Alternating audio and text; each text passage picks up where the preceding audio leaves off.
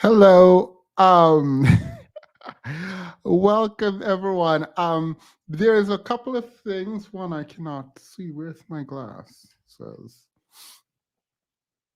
there's a couple of things happening.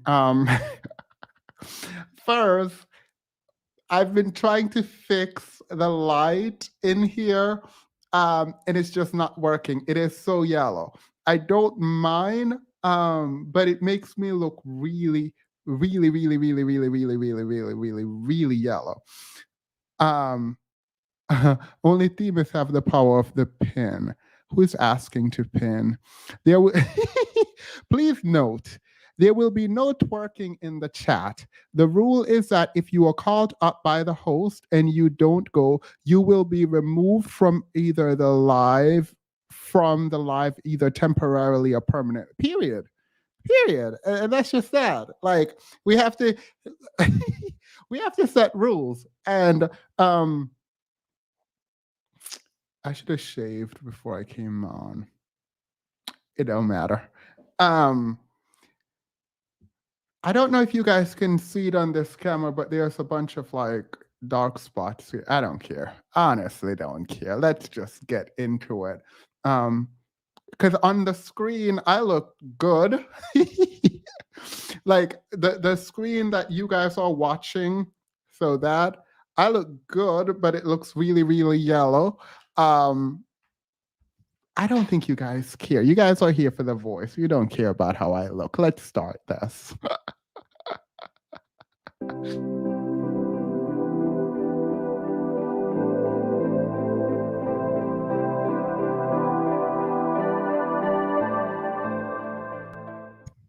All right. Also, this was probably a bad decision because I'm already feeling the heat. It was cold previously. Should I go turn down the heat? Because we're going to be here for a while. What is your moisturizer? I will tell you guys in the future. I actually will, but my mom developed her own formula for like skincare, and I've been using it. And I give credit to it because my skin has never looked this good ever. So I think it works, but I feel horrible because I don't like promoting. I don't, in my mind, I don't want to promote things on the channel. So, and then it's my mom's skincare line, so I'm deciding not to promote it yet. I don't know. Something feels very unethical about that.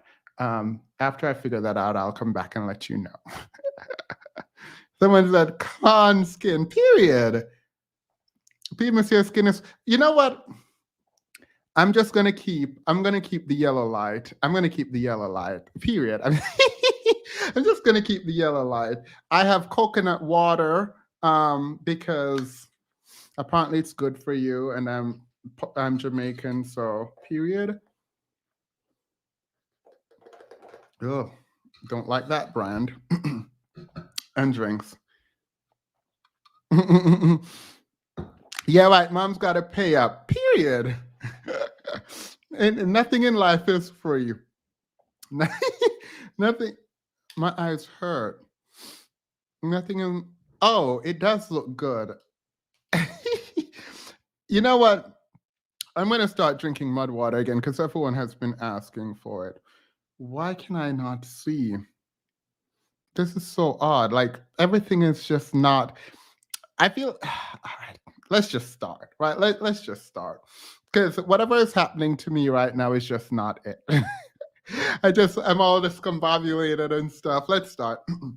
All right. I want to say a big thank you to everyone. You guys, all the lovely messages. By the end of this week, I should have responded to everyone.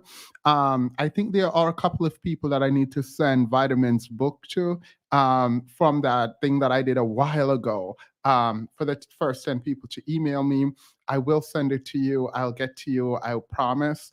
And for those who didn't get it, I will let you know. But I said 10 people. And so far, I've only done like 4.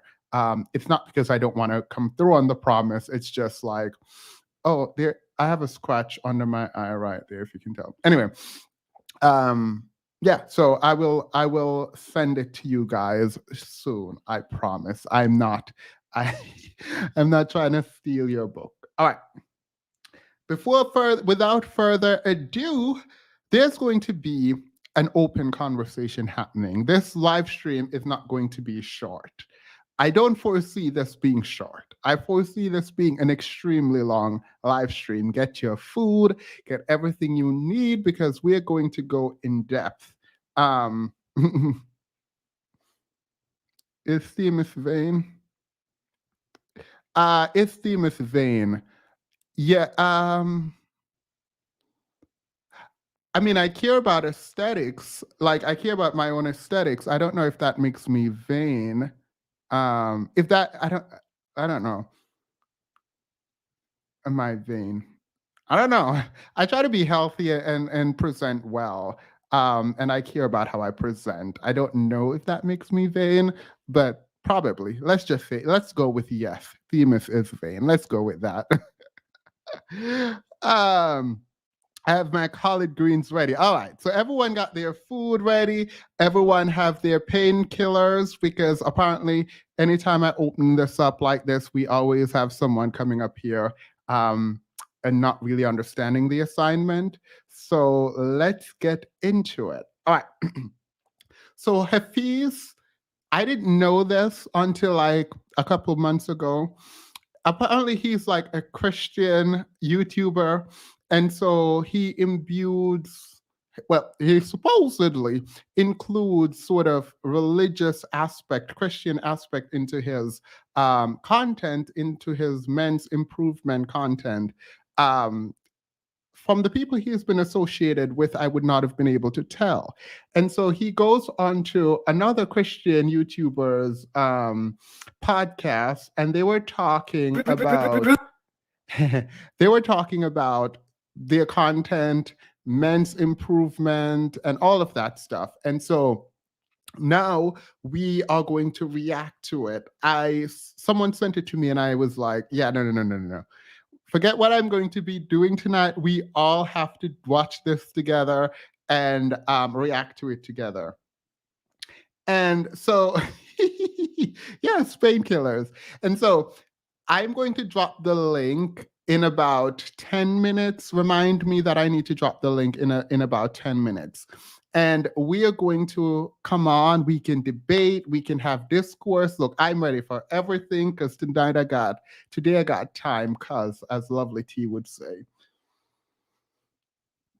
Now, mind you, I know nothing about Ruslan, except that he has the name of one of my friends.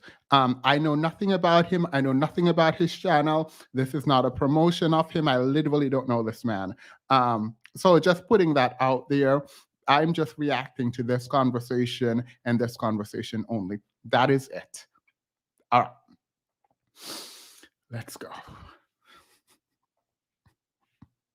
Do it as an overnight thing, but it's definitely not an overnight thing.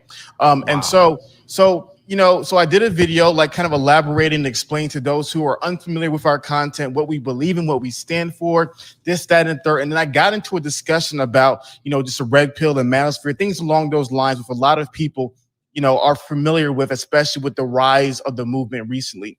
And so I broke it down. I can do one of three examples, depending on how you feel. I can use an analogy using Christianity. I can use an analogy using rap, or I can use an analogy using felines. Which one do you prefer? I want to hear rap first, and then I want to hear Christianity second. Okay, so I'll do half rap, half Christianity, because it's the same analogy, just different breakdown. So, like, generally speak, like, you have rap, right? And rap is this major category. And within rap, you have subcategories, right? So you might have, CHA is Christian hip hop, right? Then you might have like trap, right? And then you have like this grunge rap, right? Then you have like East Coast New York rap, right? You have West Coast rap. So you have all these subcategories within rap. There's similarities that make all the members of the group relatively similar, but then there's uniquenesses amongst the group where when you get into, maybe some of the East Coast purists who compare rap to what a Machine Gun Kelly would do, they wouldn't consider both of that rap. that makes sense. Okay. And so similar to, and then like I said, using Christianity is the same thing. You have Christianity, then you have denominations or theological subdivisions, right? You have Baptist, you have Methodist, you have Episcopalian, you have Lutheran, you have Reformed theology. So you have all these subcategories, and there's some universal truths that exist amongst all of them, which make them all part of this category. But then there's nuances where sometimes even. So you guys didn't know what he's talking about. It's fine. He's being asked if he's part of the manosphere, and he's saying he's not a part of the manosphere. You will see Hafeez doing this a lot. Hafeez is on a mission after his interview with Jordan Peterson, and a little bit before. He has been on a mission to sort of distance himself from the manosphere, because again, if your ideas are as bad as that which is being espoused in the manosphere, you wanting to go mainstream is going to require you to backpedal. It's going to require you to create a separation. It's going to require you to accept some level of accountability, and it's going to require you to, but I'm not going to do it. I wish Mahogany Pink was on so she could finish the statement about backpedal, and I'm not going to I'm not going to say it. But again, find it extremely fascinating. And the truth is, like, if you can stand in what you believe in terms of going in the public and saying it, if you only are able to do that in your bubble, you know something is wrong. Like, we know something is wrong. So, period. Period. Let me continue. So he's just drawing a parallel between him not being a part of the manosphere and associated with it and different segment of rap, as far as like sort of male improvement analogy. It doesn't matter. This part of the video does not matter at all, but we still gonna watch it. Yes, we are. Even though they're kind of in that category, it's very extreme. So like Westboro Baptist Church views themselves as Christians, but when you look at their theology and ideology, you may not consider that part of your type of Christianity, though there is similarities. And then you have, the Universalist churches, the Rob Bells on the far left, where you kind of like, is that Christianity? I'm not sure. So it's kind of within that. That's where I kind of break down men's improvement, right? Men's improvement is a major category. And then you have these subcategories within men's improvement. One of the subcategories, you can either call it manosphere, red pill content, depending on where you're at. Some people like it's like semantically will define it different things. So then you have. All right. So as a professional speech therapist, I am not a speech therapist, by the way. My jokes are horrible. I'm really bad at making jokes, but I want to point this out. So I surmise that from the way that he speaks, this is not a drag, but let's do it. This is how I understand it. I think Hafeez was born with or grew up with a speech impediment, maybe a lisp. And he is working to overcome it, something very respectable. He's also attempting to be a good public speaker. So I think part of what he does is feign what he believes a good speaker would do instead of just relaxing into how he speaks naturally, because he does not like how he speaks naturally, i.e., maybe the speech impediment. And so there is a ton of anxious energy that comes from Hafeez. It makes me very anxious when I. Okay, when I watch Hafeez, I get anxious because he's so anxious and he's struggling to find his words. And it's not just, how do I put this? It's not just about a speech impediment. I have an accent, right? Yeah, Jay said it's likely a stutter. Yeah, maybe.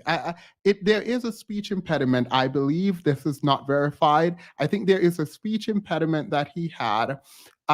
he is attempting to get over it. Now, I tried to change my accent and I failed, so I can't, right?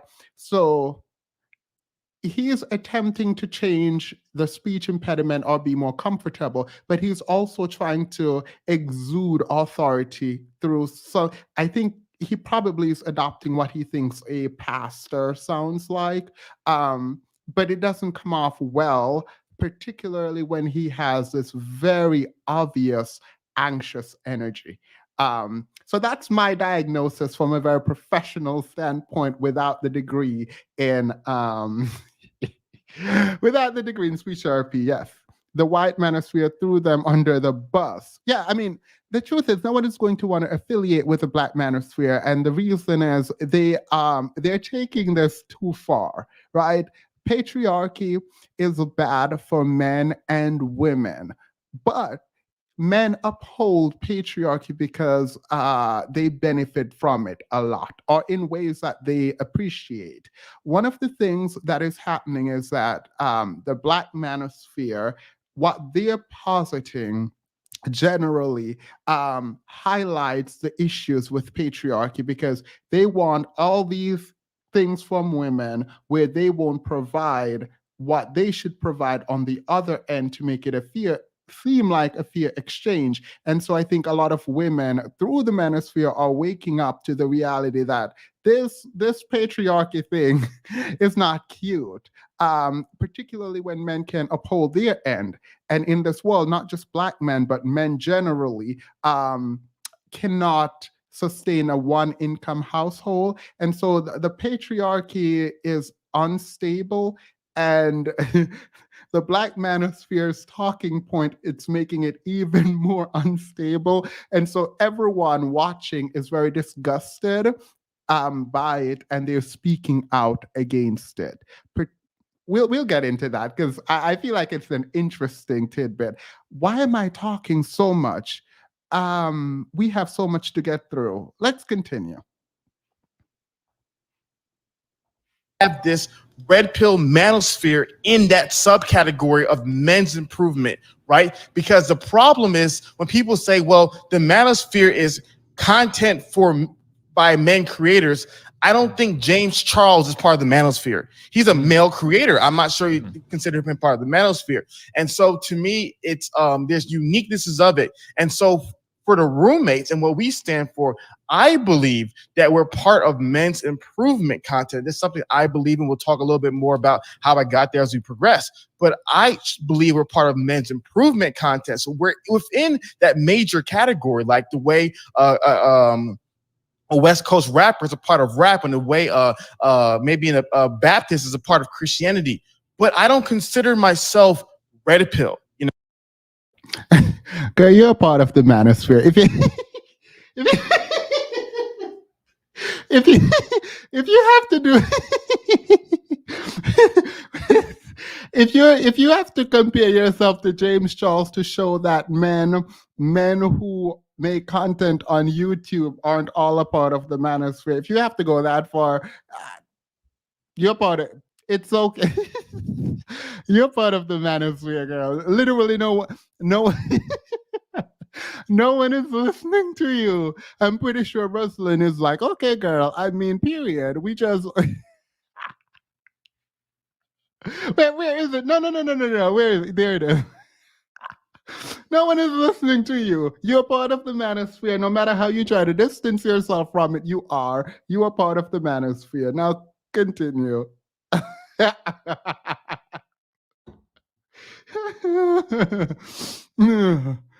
And the main way to improve yourself is to buy my suit. Come get yours today. Period. Y'all need to go buy Hafeez suit. This is free promo. All right, let's continue. There's a lot to get through. You know, like in the way that you know, like going back to the Christianity example. I hope I'm not losing people I'm a theological nerd a little bit. But the same way, I don't really think a lot of Lutherans consider themselves reformed. You know what I mean? So it's like, so I don't consider the roommates part of red pill or manosphere, in my personal opinion. Wow. Okay. That's that, bro. Brilliantly said. That's a really good metaphor. So Now you know you're a Christian, so why are you lying to this man? You don't know what he just said. Anyway, let's continue. I'm not going to stop this ever so often. thank you. So broader category, men's improvement, and that really is a broader category. I mean, I'm sure some people will put a Jordan Peterson in there. I'm sure some people will put Joe Rogan. Joe Rogan. Yeah, I would say even, you know, maybe a Gary V, even though he's not really directly to man's improvement, but it is kind of like get your hustle up. And then you probably go all the way over to like the fitness side of like Athlete X, you know, and some guys, Jeff Cavalier, guys like that. So that's very, very helpful. So you guys are more men's improvement. Manosphere. So then what is, so then it is Manosphere the kind of pickup artist, sleazy vibe that I'm kind of getting this caricature of it, you know, like the Kevin Samuels, like high value man should cheat, right? Like, is it that, or is it not that? You see how slick he is? He put in, is a manosphere like sleazy, like Kevin Samuels?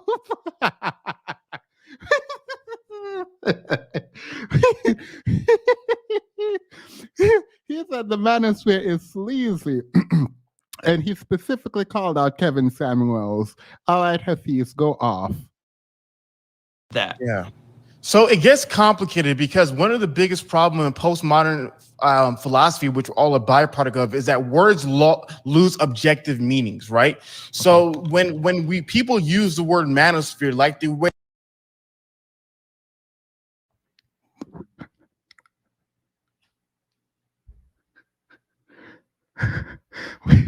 wait.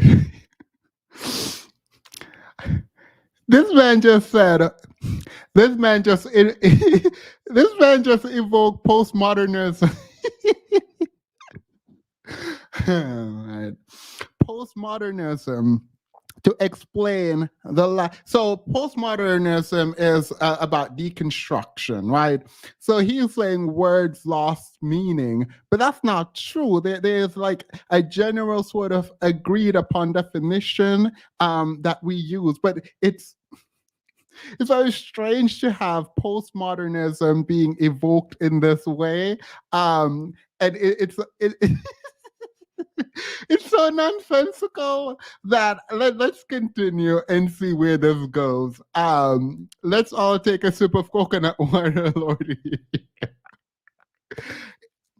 Also, when we talk about his speech impediment or his speech, there is, I think, and this is not me dragging, by the way, I think it's important. I think he's trying to sound smart. That's what I think is happening.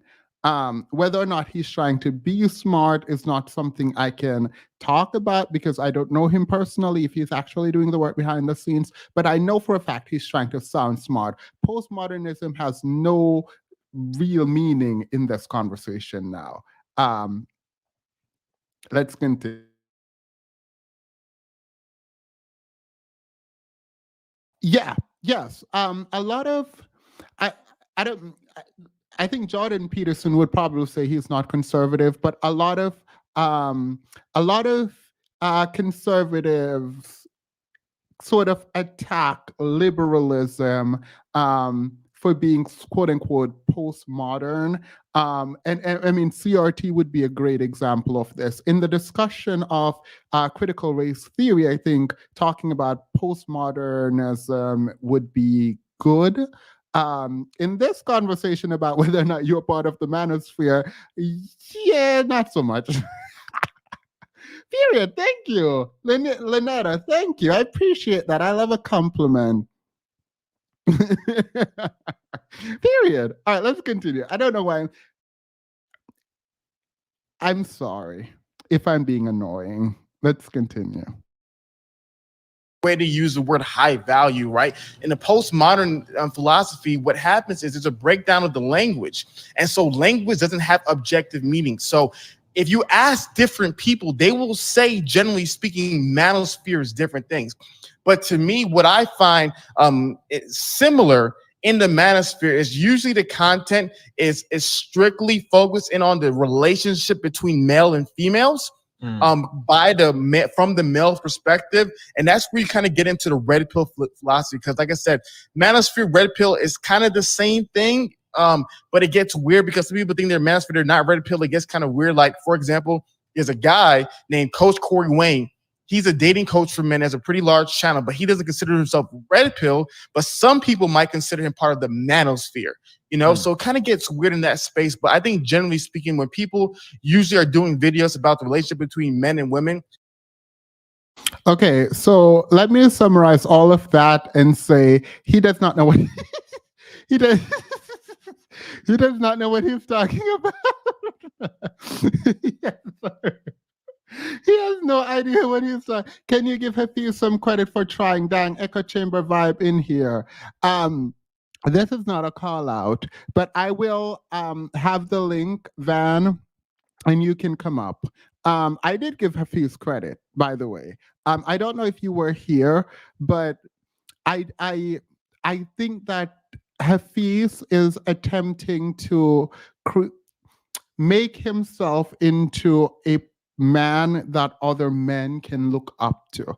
I think he wants to be sort of a Jordan Peterson-esque type figure. I do believe that. And I think that he is attempting to present a person who is smart. I don't know if he's actually working to be a smart person, but he does present as if he's trying to make people believe he's intelligent.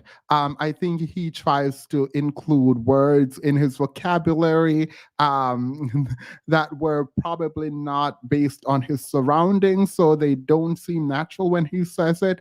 But I generally like this. I just don't like the fact that he pushes off responsibility from the content that he does. Like, he just says, the manosphere make content about women and men relationship. If you go through Hafeez's channel, if you go through, most of what I cover from Hafeez has to do with him telling women about men and men about women. So no, absolutely not. I'm not going to be sidetracked like this. I just wanted to let you know that I disagree with him fundamentally. Politically, I disagree with him socially, I think, but I can appreciate someone trying to be better, even if it's just in the presentation, which would be sad if it's only in the presentation. Anyway, let's continue.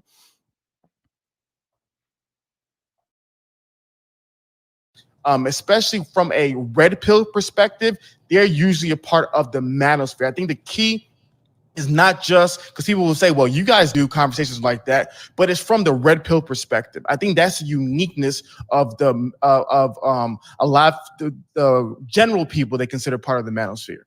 Okay, that's helpful. So as you said you're a theological nerd. I think we're both believers. You've been a believer for a long time. Hafeez said he's a theological nerd, just FYI. I did watch part of this, and that comes up again. You would think someone who is interested in theology will know what they're talking about next, but we'll see what happens. I did skip through some of this. If you're going back to Breaks Over days with, Wado, which parts of the manosphere in particular do you then go, oh, I can't go here with you guys. This is incongruent with my faith as a follower of Jesus. Which parts are you just like, nah, fam, y'all are wild?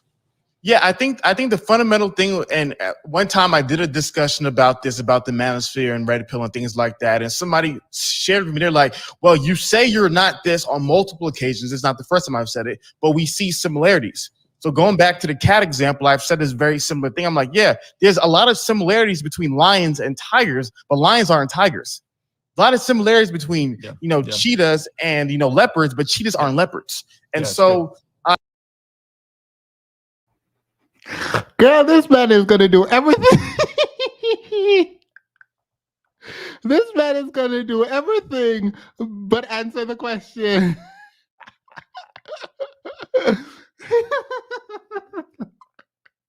not my vein popping out. It's too hot. I'm about to start sweating.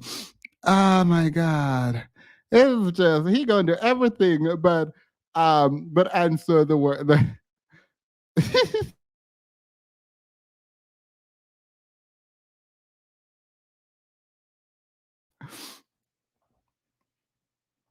I kind of talked a little bit about that, but to me, I think the fundamental thing that you see consistently upon a lot of people with the red pill philosophy is kind of the testament of marriage.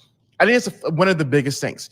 It is a real animosity, and there's a lot of numbers and statistics and anecdotal stories that they have that some of them are perfectly justifiable, but I feel like the animosity, the belief of the obsolete nature of marriage in the modern world, I think that's the biggest disconnect within Christian philosophy. And then it just goes back to, you know, when a lot of the conversations about male and female nature is.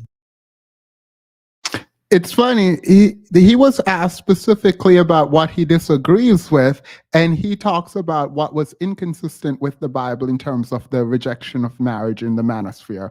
At least he understands that there is a rejection of marriage in the manosphere. When I talk about it, a lot of people come on here, Dean calling him out, and a lot of other people come on and say, oh, the manosphere is not rejecting marriage and blah, blah, blah. Here is someone, and yes, he's in the manosphere, I don't care what he says, who rejects that and says the manosphere is anti-marriage. Let's repeat that. Hafeez believes the manosphere is anti-marriage. Just saying. Built upon, you know, stagnant human nature, right? So for Christians, we understand the concept of, you know, sanctification, right? The process of Christ making you more and more like him, where I've talked about it previously. You go to 2 Corinthians 5:17, where it says, therefore, if anyone's in Christ, a new creation, all that's past and new has come. So there's not a conversation of redemption. So there's usually, as in the manosphere and the red pill community, whatever you want to call it, I usually see very simplistic definitions for male and female behavior that's outside of the redemptive work of Christ that can sanctify individuals. And so to me, I don't simply look at a. I know. I am very much aware. Oh, this is going to come up in a moment. This is going to come up in a moment. This is Dean here twerking now. This is what I was waiting for you, Dean. He's as much manosphere as you are part of the divestment. Dean, you have to come up now to explain to me how actually, let's do this. Please remove Dean from the chat if he does not come up.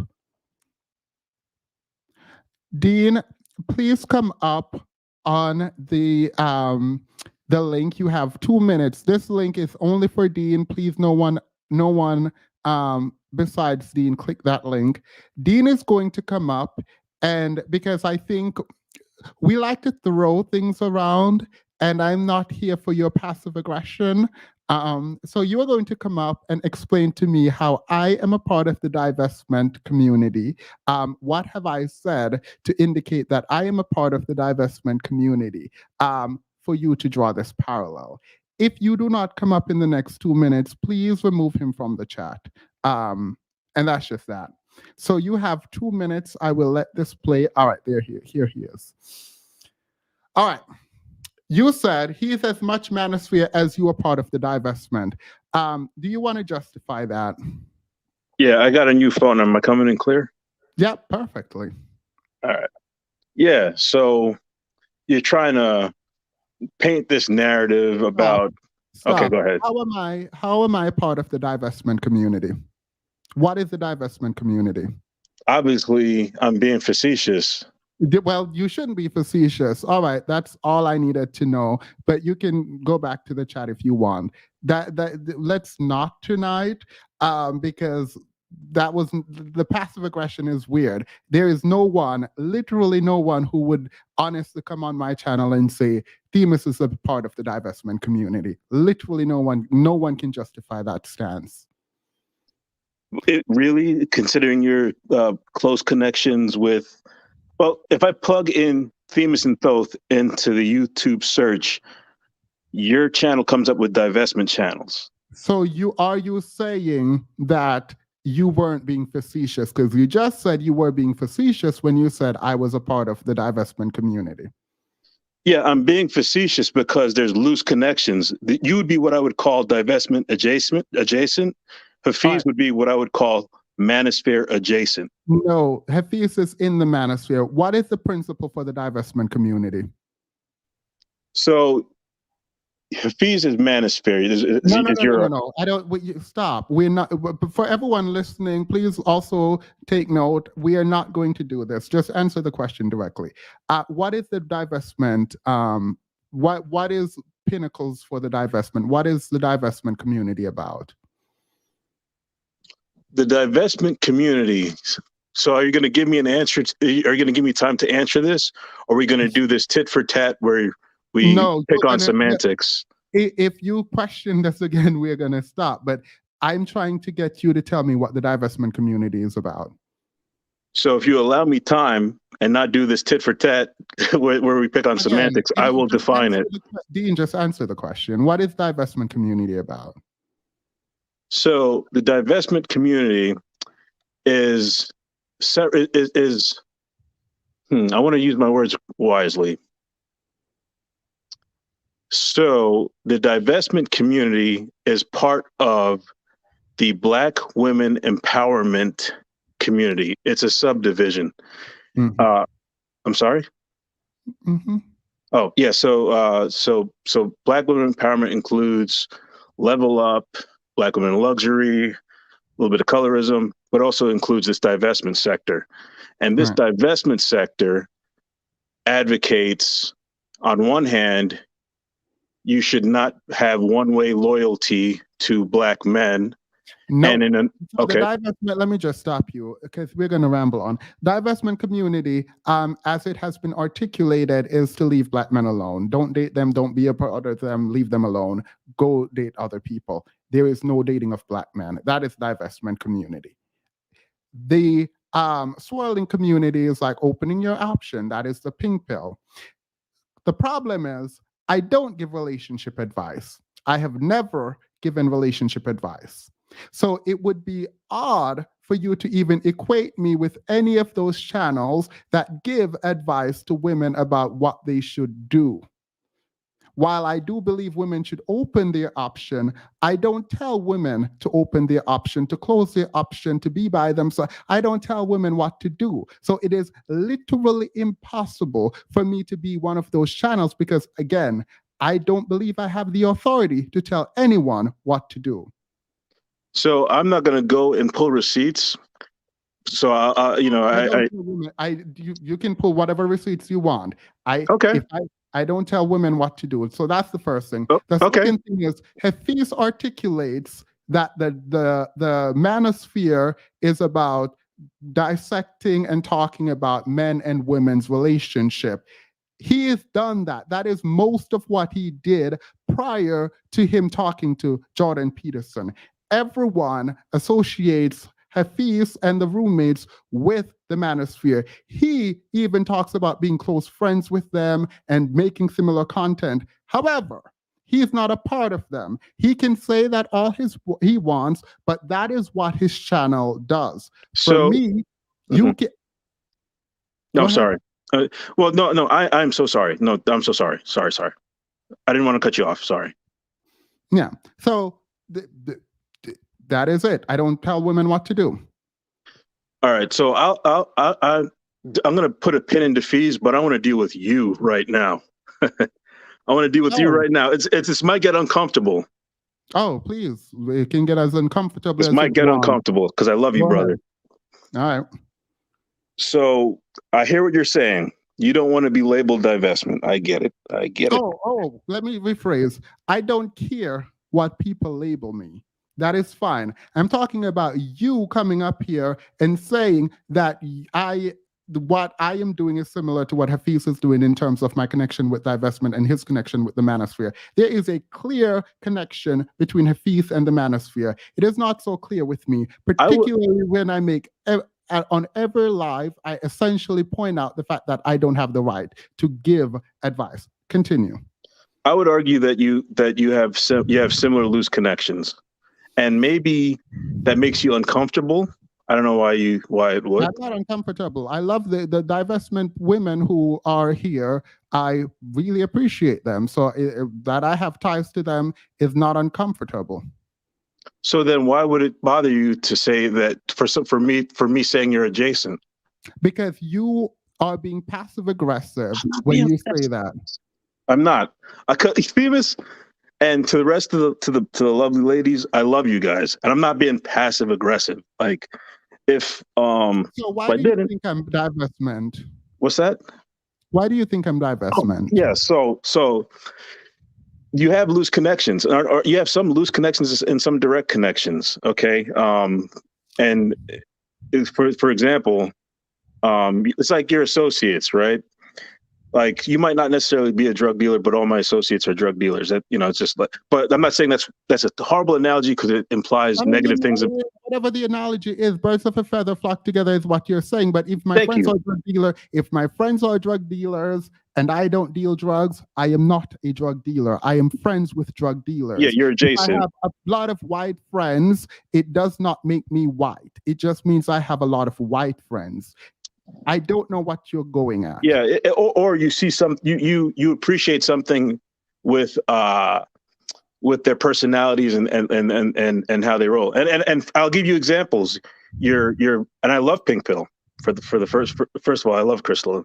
So you've got that direct connection, which is great. I mean, she's not divestment though. Not anymore. She's never been divestment, but go ahead.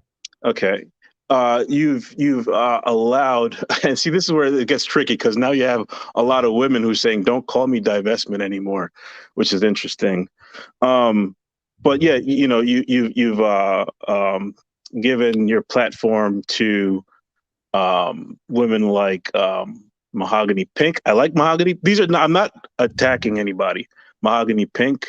I like Mahogany Pink. I didn't know Mahogany was divestment. That's something I have to ask her. I didn't know she was divestment. Yeah, a lot of people don't want to claim it anymore because and here's the crazy thing. I was on her community panel and she posted a video of yours, and they really were like, "Why is this black guy in your share?" Yeah. But so she. I don't. You're making these very loose connection. No, wait, stop. Okay. Divestment is telling women not to be with black men, right? Like, essentially, that is what. Have I ever told a black woman not to be with a black man? No, but don't answer that question. The answer is no. No.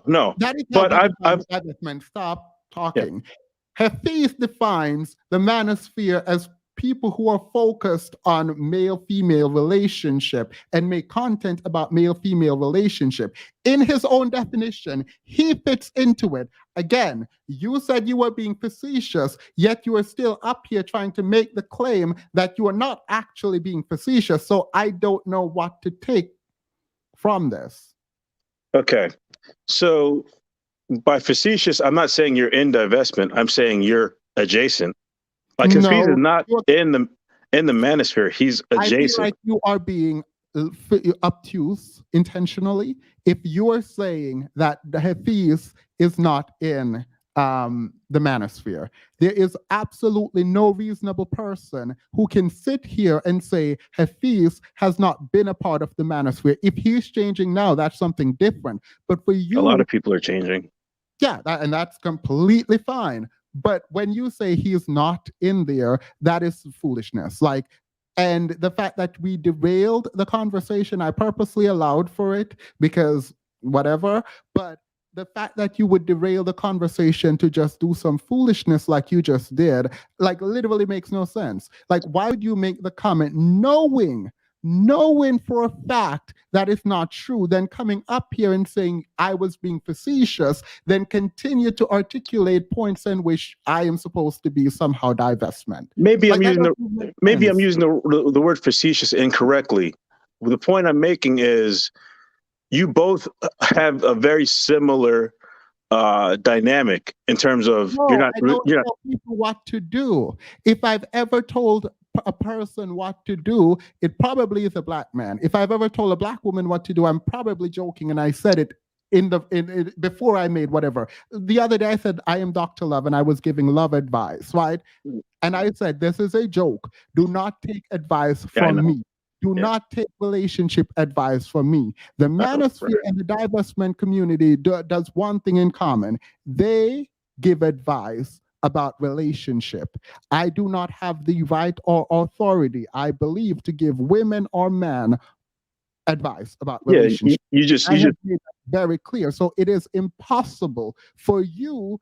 I mean, a troll can say it, but it is impossible for anyone to say that I am in the divestment or the manosphere community. I do not give advice. you give divestors space on your platform to give their message and be a mouthpiece for divestment. That is true.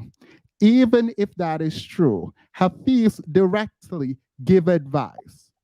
So it doesn't make sense for you to be comparing me to the divestment community. It's uncomfortable. I know. No, it's not even uncomfortable. I don't care. I care only about the fact that you would draw that parallel and you sit here acting like you don't understand what the parallel is. Like you are just being facetious. And I'm wondering how you don't see how you're connected to divestment. Like I'm honestly, I don't see how I'm connected to divestment. I could be adjacent. It is not the same in the way that Hafeez is connected to the manosphere because he is a part of the manosphere. We're gonna see it completely different, I guess. But like you both have these loose connections and loosely adjusted. Connection. There is something wrong with the processing power of your mind right now. And this is why I called you up. I may have loose connections. That is fine. He does not have loose connection. He is the connection. He is a part of it. That's the distinction that I'm trying to make. Okay, I mean, you're going to see it one way because you're entrenched on one side. One way. You literally. The thing is, I am not fighting to change your mind. By the way, I want you to talk so I can go back and listen to this. This is super important for me in my assessment of people who I need to emotionally disengage from. When you sit here and you hear the definition of divestment, right? Yeah. From the divestors, for me, right? And you say my channel is a part of, would you say my channel is a part of divestment based on the definition that it is preaching to women that you should not deal with black men? Would you say that I'm a part of the divestment community? It's adjacent. No, no. To answer the question, yes or no? No.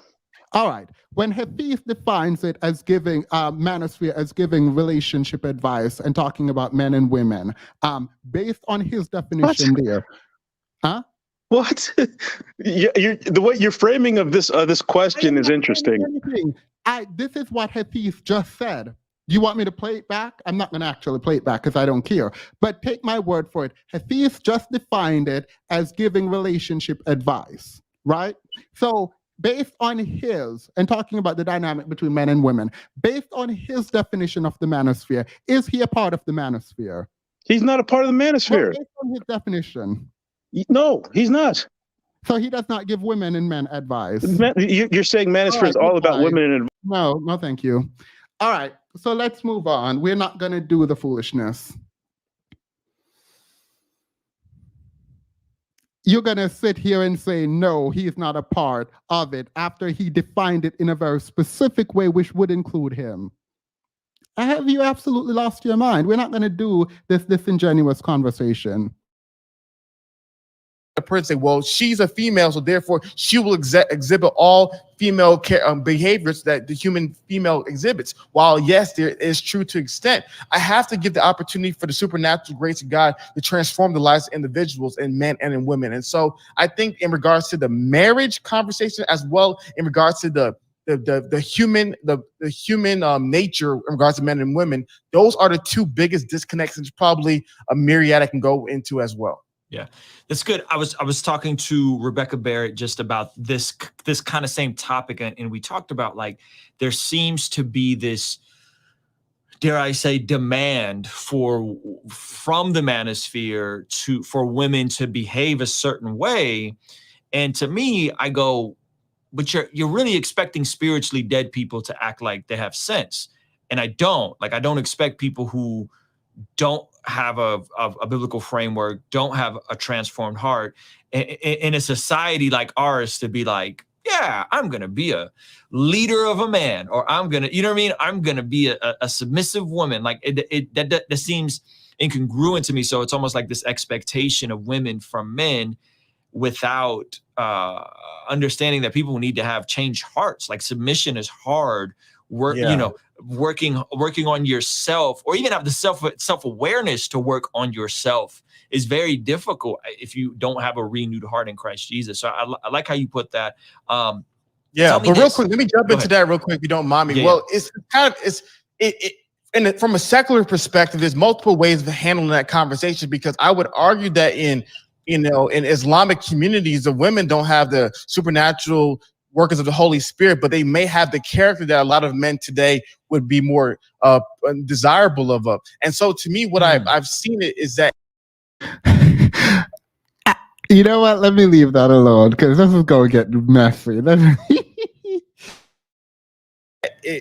It's obviously, you know, the grace of God will make people the best version of themselves. I won't deny that, but there is what I've noticed, a cultural breakdown where the individuality of the West kind of breaks down the homogenous nature of humanity, where in the past men and women were generally the same. Kind of imagine like a factory, right?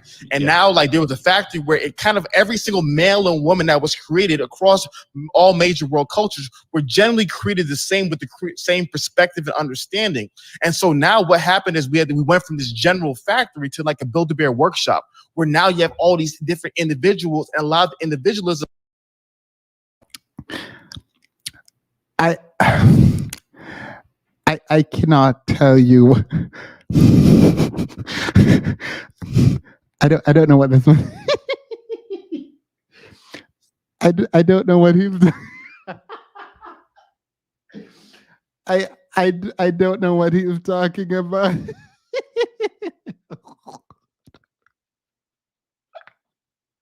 don't know what he's. Build a beer. Period. Build a beer. Build a beer. Of the modern era kind of makes the modern woman at times incongruent with men who may desire for this more traditional lifestyle. So I definitely do agree that there is a supernatural requirement for true transformation, but I would argue that culturally speaking, humanity for thousands of years found a way to make men and women in a way where they can work together, where the modern era doesn't make that possible. Okay, that's an interesting distinction. And by the way, guys, I just had Rebecca Barrett on, kind of speaking more to the women's side of this perspective in terms of the modern woman and some of the hyperfeminism. So I don't want to really get into all of that, but tell me this. So when that was a word salad of nothingness, and this poor man don't even know what is happening. Let it be, Themis. Don't hold back. I need to get some wine for that. When I think of this, I also see this relinquishing of responsibility from men and saying, I wish I could, because it's so long, I'm not going to rewind, but he just said, what he sees happening is there is a relinquishing of responsibility from men. So this is Jordan Peterson drag part 2. Wait, this is painful to listen to. The secondhand embarrassment is palpable. No, I know. The thing is, I'm laughing, but I too am embarrassed. Like, I am very much embarrassed.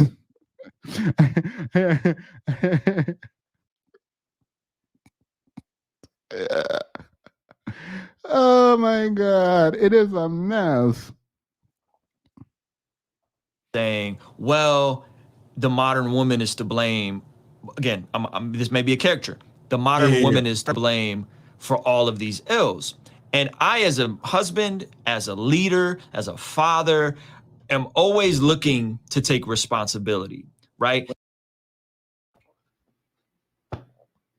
Oh my God. Hey, Africa. Oh my God. Oh my God. Oh, I actually I didn't hear this part, by the way. This part is new to me. I'm definitely going to wheel and come again. If you're Jamaican, you get it. Wheel and come again.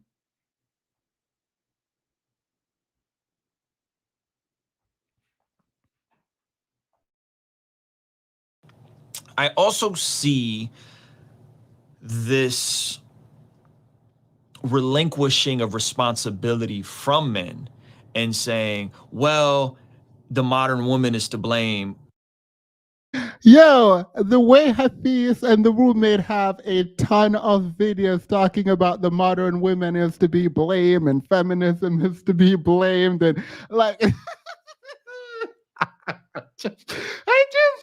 I just can't. This is all right. If you oh my God, I thought I just spilled everything. If you are in the chat and you want to defend Hafeez and the roommate and say something, if you're with Hafeez right now, please come up. What I'm not about to do is say this is a cultural difference. I'm not going to do that. I'm going to limit the conversation to these two men having the conversation and maybe expand it to the manosphere because I don't know if these men aren't tired of getting dragged across YouTube. Like, and then he not just say he sees a relinquishing of responsibility that's happening, right? Which we know Hafeez and the roommate has essentially made a ton of videos talking about how the modern women are to be blamed, right? But now we're going to go a bit further, and he's going to go a bit further and says, as a man, as a leader, I take responsibility.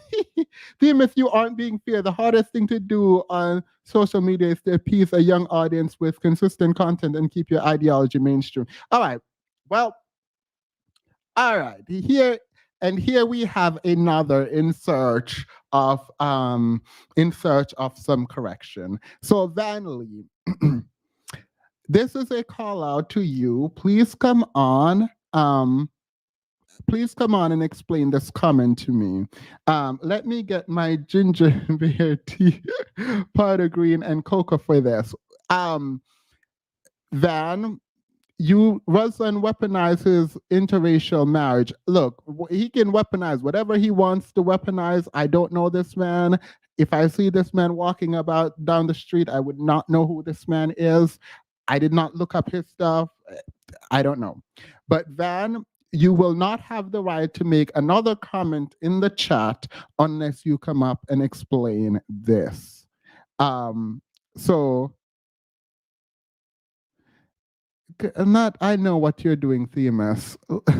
Dean, oh, you did come up already. I was gonna be like, oh, you can chat. You have a right to say what you want in the chat now because you did come up. So I'm gonna say respect for coming up. Van, please come up. If you do not come up, we are going to just remove you from the chat until next time. I mean, you can unfollow or something. I don't know. I don't care. But you don't get to comment in the chat again until you come up. Let me take a picture of this comment so when you come up, I know what we were talking about. All right. Period. Now, please, moderators, please remove him. If he does not come up, he does not get to speak. It's just that simple. Again, this may be a character. The modern woman is to blame for all of these ills. And I, as a husband, as a leader, as a father, am always looking to take responsibility, right? 100%. So do you think it's a bit disingenuous to be like, modern woman ruined everything? And it's like, well, what was the men at? Like, where was 100%. The men at? You know what I'm saying? And it's like, because yo, you could, Adam And Eve, you know, Adam was the one deceived. Excuse me, Eve was the one deceived. Adam stood there and said nothing. You know what I mean? Yeah. So it's like, if we're going to use that parallel, it seems like there's been some things that's happened in culture, respectively. Look, I'm going to ignore everything about the Bible right now, because just no, not right now. But the way this man decided that he was going to drag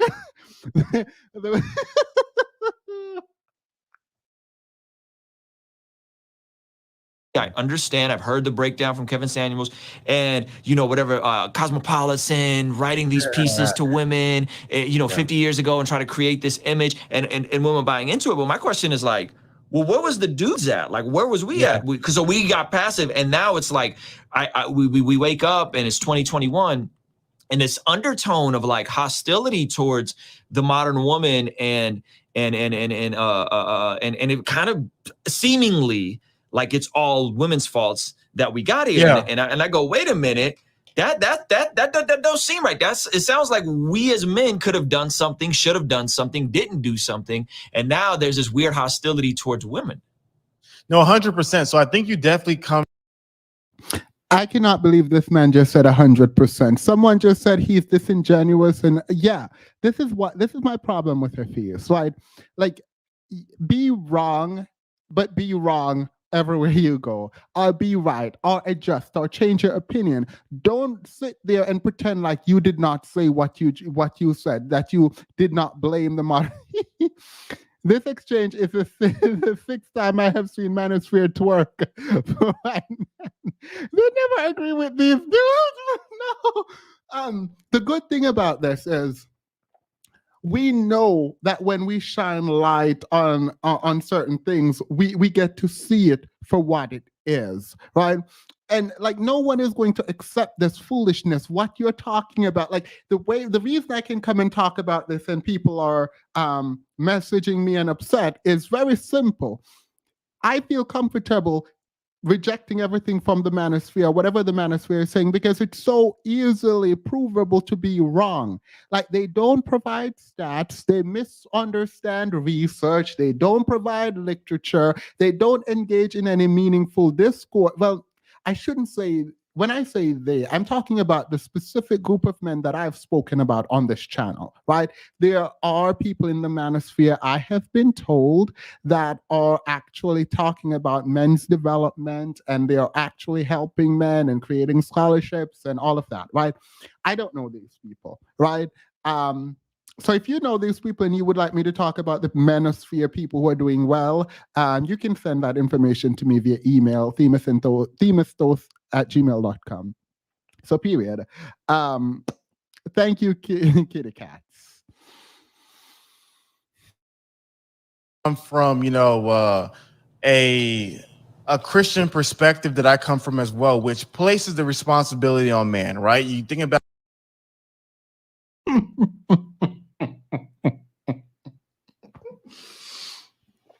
I know this man did not just say Ruslan is coming from a Christian background, right, perspective, like he's coming from, that puts responsibility on men. I know Hafeez did not fix his face to say that he, like Ruslan, come from a Christian perspective, which put the responsibility on men. I know he didn't just say that. I know he did not just say that. I know he did not just say he puts responsibility on man, because he comes from the same perspective as Ruslan. I'm just going to pretend like he didn't say that, because if he did say that, that means he has no integrity, in my opinion. This is not a factual matter. I would say he has no integrity and he's a liar. Anywho, let's continue. I mean, if you're a believer, men know the responsibilities on them. Well, apparently, these men in the manosphere, including Hafeez, don't know that the responsibility is on them from a Christian perspective. Look, again, if you would come to my side, not you, Africa Pop, but if these men, right, I would be here, not fully, but because I do still think responsibility lies on the individual, and I'm more prone to put responsibility on the people who are like me as opposed to the other group, right? So my content wouldn't change much. But if they could just admit that they're feminists and that men and women are equal, as I see, then we could just move on with our lives. But if you believe in the biblical approach where the man is the head, and if you believe in that men are superior to women and women should only care about their looks and blah, blah, blah, and their money doesn't matter and their education doesn't matter, if you believe that, then you also need to take responsibility. This is all on you. This would be all on you. And I think that's the disconnect that a lot of people in the manosphere don't get. But let's continue. About what you quoted in Genesis chapter 3, what happened after Adam and Eve ate the fruit? Who did God call first? God said, "Where are you, Adam?" Do you think God didn't know Eve did it? Yeah, but he called responsibility to the man. So I think from our theological perspective, we come from the understanding that, man, at the end of the day, when you stand before God, he will hold you accountable for the family that you've led. And I think a lot of us understand that, like, the wife isn't going to be held accountable for the family, the husband is. So there's a Yo, this man is so disingenuous. Like, I'm going to say this because I'm not going to drag, because I think this is super important. I'm going to assume, for the sake of him and me wanting to believe that we are good people, I'm going to assume that there is an understanding of the public persona and what you do online versus what you do in the real world. Because if what you do online for Hafeez is who you are, you cannot, it is literally impossible for you to truly believe that the man is supposed to be accountable because of the Bible, and that you are the head and not the tail, and you are supposed to lead, and you are the one that is going to be held accountable by your God, right? If you believe that, you cannot then make content attempting to hold women accountable for man's behavior. Hafeez had said that men were going to go out and men do bad things because women's standards are too high. So if women should lower their standard, then men would be better. He's talked to Peterson and got dragged by Peterson for a similar notion. The fact that you sit here pretending like you believe the Bible in that, oh, men are supposed to be the leader and men are the ones who are going to be held accountable. For you to be saying that when we know your content, it's ridiculous. It's like, we watch your content. And the thing is, I feel like this guy, Ruslan, is not going to call him out on it. It is not, again, I didn't watch the full thing. I did skip around, but I don't think he's going to call him out on it because they're friends and they're being friendly and they're building their channel. But it's like, no, you don't get to come here and lie. You don't get to come here and say, oh, I think men are the one who are going to be judged. Okay, sure. If you believe that, if you fundamentally believe that, by the way, I think everyone is going to be judged for their behavior, which would allow more space to talk to women, actually. But if you believe this so fundamentally about the man's role, if you do that, then you cannot, in good faith, make the content that you're making. Timothy thought when he heard the voice of the white man, he then heard yeah, and I'm not playing with you. I'm not playing. Let me put the link in the chat. This is not for just anyone, right? Like, the link is for anyone who wants to defend Hafeez. I like to have an open discussion, right? So if you think I am wrong, please come on so you can defend Hafeez. You have 2 minutes. You have 2 minutes to come on. Anyone who wants to defend Hafeez, again, only to defend him, nothing else. Give Hafeez grace. He probably hasn't eaten rice since. Period. Period. I actually wanted to give him grace. I saw that his content was changing, but and by the way, Africa, thank you. By the way, I love the jokes too. I've seen him time and time again distance himself from the manosphere in these recent kind of videos and interviews. And what I think is happening, which is unfortunate, is he's not taking accountability. Even if Dean is correct and he's not a part of the manosphere, he still needs to take accountability for the fact that his rhetoric was very similar to that of the manosphere, that his thumbnails about women were very similar to that of the manosphere, that the conversations about the modern women were very similar to that of the manosphere. Like, he didn't go as far as to say men should cheat like Kevin Samuels did, but he sure enough used essentially the same kind of thumbnail, the same kind of titles, the same kind of talking points. And like the thumbnails, the title, all of that could be clickbait. I don't care. I am just now learning what clickbait is and how to format, and I still don't know how to do it, right? So maybe that's what he's doing. All right, fine. At the core of what is being said, right, when it comes specifically to his substance, what he's talking about the modern woman, right, we have a problem. No, absolutely not. No, at Themis, he is a Jason Pearl. All right, let's continue. Theological framework that you and I have, where it's pretty much common sense, where we know that if something has gone wrong with women and children in society, it's our fault. Absolutely not. I'm going to drink from the jug. Did this man just say it is our fault as men if things have gone? Look. Nah, I'm not even gonna do it.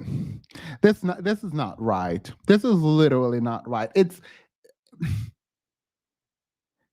can one of his fans come up here, please? Like, if you are a fan of Hafeez, I actually would like to know if maybe the way in which I have interpreted his content is not the correct way to interpret his content. So can someone come up and defend him so they can be dragged instead of me dragging Hafeez?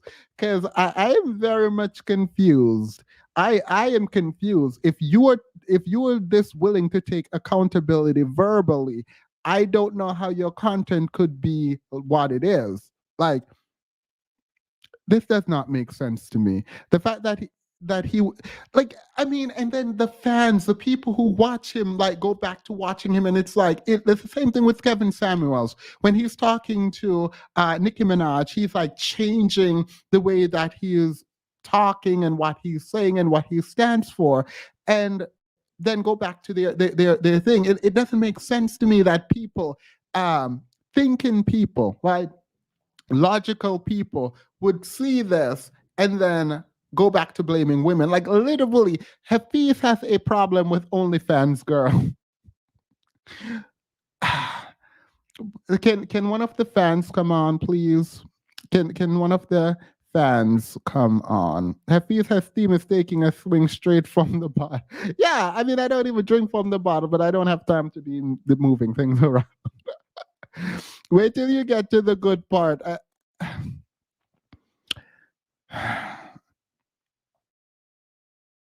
So one of the biggest uniqueness of the roommates is their roommates. What I think was really unique about us in the space, it was we created male accountability. No, you didn't. You did not. You did not create male accountability. That I'm sure you did not do. You won't even take accountability for what you said. You won't even take accountability for the fact that you have blamed the modern women for single motherhood. You have blamed the modern woman for the problems in the Black community. You even blame the modern women for men going to prison or men hurting each other because they don't have access to women. You have blamed the modern woman for the marriage not working in the Black community. You have blamed the modern women for not enough marriages in the Black. You have blamed the modern, like, all right, let's not. So our theme is no one can defend this. He may be conflicted. I mean, at the point where Africa Pop is with me on this, we know this is not like I am excited that at least there's 620 people here. That 620 people are on one accord. Like, this is bad. Like, and the truth is, like, if you are a Christian, the buck stops with you, right? Like, as a man, like, I don't think this way, but it's weird because, like, I didn't even know Hafeez was like super Christian. So the fact that he claims to be and is espousing these ideas here on this show, it is very weird to me that that he's doing this. Theme is just go pour you a good drink and bring the bottle. It gets better. Wait, I feel like you guys saying it gets better means Hafeez is going to make even more fool of himself. I did hear the part where he was saying Black women something. And that's why I pulled up the picture of Ruslan's wife, because I didn't hear Ruslan's response when he was talking about Black women, but I pulled up his wife because I was like, I need to look at this, and so I did. He talked about his wife. Timothy thought this is sad. Hafeez would be more tolerable if he would stand by his conviction. Yeah, like, go on the show and say, no, women are to be blamed, right? Do it, because that's what you've said. The one time I've seen Hafeez trying to hold men accountable was for his suit. All right, let's continue. That was the unique thing. If you go to almost every single person's channel, what you will see a majority of their videos is about what women do wrong.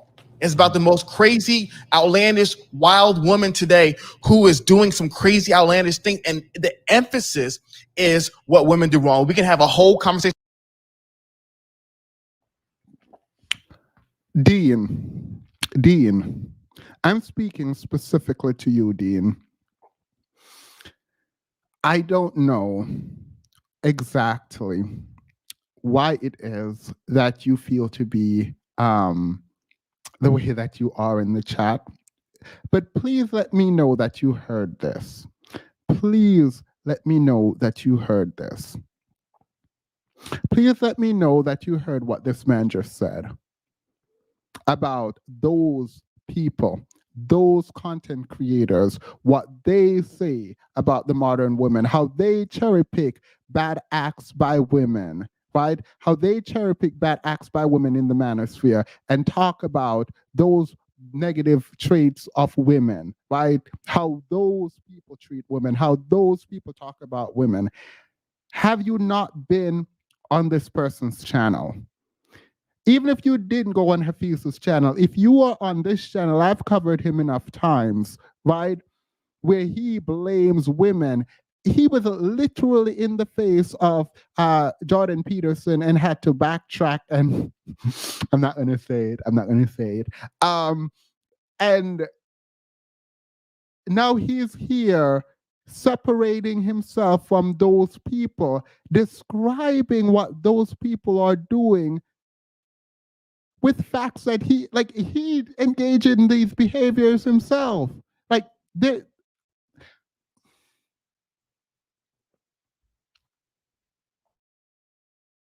about that in a separate day, but what we uniquely did at the roommates is we said, no, there are things that we as men have done wrong. And similar to what you were saying, we're not doing this. We're not doing this. Oh yeah, you guys can abbreviate it in the chat.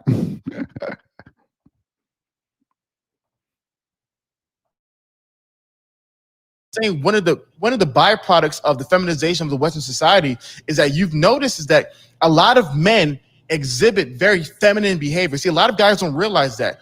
If you were raised by a single mother, you're raised in a very feminine environment, which majority of men, unfortunately, today are. You have a lot of these behaviors. And one of the behaviors, and I'm not trying to generalize here, is an inability to take accountability. Wow. And what happens is we all understand what happens is like if something goes wrong, for you to expect your wife, I mean, your wife is probably an angel in the saying, and I'm not generalizing any women, but to expect a woman to be like, you know what, it's my fault. It's all my fault. Like it's really not, you know, in my opinion, in their nature. And so as men, we All right.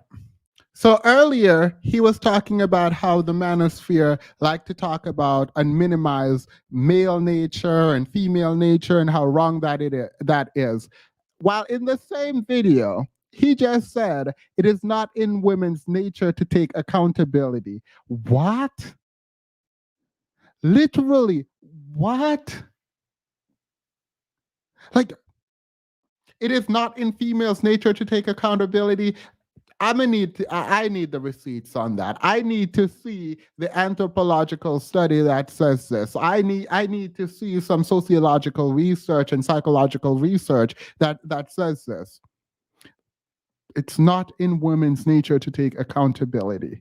Women blame themselves for everything. Like, all right, I'm done. Let's not.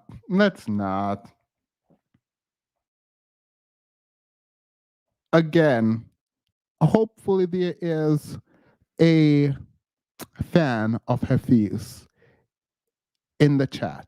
Please, if you are a fan of Hafeez, I won't drag you, I promise. I'm not, I laugh about dragging, but I don't actually drag people. Come up. I will roll the red carpet out for you to come up and for you to talk. I will give you the space to speak. I will even let you meander 1 or 2 times. Not a lot, just 1 or 2 times. 1 or 2 times. I'll let you go into the philosophy of why Pluto is no longer a planet for like a second, if you come up. Yeah, it's not a gender thing about, yeah, like, Demon says that we women are utterly dependent on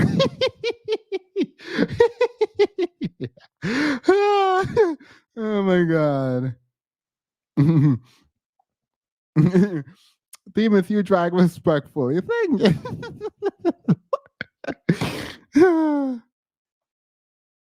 Understand that there's a level of responsibility that we have to take. And so a lot of guys today who were unfortunately raised by mothers, who were unfortunately raised without masculine leadership and masculine role models, they never learned that. So they're raised by mothers without masculine leadership. Why? Why do they not have masculine leadership? Because they have the feminine leadership. The woman is there. Why don't they have masculine leadership? Anyway.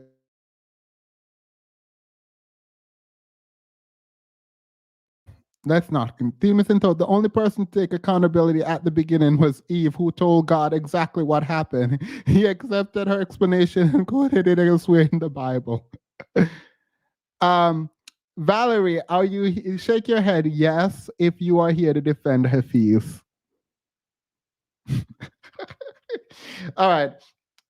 I'll add you, but I'm trying to find someone who. No, I must have missed that part because when I went on a StreamYard, no, I would not. I barely, to be quite honest, I barely listen to these people unless you guys like do a critique.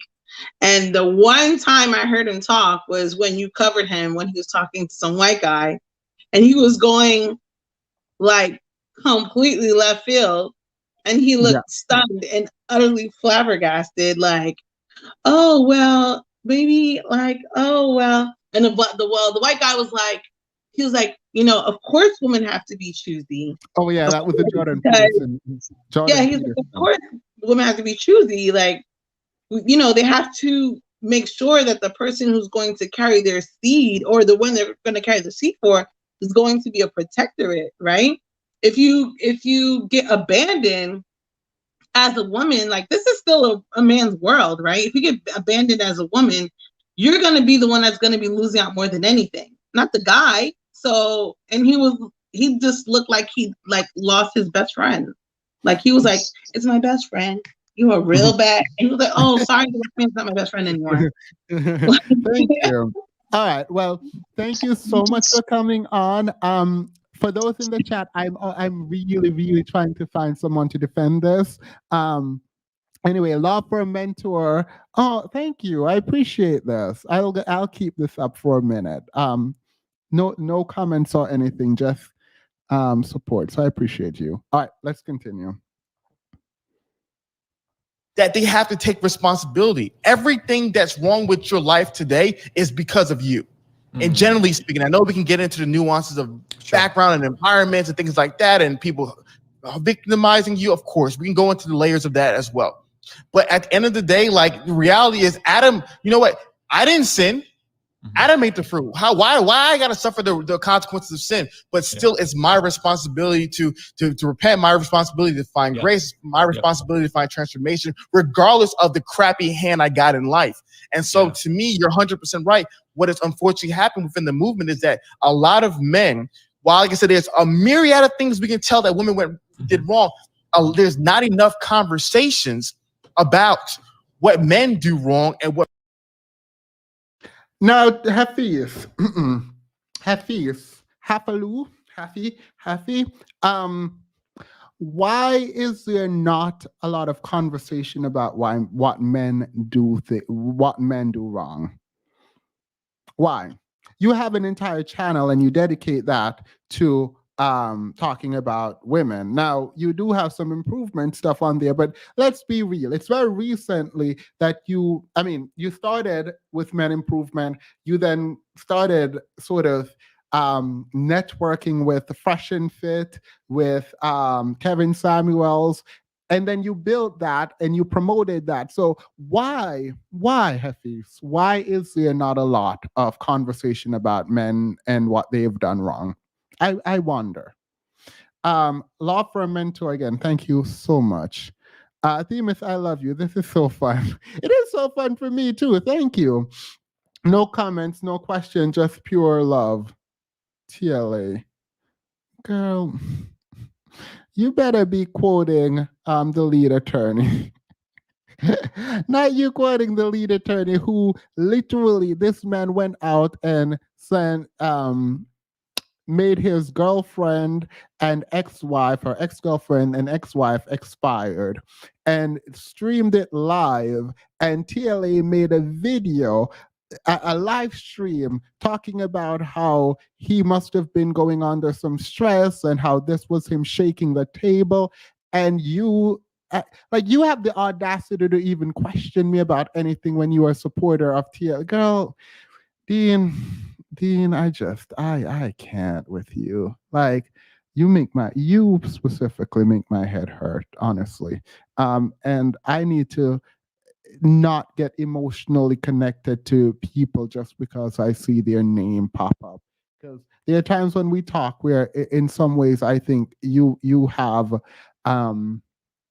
good intentions, and I don't know why I keep thinking that, because you consistently just throw it, just crush it and throw it out, and I consistently keep getting annoyed by it. So that says more about my willingness to give grace to people who might not actually deserve it.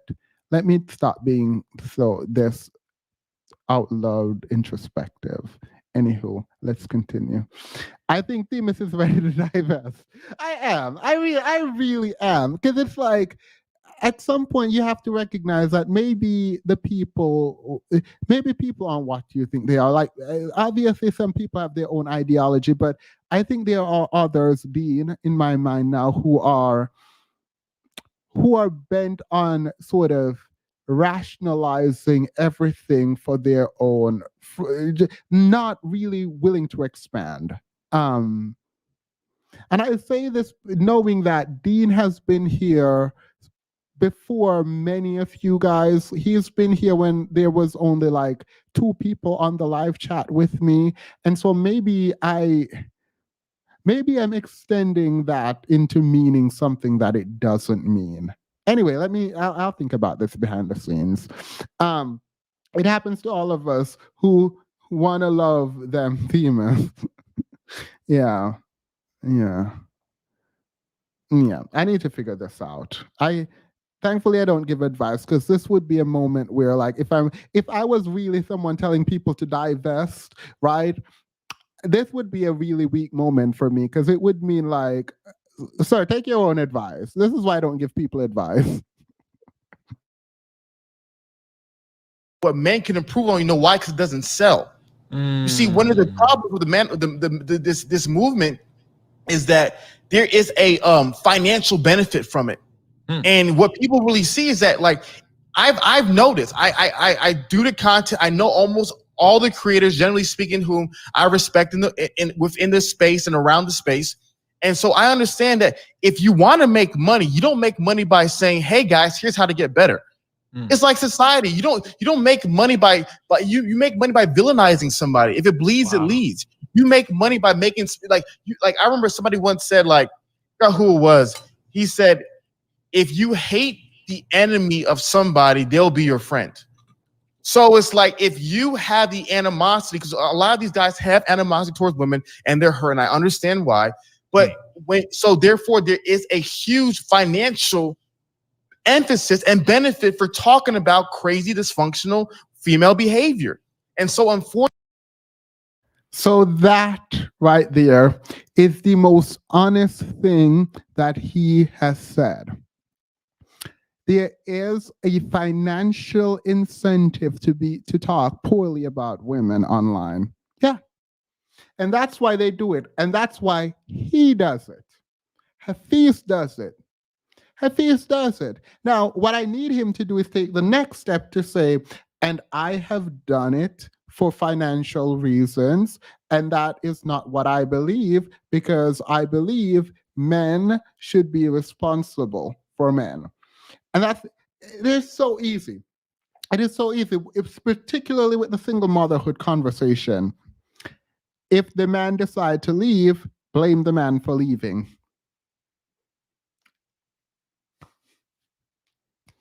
Hafeez had an entire live, literally alive, talking about why we're celebrating single motherhood and no one is celebrating single fatherhood, and we villainize men.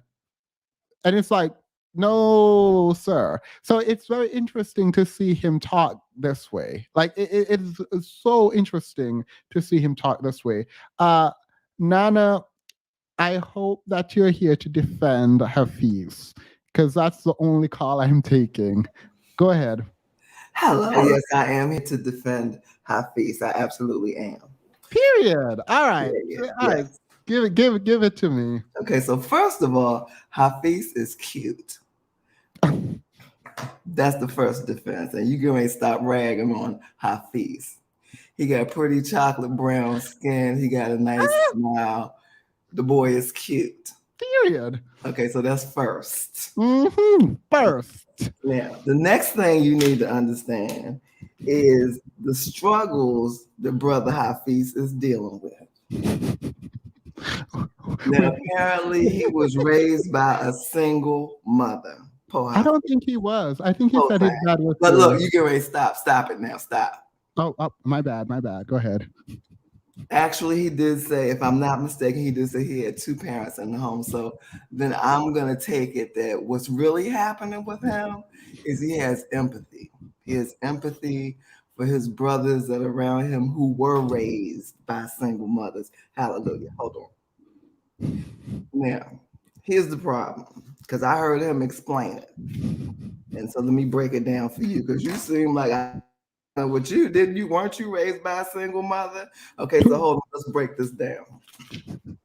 Now, what the man said is because he was in a household where there was not a father, he saw the mother in the leadership position.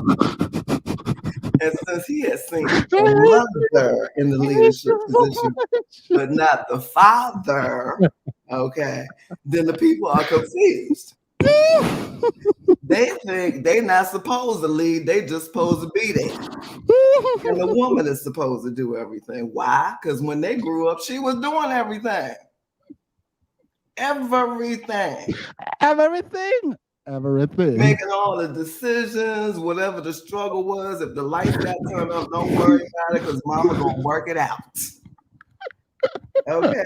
Pop might not have been sending no child support. Pop dip. Now see, here's the other piece. Here's the other piece that you don't understand. This is another reason why women are to blame.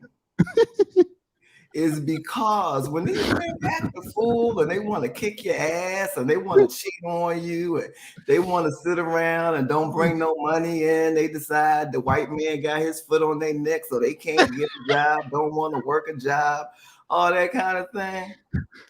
The woman is supposed to understand and hold it down. See, this is what you've been missing things. Let me break this down for you. Let me just take a minute.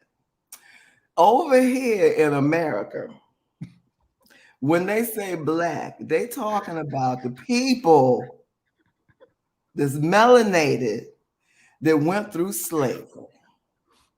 And the people that went through slavery had a different experience than some of the rest of the people had.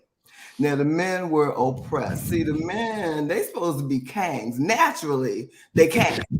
Naturally. That's them. But slavery has stripped that from them. So it was our job as the women's when we got out to bow down and let them sit on our back and put their foot on our neck so that they can still feel some kingliness, some leadership, some dominance, some all of that kind of thing. So here's the problem. Somewhere along the way, it seemed like the women are getting tired. What is wrong with y'all? See, this is the problem. This is why the women are to blame. And I'm trying to break it down for you. The modern woman, they done got uppity, these hoes. We done let them make money. They was making money all along, but now, first what had happened with the men, what they were doing was they were rejecting the system that had oppressed them. So in their rejecting of the system that oppressed them, that means they not going to school. We ain't doing it. We ain't working no job. You don't want to pay us. You don't want to make us the supervisor. We ain't doing it. Okay, let the women go out there and do it. They don't mind dealing with degradation. Yeah, we know their neck is black and all that kind of stuff, but still, they don't have the ego that the man got to have. We got to maintain. And so here's part of the thing. In order to maintain the black race, we talking about the people who their whole history started with slavery. Whenever you hear them talk about black, you don't never hear them talk about nothing before slavery, the whole thing. So that's what the whole culture is rooted in. And in that culture, the men they don't have that responsibility. They don't have the responsibility of being in the home. You know why? Because this culture was based on the plantations, where everybody was on the plantation. The men just go around at home, and what they basically doing, they call them bucks back then. That's what they call them. So their job was to breed. So all they gotta do is stick it here, stick it there, stick it here, stick it there. And they just keep it pushing. They might get sold off somewhere. Who knows? So this is the thing, is that what we need you to do is understand where the brother man is coming from. They got it hard. They've been had it hard. The sisters are trying to rise up and go ahead and take care of themselves, because for whatever reason, they think they too good for a beat down. That used to be part of the thing. That was part of what love is. I mean, how you know a nigga not love you if he don't slap you a couple of times? You know what I'm saying? This is what you need to understand. I can't stand you at all. I hate you so much right now. I hope I did my job. You get it now. You understand. Do you understand? Thank you. I overstand. I understand and I understand. I get it. Okay, good. I appreciate you taking the time to explain it to me. I apologize to Hafeez. It now makes sense. Thank Yes, you. because I can tell you were confused. You Thank didn't you. I understand was. what was going on. I was, and the way you were so good at articulating it for me, I now understand what the manosphere is doing, and I too will add my voice to the. And let me just say this too: Hafeez is trying. Okay, now get him. Listen. Here's the other thing that you really have to understand: these people, you can't. The men, you really can't expect a lot out of them. Won't go to school. They don't have no education. The white man got his foot on their neck. They can't breathe. I'm sorry. Which means, when you can't breathe and you don't get oxygen to your brain, that has an effect on a person. And so that's what the brother man is dealing with right now. You know how they get on here and you call it word salad because they can't string together two sentences. They're struggling. They are suffering right now. And so Hafeez is trying. All he can do, he's trying to get them to wear a suit. That's about as far as he can take them.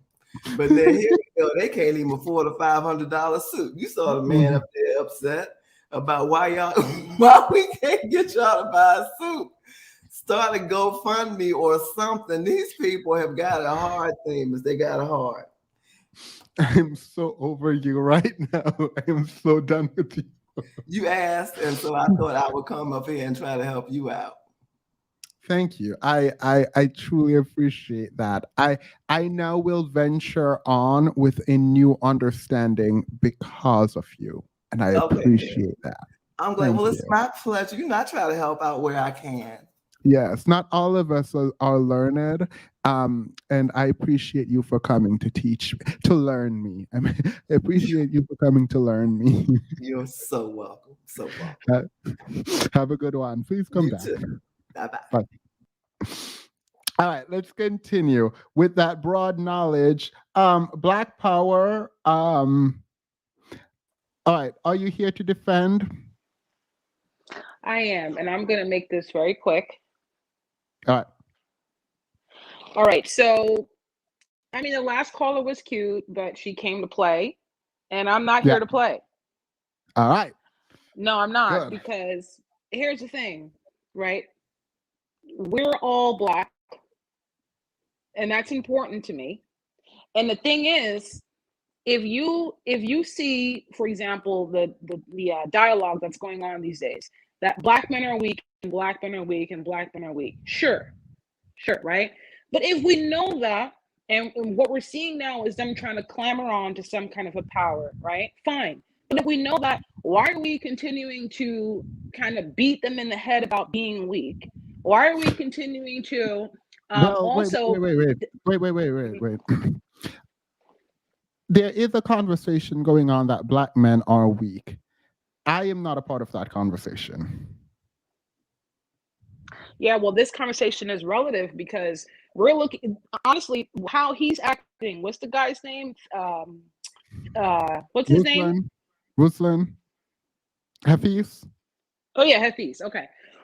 What he's showing, right? The same way how, like, when he's acting to be disingenuous, right? He's not sitting there saying, yeah, you're right to the white guy. You're right. I have been blaming women. He's being disingenuous, but we actually know, as the smarter group, right? We know that what he's doing is just like a defense mechanism because he's weak. In this moment, I would agree that Hafeez is being weak. I don't know that I would extend that to say Black men are weak. Okay, well, I mean, at the end of the day, they may not all be weak, but as a group, when you compare them across, history, for example, I always talk about, like, the Middle East, right? Middle East has been under war, under attack for so long that they raised their young boys as young as 5 years old to operate an AK-47 to defend. They've been on defense for many, many, many, many years, protecting what they have. I feel Black Power. I feel like you are not defending Hafeez. I feel like you're dragging him. No, I'm not dragging him because I'm gonna bring it home, and I'm trying to make it quick, but I'm gonna bring it home. I'm not dragging him. I'm not. I'm actually saying that I don't think it's a drag, right? To say that he's weak. I think that's acknowledging what is evident. But if we know that, right? At what point does it become, right? At what point does it become kind of like an effort for us to continue to drag them, or just to, I guess, continue belaboring the same point when we may actually have to realize, okay, this is the position that you play. This is the best I that have you a can do. question. Sorry. Do you think black men are weak? As a collective, yes. And I think it dates back to, well, I would say this. It could be I between actually, Dean no, no, and no. also. This is not about you, Black Power. That you just said that. It's interesting. The Dean thought you were with him, and I find this very, very interesting because he was like, "Go there, sis. I understand her. Go off, sis." But you're here to drag black men, so I'm going to give Dean his wish and allow you to speak uninterrupted about your views on Hafeez and black men, and you can also drag me for talking about this and beating them over their head if they're weak. But continue. I won't interrupt No, again. again, like I'm not really even trying to drag. And the funny thing is, I get it that it can come off that way. But what I'm trying to say is, it's almost like an admission of guilt at this point. It's like they're just trying to like negotiate terms at this point. Like it already is a failure. Everything is already kind of plummeted down to the lowest point, right? And you look at people like Dr. Kaba who say, well, you know what? We're still alive. We're still alive. After all that the white supremacy has done to us, we're still here. And some people see that as inspiring. And me, I see that as, wow, that's a very low standard, right? The fact that we can wake up, that some of us are still here, that we see that as a success and as a victorship, right? But the truth is, I don't really see it that way. So if it's the point where our society in that sense, and black men dating back to Africa, all the way till now, why don't we just accept that, look, it is what it is, right? And maybe as women, we got to start, and very quickly, not just women, but women, and also whoever in the male group who is thinking in the same line, we got to just put together what we can put together, because at this point, we have to call it what it is. And maybe genetically they're not able to do better. So why drag? Yeah. So I mean, I think we just I get why you came up now, and I appreciate it because I think we do have a difference of opinion. I do not think there is anything genetically wrong with black men.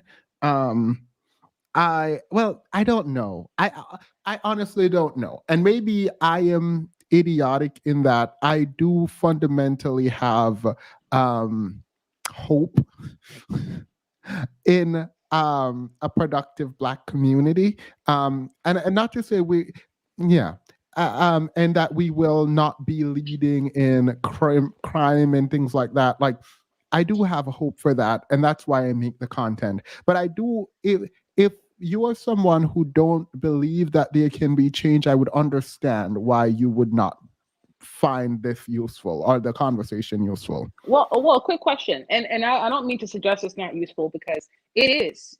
I'm trying to look in terms of like next steps. But let me ask you a question. Okay, so if you see hope, right, that big things can turn around, who do you think is going to do it? What particular critical mass, right, is going to actually do it, and how would it be done? All right.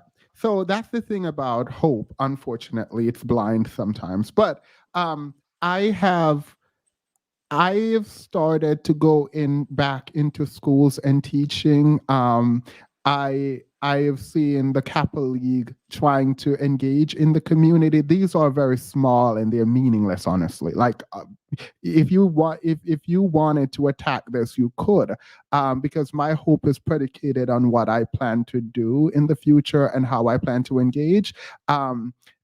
And the fact that I do have people around me who want to engage similarly. The critical mass, I can't give you a number, unfortunately.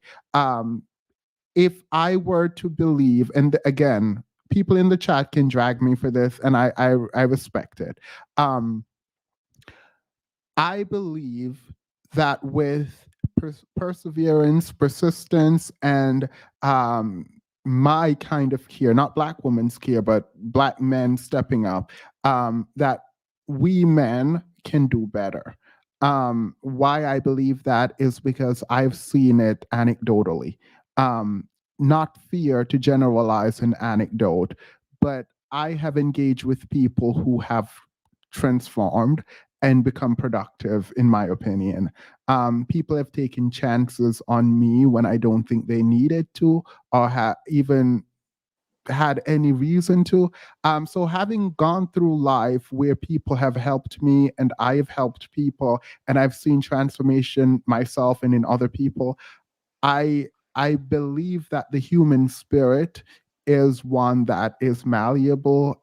And so that's why I engage in the way that I do, which is frustrating for a lot of women, because a lot of women have experienced a lot of trauma at the hands of Black men. And so rejecting what I stand for, I honestly understand. And this is why I don't ask things of women, because it would be really unfair, because they've stuck beside us when they shouldn't.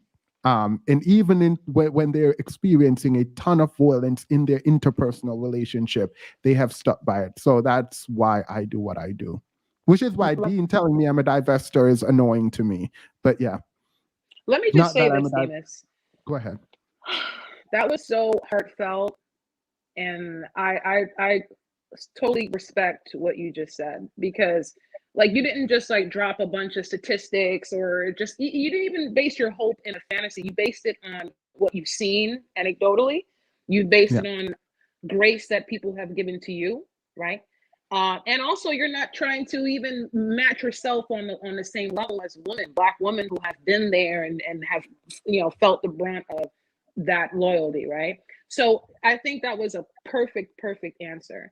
And I think that Dean and others similar could learn from that, on the vulnerability of when you're talking to people, when you're on platforms. It's not always a matter of defending yourself. It's just open your ears a little bit, hear what people have to say, because at the end of the day, there's something for you to learn in that as well. If you know, it's like when with Buddhism, they say an open hand. You come with an open hand, because if your hand is closed, you can't take anything in.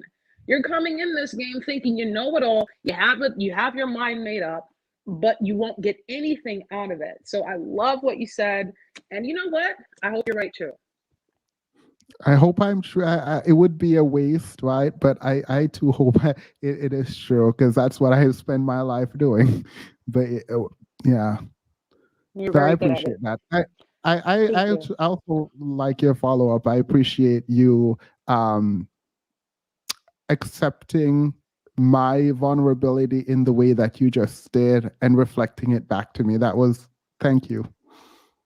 Thank you. Thank you so much for what you do. I'm gonna jump off so we can finish watching the train wreck happen. But no, I appreciate it, and thank you so very much. All right, have a good one. You too. Bye. All right, let's go back to the video. I see Petty's behind. I will add you after this clip. But yeah.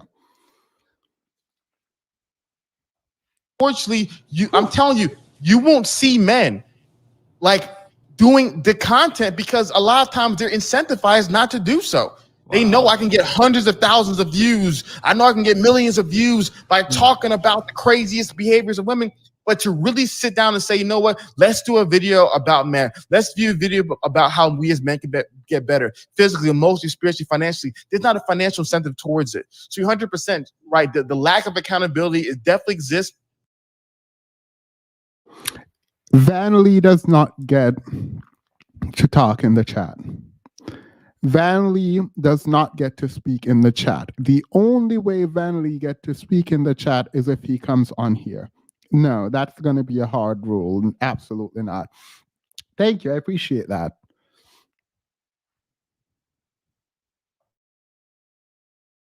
Amongst women, but there's definitely a huge lack of accountability amongst men. And unfortunately, the system is incentivizing that lack of accountability to continue. Whew. We just warming up, ladies and gentlemen. We just warming up, man. I don't know if you noticed, by the way, brother, 55% of the people who watch this channel are not subscribed. So if you're finding value, y'all hit that subscribe button and make sure you hit the like button as well for the YouTube algorithm, because that helps a lot. Okay, let's get back into this. So I think me and you see that. I think you totally.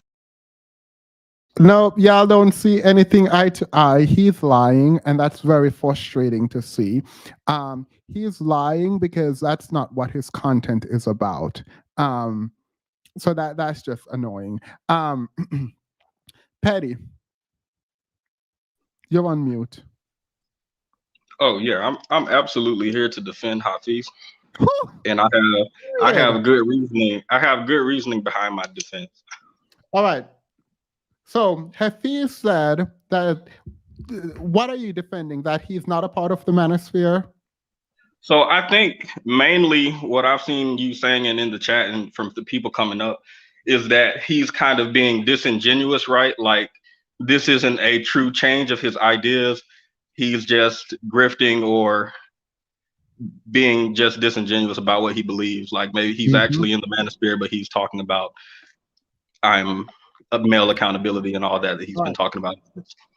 So Hafeez said that men should take the blame, that men are the ones who are going to be judged, and that his Christian religion and upbringing, background, perspective says that men are supposed to be the leaders, and if they are not the ones leading, then he doesn't understand it, right? Are you saying Hafeez has not blamed the modern women for the issues in the community? No, I do think he has blamed women. All right. Wait, so what are you doing? I'm confused. Defend him. Actually, let me stop. Defend it, because I feel like that's what we are saying that he's done. So you agree that he does blame the modern women for the issues. So how are you defending him?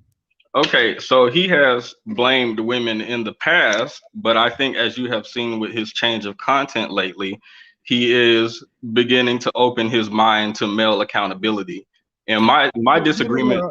Wait, you can't say he's beginning to open his mind when he's he's literally saying men are to be blamed, and the roommate blames men and gives men accountability, and we should not be blaming women. Like, you can't say he's opening his mind now. Sure, if he is, I mean, we'll talk about that in a moment.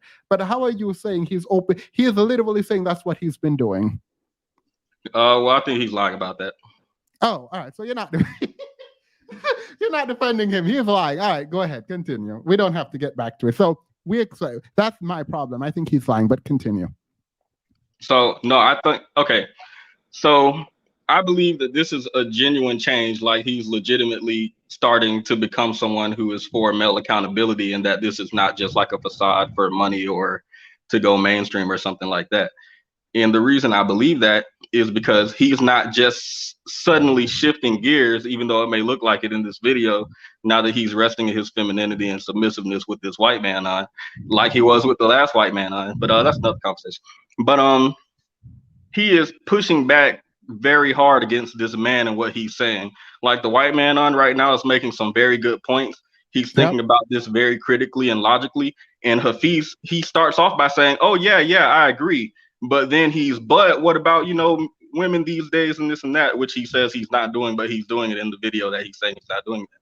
So because there's this pushback and he's not just in full on agreement with it, I think that this is a legitimate change, and that it's his beliefs and his behavior is like a lot to unlearn that doesn't just come one day. All right. I'm a bit confused. I'm not mad at you for believing this. I feel like I believe in things too, without predicating my belief on anything. But if you say he is lying about what he has done and is doing, how do you leave from he's lying to you believe him now? I don't understand why you believe this is genuine when we both know he lied. I think the change is genuine, but I think what he's saying right now is not. But how do you make that? I think this is like a defense mechanism, because this mindset that he's been in for years and years is hard to just unlearn and just willingly go into. Yeah, the thing is, I mean, I can appreciate you giving the benefit of the doubt, and you can say, I'm giving him the benefit of the doubt without having any reason to, and I can't really say anything about that. It is what it is. You have the right to do that. There's reason though. What is the reason for giving him the benefit of the doubt when we know he lying right now? Okay, like he said a very good point that I think, okay, we didn't speed over it, but I don't think we went into it enough. He said that the men who are viewing these Red Pill and Manosphere and even his channel are hurt men, and that the men who make the videos are capitalizing off of that, because that's what gets the clicks, that's what gets the money, and that's what gets the views. So Yeah, for him to go ahead. For him to switch over to male accountability, I don't think there's financial benefit for it. And like a lot of YouTube content creators will tell you, when you suddenly switch your content up from what your core audience is used to, your channel can die. So I don't think he has. But if he's trying to go mainstream, though, that would make sense. So that he switches his content is similar to Kevin Samuels switching what he says when he's talking to Nicki Minaj. So that he's changing his content, he might be looking long term instead of the fast money, what that comes with the Manosphere audience. I don't understand. And if you say, like, I am not sure, and I'm trying, well, let me not say that. If you say you're not sure why, you just get the vibe that it's a genuine change for him, then that's fine. But there is no legitimate reason. Like, all we see him do here is lie, right? And for me, change, and this might be let me be honest. The reason I don't believe the change is genuine, and I think it's something like he wants to go mainstream, is because he has not yet taken accountability for that which he has done and how he has engaged in the behavior. In fact, he makes a very huge Donald Trump effort to distance himself from those people and the content that those people create, after describing the content in a way that we all understand that he's been creating it too. You know what? I can agree with you there. All right. I mean, I'm not telling you not to believe that it's real. I'm just saying I don't understand why anyone would believe it's real. But I do appreciate talking to you. Last words, you get it. Okay, you have a good evening. No, you can get your last words, I said. Oh no, that's all I had. All right, thank you so much. I keep saying you sound like London Link, and you keep saying no. London, I'm sorry. No, we're different. I feel like y'all are not. I feel like London is trolling me with this account. All right, have a good one. Totally knocked out of the park. I've been seeing this undertone. I think you're totally, because it's easier to make content that spreads fast when it's about things you're against, unfortunately, right? This is across every single niche, right? So instead of like, yo, we just gonna talk about men's improvement and how we need to get our junk in order, instead we're just gonna talk about the most wild, dysfunctional women ever, right? Instead of saying, hey, we're just gonna preach the gospel, we're gonna talk about the wildest, craziest things happening in the world and people blaspheming God, and make content about that and all the satanic stuff there. Instead of saying, hey, I have certain conservative values, and I'm just going to preach those values: personal responsibility, free market, entrepreneurship.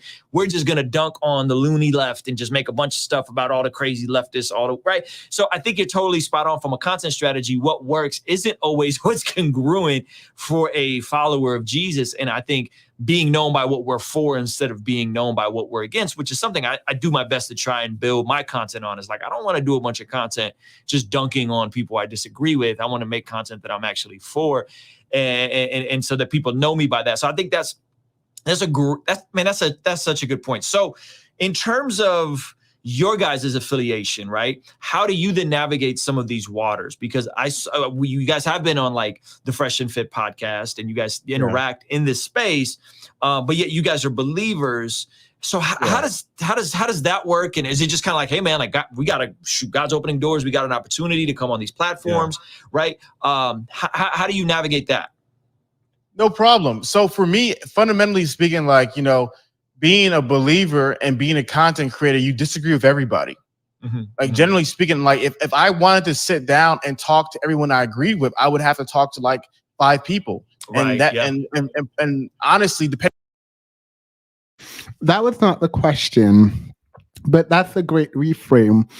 When people go, oh, I don't agree with everyone, it's usually a way to deflect.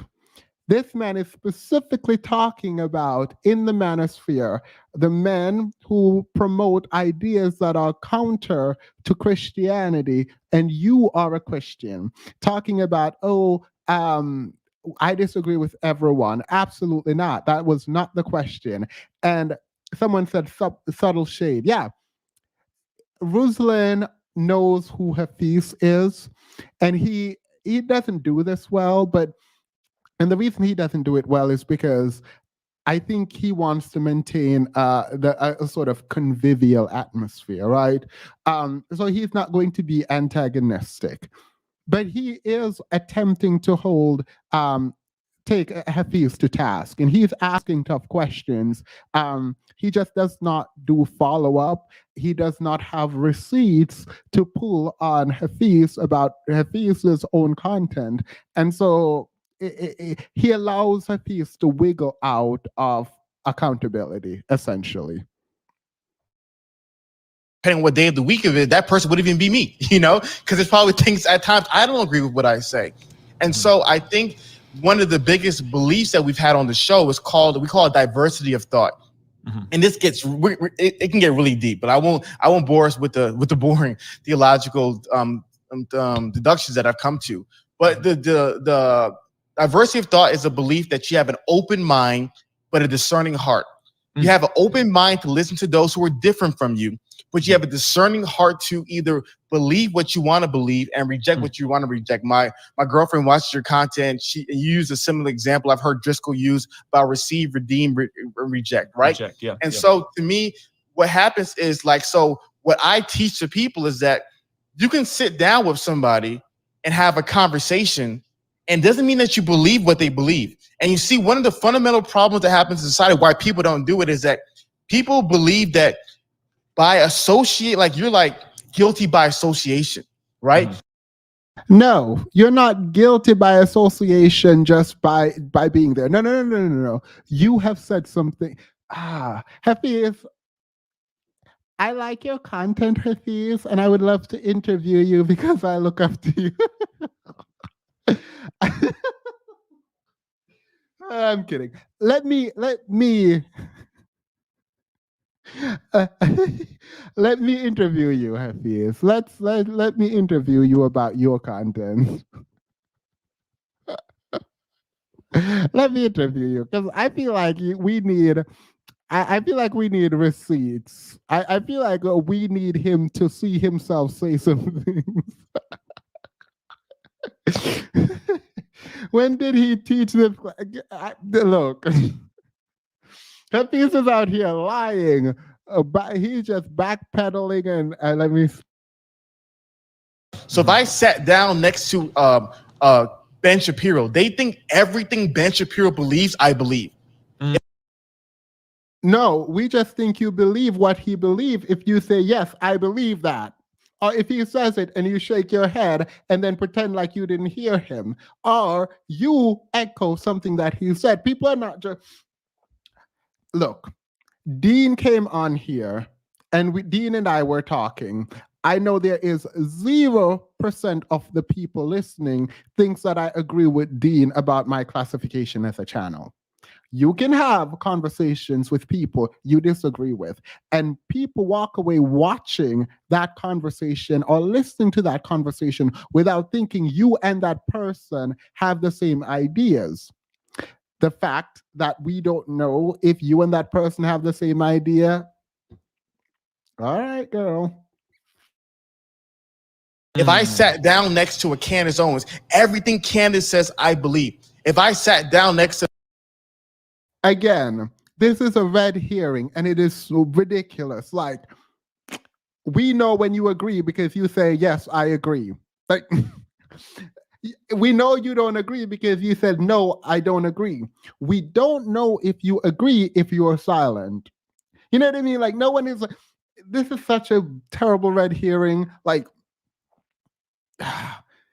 and Ruslan is going to let him get away with it, too. To the president of the Houston Feminist Society, everything the feminist believes. So unfortunately, the modern mind has not evolved enough to understand the difference between agreeing and cordial conversation. All right, so get this. The reason we believe that Hafeez is in the manosphere and agrees with some of the talking points of the manosphere is because our mind, which are the modern mind, they have not evolved enough to understand civil conversation. It is not, right? It is not because he sat there and agreed and made videos agreeing. Rather, it is because our mind our mind has not evolved. Girl, I cannot. Hafeez, you better reach. You better reach without stretching. Hafeez the philosopher, modern mind has not evolved. All right, let me stop. Because when people see me talking to individuals, I'm not doing hit pieces on them. I'm not doing gotcha moments. Oh, let me trap them and let me show how stupid their ideas is. No, there's no way moving forward as a society. I have civilized, respectful conversations. And so to me, I think unfortunately what happens is people will then see you talking to someone that you might disagree with. I was waiting for someone to say the modern mind took back. Or don't believe everything that they believe in, which secret, guys, nobody believes what everybody else believes. There's no human being on earth who has the exact same beliefs as the individual. And so I've seen that happen. I've seen, like I said, going back to the show when I had the disagreement day, and I let people, if people disagree with my philosophy or my ideology, things I've taught, I tell people, yo, come on and let's have a conversation. And I kid you not, majority of disagreements weren't even things I have said. They were things other people have said. So they're like, well, Hafeez, you said that high value men have options.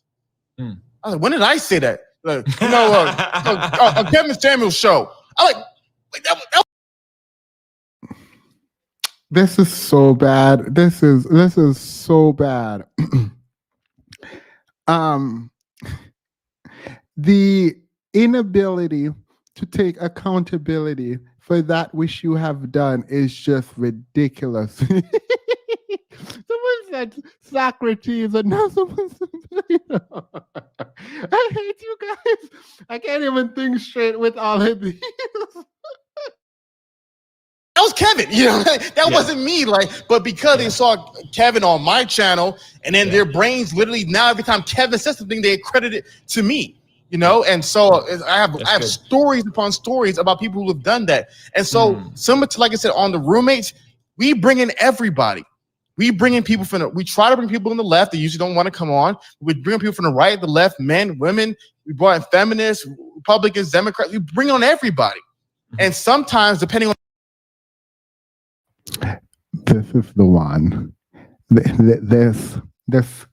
is the one. Period. Yellow Rose, you did that. The season we're in, most people don't realize we can only bring in who we accept. If I send a message to AOC, Dr. Eric Dyson, and Sean King, and a message to, maybe a Tucker Carlson, Ben Shapiro, and Candace Owen, but then Ben Shapiro and Candace are only when it comes on the show, and then all the people on the left don't come on, people will assume we're right-wing podcasts. I'm like, we're not. We send invitations to everybody. We just happen to get accepted by these select individuals. So what happens is that we try to bring every. I'm going to retract that. I actually would not like to interview him. It would be very annoying. He just talks. And this is when you know someone is either lying or they're trying to circumvent what they need to take accountability for. He just babbling on and on and on. Why are you connected to people's whose views are antithetical to that of the Christian? That's essentially the question. And he's just babbling, babbling, babbling. And Ruslan is not going to hold him accountable, unfortunately. I mean, I understand Ruslan's position, but no. Everybody on the show. You know, we try to bring everybody who on the show from Men's Improvement, because what we've realized is that at the end of the day, like, kind of like, I'm not trying to use it as an example, but there was a time, I forget it's in the Gospels, and I hate quoting things that are not in the Bible. So if you want me to look it up, I can look it up real quick. I'm sorry, I hate quoting things, but I don't know the verse. Yeah. But there's a story in not you quoting and not knowing where it's from, but earlier you said you were, you know what, let me leave it alone. You better be a theologian, girl, and not know where in the Bible it's from. The Bible where there was somebody casting out demons in Jesus' name, and the disciples were like, stop him, he's not amongst us. Jesus said, if he's not against you, he's for you. And so to me, what I've realized is that I truly believe that manhood is in a state of crisis. You know, I was, raised by Driscoll Online and different people like that. So I come from a lot of the different philosophies that they've aspired to. So I believe manhood is in a state of a crisis. And I understand that, there's not a lot of people who value this. So any creator who's trying to do something to help men become better, I respect it. I don't agree with them. They're not my best friends. You know what I mean? That's people I talk. All right. This is so ridiculous. So any person who is trying to make men be better, you agree with. Come over here and promote me, because I'm trying to do that. But it doesn't make sense, because what if someone is trying to make men be better, and instead of actually doing it, like they might have the intention of trying to make men be better, but ultimately what they're doing results in men doing worse. Are you just going to allow that and support it because they had the intention of? Like, that doesn't make sense. That literally makes no sense to me. Oh my God. Concern, I hope you're here to defend, because I'm trying to get someone to defend. I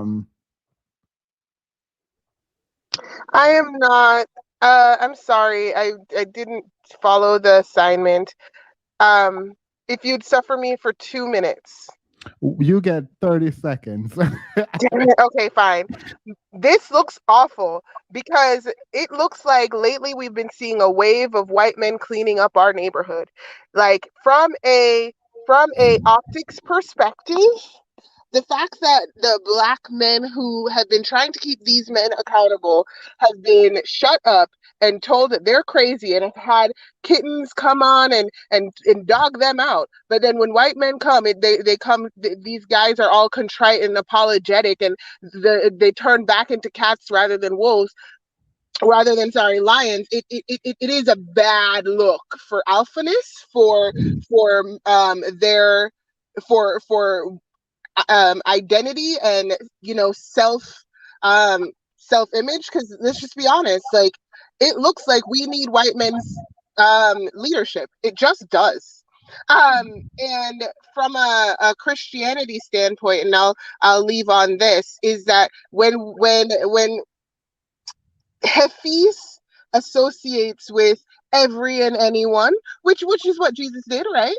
But when Hafeez associates with every and anyone and changes his mind every way, there's also the fact that from a PR perspective, he is trying to get mainstream, but he also is not going to get far without being that. Concerned? Oh, I don't know what's somebody happening. PR experience. He needs to hire somebody with PR experience to help lead him. Yeah. Oh, she's gone. To help him with this, because truly, somebody with PR experience can help him through this. It takes a lot of self-righteousness to not go and get media training before going on to this, going on and having an apology tour, because he is fumbling the ball over and over and over again. He looks like a joke. He looks like a joke that is essentially a punching bag for people to say, to look at it and say, you know, black men can't get it together, or that, you know, men can't get it together. I'm not saying I'm super smart, but I do think it might take someone smart to review this. Like, I don't think people are actually seeing this for what it is. Like, other content creators, I'm trying to think if I've seen someone cover this interview. I haven't, but if you have, then period. Anyone else who covered this interview is someone who is in touch, intellectually capable of holding people accountable. Let's say that, because it doesn't make sense that everyone, like even with the Jordan Peterson interview, I don't understand how everyone wasn't covering that. Like this is an example of a person unable to stand in what they believe, because what they believe does not hold up to other groups. The only other note I would end on it, and then I will jump off so that we can go back to the assignment, is that our philosophy usually within the Black community is to have in-house problems and outdoor problems. They took in-house problems and decided to go make money off of it. But in reality, I see lawsuits coming. I see, because they have caused pain and suffering for people. You're the lawyer, but I can see how some of the women who've been dragged and have had their names plastered all over the world, once this becomes something that the public will not get behind, I see lawsuits coming. And then finally, I just personally feel like there's just no forethought. Like somebody needs to go in and help these guys, because this is not going to end well. And I think it's going to end then for the legitimacy of Black independent thought leaders who want to talk about any of this. This is bad, guys. I'll jump off. Yeah. Thanks, Venus. Your skin is glowing. Thank you. I appreciate that. And I mean, because of the manosphere, I mean, at least for me, and for a lot of the people that I know who engage in sort of community building work, it's very difficult to do. Like, it's hard for me to come on here and talk about systemic racism. Honest to God, like, it's very difficult to do it when I look around and these men engage this way. It's like, I know it's there and I know it's bad and I know it's affecting us, but it's like, I can't talk about that right now because y'all are right here. And I feel like this is, if we can change this right now, that's happening in the community, there's no way we're gonna, what's that light? There's no way we're gonna be able to deal with systemic racism. So that, like, it's, I mean, Dean will let you know that when he came on here, I was hyper focused on systemic racism. Obviously, accountability has always been a part of my message, but it's like, no, absolutely not. I'm not going to do that when y'all are screaming that the issues in, like, honestly, if these men on the manosphere all came together and said, it is racism and we should fight the system, I'd be like, period, let's do it. I'm with you. I'll join the manosphere too. Let's go do that. But it's like, they're like, it almost feels like they're like, oh, that fight is too much for me. Let me drag these women. That's my problem. That's my problem with it. It's like, it's so insidious. And if it was only a few of them, it would be fine. But it's like the fact that they garner so much audience, it's like, none of these people don't want to fight. They don't want to change no system. Like, they don't care. They don't even know the system. Some of them, I don't think. It's like, y'all just mad, and you're gonna focus on being mad. Like, that's it. That's what I see. And so that's why I'm annoyed mostly. Let me read this super chat before I go on. In the spirit of disagreement day, invite him on your show so you can interview him and take questions from the chat room. I got $5 bet he will decline. He's saying, I'll say, y'all. I don't think he would come on. I think so. There is a thing about like giving clout, or I don't know, I don't care. And so like larger content creators don't like smaller content creators to interview them or be. It's a weird thing, girl.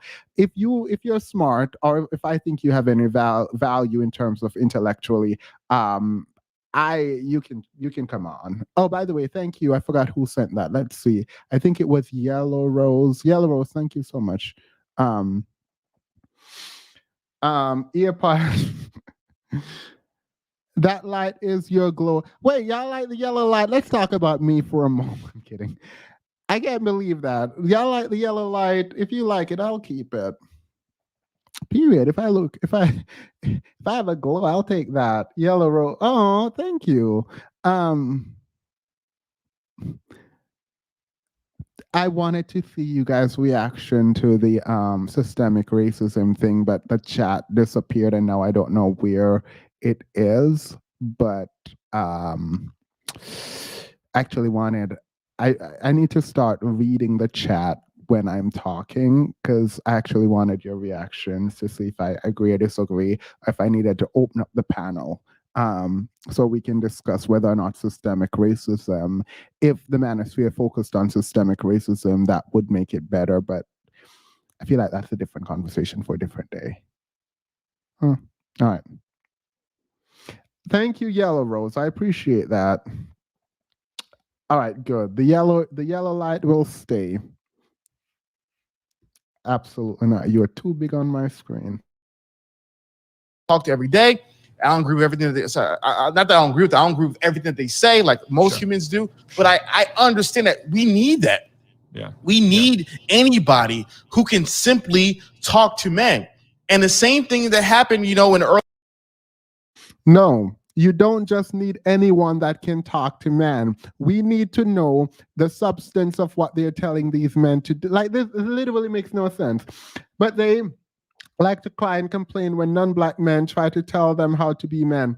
I was on the clubhouse today and a non-black Somali man had to tell black men that the way that they, let's find it. I don't know where it went. It cut off. Sorry. I am sorry. I really tried. I really tried. I still don't know why he's young. I know it's very difficult to listen. I have an accent, right? I would never listen to me for an extended period of time. So, period that you guys do. I love that for you. But like, Hafeez, I feel like if Hafeez just rested in his natural voice instead of trying to project this air of confidence or what I believe he believes an alpha male is, I think it would be more pleasant. But yeah.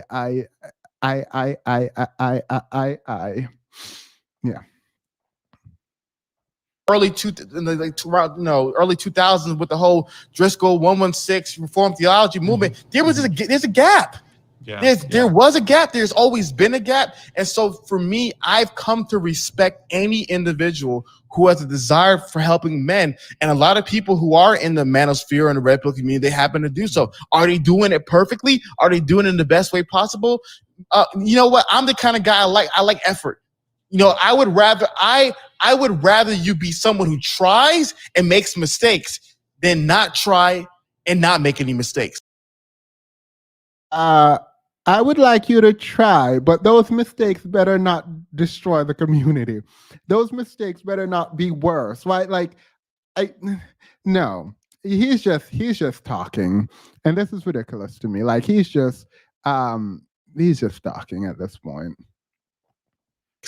Driscoll had this thing where he would say, people get crucified for going too far. No one gets crucified for not going far enough. So for me, my natural tendency is if you're trying, even if you're trying and it's maybe not the best way possible, I have so much respect for you and I'm grateful for you for at least trying to help. Even how can you, as a Christian, have so much respect for men telling other men that they should cheat and they can cheat? And like, I don't like. Sir, Ruslan, please ask him questions. Don't just let him sidestep by just throwing out these everyone can agree with statements. We don't all agree. Yeah, sure. We know that. If you trying is not the best thing, for all men all around the world.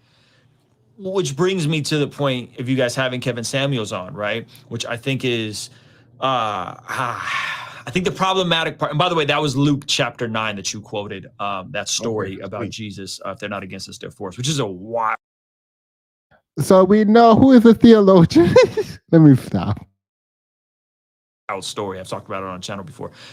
So in terms of someone like Kevin Samuels, who identifies as having led singles ministry in a church, has said stuff like high value men cheat and should cheat, and then also is like, yeah, I pay for escorts and pay for sex. It's like, that's where I go, ooh, like if he wasn't proclaiming to be a believer, if he wasn't proclaiming to be someone that was in positions of leadership, I'd be like, man, you know what I mean? Spiritually dead, spiritually blind. They're going to do what they're going to do.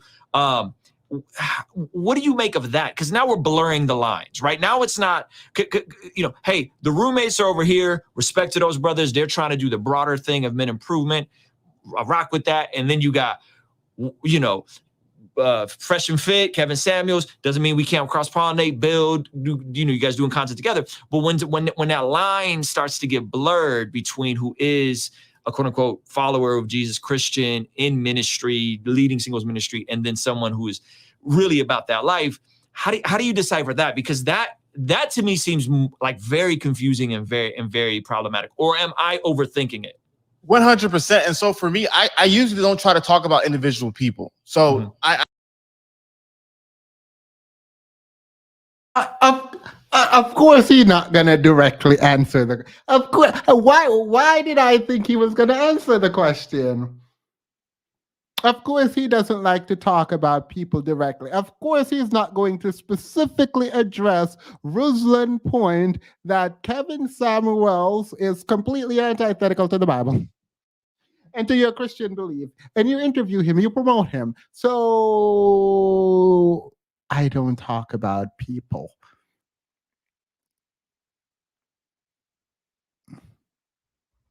All right, girl. Of course he wasn't.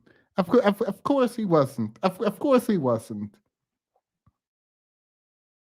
I hope I love Kevin. I hope the best for him. I hope the best for his success. Like I said, I personally, I like talking about general movements. I don't like talking about people specifically. So I just want to say a few words, but I don't want to talk about Kevin specifically because I just don't like talking about other people unless I'm talking to them in their face.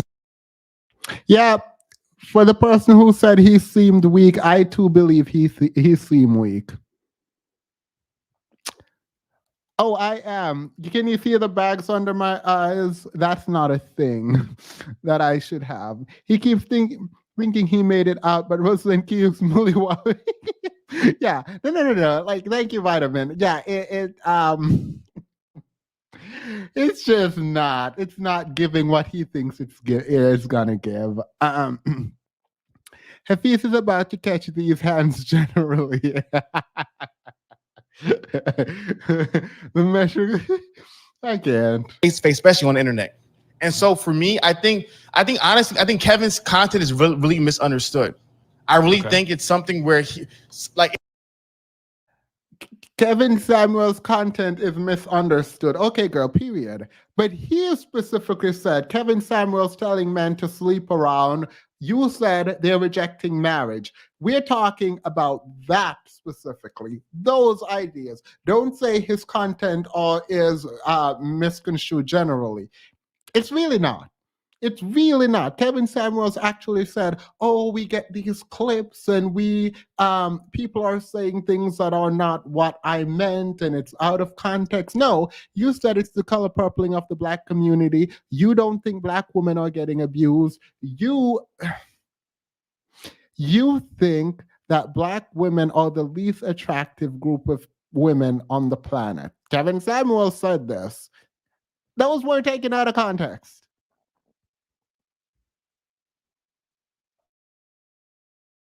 it's kind of, this is a weird thing, but I think sometimes it's like kind of like in the Bible.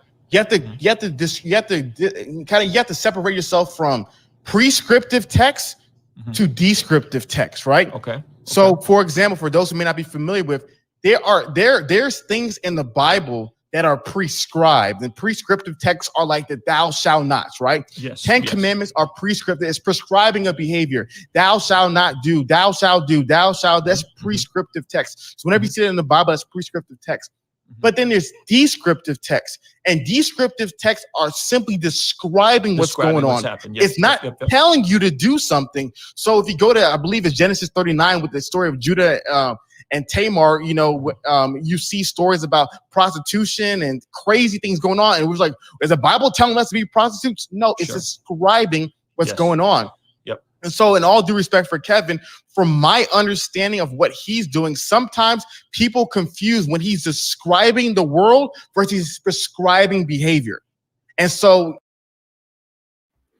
you're full of it. You are full of it. This is ridiculous.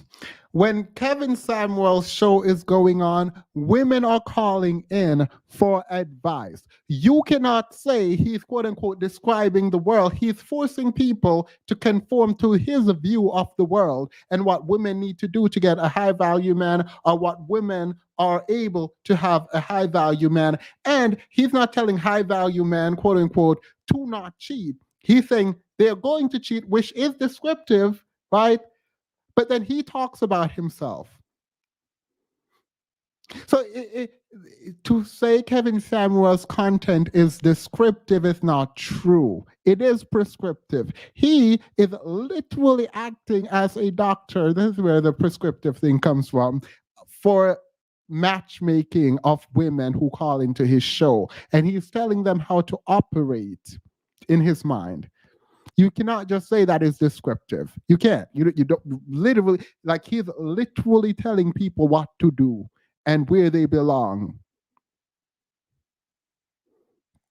So you better be defending him. Also, if we're talking about the manosphere, like remember in the beginning, I can't believe I missed this.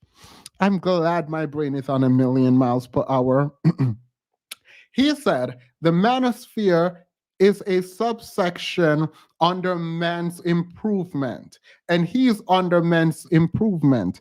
Unless you believe the way Kevin Samuels is describing the world is how it should be, then isn't the job of men's improvement to improve men? So you can't just say, we're just describing the world. No, you have a responsibility if you are going to be, quote unquote, improving men, to improve men. You can't just make hour-long content about how you are just describing the world when men are not doing well, if you're supposed to be uplifting and, quote unquote, improving men.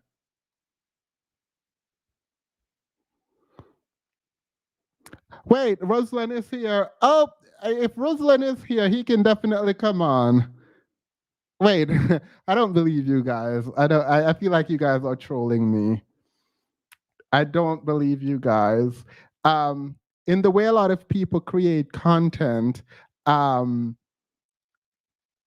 don't think they would be here because.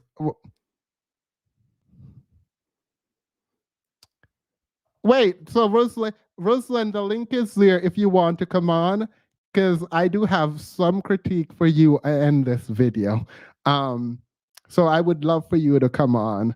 I see someone said swear he is. I'll continue, but the link is in the chat if you want to come on. This is only for Ruslan if he's coming on. And I'm also looking for a Bible mentor because I'm trying to go back to Christianity. So that. I've seen things where when he made certain claims, he was describing, well, this is how men do.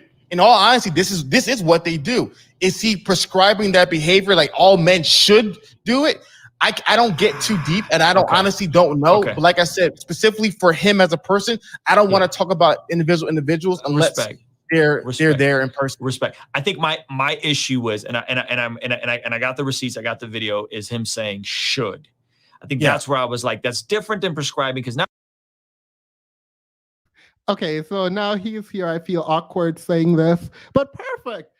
You can't just say it is descriptive when he's saying men should do this and should do that. Like that is not describing what is happening. That is telling someone how to do. This is prescriptive.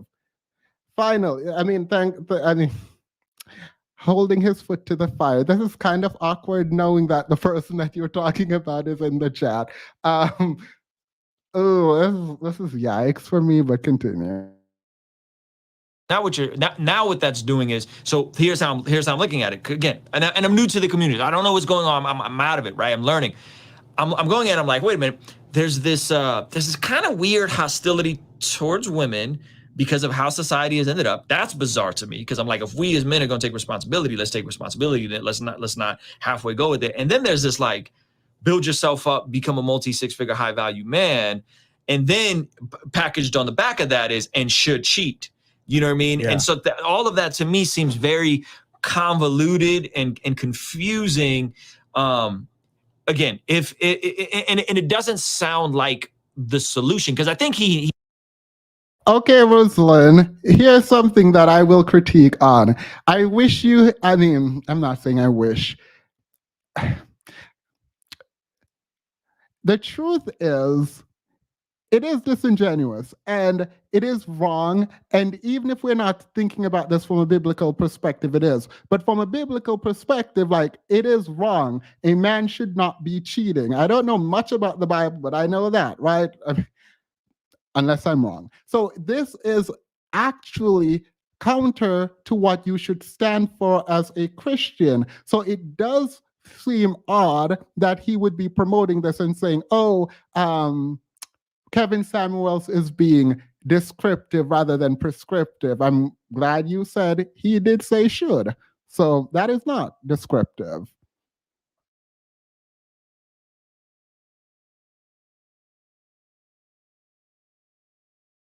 He knows what the solution is. And I think you guys know, I think we all kind of know what the solution is, which his language of it is build an IKEA marriage, right? Get married younger, build a life together, improve each other as a couple, and then you guys have each other's back, which is what me and my wife have done, right? Like, we got married super young. We're now doing multi-six figures. God's amazing. Our life is amazing. And it's because we did it together, right? It's because we did it together. She brought out the best in me. I brought out the best in her. So I think like. So there's also a difference, right? There's also a difference, right? The manosphere is saying women's job doesn't matter, their career, their education, all of this doesn't matter. This seems antithetical to not just the Bible, but to like community development. And even if we're not going to talk about community development, it is antithetical to family, improving family. Inflation, last time I checked, which has been a while, was at 7%. So it does, like, we cannot afford, generally, with the average income being at $45,000 for a man, we cannot pretend like we can go back to the 1950s where there's a one income sort of household, which would not even apply to the Black community, because the person bringing in the income during Jim Crow, I'm done. Anyway, Ruslan is here. Hey, how are you? What's up, man? Nada, how are you? I'm enjoying this interview you did with Hafeez. I just caught the last couple minutes of your stream, so I didn't see all of it, but what I've seen so far, I like. So, yeah, good job. Thank you. I do actually have. So you and Hafeez are friends or friendly, I assume. Yes, Hafeez. I've known Hafeez for about 6 months. We've been friendly, but he comes back from he was following me back when I was doing music with a group called The Breaks. Gotcha. I was going to a church that my friend is one of the elders at. So I got a friend, we got a mutual friend named Sho Baraka that's known him for 15 years, and he's known me for 15 years. Okay. Before we continue, because I would like to go through this with you since you're here. But before you interviewed Hafeez, there's something to suggest that you believed he was part of the manosphere in the interview. Yes, because he did the Kevin Samuels interview. He's I know he's cool with the Fresh and Fit guys, and so yeah, that is what I gathered, was that he was a part of it. He said he's more men's improvement and made kind of the distinction. And so, yeah, so I'm still learning kind of what these areas are, you know, what is red pill, what is black pill, what is that? And so, yeah, so he says he is a part of the men's improvement space. That's what he said in the beginning of the interview. So, you know, I'll take him at his word for it. All right, cool. Let's continue this together, and we'll talk. Obviously, you can hop off anytime you want. You can stay on for as long as you want, because we are talking about you and your interview. So, all right.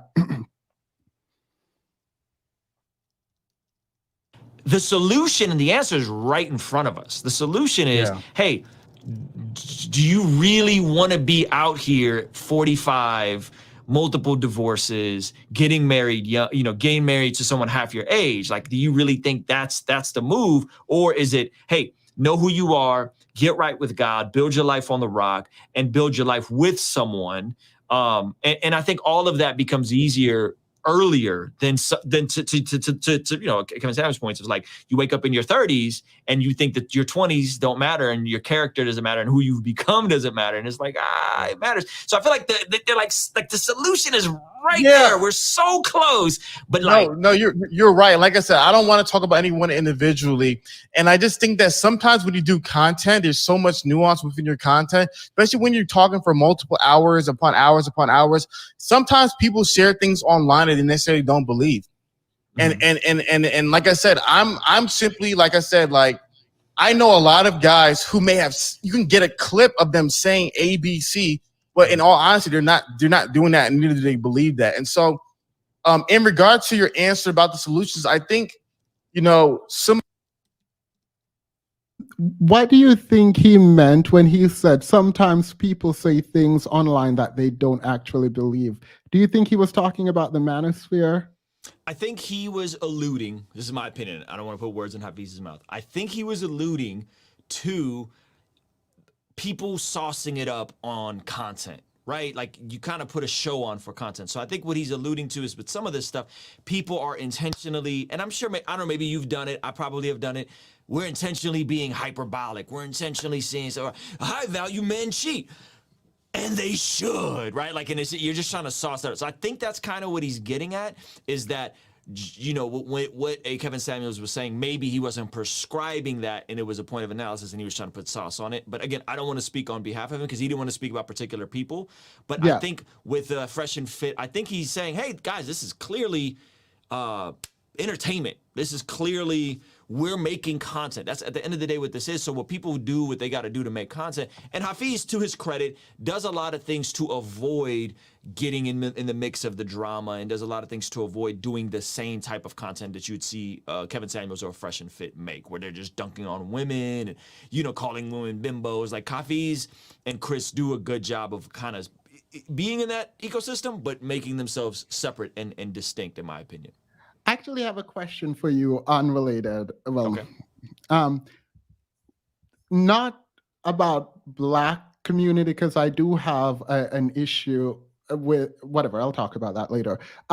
When it comes to single motherhood, who would you blame for a woman being a single mother? Would you blame the woman more or the man who left? Well, that is such a broad question. It is. It is. It is. I was raised by a single mother, and there was a lot of things I had to unlearn as a man as I grew up and grew older, right? So initially, I blamed my father. Initially, I blamed my dad. And I thought it was all his fault. And I thought, you know, because he left my mom, and then he got remarried from his mistress that he had. We came out here as refugees. I don't know how much of my story you know, but we came from another country, came here. So he had a side piece back in Russia. He was working in Moscow. We were living in Baku. So this is like very far away. And after he left my mom, 6 months into us being here, he then brought the side piece out here, who's now my stepmom. They had kids, the whole bit. So initially I blamed him, and I had a lot of hostility towards my father. But what I discovered when I got older is that my mother also had a side piece back home. They both were on like hanging on by a thread.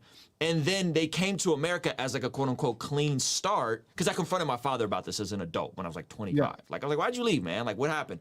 And he told me this and he said, you don't remember. And I was like, what are you talking about? He said, when you were 6, you found these letters that your mom wrote that you thought they were for me, but they were really for her ex-boyfriend or her boyfriend so back you home. outed your mom. So I found these letters, man, and they had kissy marks on them, and I thought that they were for my dad, and I brought them to him. My dad read them and snapped and was like, that was the straw that broke the camel's back. And he said, that is why I left, is because we gave each other a clean slate. We came to a new country, a new thing, and she's still in contact with this dude. So he explained that to me, and then I remember my dad coming over and my mom's boyfriend getting into a physical fight with him. I was like, I couldn't have been no older than 8. And my mom taking off her heel and slicing my dad's face and telling him he's not my dad no more. That's not your son no more. Don't ever come back here, right? And my mom was in domestic violence situations. And then as you get older, I just kind of looked at my dad, who's like a functioning, solid dude. And I look at my mom and she's still struggling. And, you know, she's doing better now, but, you know, a lot of health issues, a lot of addiction, alcoholism, just mental health stuff. And so you look at it now and I'm kind of like, I think they both made a mess. You know, I think they really both made a mess of that situation. So I don't know if we could put all the blame on single mothers. There's definitely single mothers that just get taken advantage of and get mistreated. And there's definitely dads out here trying to be good fathers, and the women are messing stuff up. I mean, I guess 70% of divorces are initiated by women. That wasn't the case in my mom's situation. My mom wanted to stay with my father. But in hindsight, I look back and I'm like, holy moly, like you were a handful. And I couldn't imagine being married to you, right? But you don't think about this stuff as a kid. So I've kind of yo-yoed, to be honest with you, man. And there was a season of life where me and my mom didn't really get along. And now I'm like cool with everybody. But my mom still hates my father. 30 years later, my mom still hates my father, bro. It's weird. It's so interesting. I mean, I don't think that you have to choose. I think context matters, right? Absolutely. So like, yeah, you're right. Yeah. So if you just up and leave just because you chose to up and leave, then that's on you. But obviously context matters. Yes. And for the record, your mom is white, correct? So I actually just got my 23andMe DNA test today. I haven't even talked about this so much. This is an exclusive. I got my 23andMe test today. So I am 48% Iranian, Azerbaijani, Armenian. That's what the 48%, which is my father. And then I'm 52% Eastern European. So something within Russian, Ukrainian, something that my mother's adopted. So I didn't know for the longest what my mother's side was. So they just came in today. So my mother's, she is very fair skinned, like bluish gray eyes. My father looks very Middle Eastern. He looks like he could be Iranian, Syrian. So like after 9/11, it was tense for him to travel. He looks like he's, from that part of the world. Yeah. So you're not going to answer the question fully, are you? What is the question? Was my mom white? Yeah, my mom's, Caucasian. I mean, race is a social construct according to America, right? So yes, yeah. I am absolutely a benefactor of white privilege through and through. I have no problem admitting that. From a superficial level, absolutely. My mother is fair skinned. I look fair skinned, and then when people see my name and my last name is Karaoglanov, Ruslan KD Vs Hafeez, then all of a sudden they go, "Oh, wait a minute, you're not from around these parts now, are you, boy?" Yeah. So for sure. Yeah, my best friend name is Ruslan when I was in China. So. Oh, that's a trip. Wow. Yeah. The same spelling? Yes, from Ukraine. That's cool. Yeah. Let's continue. You guys can ask him questions, by the way. Yeah, I'm keeping an eye on the chat. So if you guys got questions, I'll do my best to answer. To most movements that get broken down into fragmented parts, people disagree with what are the solutions. Mm-hmm. And so there's a lot of layers to that. But like I said, in regards to things that Kevin said, I would have to talk to him personally, and really break it down, because when Kevin was on our show, it was like early last year, August of last year. and it was relative. It was a great conversation, and he's a believer in marriage. He believes a lot of different things. So a lot of the latter stuff that people bring up to me, I have to talk to him about it personally, and I personally don't want to talk about an individual who's not in front of me. That's just not my style. Respect. So let's talk about in terms of men improvement, improving men, that kind of stuff, from a faith-based perspective. Where would you say sexual purity plays into this conversation? There's been a non-Christian movement. This whole like no fap thing has kind of like, and I think there's probably some overlap with men's improvement, RP, right? No fap. I think there's some stuff going on there. So how do you then approach sexual purity, right? As I think the scriptures are fairly clear, right? Like, nothing outside of a one man, one woman marriage is God's heart for us. How do you guys approach those conversations? How do you navigate that? And what is your prescription to men? Maybe that men that even aren't followers of Jesus. Yeah. So to me, this so many layers to that one. The first thing is that, there's this thing, and there's in 1 Corinthians, I believe chapter 5, where Paul, was it 5 or 6 when they're going? There's both of the chapters are talking about sexual morality. But there's this thing in 1 Corinthians within one of those 2 chapters where Paul makes a claim where he says, no, this is not for those who are not of the church. Yeah, I want to chapter 5. Yeah, you're spot on. It's 1 Corinthians chapter 5, and he says, "Hey, my last letter, I told you, don't associate with people who are sexually immoral. I did not mean the people that are in the world, because then you wouldn't be able to affiliate with anybody. I was specifically talking about the people in the church, right? 100%. So that that was a flex, even if you don't want to admit it. But the fact that you knew that off the cuff was pretty solid. That was pretty solid. Whole chapter is about like expel the wicked Christian from among you, because there's a dude sleeping around with his father's wife, and it was Church of Corinth was wild, bro. That's a wild church. It was a modern era before the modern era ever existed. Yeah, 100%. So I think that's a great point. But go ahead, I didn't mean to cut you off. Yeah. So to me, going back to that verse, I find it challenging to demand religious behavior from non-religious people. And it gets kind of wild, right? And so it's layers to it. And so for me, I tell people what I believe in. I believe what God says. Am I the best liver of what God says? I gotta acknowledge that I'm not. I think the blessing of life is that men like you and a lot of my other friends got married young. And so with regards to sexual purity conversation, I mean, it's one thing to talk about it when you're 22, 23, you get married. Not a whole conversation when you're 35. And you're so single, and so it's layers to the conversation. The rules are always the rules. Let's not deny. I'm not trying to say because you're 35, you don't got to follow the rules. No, the rules are the rules, but there's layers.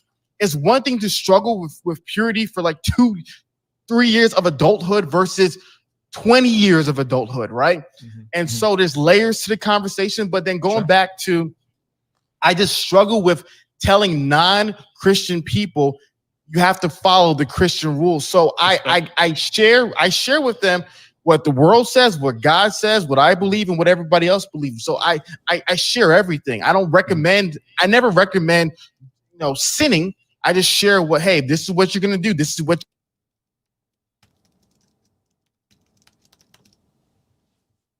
I lost you. Did you mute yourself? Can you hear me? I can't hear you. I did mute myself. Okay. Thank you. I've not heard what your response to this yet, but if he has separated himself from the manosphere and he described Kevin Samuels as descriptive, and he is male improvement as a Christian, it seems his content should be prescriptive.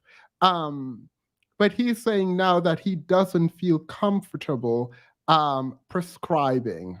And talking about preaching, essentially doing what he's supposed to as a Christian. I don't know what your response was, but before we get to your response, what do you think about this? Yeah, so this is something that happens frequently within the manosphere that I discovered after the fact. So the guy wrote a book called His name's Rollo, and he wrote a book called The Rational Male. It's a pretty big book. If you guys want the gist of it, you could look it up on like a YouTube summary. They have, I mean, like millions of views on the YouTube summary, like a book summary of the book. And Rollo says the same thing. Hey, I'm not trying to give men prescriptive advice. I'm just telling them the quantifiable data. And then the book literally has like the 8 rules for men. You know, and so I think there's a bit of hypocrisy there to say we're not trying to give men's improvement. Like he said something like, I don't want to make better men. I want to equip men to make themselves better men. It's like all these little loopholes. But when you push them in a corner and say, what are you prescribing to people? They won't give you an answer. And I've been trying to have a public conversation with Rollo too. And he's kind of the face and where everybody kind of gets their information from with regards to Master, a white guy. And I guess like one of the OGs, like before Kevin Samuels, his stuff isn't as big because he'll do like really long streams and just kind of be belligerent and all over the place. Well, with him, the issue I think is a lot of these guys, specifically Rollo, they don't preach what they practice. So you've been married 25 years to the same woman. Instead of giving us these 8 or 9 rules for dating and you haven't dated in 25 years, how about you preach what you practice to get your woman, to love your woman, to respect your woman, and preach that side of it and not just these kind of like abstract ideas that you haven't lived out in who knows how long. I think that's a bit hypocritical in my opinion. And so, yeah, so I don't know. I just think a lot more of these guys should preach what they practice and not just talk about these like, and then be like, well, we're not prescribing anything. Like, yes, you are. You're prescribing a worldview, and it's not helpful. And it is not helpful. I completely agree. And I think that is also my problem. It's there's willingness to escape behind, oh, but we're not telling you what to do. We're just describing the world as it is. And it's like, no. Particularly if you are quote unquote men's improvement, you recognize that men need to improve. So just saying you are describing instead of actually improving or helping to improve men seems like a weak cop-out to me. I wish people would stop citing the stat about women initiating divorce. Women are emotionally stronger. Yeah, this is a good comment, by the way, from Law Firm Mentor. Shout out to her. Yeah. Men stay because they reap more benefit from women's labor. I also, this idea that if you create an environment where it's inhabitable, right, that could be considered constructive eviction. So while they're the ones who like leave, you've created, and they also, some women, but the environment is such that divorce is appropriate or leaving is good for you instead of staying in an abusive relationship. Many of these men choose not to marry young. Oh, that's a whole different thing. There is the manosphere preaches this idea of pump and dump, but I don't feel like I want to get into that now. It's really disgusting to me, but we'll continue. I want to hear your response on this because I appreciate it here. Okay. What you can do, you're not a believer, you don't believe in God, I'm not going to inspire my religious beliefs to you. But at the end of the day, I think the hardest part is creating the religious morality to the non-religious people, which the majority of our audience are not Christians. And so, and by God's grace, there is a lot of people who are. And so a lot of people who are understand that perspective and they understand that what we believe in. You know, I shared it in my video where I talked about the truth about being a virgin, about, you know, virginities seen as weakness when it's not. I talk about it in my Big Brother series when the last video was titled Sex is Not an Accomplishment. And so I've definitely talked about it. But like I said, it's a challenge when a majority of people are not religious and you tell them to follow religious rules, especially older male adults living in this modern era. It's really crazy if you really get into the layers of it. Wow, that's an interesting thing. It's an interesting line to walk. You guys have a predominantly non-Christian audience. You guys are Christian and hold to a Christian sex ethic, it sounds like, which is, you know, hey, one man, one woman in the covenant of a marriage. That's what sex is reserved for. That's where you can. So someone is criticizing me. I probably shouldn't respond to Dean because he's kind of trolling tonight, but I don't tell women how to date or do anything. If a man want to come on and have me explain how to go to law school, go to a top firm or anything like that, I will give you advice and I won't hide from that. The truth is, I am not a woman, so I don't know how to tell women what to do. I don't do that. Like, I'm not hiding behind my content. I stand firmly behind everything that I say. And if I'm wrong, I'll own it and move on. Experience the blessing of it. It just makes me think of so many of these modern errors are kind of mitigated by applying God's ways to our times, right? Like applying the ways of God to our times. So I hear you on that. I think you're spot on. I mean, scripturally, clearly, 1 Corinthians chapter 5 backs up your point. And I also don't want to be so shallow. It's just like, well, bro, just preach the gospel to him. Just tell him, because yes, that's it. But it's also, we both know that sometimes it's a process for people, right? So it's like you guys sharing your testimony is amazing. You guys leveraging your platform as being Christians in culture, I think is powerful, man. So kudos to you guys for doing that. Do you see the gospel as the ultimate solution to a lot of these issues? I mean, I guess, and I don't mean to oversimplify, right? But I read some of these comments and these guys just have this like, you don't understand how women are. I'm like, man, my homies are getting married right now at 21, 22, 23, 24, crushing it, making six figures. And I'm going to give the compliment because whatever, I was trying to not give it, but I appreciate that you stood. What you said just now is essentially what you did here. So I can appreciate that. Newlyweds, you know what I'm saying? And building lives together. So like, yes, for me, I'm 13 years married, I'm removed, respect.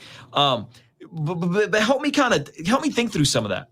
No problem. So I think the very first thing is that I have to kind of share my story to understand it.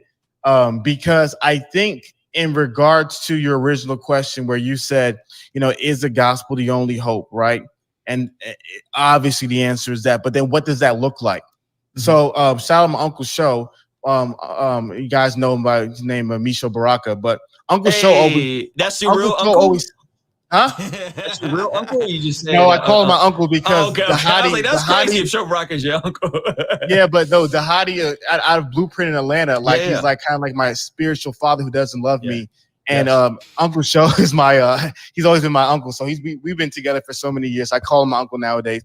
But Uncle Show would always say, he said, you can either, there's two ways of making art. You can make art about the light or make art about what the light has shown you, right? So if the light is Christ, it's like you can make art about Christ where you can, do a song about the theological, Shailin type songs, right? Or you can make art about what the light has shown you. Like I would think a great song of that is like Kendrick Lamar's Swimming Pools. Like he's talking about the despair and the depravity of just over drinking, and that's what the light has shown him. Like God has made that clear. Like that's not good for him. And so to me, I think the gospel is the universal solution to humanity. Yes, is the gospel, but also the temporal solution to humanity today. If it's not so the gospel and explicit JPMs, it's what the light has shown us, right? So. All right, I don't know what he's saying. So can you explain what he was saying? Yeah, so basically what we're getting at is what some of the manosphere things attempt to do, what a lot of pop psychology even attempts to do is this really behavior modification, right? So we're going to give you behavior modification and modify what you're doing, right? And there's a place for behavior modification. However, what I believe of the God of the New Testament, Jesus coming in, is that it's not just, hey, you need to start doing all of these things. You got to just be a better person. You got to, right? Everything that's in the New Testament is prescribed on the back end of somebody being regenerated, meaning a new heart. Their heart has been regenerated. They were spiritually dead. Now they're spiritually alive. They had a heart of stone. Now they have a heart of flesh. And that what the proposition of the gospel is saying, hey, you were doing your own thing and it was not good. It was dishonoring to God and it was hurtful to yourself. I've come to live the life you couldn't live, died the death you should have died. And not only do I just go to the cross and do a ritualistic thing, I actually rise, and then I send the Holy Spirit and I give you a new heart, new desires. So the things that I used to hate, I now love: God, church, Bible study, right? Like I'm like the modern Ned Flanders, right? And the things that I used to love, now I hate: my sin, being sexually immoral, being aggressive, being violent, being flippant with my tongue. So what I'm getting at is, look, you can try and get behavior modification and just say women just need to be more submissive. It's like, well, first of all, why? Second of all, they're not born again. They're not regenerated. They don't have new desires, new hearts. They're living in a primarily material world. And I don't mean everything material is bad, but they're living in a world where it's all about senses, urges, feel, touch, smell, taste, indulge. Why? Why would anybody prescribe and follow the scriptures unless they're born again? And then they follow the scriptures because they're born again. And so I think of what a lot of religion is doing, and the manosphere is a religion, like it's the same precepts. Some radical ideologies is the same thing. It's all about do. You need to do better. And Jesus says, no. You're incapable of being better. I'm going to do it all. I'm going to take the penalty of sin. And then I'm going to give you a new heart. And then you want to do better, and you have a supernatural transformation. So that's different than, hey, you just need to be a better person. Women need to be submissive. Men need to right? It's a completely different paradigm of how we're looking at it. Do you think the Bible is, or the gospel is, a solution to man's problem? Absolutely. I think the gospel is a solution to a lot, if not all, of our problems. Okay, so that was a very direct answer. Mm-hmm. I don't know what Hafeez said. So what Hafeez was trying to say, he was saying it is hard to tell people that openly when you have a predominantly non-Christian audience and you're being a bit more covert with your faith. And again, bless those brothers, man. They're what, 500,000 subscribers, 400,000 subscribers? I am way more overt about my faith, that I'll just answer that question clearly. Hey, if you have not put your faith in Jesus, you're watching the stream, put your faith in Jesus and ask him to reveal himself to you and ask him to change you from the inside out. I'll tell you that openly, but that does come with a cost. And I think what Hafeez was getting at is, if you're going to be overt with your faith, that may limit your reach, because I guarantee there's going to be folks in the chat that are going to be like, nah, he on that religious stuff, he closed-minded, and he's saying, hey, we have to be a bit more shrewd because of how we built our platform. I think that's kind of what he's getting at. But but doesn't that come at a cost to integrity? You don't have to speak to Hafeez specifically, but isn't that like, if you are supposed to do this, if the gospel requires that you evangelize in some ways, I apologize for oversimplifying. Sure, no, you're not at all. If that is what you're called to do, and you're unwilling to do it in an overt manner, or unwilling to do it because it might limit your reach, does that not speak to who you are as a Christian in some ways? I wouldn't say it speaks to who you are as a, because I don't want to make this an indictment on Hafeez. What I would say is, there's a couple of things. One, I don't like, and I used to hold this view, right? Like, I'm going to be an undercover Christian for Jesus in culture. And I'm going to be like the Donnie Brasco of hip hop and be undercover for God. Like, no, I don't think that's helpful. I'm totally with you. I think for the sake of congruence, for the sake of authenticity, which in this generation of TikTok, and I think people would just sniff you out. If you're not being yourself and they feel like you're going to do a bait and switch, they're going to sniff you out. So I never like going to church youth group and then they'd like, yo, we're going to have a pizza party. Bring all your friends. And it's going to be a game night. And then it's like, boom, Jesus bomb. You're going to hell. Right? I've never liked that bait and switch approach. So I'm with you. I think it's much more congruent and healthy to be like, look, guys, I am a born-again follower of Jesus. I believe the scriptures are the authoritative, inspired word of God. It is what it is. Now we could reason and unpack and ask me anything you want to, and I'll give you my best answer. And sometimes the answer might be, I don't know, but I think, to me, now that I've been doing YouTube for so long, I think that is what's worked. And I think now with the new generation, I just think they could sniff out. I don't want to call it fake, because I don't think Hafeez is fake. I think Hafeez is being strategic with the information he had on when he started YouTube. Hafeez was flying out to New York and hanging around until he got a Gary Vee interview and bum rushing the offices. Like, he was really on his Kanye trying to get on as a YouTuber. Much respect to him. I think now things have shifted a little bit, and you don't have to pull up to Gary Vee's office to get an interview, right? And I still don't have a Gary Vee interview, and I've known Gary for years, right? So I don't think he's faking it. I think he's trying to be strategic within the era that he came up in, and he's trying to maybe guard his hand a little bit with what he really wants to tell people. My opinion. All right. Well, we differ on that. I think it's a matter of integrity, but I understand your position, and we will maintain this sort of convivial atmosphere. So what are the points that he agrees with in the manosphere and points that he feels are valid from the men in that sector, if any? All right. Yeah, that's a good question. So the manosphere sometimes will address a lot of reasonable problems, but with faulty presuppositions and faulty conclusions. And this is what I mean.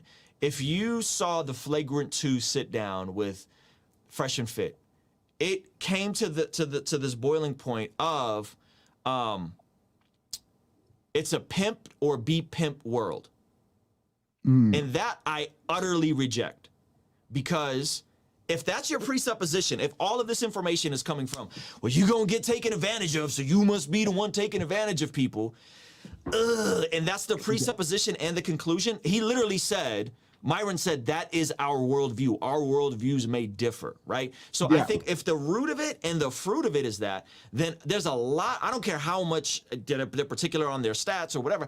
I think therein lies the issue. Now, if you guys go watch, again, Rollo, The Rational Mind, Rollo, The Rational Male. If you watch that video, the 9 rules or whatever, you watch that video and I watched it and I was like, bro, this is common sense.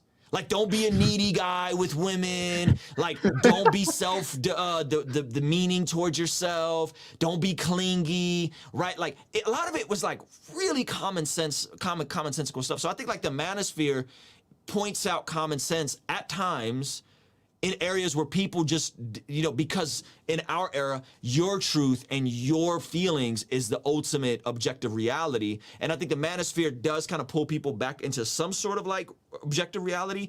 But I think if the foundation is the world is a pimped or be pimp world, and the conclusion is the world is a pimped or be pimp world, so you need to go out and pimp, right? Well, first of all, like the word pimp, like I don't mean to go on a rant, but like let's just stop and think about the word pimp. Like, that word has recently been changed to sex trafficking. And I don't mean to get your video demonetized, but that's literally what that video means. I mean, that word means. Like, a pimp today is a sex trafficker. So what you're telling me is it's a sex trafficked or sex trafficker world. You might as well be the like, that is so demented and twisted and dark. Having friends that came out of that world and were sex trafficking and changed their life around, they feel so broken over who they used to be.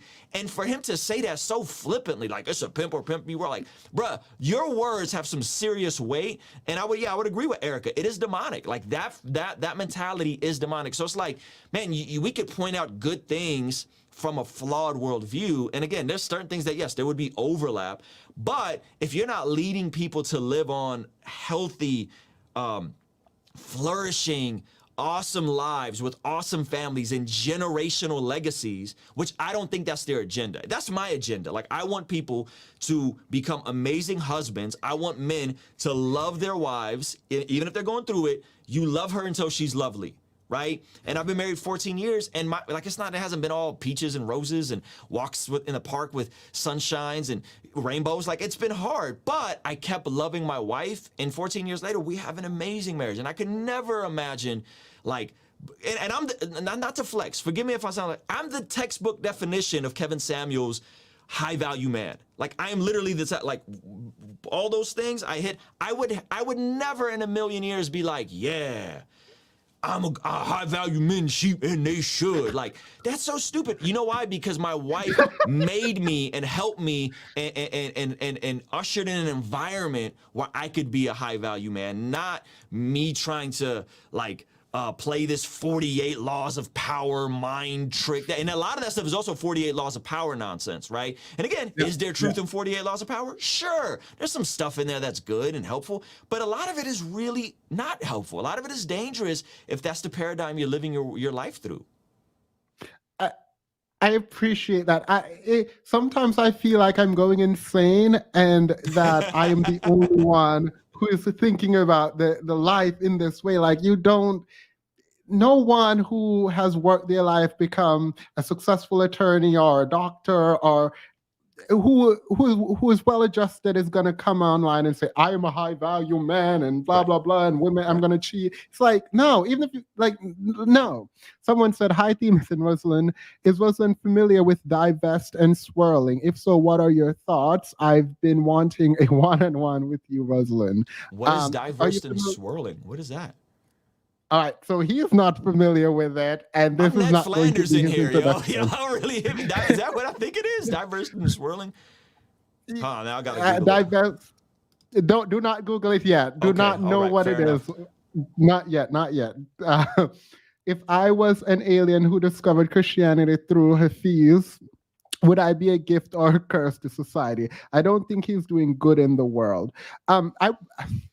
I won't say he's not doing good. I won't go that far. I think that I like the fact that he's distancing himself from the manosphere because I think the manosphere is generally toxic.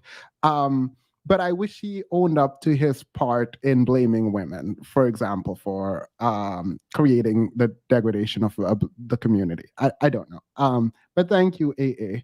Yeah, and to be fair, I haven't seen all of his videos. So sometimes people will say that sort of things, and I just don't know what he said a year ago, 6 months ago. I've seen probably the last couple months of videos and his Gary V interview, part of his Kevin Samuels interview. But I'm not super hip, so this is not an endorsement of everything they've ever done or said. Yeah, and also his recent video, I think 3 months ago, he interviewed Jordan Peterson, and his content did change. Like, I will admit that. I even reviewed some of it, and I was like, yeah, I agree with this. So in the last 3 months-ish, his content has changed. Welcome, Nicole. Good, smart discussion. We have a video to continue watching. Apparently, there's a part of the video that I'm going to be very shocked by. So I'm excited for that. Hafeez is fake and was completely disingenuous in your interview. For me to accept change, I like to see accountability. And so it's unfortunate, I think, that people won't take accountability for their actions if it was bad. And I think some of his videos were bad, I think. Go off, Ruslan. We're here for it. Yeah. I mean, I like your honesty in terms of actually speaking on the manosphere. I don't know why a lot of men are afraid of it, but yeah. All right, let's continue, because I do really want to see which part of this I'm supposed to be surprised by. So like, what has Christ showed us about politics? What has God shown me about science? What has God shown me about psychology? The redemptive nature of the Christian thinking into those sciences and places, I believe that's also a solution to society. And so to your into your conversation about, your story about 21-year-old men killing it, this, that, and the third. I don't know I knew you when I was younger-ish, and I don't follow you per se, so I don't want to ever be as ignorant to say I know what you know, I know what you don't know, And so one of the things has been clear is that I've lived in two cultures, many cultures, and a lot of people in the church, like I said, I'm not saying this is you, a lot of people in the church are familiar with a church culture of guy meets girl. Girl shares all values. Girl wants marriage. Guy wants married. Guy and girl get married, and they build the IKEA marriage and live happily ever after. That's almost everybody's story who I knew. Pastor Dahadi, Pastor John O, James Roberson, Pastor Mucci. I mean, Pastor D.A., everybody I know, Chad, my boy Jonathan, Cortland, it's everyone's story. They met a great girl in the church when they were relatively young. They got married. They figured it out. The blessings is that if you became a believer within the CHH revival era, you know, you found communities where you could connect with like-minded women relatively easy. But a lot of people, most people weren't part of that era. Most people didn't experience revival around that time. So most guys don't have that experience. So most guys, even if they're raised in the church, they weren't going to a solid church like yours, the one that you went to. It's called the Rock in San Diego. Is that the name? I'm affiliated with the Rock. No, I'm at the Movement. I'm at the Movement Church. Okay, the Movement with, yeah, that's the Rock is different church, but the Movement in San Diego. So you gotta remember, most people don't go to these amazing churches. Most people weren't going to the Village in Dallas. You know, most people weren't going to these really solid churches, and so there is a lot of things that are common sense to us through discipleship and wisdom from the people that we grew up with that they don't have. And so a lot of guys are raised without direction. A lot of guys are raised without community. A lot of guys are raised without any theological foundation. And so when you have guys like that, they're not around Bible-believing women. Like, unfortunately, what I've always said the church has failed is that church is a majority women. And we have to ask ourselves, what does that? Oh, I actually need this convo. Is there a policy in the contemporary church that would prevent men from attending? Is there a policy in the contemporary church that would prevent men from attending church? Yeah. Not to my knowledge. I think the only policy there would be is if you start pulling up to church on some, you know, you're on some like pickup artist vibes. I think that would probably be like, hey, you can't pull up and start trying to do, you know, what it is you do in the manosphere. No, I don't think you could do that. Yeah. So outside of that, that's the only thing that I would think of is like if you're going to church to get girls, that's probably not going to fly. All right, because he said the problem with the church is that women are overrepresented there, but it's just, he made a video similarly about the problem with universities is that women are overrepresented there, and it's almost like no one is stopping you from going. Okay, anyway, all right, good. I'm glad you said it. I was gonna say you don't have to respond to that, but that seems odd to me. But let's continue. I mean, especially in black churches, it's like literally almost 70 to 75% women. If churches are majority women, what it's saying is that there's a lot of men who are not there, right?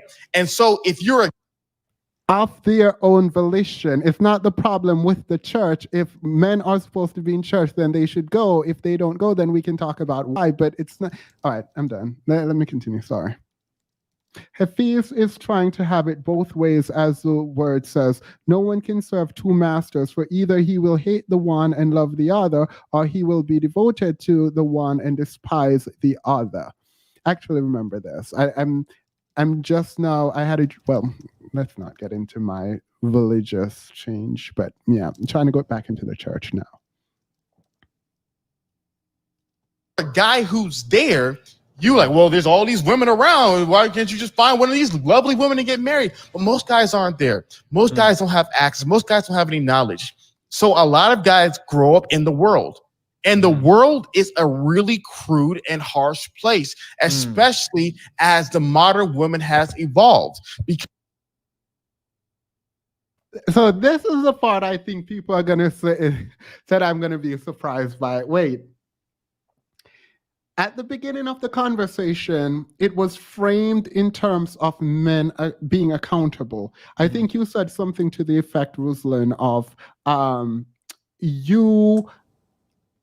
men are supposed to be leading. We are supposed to be, well, you didn't say leading, but we should take accountability. And he agrees and said something to the effect of coming from a Christian background like you, a Christian perspective, that we are supposed to be taking accountability. If the community is bad, it's our fault. We need to figure it out. If women did something wrong, where were you?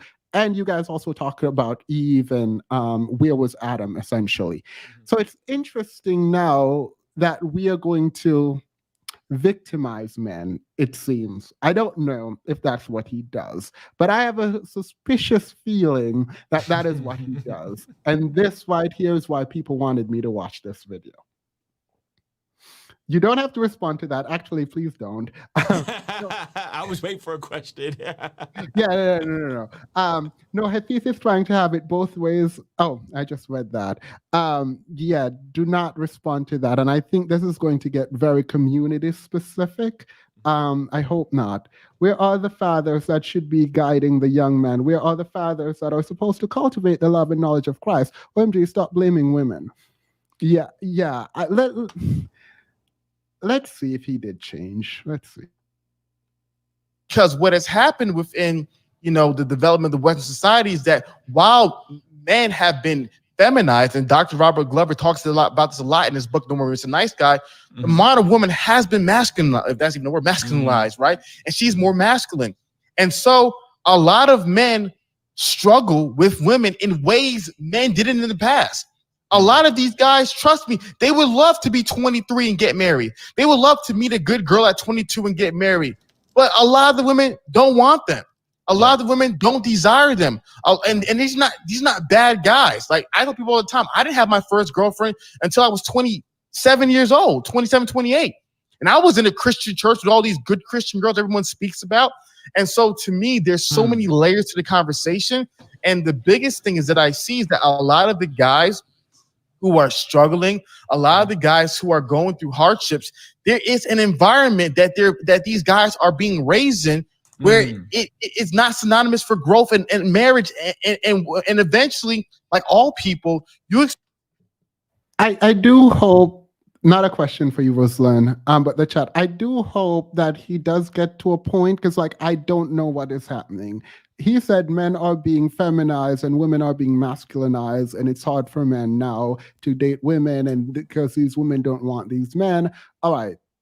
I mean, I don't, unless we're pulling up stats on this, there's no response. So I hope it changes to something more specific, because I can't. I think what he's saying, in my opinion, I think what he's attempting to say is, when we look at this concept of adolescence, where that was initially something that was like, what, 14 to 18, right? Then it got pushed out to 14 to 20. And now, man, it's socially acceptable for a man to be living with his parents until he's 30, right? And I think women, in a way to overcorrect some of the toxic sides of patriarchy and some of that whole sexism thing, right? Because that was real, in that they've overcorrected it and really platformed women, where college attendance is down amongst men for the first time in generations, and higher amongst women, right? So it used to be 50-50, and that's where men would go and you'd meet your spouse. It's changed to that. So I think there is a real pushing out of adolescence, and that being normalized amongst young men. And I don't think that's good. I do agree with this. I think there is a push for women. I mean, we can talk about why that is, but again, I don't think there is a rejection of men going to school, right? So while there is a push for men, I don't think the pendulum has swung in such a way that men now feel like they cannot go to school, and women are now taking on Yeah, I would agree with you, and I would say I don't think it's that men don't feel like they can't go to school. I think it's, if men go to school, what is the actual ROI on their investment of spending 4 years or 5 years in school? I think that becomes where we are now. Is you got a lot of folks graduating, and you're going into debt, $50,000, $60,000, $70,000, and you come out and you could have potentially had the same job with no degree, right? So I do think there's some of that. But then you don't get to complain about women's education and women being pushed into school when you are making the determination that the return on investment is going to be low if you're going to go, so you don't go. Yeah, that's fair. I don't recommend every man goes to college, so I think you're spot on. I think it is an ROI. The tough part, though, I think for some women, not all women, but some women, is that there is a pressure, go to college. And a lot of times when you go to college, you do what? You take out debt, and student loan debt is what? That's one of the 2 types of debt that you can never, ever get rid of. I know there's like, yo, they're gonna wipe out. No, you're not. You're not wiping out your student loans. Cap. So IRS debt and student loan debt is never going away, ever. Yeah. Okay. So you do have a lot of women that go to college, take out a ton of student loan debt, and then get into a career for a couple of years, and then they get into their 30s, and they did a survey, and they found out that 57%, this is true, this is not, I didn't make this up, it's a real stat. 57% of women with children under the age of 18. So imagine that's a big, would have preferred to stay home with their children, right? So you go to college, you get a degree, and you take out a ton of debt, and then you go in a workplace for a couple of years, and then you come home and you become a mom. Make that make sense for me, right? Like I don't know if that's the trajectory we want to push women on either. In the same way, I'll say, go to a tech school, go to a trade school, go get certified in something. I say that to men. I don't know if women need to go that path either. I mean, under the Trump administration, trade school became more prominent in the public discourse, which I thought was a good thing. I don't think college is for everyone. I agree with that. And I think a lot of women are pressured into wanting a family and all of that stuff, and they turn around and they realize, oh, I don't have a family. And I don't think anything is wrong with wanting a family and not wanting a family. I don't really care. But you don't think women are also pressured into going and getting an education that they may not want because they need to feel like they got to be the providers and the protectors? Why though?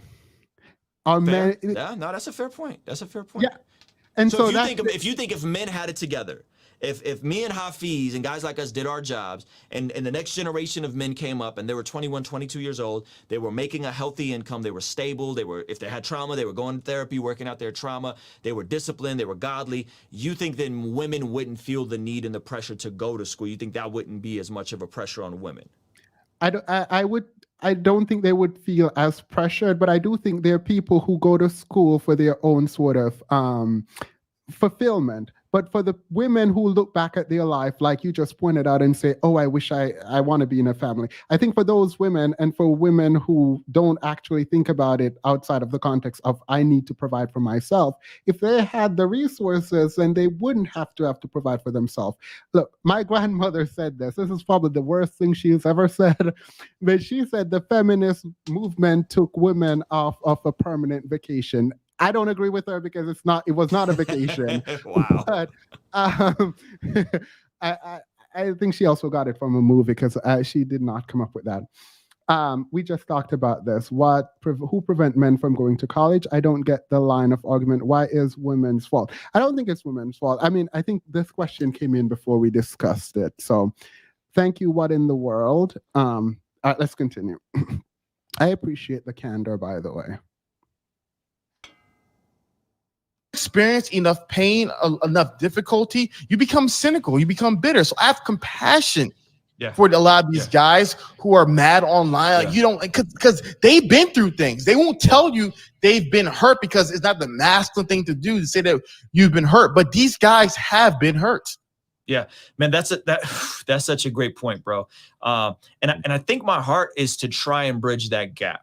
Right. Yeah. Meaning that by no means am I saying I have all the answers. Right. And I don't think that's the energy you're on either. I think you probably have a closer assessment of some of these things. And it also sounds like, to keep it a buck, it also sounds like you're also talking about a bunch of brothers that are like late bloomers, right? Dudes that like, let's remove church, let's remove swag, game, dressing nice, smelling nice. Let's just remove all that.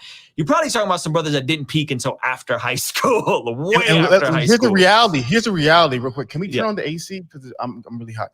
Here's the reality. I'm sorry. Here's the reality. That's the norm.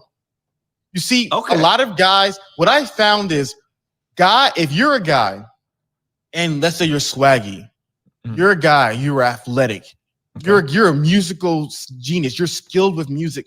If you are a skilled guy, a lot of times your life and the way you live is around other skilled men. You see a lot of super dope, amazing guys around you. And so sometimes that shapes to thinking that this is just the way it is. But the majority of guys are That's not fair. super That's fair. skilled and super great, or with a high school quarterback, or the guy who was rapping Sure. in school in the cafeteria. Most guys weren't that. And so Sure. I think you're 100% right that it is a lot of those guys, and that is the normal guy. Yeah, that's very fair. So I would say this. I would say your assessment is right on. Here's the side that I've been dealing with in terms of the guys I mentor in my real life is the high charismatic, swaggy, cool guys. And what we're dealing with them on is, hey, bro, you're a good looking guy. Like, you're uber talented. You are a magnet. You attract people. But fam, your character, your hustle, your wisdom with finances, we got to get this together. You can do better. This is how we build out your business. This is how we build out your revenue stream. Majority, right? Because you're going to attract who you are. So I'm going to attract a lot of creative people. And that's a lot of the stuff in terms of when I talk about guys around me, younger guys around me in early 20s getting married, it's a lot of that. It's a lot of like, you're already a pretty good looking guy. You got some confidence, you got some game. Let's work on the business side. Right. Let's work on the, I want you to get married at 21 and be able to afford your place and give your woman the option to have kids if she wants to have kids, or go work for a season if she wants to go work for a season. That's the conversations we're having internally. And to your point, that might be right. But you'd be surprised how many guys like that need that big brother. Like, there's guys I play basketball with, good young guy, good looking guys, young guys, like charismatic guys. And we sit down and so what Hafeez is saying to me here is he's saying I have selection bias. That's what he's pointing to. He's pointing to selection bias. And I think in his experiences, he also has a selection bias because he's dealing with some of the more late bloomers and people that have struggled with women and maybe struggled with their self-image and confidence and that sort of thing. So I think we're kind of speaking to two different demographics, right? But to me, my thing would be, well, what do you ultimately want? Like, if you want a woman and you want a career and you want to be successful, wouldn't we then go study the outliers? Like, wouldn't we then go study the people who did it instead of saying, well, this is the way it is? It's like, I don't want to be average. I don't want nobody here to be average. This is literally what I was going to ask you. I'm glad you just clarified that without me asking the question. That's what I don't get. So if it is male improvement or men's improvement, it feels like that's what should be happening. It feels like, from my perspective, if we're not doing well, we should be looking to people who are doing well and trying to sort of copy that kind of behavior. Right. And it doesn't feel like that's what's happening here. It's almost like we are wallowing in self-pity, it seems. Right. And to be fair, they do have like a fitness course and a men's skills course. Like, they do have resources for people. I have stuff on my channel. Like for example, we put together something with my therapist, like a real clinical therapist who's 30 years doing therapy from emergency room stuff all the way up to having different clients and stuff like that. And we put together a course called mastermyhabits.com to give people a resource for people who have trauma, have addiction, men struggling with porn, men struggling with weight. Here's a free resource for you with multiple modules of me and my therapist unpacking what's addiction, what's a habit, how to form new habits, how to replace habits, right? And we walk people through that. And so we are trying to provide resources for people that maybe don't have access to mental health resources, or maybe they don't understand how their brain is wired with dopamine and the habit loop and all that kind of stuff. So we are trying to do stuff, because somebody may not go pick up Power of Habit and read a book, right? But they may watch a 15 module course that we put together for free. So I hear what he's saying, and I'm totally with you. I think we should absolutely be looking at people who are successful and saying, okay, well, if this person is successful, like, I'm not taking money advice from broke people. I'm not taking fitness advice from fat people, right? And no disrespect if you're broke or fat, but I'm not taking that kind of advice from you. I want to see the person that's super duper shredded. And was it always shredded? I want to know what he did to get super shredded, right? I don't want the guy who's been, got some great genes and he's been shredded since he was 13 and taking creatine and, I don't really care what but the person that's been shredded, you know, was sloppy and then got shredded, you know, or somebody that was like, yo, I got hit during the pandemic, couldn't go to the gym, and now I'm back at it, and I'm sure, like, I want to talk to that person and see what they did, and I think that's what me and you were saying here is like, let's not just study the late bloomers and the people struggling, but yeah, let's look at some of the people that are outliers and figure out what they did to change their situations to be successful. I just, interestingly, because he said earlier that there are people, if you speak a certain way to a specific audience, there is currency in the most literal sense of the word in that. And so that's why people do this. I don't think you were on when I played this part of your interview. Unpack that a little bit for me. It is currency. So what do you mean by that? Current, like, there's social currency in there, in that, in terms of getting more subscribers. There's actual currency in speaking poorly of women, for example. If there's a group of men who are quote unquote late bloomers, who will watch that content and feel vindicated in their own feeling, as opposed to improving, moving on past that failed relationship and doing better in their lives. That's what I meant.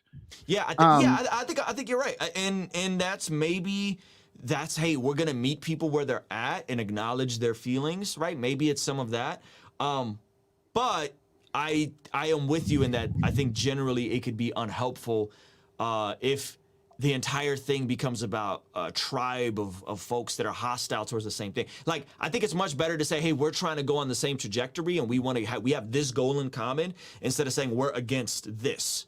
Right? Like, let's go on the same trajectory and build around the thing we want to do together instead of the thing that we're against together. And I think that's just a net negative for content, in my opinion.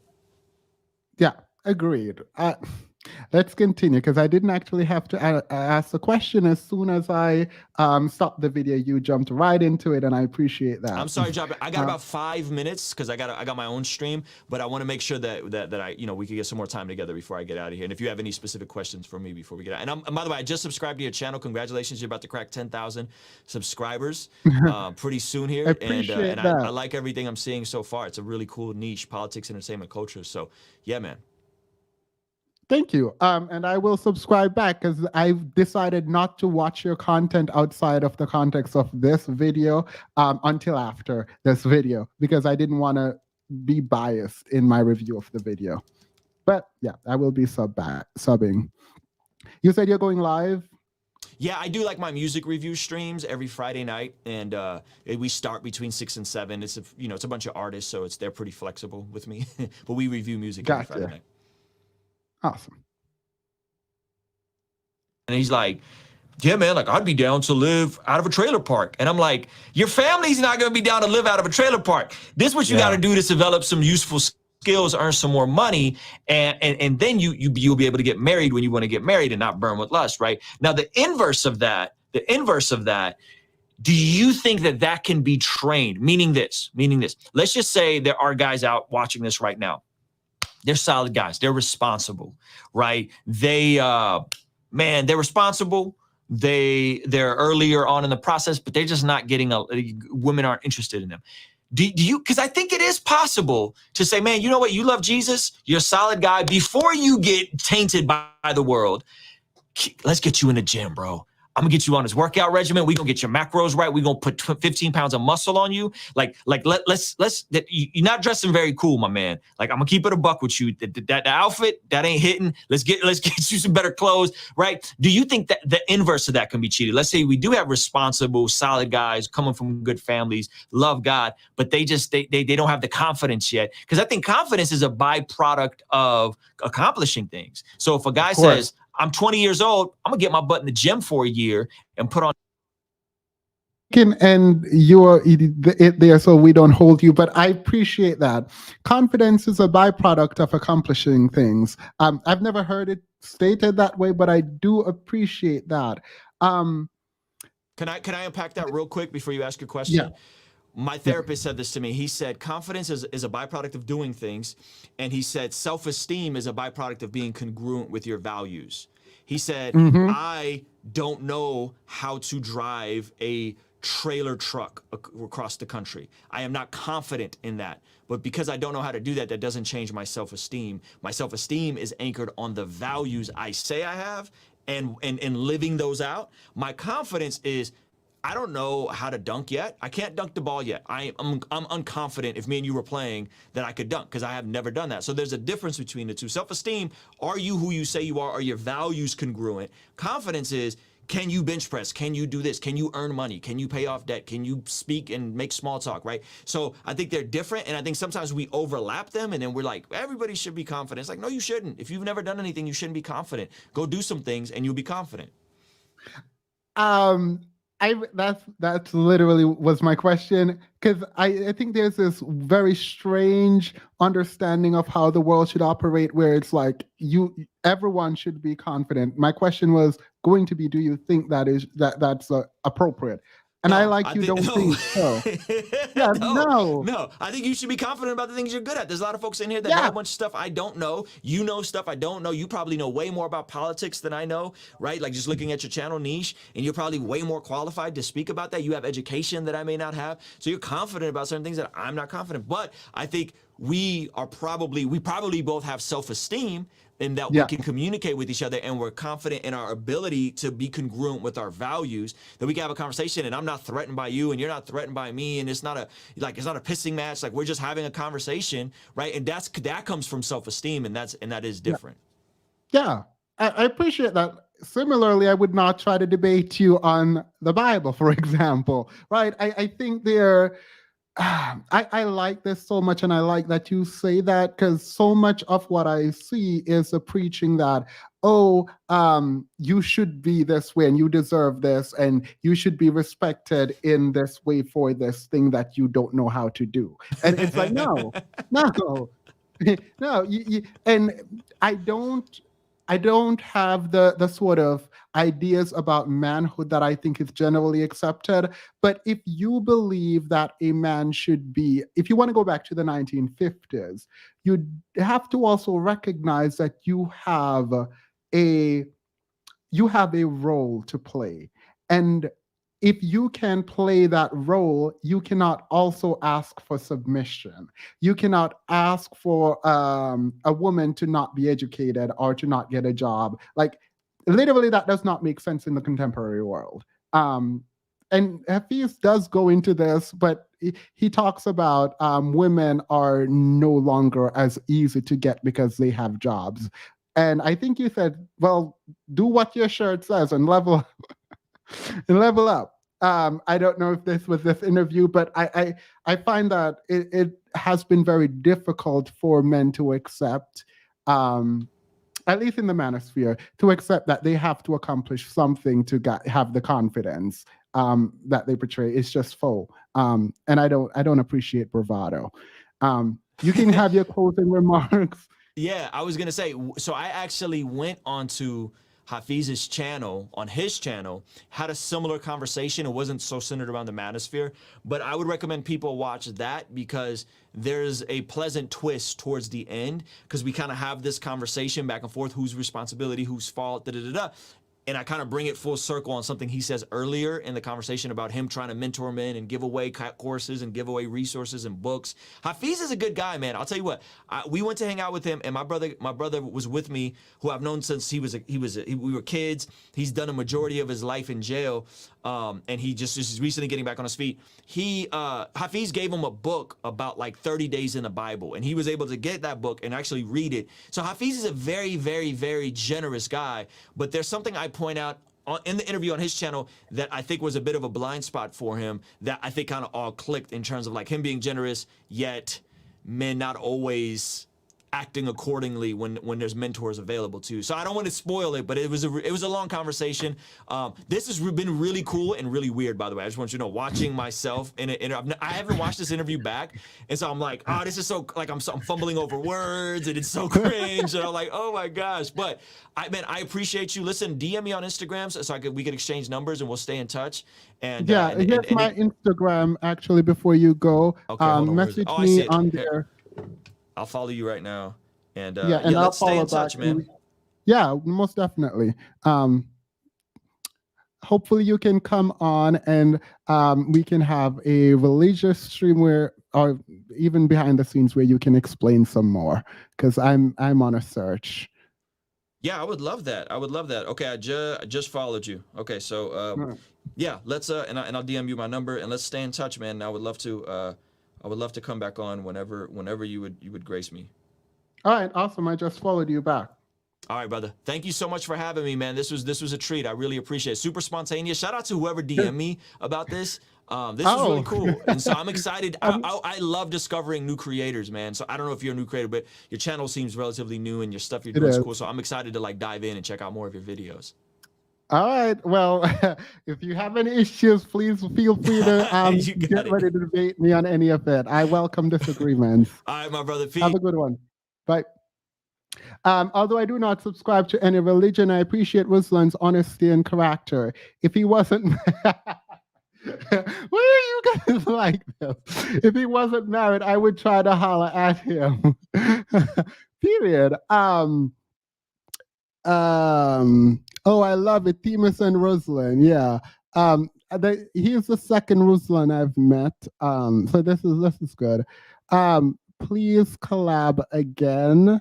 Yeah, I mean, if he's up to it, I'm down. I'm actually trying to understand more about religion, and I'm looking forward to a sort of religious conversation. Team Santos, look at you networking. Love to see it. You guys are Dean. We're not doing that. Dean is mad. Dean is mad because no one is in the chat trying to get with him.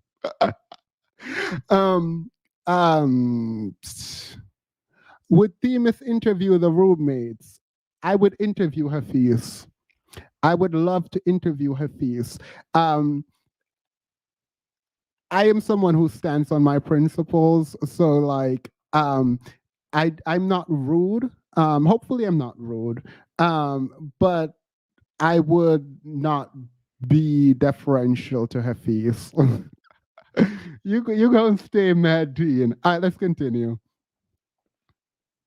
On 20 pounds of muscle, which is possible when you factor in newbie gains, that young man is gonna look completely different on the other side of that. It's like, well, if you want women, you gotta attract what you are. So if you want a good looking girl, you gotta look the part. You gotta get your butt in the gym. You gotta get shredded. You gotta put some muscle on, right?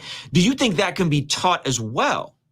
Short answer, I'm gonna give you the short answer and long answer. Short answer, yes, 100%. So one of the biggest things with the roommates is we teach about helping men level up, become the best version of themselves, physically, emotionally, spiritually, financially. Physically, healthy, shape, style, emotionally, dealing with past traumas, social skills, communication skills, all that. Spiritually, getting right with God, reconciling relationship with God, financially, financial stability, financial wisdom, financial investments, all that good stuff, right? So building up the whole man. So short answer, yes, it can be taught. That's what we're doing here. Amen. Here is the long answer is that I would argue that men did not have to do all this. This is it. Oh my God. I wish he hadn't left. This is actually where I think this is a clip that someone sent me on this journey. This is it. Oh my God, I wish he was still here. This is literally the clip that let me see something. This is the clip. Oh my God, this was so bad. This was so bad. Let's try it again. Men did not have to do all this to get women. This is where the world has changed, if you ask me. Okay. The world has changed where men did not, like, I would argue in the past, men were valuable. I've talked about this before, just my theorizing. Men were valuable if women couldn't work to women. If your only value as a man exists when a woman is deprived of the ability to work, that is a problem.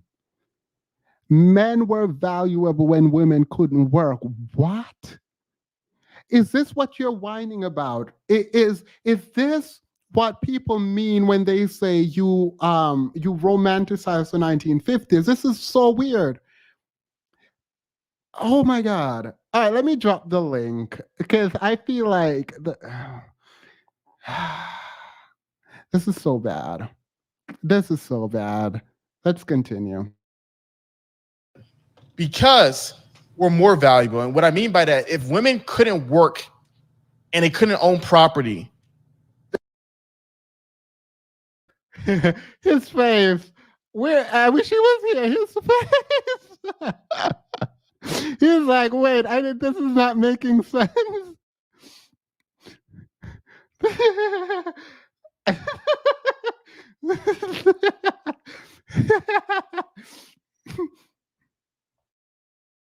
This is the simplest one, own property. A lot of places around the world they can own property. If you wanted a house as a woman, you needed a man. So therefore, there comes a point in your life where it's like, I want a house, I got to get a man. So there's value in a man just having a house, right? Okay. It's value in just a man in general because he will give you things you don't have access to. So women in the past. Is this man really? I am so confused. I am so confused. Is this man complaining that the problem in the he wants women to be valuable, weak, beholden, and at the mercy of man. That's the only way he can get and keep a woman. It's like, I thought this was gonna go down the route of women, the modern women don't need no man and they don't like family and the family values. That I can deal with. For you to say the issue with the modern women is now that they have a job. Wait, Deanne, wait. I'm sorry. Another content creator is calling me to jump on, and they want to talk to me first, and I don't think I'm going to allow this because this person is whatever. Deanne, can you hold it down for 2 seconds for me? Yes, I can. Yes, I can. It's going to be like 2 seconds, literally. I'm just going to respond. We'll be all right because I wanted to just point out something really short. And here it is, y'all. You know how Nana came over here and explained the 1864 operating system that these men are using? Hafeez basically wants us to go back to a time in which women have 1864 double rights. He just said it because if women couldn't work and women couldn't get houses of their own and women didn't have rights, then men would be more valuable. He just said men are more valuable because when women couldn't have this and couldn't have that. Let me explain something to you.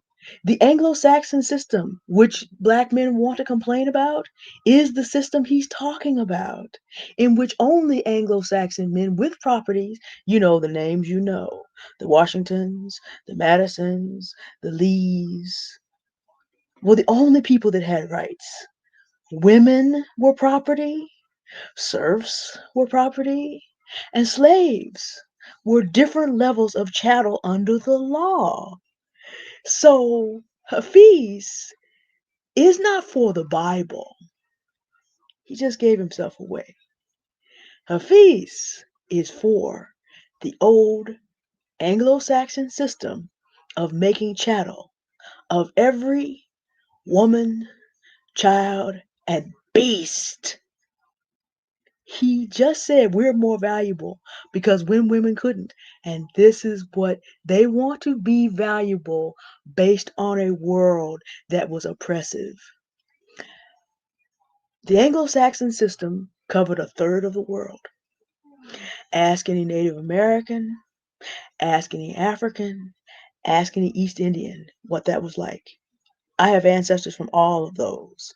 So Nana came up here and read the 1864 operating manual, and Hafeez just told you what men like him want. We want to be seen as more valuable. So please take all these women back to 1864 when they have zero rights. That's the Bible he's looking at. The 1864 operating manual. And I'm going to say this again, where certain men, and the tragedy about it is he forgot. He ain't no Anglo-Saxon. In the 1864 operating manual, he is one of the men who would be owned like a beast. But they think this gonna work. That's all I really came to say. Because of all the things that he said tonight, this man just outed himself as a black white supremacist. I've never seen anything like this in my life. This is the deepest show I've ever had. To you, Themis, one little notice I go. You said that you were looking for a Bible mentor. Notice that the Lord sent him to you in about 5 minutes. Ruslan we came up talked and did about the job. I did tell you this last week, didn't I? Yeah, you were asking, the Lord provided. Just follow up, because what you asked for, you were given today. Okay, just follow up. I got another tip for you too, but I'll talk to you about that offline. But I was just sitting there like, wow, God is hearing Themis, because what he asked for, he received. That means you're on the right We track. Keep doing what literally you're just doing. talked about this We at the end literally of the just other talked about live behind the scenes. I literally said, I'm going back to Christianity, and it. You literally just said it. Also, as a moderator, let me just say overall, we have done well today. Thank you very much to most people. We have only had to turn a few people into permanent listeners. We're doing better than we did on Tuesday. Thank you very much. We appreciate it. And I don't really enjoy having to do that, but don't get crazy as we go on through the rest of it, because you're doing so well overall. Good job, chat. Thank you. All right, I'm out. If I need to come back later, I will. But I just need to talk about this man literally thinks he wants to be an Anglo-Saxon living in 1864. For real, for real? yeah. I don't know where H.G. Wells left the time machine, but ladies, don't get on it with him. I'm just saying. All right, bye, y'all. Yeah, thank you. Actually, I think this is kind of fascinating. Thank you, by the way, Deanne. But how do I put this delicately? So let me just clear up something. If someone from the manosphere, a huge YouTuber from the manosphere, makes a video saying that I told him he could not come on my channel, it is a lie. That is not what I just said.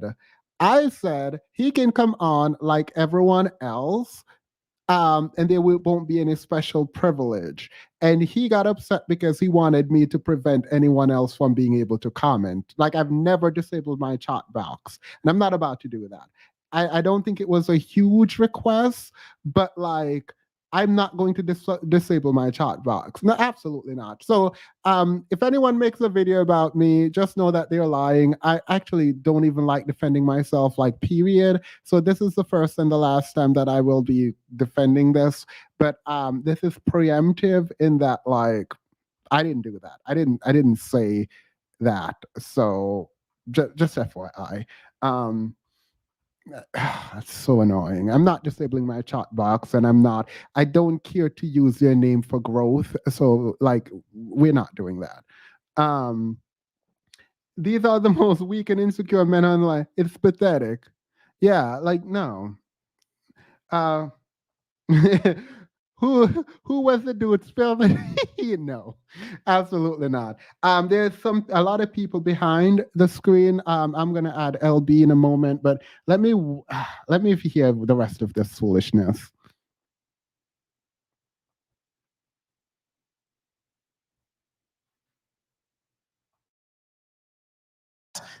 Their desires were totally different from women today. A lot of studies in the past, when you ask women, like, okay, what do you want in a partner? Job, house? That's all they really cared about, right? Most marriages, I would argue, in the past weren't these modern love marriages, right? They were function marriages where they served the function. Man protect and provide, women nurture and support, right? Yeah. So in the past, most guys didn't have to have great style. Most guys didn't have to be in great shape. You know, most guys didn't have to learn charisma and charm and know how to read all these. Most guys didn't. If you were a guy, eventually you can find. How is this your? Do you like? All right. Even if I was a part of the manosphere, and even if I believe some of this stuff, I literally would never say it. Do you understand what you look like? You are complaining that because women got out of the 1950s and have a job, you now have to go to the gym and you now have to provide something other than financial resources. Like, what? like this is I wish I could laugh. I wish I could laugh because I think there's a part of this that should be funny, particularly because of my stance versus Hafiz. But I don't find it funny. I'm kind of like I'm embarrassed in like this. I guess it's secondhand embarrassment. Like that you feel this comfortable saying this out loud. Like this is ridiculous. This is so weak. And I don't mean weak in like the alpha versus beta sense. It's just, it feels emotionally weak. It feels like he forgot that he was talking about male accountability in the beginning and how the buck stopped with men. Like, I feel like he doesn't understand that men are in charge of the world. Like, I,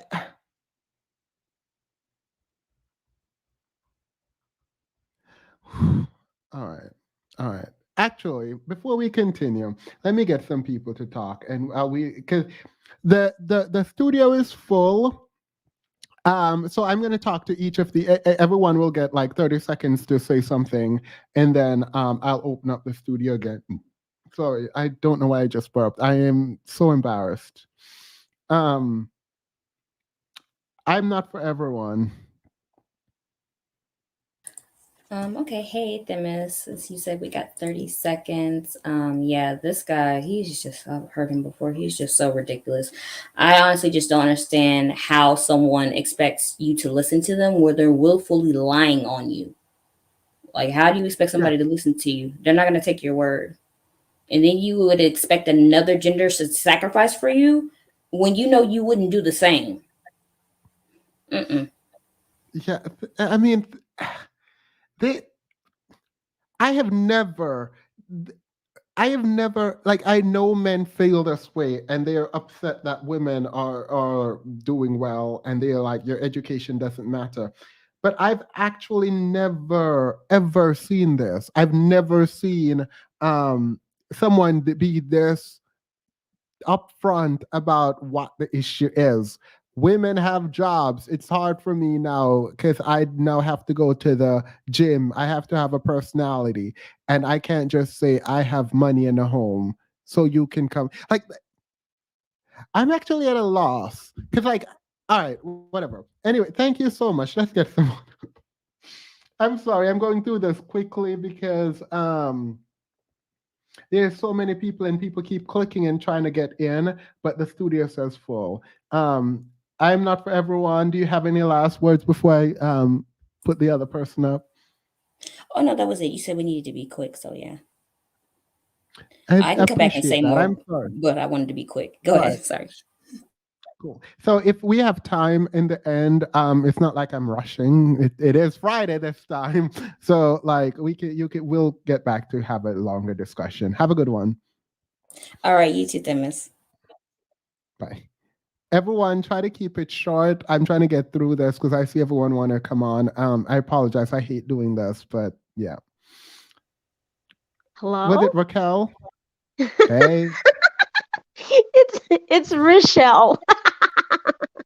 Well, period. I keep messing your name up, and I'm so sorry. Rochelle. Okay. One of these days, it's okay. One of these days. Oh my gosh, I think everyone wants to come up because it's like they're so heated. Like I'm heated. Like what is this man talking about? It's insane.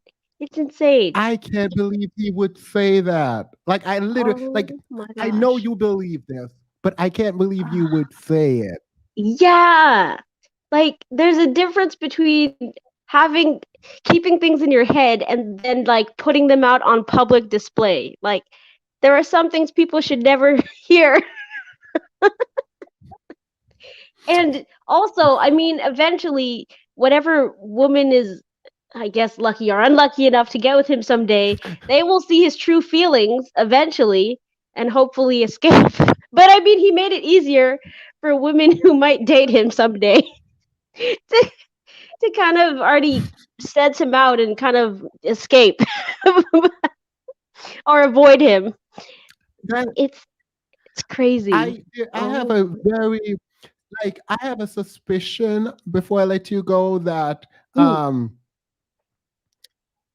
he doesn't believe what he says, because in the beginning he talked about like the content versus reality. So maybe he doesn't.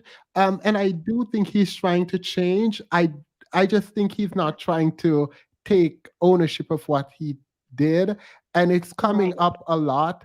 And this is an example of him like, how are you upset? Like I'm actually at a loss for words for, and this is why I have so many people up, so people can piece together my thoughts, because the fact that you feel like the issue is that women have a job. Oh my gosh. Period. It's the unfortunate thing is like he wants to go back to the 1950s way where, like he said, where women depended on men for survival. But the thing is, these relationships weren't out of love, and it's like, I'm sure men want love too, not just women. Like I feel like men also want want to be with someone who genuinely wants them for them and not out of necessity, I'd hope. And it's But just, yeah, I would hope one I can.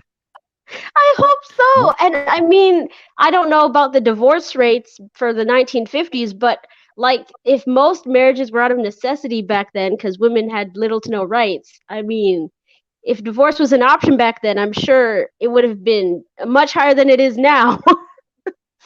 The thing is, like, without even contemplating the divorce, it's like, but we call women gold digger, but you essentially want that. Like, you literally, like, what you articulated as a paradise for men requires women to gold dig. Yeah. Like, anyway, thank you so much. Like, Thank you. Sorry. Oh, wait. Could I just say one more thing? One more thing. Go ahead. You were talking about how you wanted to like get into Christianity and Christian theology, and I'm Catholic, born and raised and everything, but I have very unfortunately very little knowledge of like the Bible front to back and stuff. But I have noticed the pattern of like many Christians like cherry picking verses they want to use and using it when they feel fit and taking it out of context. And I feel like this might be one of the situations where he might cherry pick some verses and using them to fit his own narratives instead of using it when it's appropriate. That's what people usually do. This is why I left the church. That's the whole story about accountability and not really wanting to accept what the Bible is saying, and that did not sit well with me. So I appreciate you. Thank you. Bye. I'll stay in the chat. I don't know. All right. Vitamin.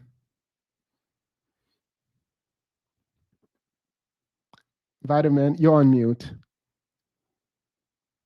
Sorry.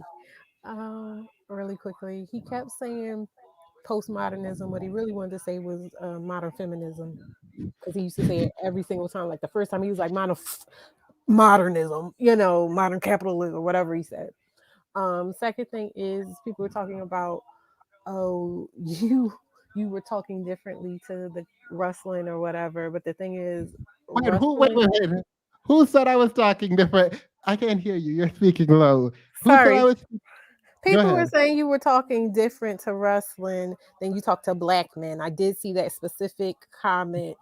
That's when I came on, because at the end of the day, I'm gonna tell you the difference between Ruslan and Hafeez and any of the other, melanated men that have come on here talking this mess. Ruslan was talking with an explored mind, and a mind and an opinion and values that he measured up against something bigger than himself. And when you get people coming up here speaking straight from ego, you're going to get a lot of back and forth. You're going to get a lot of, oh, well, I didn't realize. You're going to get a lot of, oh, well, you're talking with statistics and you're talking about this, but let's look at it from this, and trying to detach yourself from what you're saying. Someone literally told me they don't need statistics because they're spiritually connected to other folks. We literally can't have a conversation. Exactly. So He knew what he was saying and he knew why he was saying it. And what we're seeing spelled out right in front of our eyes is Hafeez is an unexplored mind and he's learning as he goes. But he decided to prop himself up in front of a camera and put a microphone in front of his mouth. So we're going to see all the twists and turns and backflips along his journey. it did not take much conversation for Ruslan to say, "Oh, I see where you're coming from. I see how I could be. You could be right there. Oh, I agree with you there. Oh, I changed." It wasn't much. We were talking. He even answered questions before I asked them when I stopped the video because he instinctively, I guess, knew what the issue was there. So it might, if I seemed different, because I promise you it was not a quote unquote code switch. I do not do that. Now, if it sounds different, it might be a reflection of him and a reflection of the people that I was talking to. That might be what it is. It is The a reflection of was the people you're different. talking to because, again, you don't need to have the same type of conversation when you come in with somebody who has humility. Yeah, not only that, like before he came on, I'm addressing this because I think people just like the idea, whatever. He came in, before he came in, I was agreeing with him. My one point of contention with him in the video was that I wanted him to hold Hafeez accountable, something that I pointed out to him and I pushed back regarding that. Like, yo, I don't understand people. So, a white guy went on a Manosphere channel and dragged him and told him to off himself and all of that. And y'all over here talking about me speaking. Child. I wish the day would come where a person would come on They here don't and have try to to do keep that to that me. same energy. You are going to get a reflection of the energy you put out. If you're just trying to best someone, if you're just trying to negate what they're saying, that is not humble. You're not listening. You are just trying to negate what they're saying. It's not going to be the same energy. Yeah, thank you. And the thing is, like, I pushed back on him. Like, I was like, yeah, no. Anyway, I appreciate that. I was unaware that people were saying that. That is such a weird thing to say, specifically for me. All right, all right. But Anywho, I'll get down now. That's all I wanted to say. have a good. I appreciate that. Thank you for bringing that to my attention. Good night. Well, I'll be here, but good People. night. All right. See, if Africa Pop says this, I believe that she's right. Like people just want to argue. Like no. I think distance LB or this. Distance star and then LB. Sorry. Oh, distance star, you're on mute. Hi, can you hear me okay? Mm-hmm. Okay, yeah. So Deanne just said everything I was thinking. Just every time I hear black men say, they want it like it was in the 50s, I'm like, we're talking about different realities. Like, I don't understand but now that she put it that way, they want the power that white men had in the 50s. And it's just really gross. It's just really gross. And Yeah. it's not what black men truly had access to anyways at Oh, I that love point. your And I voice. found that thank you. You have um the prettiest voice I think I've heard in a while. That is, sorry, I don't know why I just said that. Sorry, I Thank don't know what you. that No, just that's came so out. sweet. That's so sweet. Um yeah, I don't understand. Like it's frustrating because that wasn't you. Like that wasn't you. That wasn't your reality. It's not your reality now. Why don't you try working toward a reality that you actually want versus I don't know. I don't know what it's like to be a black man, maybe to feel like that's the ideal patriarch that you want to be, maybe. But even if that's what you want, I don't feel that this is the way that you would go about it because look at the 50s. How did those men, this is my mind, like, okay, if I want that, how did those men get that power? Start there. Yeah. Like there's just no in between. Like, and for him to say, oh my God, men have to be attractive now versus women absolutely have to depend on men and being subservient to them.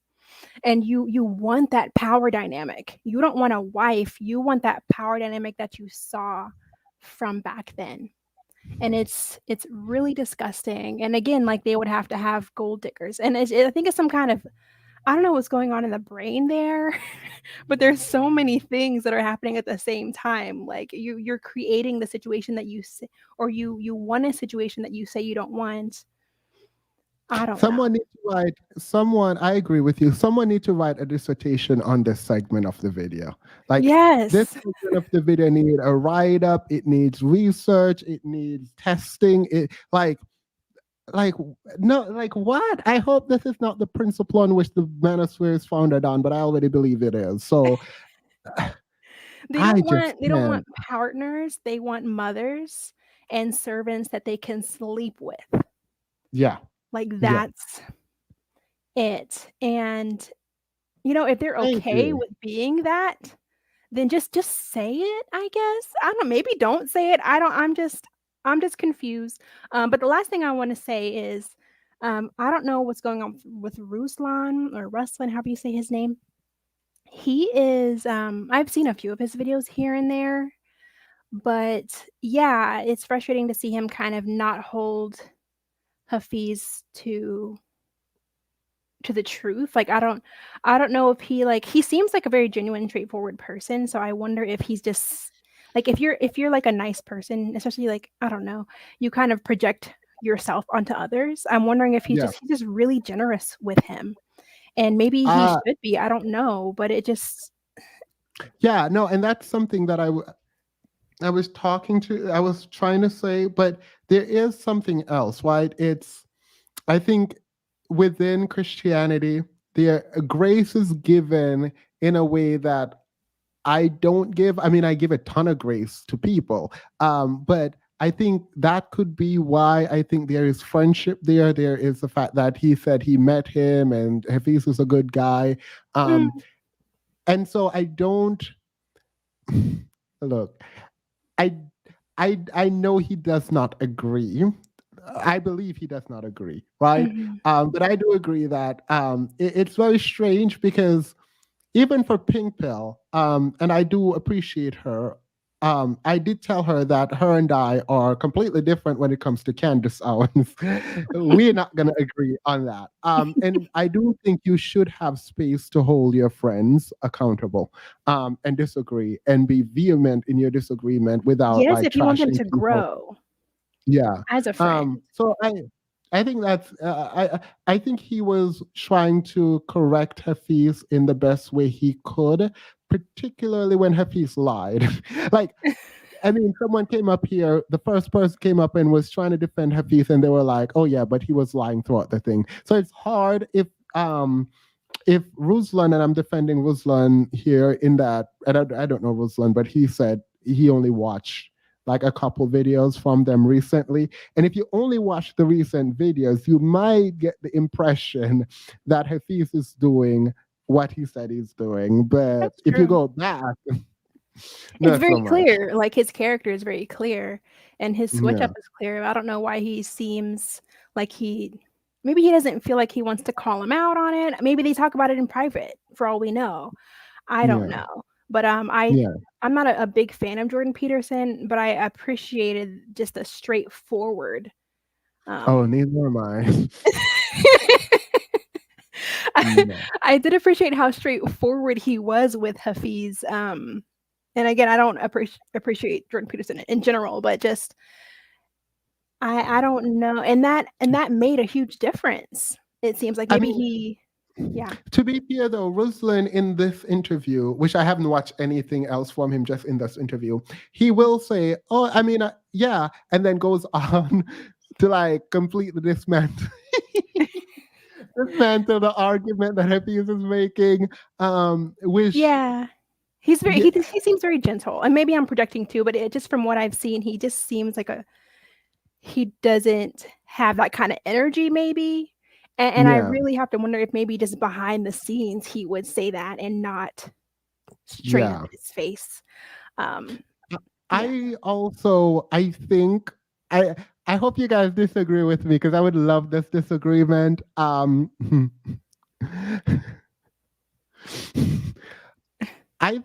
I hope you guys disagree. Do not agree with this because I've been trying to get into my masculine frame. I don't know what that means. I think that I'm too gentle. And I am also very gentle. Which is interesting because there have been men who came on here that everyone in the chat got mad at me because they said I was babying these men. So I do think I'm gentle. But please in the chat respond by saying, Themis, you're not. You are the man. You are the alpha, the omega, everything in between. That's a Nicky lyric. It's not referencing the Bible. All right. Thank you so much, by the way.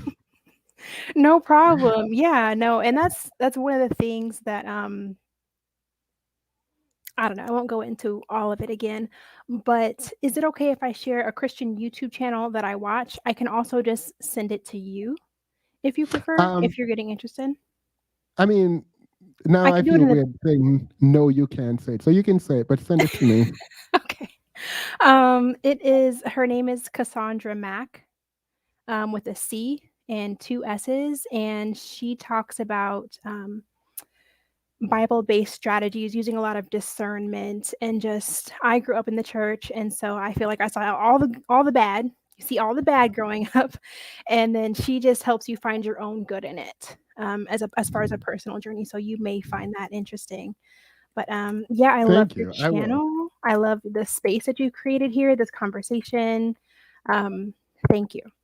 Yeah, that's all I want to say. Thank you. And please send it to me because I won't remember, but thank you. I appreciate that.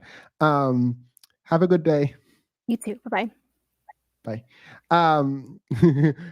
You hung up on me today. You are an alpha male, period. And that's just not on that. I hang up on you because you wanted to pretend like 1 + 1 is 8. And what we're not gonna do is pretend like we don't know how to do the math. That's what we're not gonna do, Dean. I know you're petty. I appreciate your pettiness when it's not driving me insane.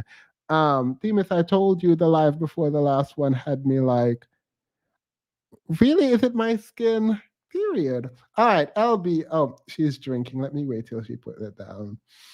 So LB, I got a lot of message from the last live saying you were on your phone.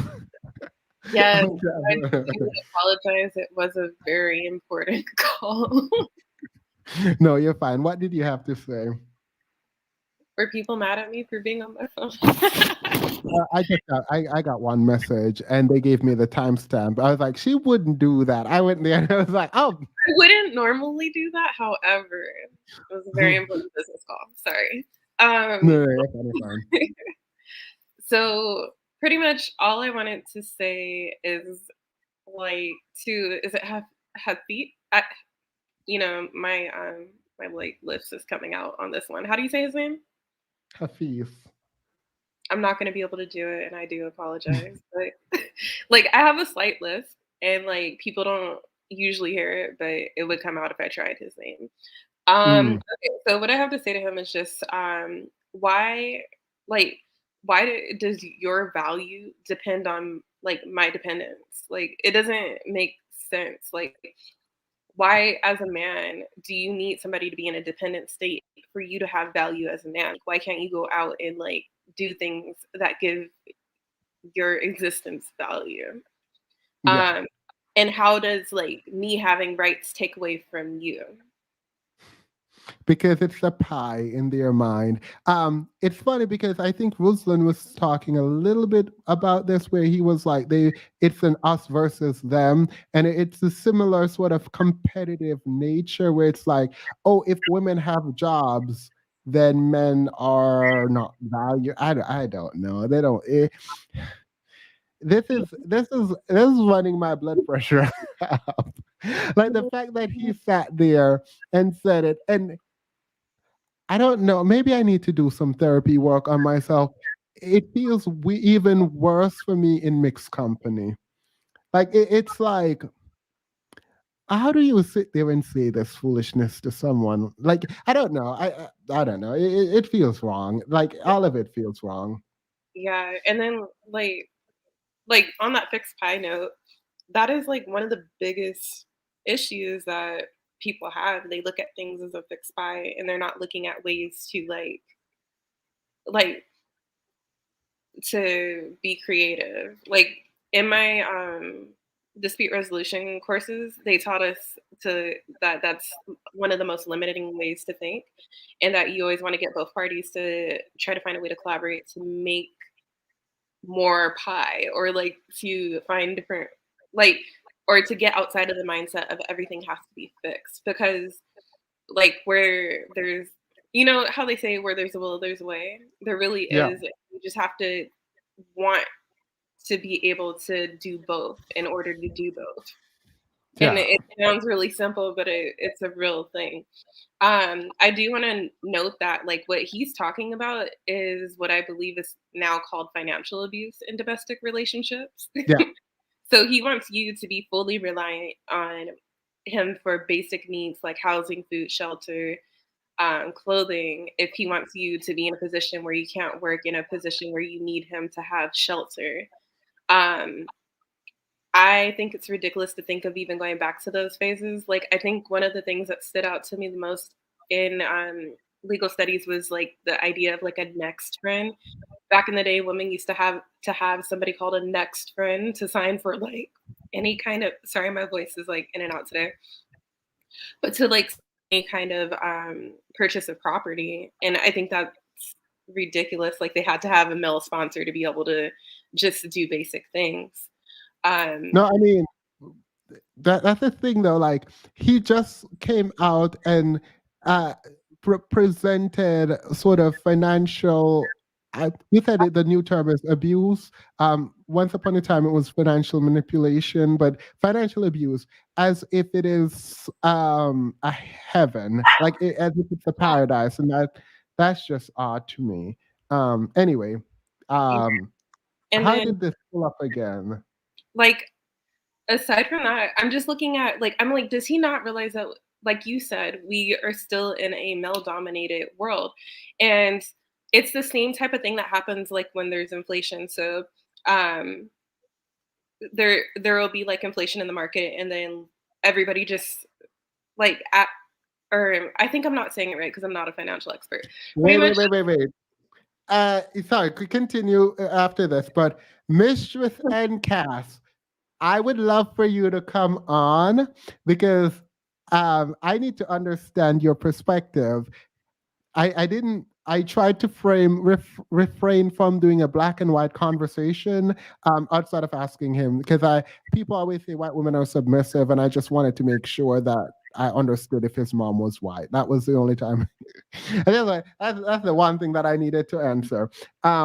But please come on in a moment when I remove. Everyone trying to come on, please stop. After LB finishes her point, now I'm going to remove her, and then you can come on. So everyone, please stop. And when LB leave Mistress and Cass, you will be able to come on. Go ahead. okay. But what pretty much what I'm trying to explain, because I think I was going like way off track with the whole financial like analogy, because that's not my forte. But what I'm trying to say is like when there's a need for, oh god, I'm so sorry guys. You're fine. I interrupted you. No, it's okay. It's kind of like whenever I think it is inflation. Whenever there's inflation, what happens is everybody adjusts to the new market prices, right? So everything goes up. And then like people end up getting paid more. It's kind of like, while in California they raised the minimum wage from like $10 to $20 or something. And everybody's all excited, oh, I'm gonna get paid more. But all that happened was that you go to the grocery store and things cost more. There's new taxes on things. Like the market or the systems always adjust. So as women have got rights and gained rights over time or throughout history, men have adapted the system so that we're still at a disadvantage in comparison to them. It's not like we got rights and then we were automatically on equal footing. we got rights, and then they upped the pay rate for men and left the pay rate at women at like a base level where we're getting paid at a disproportionate rate for the same jobs. I won't comment on that because I was trying to have a debate about that, but no one joined. I was gonna go with the double shift that women have, because like inflation, we need more money, blah blah blah. But women go out to work and then come home and also do the housework. So, I mean, I think men don't understand how they benefit from the system they're in. But again, I'm going to leave this for the debate that I'm planning to have. I did want to respond to one comment in the comments. It was like kind of like a little fact check thing. So someone said that the minimum wage in California is 15. I believe it's actually been raised to 20, but they're doing a gradual increase, which is why it went from like 10 to 12 to 12.50 to like now 15. It's been gradually going up, but I think that it's supposed to be set at 20.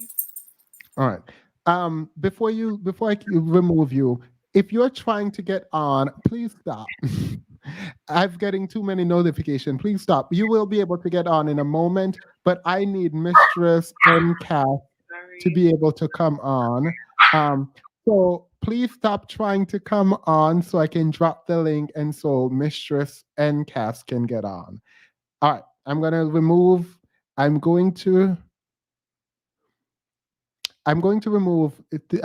LB now, but please, I still see the thing trying to come on. I'm going to remove you, and then this is for Mistress Cass. Jameson thought that and the lower value of feminized job. Yeah. All right, Mistress Cass, come on. Someone asked if men could come on. I don't think I've set any regulation on the gender of people who should and should not come on. Anyone can come on once you can come on, but I want Mistress and Cass to come on now. Hey, Helena. Hello. How are you? Good. How are you? Doing well. Sorry about the time limit. I just wanted to express how I don't really want monospheric talk or Hafeez and all these guys to like get in my emotion, but it's hard to not control it because they have so much following and the rhetoric they spew is really like, in my opinion, like backwards. Like, what is the opposite of evolution? It's like regression.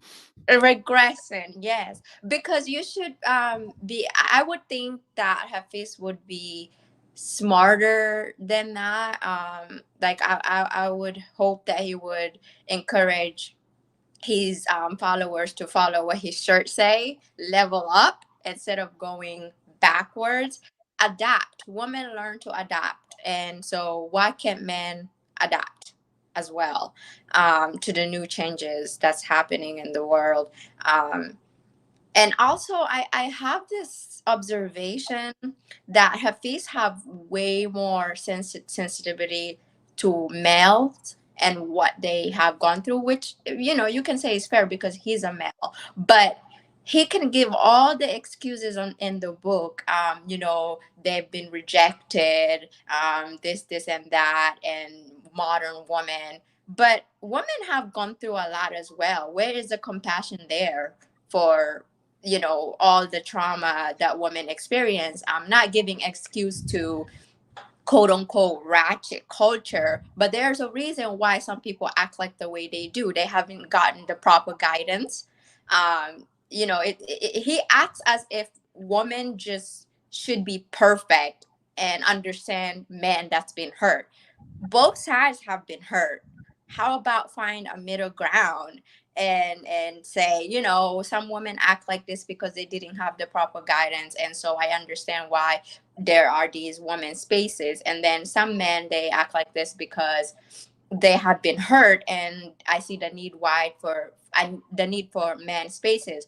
But the credit he's giving to these monospheric people because they are supposed to quote unquote help men, to me is so faulty because they're not helping. If they were helping, I can understand, the need for man spaces, but they're not helping. They're telling people that they're encouraging men to pump and dump and create more broken family homes. How is that progressive? I don't know. I can go on and on. It's just like, so it saddens me. I'm trying to not allow it to ruin my mood and, be lighthearted and laugh at them. But it's just so hard to do when they have so much following. Yeah, I mean, thank you, by the way, but I thought this was going to be lighthearted too, but then it stopped being lighthearted it stopped being lighthearted for me when he started talking about Black women getting job made men, I guess, not valuable to anyway, I appreciate that. We're going to get back to it, but I'm going to allow for everyone who is currently here.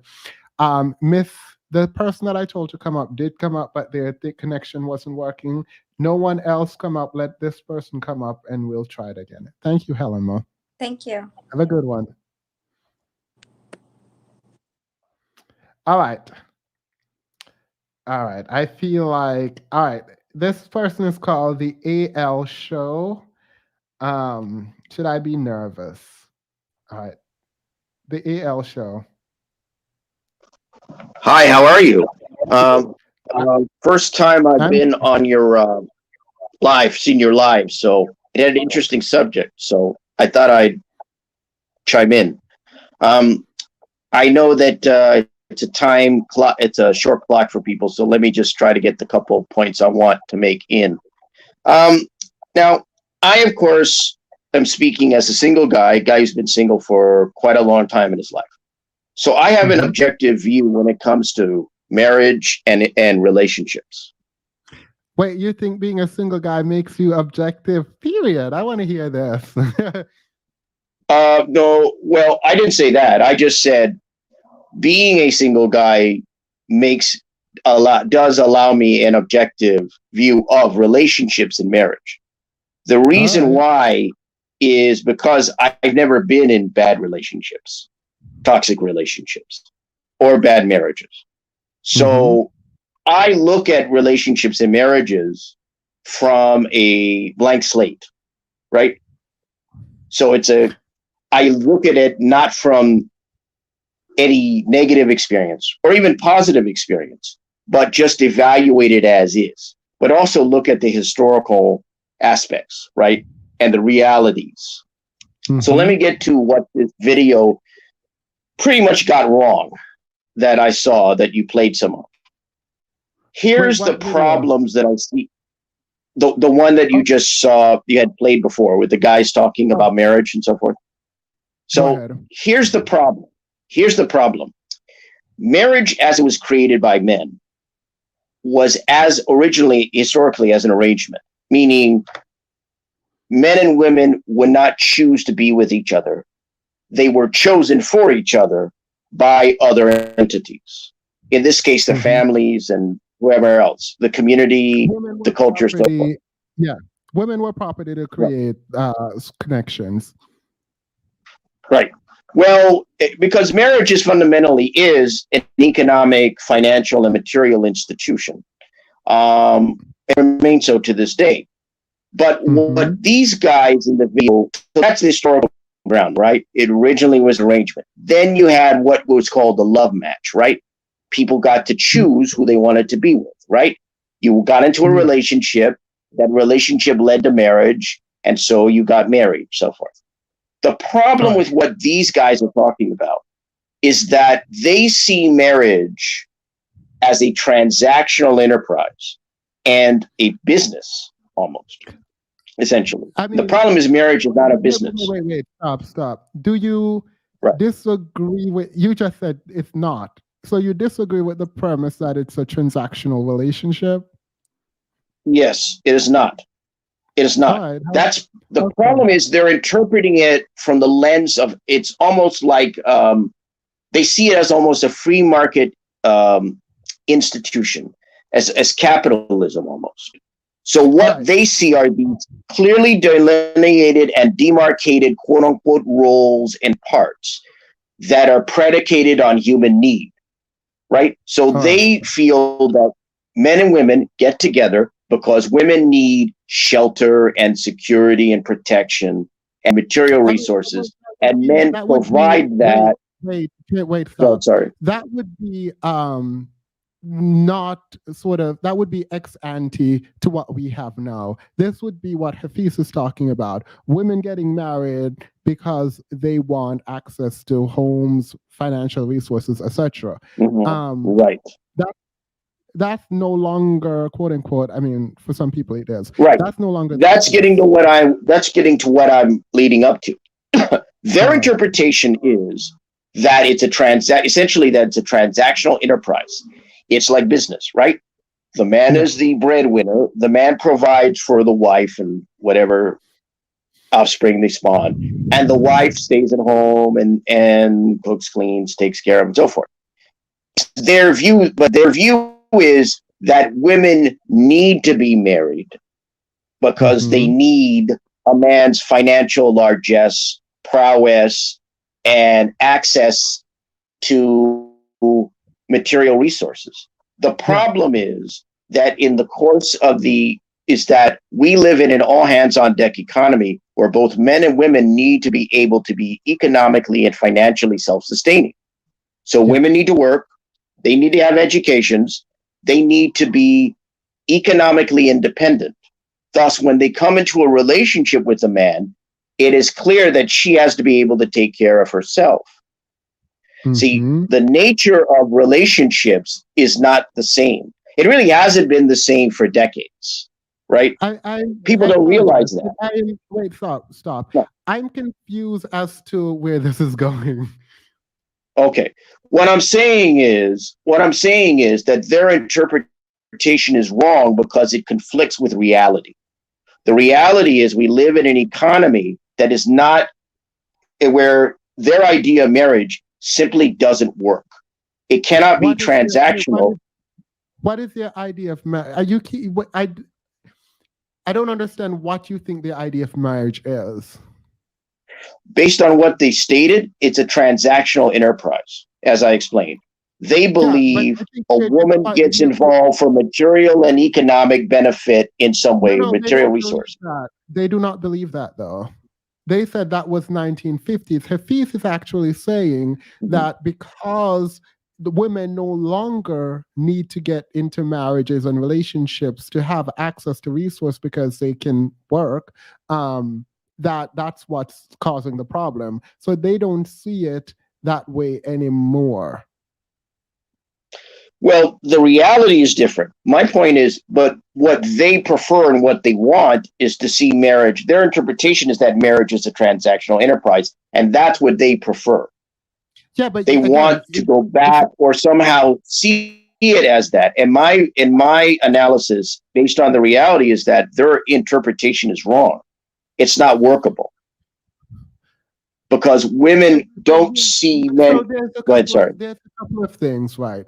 It is inaccurate to say they, because Ruslan's ideas are different than Hafeez's ideas. And so if you're saying they want this and they believe marriage is transactional, I would agree with you that Hafeez's ideas are odd, wrong, and just inappropriate in terms of if he's wanting to go back to the 1950s, for example. But marriages are transactional. Like, I mean, from a legal perspective, it is a transaction. Actually, it's not. It's not transactional. Marriages are not transactions. Wait, what do you mean? What is a transaction? How do you define a transaction? The idea, I explained, what I explained is their view of marriage, their interpretation. Stop. Can you define what a transaction is from your perspective? Maybe we are looking at different ideas about what a transaction is. So what do you define as a transaction? Well, I'm looking at what they're looking at, or what the individual guy or whoever it was that noted that is. And his interpretation was that marriage is essentially about getting together so a woman will have access to a home, maybe perhaps money, perhaps other material resources, and that a man will work and provide these resources for her. Mm-hmm. And there may be other facets that could be gotten. I don't think we have the time to get into them. But when you essentially look at what was noted in that video, it's essentially the idea of marriage as a transactional enterprise. And a marriage is not a business. It's not a transaction. Means that I can go, when you transact, for example, when you go to the store and buy groceries, you're transacting business. You're transacting, that's a transaction. But that is a type of transaction. I purchase something. Right, precisely. A transaction is created through the fulfillment of a contract. A purchase contract would be what you do in a store. A marriage contract is what you do when two people engage in this way. Transaction is not just directly buying or selling. It's an exchange. It's an that is a transaction. Right. Yeah. But so that is a transaction. Right. But my point is, marriage, they only see marriage as a transaction. That's the problem. And we agree then. Marriage should not just only be a transaction in that, like in the most direct way. Well, that's the flaw. That's part of the flaw. That's part of the flaw of the argument that's offered. The other flaw is a failure to account for reality and acceptance for reality. In other words, what they want is for society, or American society, and the economy to go backwards. That's why I say it's an all hands on deck economy. The economy is not predicated on men being sole breadwinners and women not working, or women not taking part in the economy, or women not having any kind of financial or fiscal role. It's not set up that way anymore. And it hasn't been for quite some time. Wait, 1 second. I mean, I think what is happening is it's a transaction where one party can uphold their end of the transaction and don't want to, and are criticizing women for being able to bring something to the table which we actually need. And I hate the idea of bringing to the table, but here we are. So I mean, I don't completely disagree with you, and I don't think marriages should only be transactional, but that's from a very personal perspective, and not something that I can say generally that it shouldn't. If someone want to be hypergamous, go be hypergamous. Marry the beast if he's rich, if you are willing to live through that. I mean, for some people, marriage is only transactional. For others, I mean, it is with a caveat. Yeah, but fundamentally, but my point is the idea and that interpretation is flawed, and it's a fallacy. That's why what they noted, or what the individual noted, is not feasible and workable. What essentially marriage is basically a legal institution. Wait, 1 second. AA said they wanted to join the discussion. I'm going to add you, but this is going to be wrapping up quickly. Right. But what did you want to say, AA, before the AL show? Oh, somebody wants to. Okay. What did you want to say, AA? Okay, I'm not sure if you can hear me. Can you hear me? Yeah, guess so. Yeah. Sorry, can I be heard? Yeah.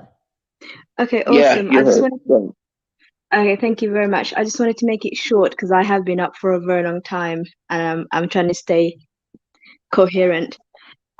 So basically, I just wanted to discuss basically how it isn't actually true that women stayed at home.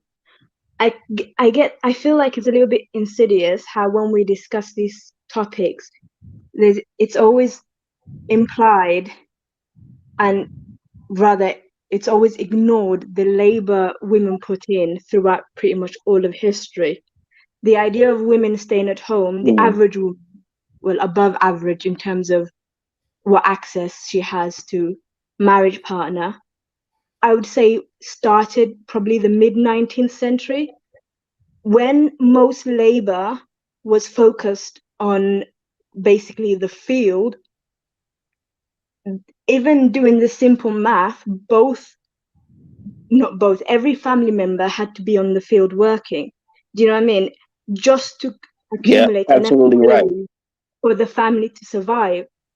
And then during the 19th century, during industrialization, because of how horrific work was for women and children as young as 4 or 5 years old, it came from a good place to encourage women to, when you know what I mean, to take on labors at home when it was feasible.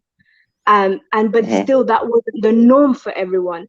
Most women still worked. Do you know what I mean? It was just ignored. And even now, these fantasies that these men have of going back to a time when women never worked, never exist. It never existed. That was, do you know what I mean? I'm glad that you mentioned this, because this was a point I also wanted to mention, which is that throughout American history, and to some extent, some parts of European history, women have worked in various jobs and in various fields for decades. It didn't just start in the 1970s in the US. There were factory, quote unquote, there were women working in factories, women working in offices. The idea of kind of going back to a time where women didn't work actually doesn't entirely exist unless you're going back to maybe the late 18th century. And even then, you would still have women laboring in farms.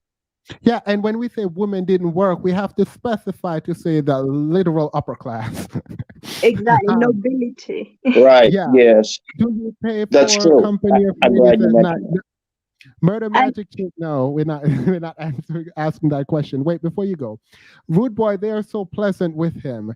The reality is I don't know. The truth is I actually don't know where the AL show stands. Like, I don't like, so if you guys want someone to be dragged or blah blah blah and yelled at and all of that, well, one, I don't do that. But two, I don't know where he stands, so I don't understand why I would be mad at someone. Dean, you were evasive, so you got removed. Well, my point was, just so that it's clear, my point was I disagreed with what the rhetoric of the two men or one man, because I thought it was rather ludicrous. I have a rather clear view.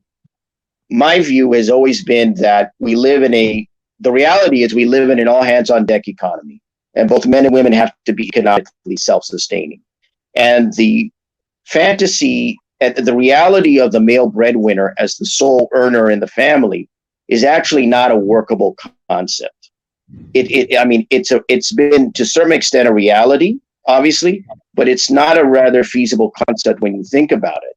And so this idea of, again, as I have seen in terms of interpretation, transactional, meaning, or should I say, these sort of polar opposite roles, fiscally and financially, based upon a woman gaining material comfort and financial incentive through a man, really isn't that feasible today, because women can go out and get education, they can get jobs, and they can do what a man can do. So it makes no sense for them to depend on or be in fealty to a man in a marriage. That kind of marriage just isn't feasible. It's not workable. Yeah. Go ahead. Okay, so I know what you're trying to say, and naturally I do agree with you. There was a point you made actually at the beginning of your discussion when you said that marriage was basically I don't want to misquote you, but the idea behind it was that people came together for a greater purpose, right? Outside of obviously love and affection. And then you went on to talk about arranged marriage, which I didn't agree with, but I do still believe, and it always was the case, that two people or more, to be honest with you, more got together, right? Because that's what was needed. Like, we needed each other to survive. a few months ago, I quite forgot most of it. I was reading this book that was describing basically 50,000 years ago, everyone was needed, including the disabled, because do you know what I mean? We didn't have as many restrictions on who was valuable to our society, to our community, the way we do now, right? Because everyone was needed to simply survive. Human beings are, quite simply put, the most poorly equipped physically species on this planet, right? And the two reasons why we seem to have thrived for the longest is our brains and the fact that we work together and we need each other, right? And over time, I believe that has been basically diluted more and more, maybe because we don't need each other as much, I don't know. But I personally don't think two people need to get together because that's what's destined. I don't believe men and women need to be with each other. They should want to be with each other. You know what I mean? And when people have these discussions about belittling one group over the other, let's be honest, it's normally women, in order to basically put them in their place, right? And make them small so they can feel like giants. I never really understand that, because often it sounds like, well, imagine if I went around cutting off people's legs and then racing them. I would be the tallest, I would be the fastest person. Do you understand? And for me to feel tall, if I requested everyone to walk on their knees, I feel like these men are requesting that of women. You know, don't go to school, don't have your own means, so I can feel important. And I look at the societies we live in now and countries where women are put in those positions by force, right? Because it is by force. You don't need to add salt to the ocean for it to be salty. It just is. Women are not naturally meant to be less than. You know what I mean? Because if they were, you wouldn't have to force them. You wouldn't have all these systems in place. These countries that do this, they're quite literally at the bottom. Look at Afghanistan, for instance, right? They are going around in their you know what I mean, with their big bellies and beards, going to countries where women and gay men are in systems allowing the countries to thrive, begging for money, only to go home and oppress their women and the men that they don't like. You know what I mean? I don't really This understand is that. actually a point. What you just noted is actually a point I have made elsewhere, which is that if you look at the difference between the so-called, I hate to use the term, but I will use it, first world versus aspects of the second and third world, one of the gauges you can define it is the role of women and rights of women. If you look at first world countries, not just in terms of technology, but economic aspects and level of survival, cost of living, and so forth, I would argue that one of the reasons why the US, the UK, Canada, New Zealand, Australia, and various other countries are successful is because the women have economic independence for the most part, and also because women also have legal rights, including, at least in the US, no-fault divorce. And I think that's a gauge. Whereas if you look at countries like Afghanistan more rapidly, in other countries, the third world, women often do not have those legal rights and economic rights as well. They're not economically independent. And I think that's a very good point. It's a point I have made myself in looking at the differences between first and second and third world countries. And I think one of the gauges is women's economic and legal rights. So sorry. I don't feel like there's much of a disagreement here, and there's a ton of people waiting. So I'm going to move on. You guys can have your final words, and then I move on, because I literally just cut my own self off at the knee, because it was supposed to be 30 seconds. So go ahead. I see. Well, thank you for having me. I appreciate it, and I appreciate your time. And again, once again, my thanks for having me. All right. Have a good one. Thank you. AA, go ahead.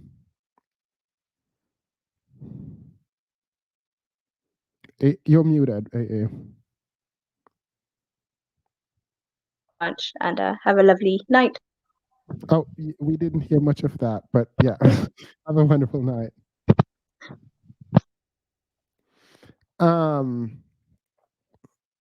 there's so much left to do. Let's add multiple people. Let's add people. Hashtag black girl. Hashtag black woman. What in the world? Truth teller. Africa pop. Reese. And then actually, no, I'm sorry. I'm going to remove everyone because I call this person because I think there was a disagreement. Mistress, Mistress NCAS. I don't know what do you want me to call you? Hello? It's just Mrs. NCAS. Can you hear me? Yeah. Yes. You said you had an issue with something. It was a minute ago. If you forgot, it's fine. Hello?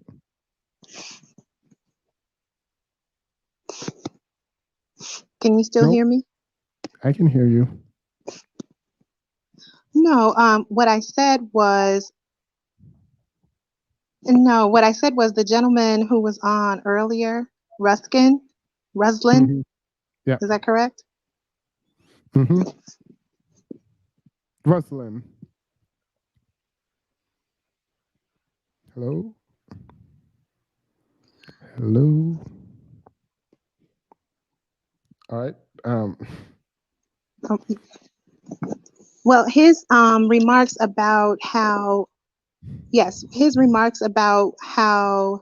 women should probably not pursue higher education, and that in the past they would go to college and find a husband. Wait. I just felt that some of his comments did not really resonate with my history. Wait. So it felt like. Wait. Did he say women shouldn't go to college? I don't remember hearing that. I don't think I'm going to apologize. I'm very new to this, and I have no way of hearing you and not hearing me speak double. So I appreciate you extending the invitation, but I just don't think that this is going to work with my technology tonight. So I love your show. I'll continue to keep listening, and I'll be active in the chat. I'm so sorry. Thank you. I'm so sorry. All right. I'm Jamaican in Australia, and he has no idea what he's talking about. Men are the same everywhere, and it has nothing to do with first or third world countries. Yeah, I don't think Ruslan said women shouldn't go to college. Because if he'd said that, I promise that would not have gone over well. I don't think he said that. And if he did, I didn't hear. I promise I wasn't ignoring it. Thank you, Tiffy. Themis, you always get somebody on here that can't hear you. Eloy, she was wrong immediately and jumped off. I think she actually couldn't hear. I really don't think he said that. He even said he and his wife build together. Maybe I'm wrong, but let me go back to putting a bunch of people on screen because I definitely removed people.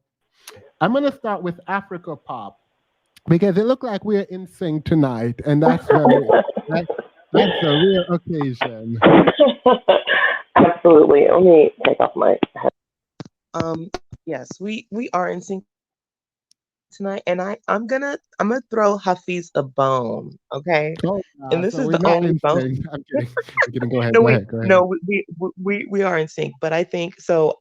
A quick story, like in 2013, I went to Disneyland with my sister to celebrate her birthday, and I was a real bitch, but I didn't think I was being a bitch. I thought I was just being an older sister. And then years later, after just going through some personal self-reflection, I apologized to my sister because, like, you know what?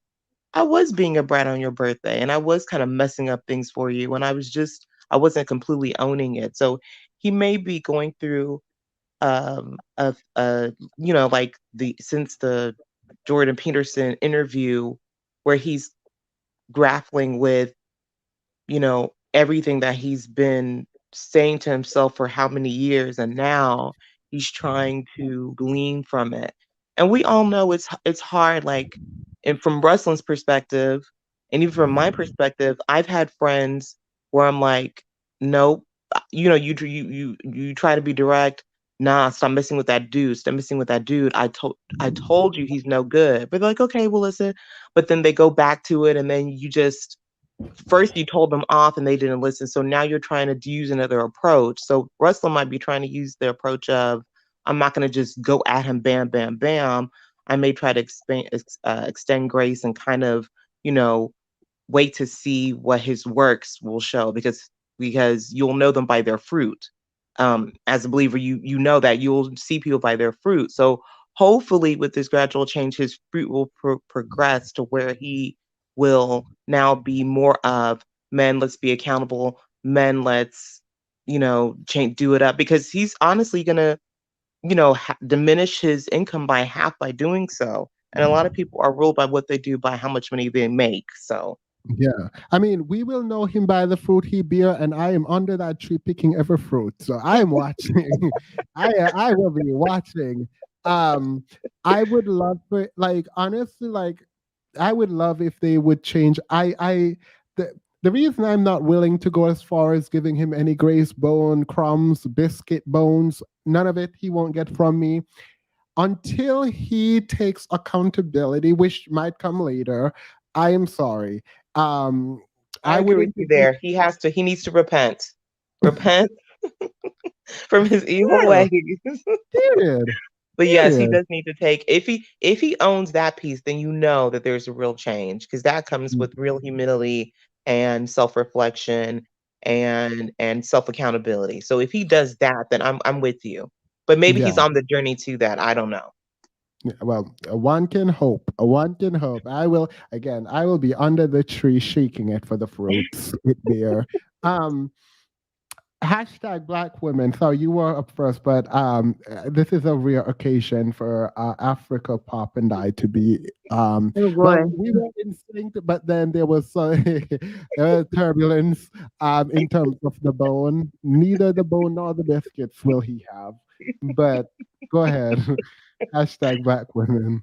I wanted to ask if you could play the rest of the video for the people to see, because that's what I wanted to respond to, because Ruslan does hold him accountable. He absolutely does. And it gives and so go ahead. Mhm. Sorry. My bad. No, go ahead. Go ahead. I will play the rest of the video. I literally stopped and free. So when I have when something disrupts my spirit, I will literally just ignore it and move on. And I literally had forgotten that I figured because you kind of stopped abruptly, because I saw you wanted to address something. I know you do that. So that's why I was like, the accountability.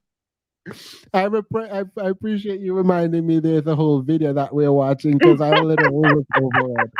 Like, it is just so embarrassing. And this is why I don't understand when people are like, oh, you hate black men or whatever.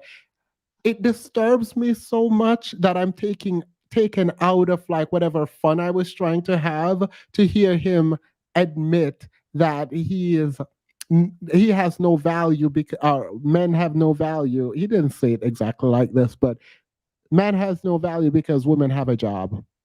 That's exactly what he said, and Ruslan called him out directly for that. And I'm telling you, it just gets worse and worse in that video. Let's play it. Y'all can stay up here with me. Find a girl. The world changed. The world changed, and then women became more competent. Women became more successful. The world became more egalitarian. And naturally speaking, this is across almost all female animals. Women are hypergamous, right? And they usually want something. Okay, look, no, absolutely not. I'm glad he said across almost. The almost is important. So this doesn't apply to black women. We're just going to ignore him, and she's talking about every other group of women statistically, not black women. Let's continue. There's nothing to be hypergamous. All right, let me stop and not finish. Similar to or greater than they are. And so now when you have a lot of women who are on levels where they may have not been in the past, especially financially, a lot of guys aren't as appealing. And so a lot of guys in the past who, if you were living in the 1920s, you would have easily found the girl. But in 2020, no. Standard stoop black men at the home. Like, what the? Themis, as my church friend calls me, you are. No.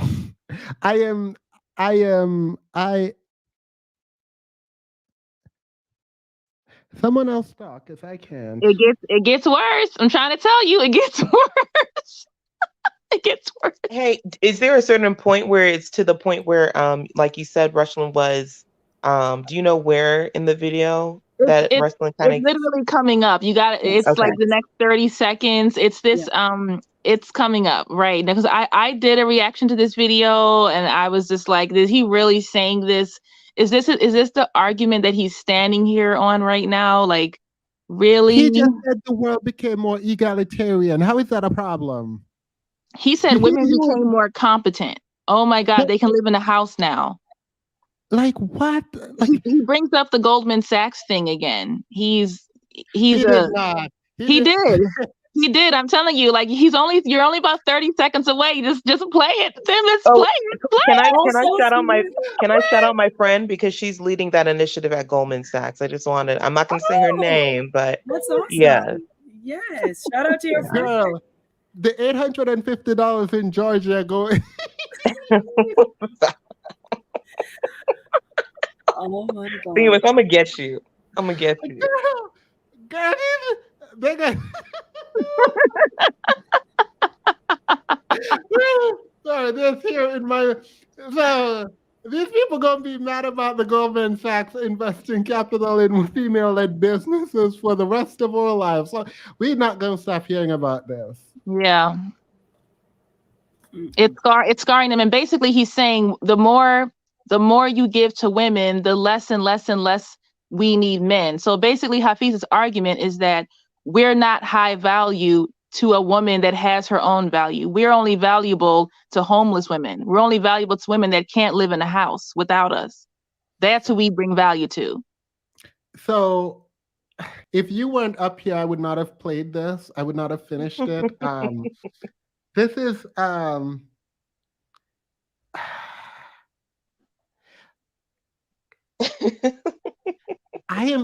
am recoiling in my skin a little. It's like it is bad. It is bad.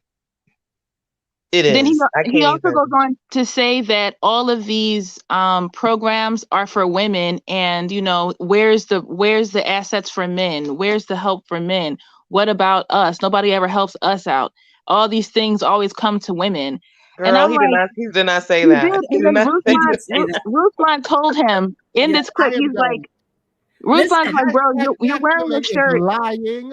I am muting #Black women. She is lying. She is a liar. None of this happened. She's not lying. Absolutely. By the way, Cynthia, video, man. I'm trying to tell you. Truth teller is a liar. Do not listen to her. These women.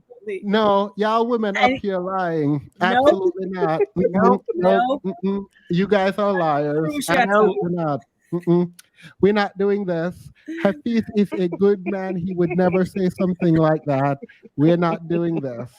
He's in his feelings. He's really in his fifis. He did not go to this man and tell this man that he absolutely did. He did. He I did. know y'all lying. And I know y'all lying. Cynthia G, by the way, did a reaction to it, and she dragged him. Cynthia G reacted to this. She did. Yeah. And it was very, very entertaining. Well, we know what I'm gonna do tonight. You gotta watch. I said, Lord. And on that point, she drilled him on that point. And so here's what I wanted to say before you before you do. Themis want to see the receipt. I really don't. This is one receipt. I would much rather live in a world where this didn't happen. Yeah, let's see what do you think is going to happen? And I would like to ask all the ladies, like, what do you think going in the future, maybe 3 months, 6 months, a year, where do you think the roommates or Hafeez channel is going to turn into? I will tell you right now, I was just getting ready to comment on that because Hafeez did this interview about 3 months before he did the interview with Jordan Peterson. And he basically made the same exact argument to Jordan Peterson with the whole, you know, average women don't want average men. And so basically when Jordan told him they're right for not wanting you, if you were better, you would have more success with women. And so I noticed that after he's been on these other channels, he has been changing his tune a little bit because the men that he's looked up to are not co-signing him. And the people that he sees as idols, they're not co-signing his ideology. And, you know, the manosphere, they all sit around and co-sign each other, but they're not, he's on the outs with, like, he doesn't even want to admit that he's part of the manosphere anymore. He's acting like he never was. So he's totally changing his ideology right now. That's the issue. He can change. Absolutely fine. We're all evolving, but it's okay to say, you know what? Maybe what I thought about wasn't 100% correct, and now I'm redefining what we're doing. That's the missing piece. But you have to own it first. You can't just be like. Before we continue this conversation, interrupting, I'm going to say something that's wrong. I'm making a moral judgment, so I'm going to say it anyways. If you're a man and you're watching this and you don't feel anything, you're a problem. Like, I don't know how you can watch this and not feel discomfort. Like, I am so I promise you this. I have never to this extent not wanted to go forward in watching it. I'm going to do it. I'm going to do it. But it's like, in the words of Tyra, learn from this. Learn from this. There's a racial component that I need It to is. And I want to address the racial component. But the fact that it's bad optics. It is really bad optics. I agree. Yeah, I'm not going to finish the racial component, but I'm just going to say this is really bad optics. It's not. It's making my head hurt a little. Yeah. All right. I told you I have to get your painkillers. I got mine. Let me take an Advil. But Themis, maybe can I say this to lift your mood? Everyone should follow Themis on Instagram because he is the cutest, or not. Maybe cute's not a great word to use, but really nice pics on IG. You're a whole snack.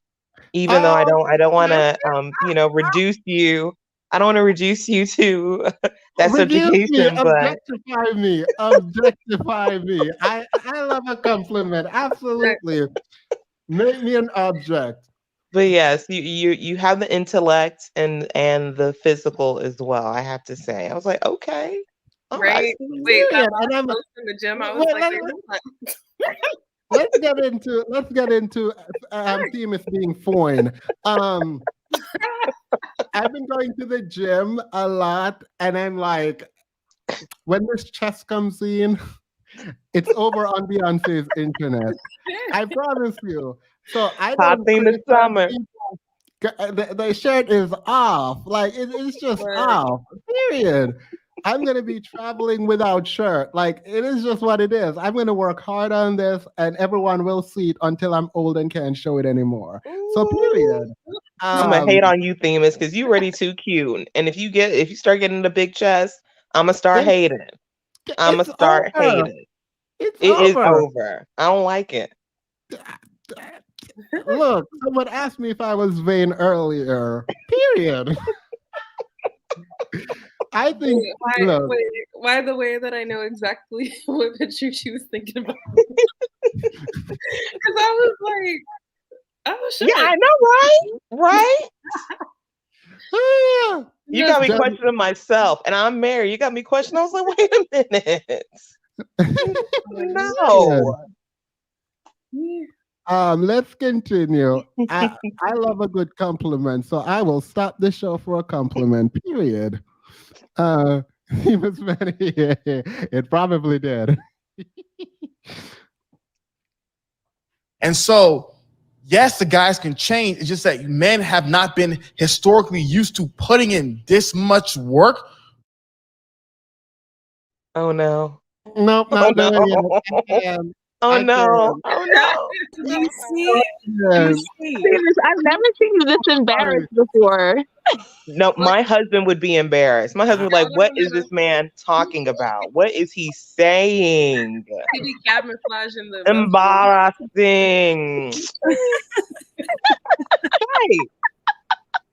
Chineke, man. No. And this is supposed to be a high value man, right? This is a high value man. Not.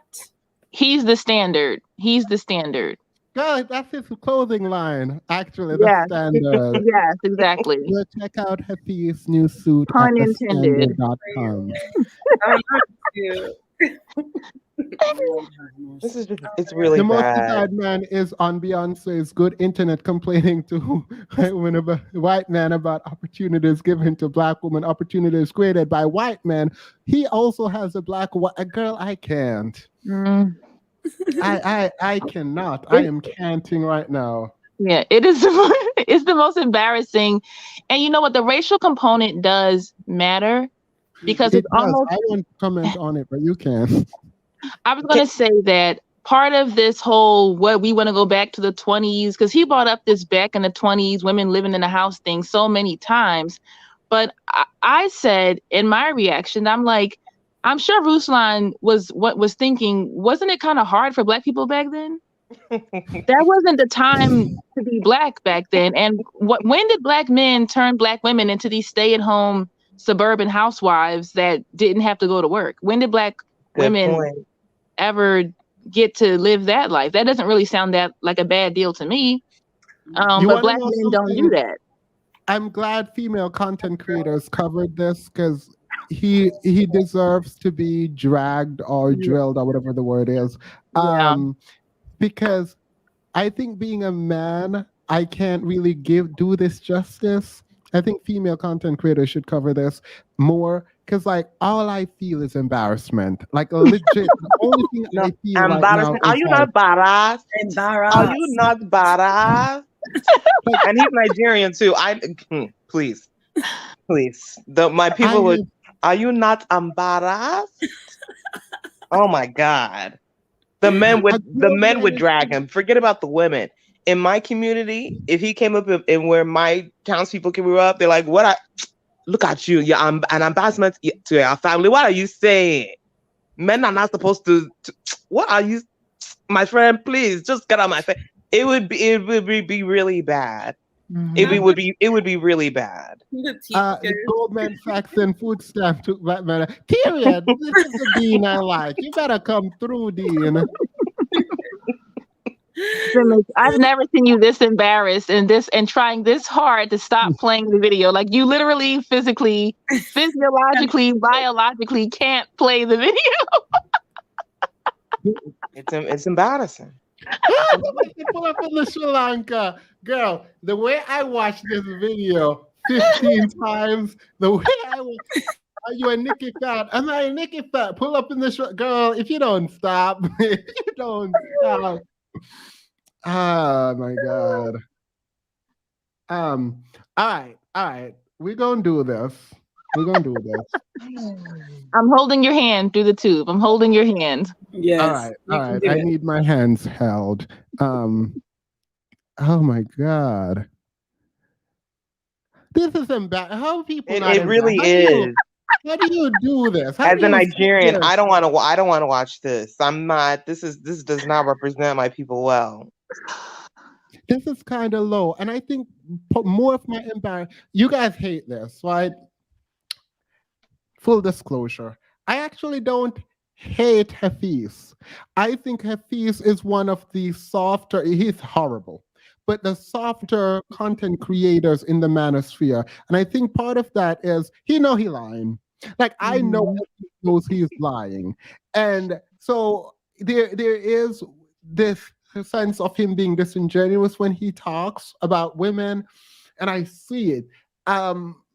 And so there is a part of me, I'm sorry, I am so sorry. There's a part of me that believes he can do better and wants him to do better. And I think he unlike everyone else, I think he had to overcome like a terrible speech impediment. I think he has to overcome. He hasn't. This anxious energy that he has.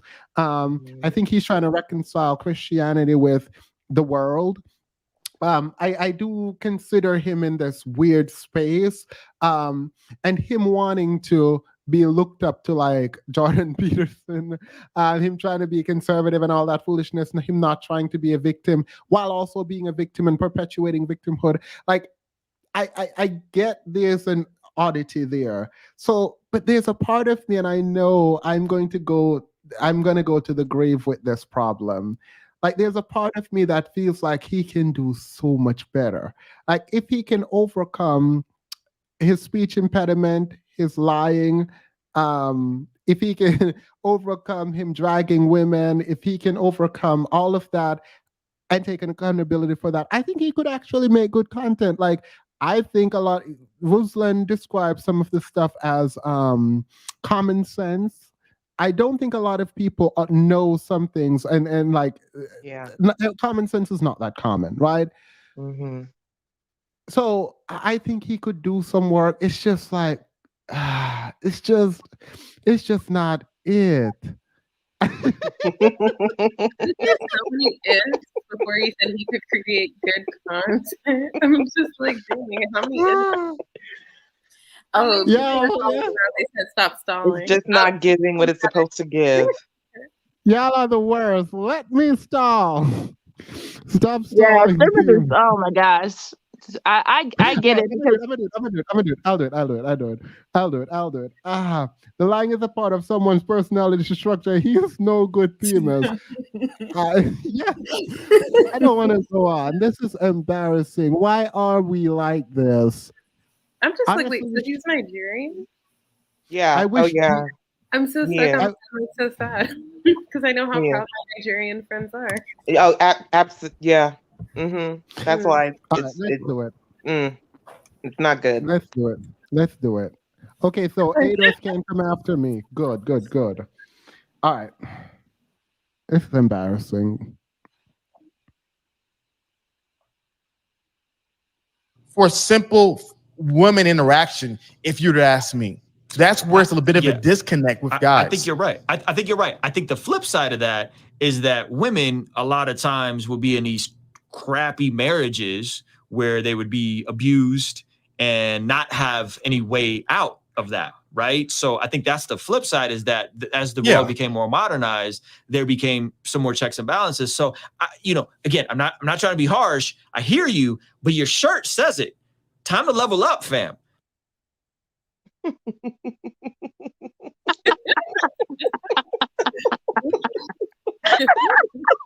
He's in the worst way. He's so genuine. That burns. That really burns. Okay.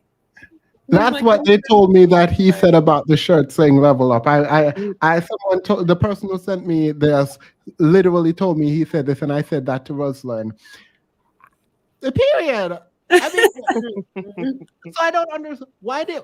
Sorry. All right. Why would people think I would be angry with Ruslan? I don't understand. He's doing the Lord's work, right? Exactly. He held it. I don't mean to be harsh, but like your shirt said, level up. Level up. Okay. I think he felt that in his soul when he said that, because that would hurt. That hurt me, and I'm not even him. Girl, I have to laugh, because if I don't laugh, I'll probably start crying. Hey, famous. I have a question for somebody in the comments. Mm-hmm. It was Miss Tari. She said not all Nigerians think the same, and I was just wondering if she felt like we were generalizing, or if she was just trying to make some distance between her and Hafeez. Oh, well, I don't really care, honestly. The reason I don't care is I never said it. I'm not gonna. I think my Nigerian friends are proud. African Pop is Nigerian, and they can speak like Look, obviously. Nigerians are ruthless. We will disown our people for just saying some stupid stuff like, you know what? No, he's no longer. He's off to the side. So, I mean, of course, not all Nigerians. I'm just laughing, but when you say some Yeah. embarrassing things, it's like, duh, what are you saying? Like, what are All you right. saying? But by the way, Dean, it says ouch. So hopefully Dean felt that too. I'm gonna pull it up again because I want to rehear that. So that is out. Oh, He wearing a shirt talking about level up while complaining that he has to level up because now women can live in the house now, and it's not fair. I just don't understand his argument. I really Oh, yeah. don't. Me either. Like what your whole channel is about men's improvement. Girl, no, we're not gonna do this, but we gonna do it again because you need to. Y'all are so embarrassing. Like you go out into the world and let other people be telling you like you should have just came here and I would have told you to level up. You don't have like why are you this is so embarrassing. It's a And cry this is for what- help. Shame. Seamus, you said it It is right. There's an embarrassing that internal conflict coming on. There's a conflict in there somewhere. There is. Because even he's sounding, even in this, he's like, but it's so unfair and it's, he's kind of whining. It's something is Yeah. going on. Something And is going on. it's just so disingenuous for him to sit there and be like, oh, the roommates took a different approach and we actually hold men accountable and tell them that they know. No, you don't. Like I am annoyed that you went out into the world to just be told level up. Like you took your baggage, you walk out into the world with that baggage that you have complaining about women and they stopped me from doing this and welfare took me out of the home and they have too much money now and I don't have any value. Yeah, level up. Like we're in a patriarchy, girl. Like what are you doing? Why are you crying? You what? Like why are you crying? Because And that's not what they want to hear. They want to have that validation at any cost. It's in. Not only that. I'm sorry. Oh, hey Reese. I don't I'm know so how sorry. I missed that voice. No. I don't know how I missed that voice. No, please don't apologize. Open discussion. I am annoyed that you had to go out into the world to be told this. It would have made sense to me if he started talking about racism and say, oh, because Ruslan came on and the first thing he said was white privilege, right? And you could have recentered the conversation if you want, but Hafeez does not. Hafeez, in his interviews with Candace Owens, talks about the slave mentality, and he essentially does not believe in white supremacy. So he doesn't even have that argument. So now we're in a patriarchy without white supremacy in your mind, Hafeez. Period. I'm here for you and that foolishness. Let's go with it. Why are you not doing? No, this is crappy. This is just not it.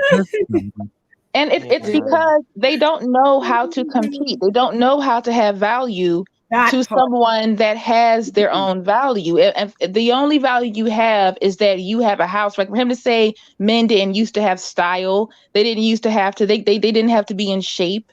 Like you're complaining because you have to, so you could have been a fat, nasty slob that was the absolute worst husband. And the only reason why she had to stay was because you have a house and she doesn't.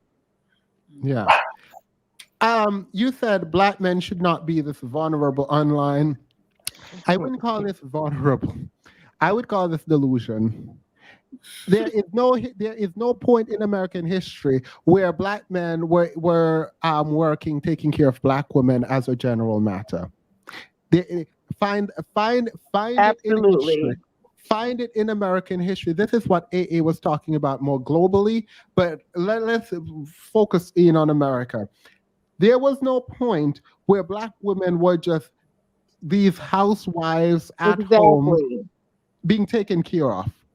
That was not a thing. Yeah. I mean, black men and black women always had to work together for their survival. Yeah. Yeah. And so this idea that he's being vulnerable online, no, he's being delusional. It's not vulnerability, it's delusion. Maybe it's vulnerability, maybe it's delusion. Maybe he was born with it. Oh Lord. He can't believe it was, if he wants to go back to the 1920s, right? Any black person talk about they want to go back, I'll be like, okay, period. Our conversation is done. Let's continue. I'm replaying it. Hard. The world changed, and then women became more competent. Women became more successful. The world became more egalitarian. And naturally speaking, this is across almost all female animals.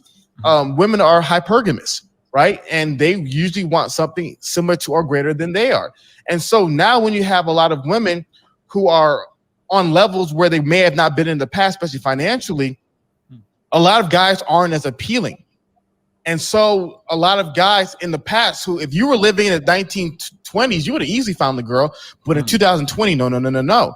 And so, yes, the guys can change. It's just that men have not been historically used to putting in this much work for simple women interaction, if you were to ask me.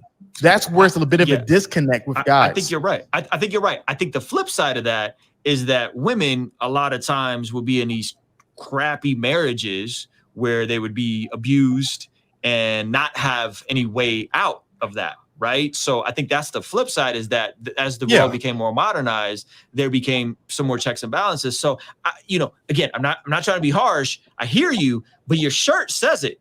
Time to level up, fam. You having trouble? Let's get you right. He even said fam, period. Yeah.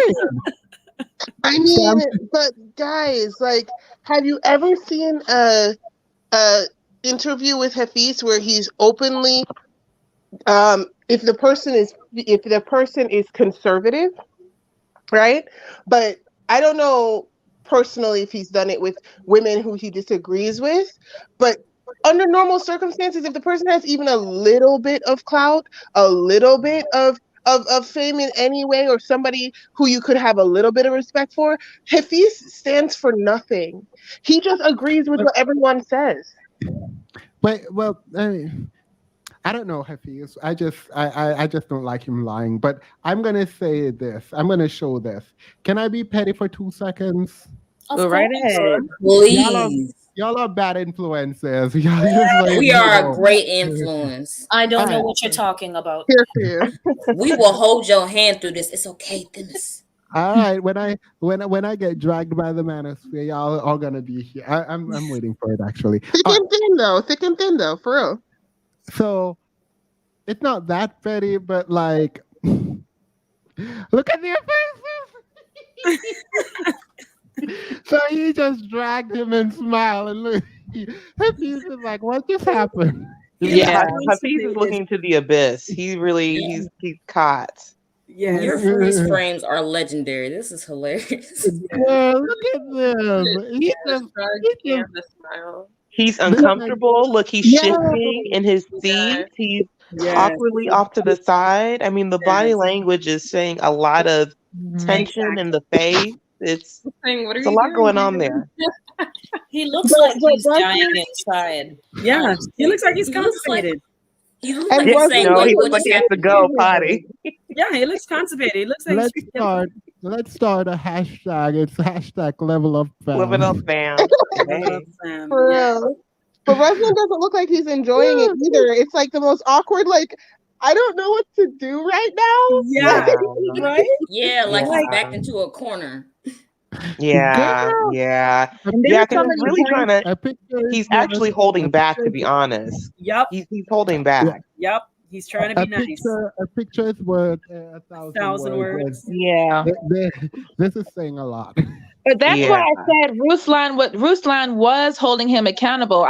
People were acting like he wasn't going as hard, but it's like, I think he sees Hafeez's where he's coming from, and he sees that he's a little bit behind, and he's not quite up with the standard of And then also he did say that they're friends though, because you're not going to come as hard. I'm sorry, go ahead, Steve. all the people twerking in the chat about me being too nice to Ruslan, y'all would have been mad if he was if he was here when I heard this, y'all would have been really mad because I'd be like, period. Period. Exactly. Drag him. Tooth and drag him. Still but yeah, but like, how often do we? I mean, he said that Hafeez is his friend or he's friendly. So I don't think. He's a I friend mean, of I'm his not going to drag my friends or people I'm friendly with online. I'll drag you behind, but I'm not going to completely embarrass you if we're trying to have a friendly relationship. Girl, the Holy Ghost came forward and said, absolutely not. Not this friendship.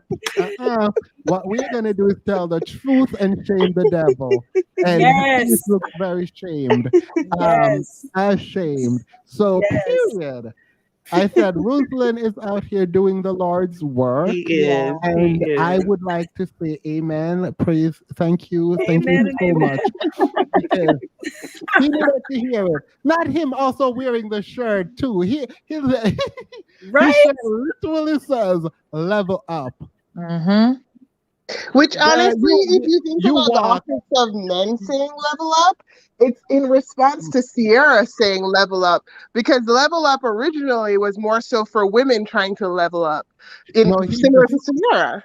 He walked right into that drag. Yep. He really did. He really did. He didn't even He really did. He ran into it. He was like, here. Take it.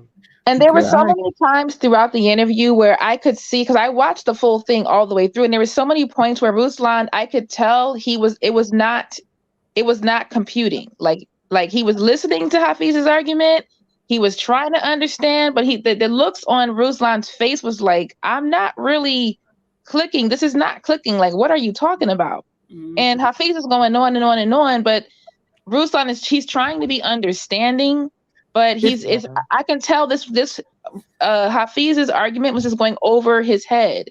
No, the thing is, but the thing is, like, if your channel is predicated on the development of men, this should not be coming from your mouth. You are the one who should be saying level up. Like, I don't oh my God, this is right.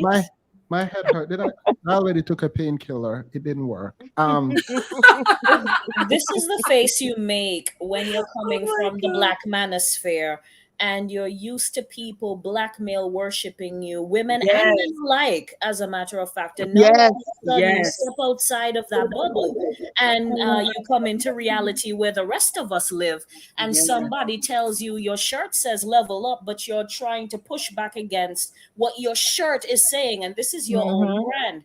And I find this to be delicious, because it also reminds me of another instance that happened on the, what do they call themselves, Flagrant 2 podcast. We're going up against Fresh and Fit. And Tosh, the Indian guy, he gave Myron what for, and the flavor. That's the thing, though. Like, the amount of your childish and you need to grow up that Tosh threw in Myron's face, and Myron just sat there. This is the problem, right? This is a problem. These ideas aren't being tested. The ones that people keep spewing within their bubble. And so as soon as you walk into someone with a different opinion, it just all look at this man. Look at him. He look like he's about to run. He's like, all right, girl, I'm done. I was just saying talking points. It's over. Oh my God. Like he's about to run out the studio. I'm sure Ruslan is not going to like this because it's funny. Because he's like, oh, my friend, he's a good guy. But this was a drag. It's a drag. Ruslan didn't do anything wrong. It's like, I don't know how to help you, and I have integrity, and this is live.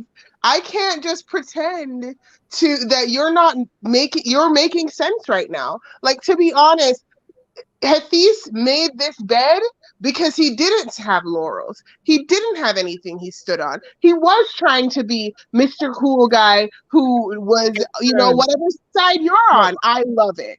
You know? These are the opinions of concerned. They're not mine.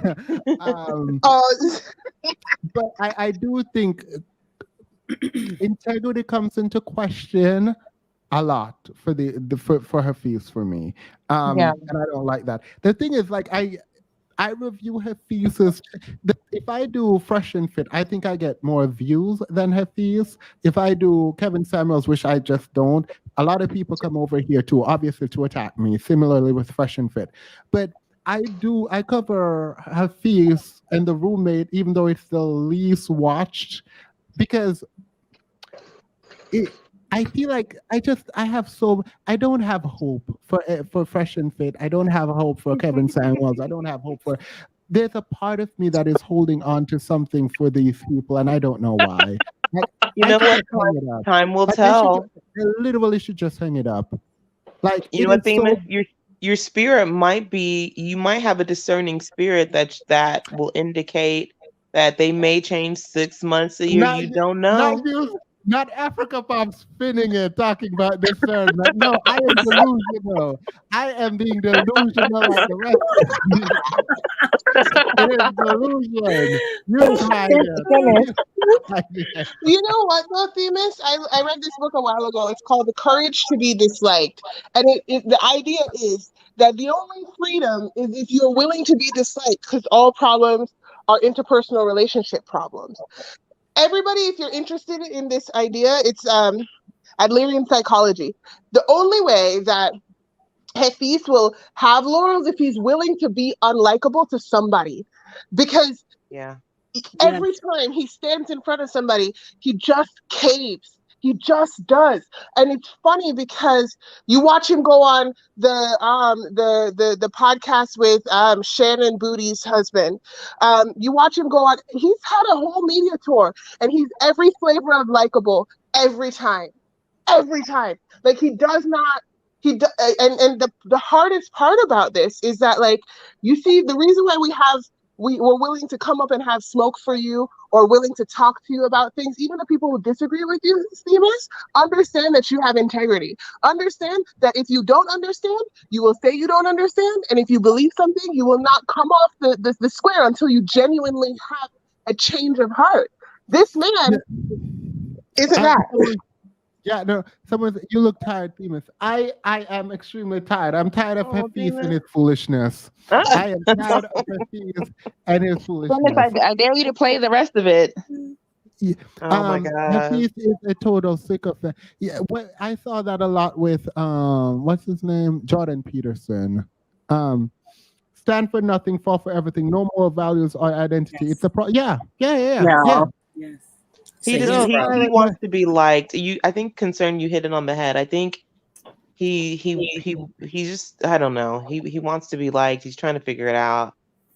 I just love the fact that nobody ever really delves into the fact that when he's talking about, I wish I could go back to the 20s or the 50s, and when men didn't have to do anything to get a woman and they could be just lazy and abusive, the good old days as they are characterizing it. Is that they ignore the fact that they have not also put extreme preferences upon women. They could just get any woman, but were they just choosing any woman? He said he was single for 27 years or something like that. Well, what types of girls was he going for? Was he going for the nerdy girl? Was he going for the chubby girl? Was he going for girls that were not 10s? And so these standards that these men don't want have been placed upon women for a very long time, and they still are, and so it's just very interesting how they can ignore that, and then when they suddenly have to level up, it's a big problem. But as we know, even in today's times, with women leveling up as they are, the number one surgery is the BBL. Why is that? because everyone, it's, you know, that women are still jumping through hoops to get these men. It's like, oh, well, they had to be a size 0, then they had to be a size 4, then they had to have long hair, then they had to have a weave, then it's no weave, and, you know, then they had to work out, and then they have to cook and clean and serve meals and present it in lingerie. You know, it not be a gold digger. You know, they act like women have just been allowed to completely slack off, you know, from also working on, you know, being chosen and being a preference, which is just not true, because women are still having to put in the work, and that's completely ignored. So the reason I see people are trying to come in, I'm going to try to watch another clip and then we can allow other people to come in. The reason these people have been up so long up here is because I'm vibing. And they're helping me through a very anxious energy that I'm having watching Hafeez. As president of the Fruitcakes, I have never cared about my masculinity in that way being attacked until now. Until watching this video. Wow. Wow. For the first time in my life. This is No, new. literally, masculinity is not something I care about. I still don't. But for the first time in my life, I actually am like, wait, whoa. Like, this is ridiculous. Like, there's someone saying that because women are now getting jobs or are employed, that makes men have no girl, if you don't pick yourself up by the bootstraps. Not the bootstraps.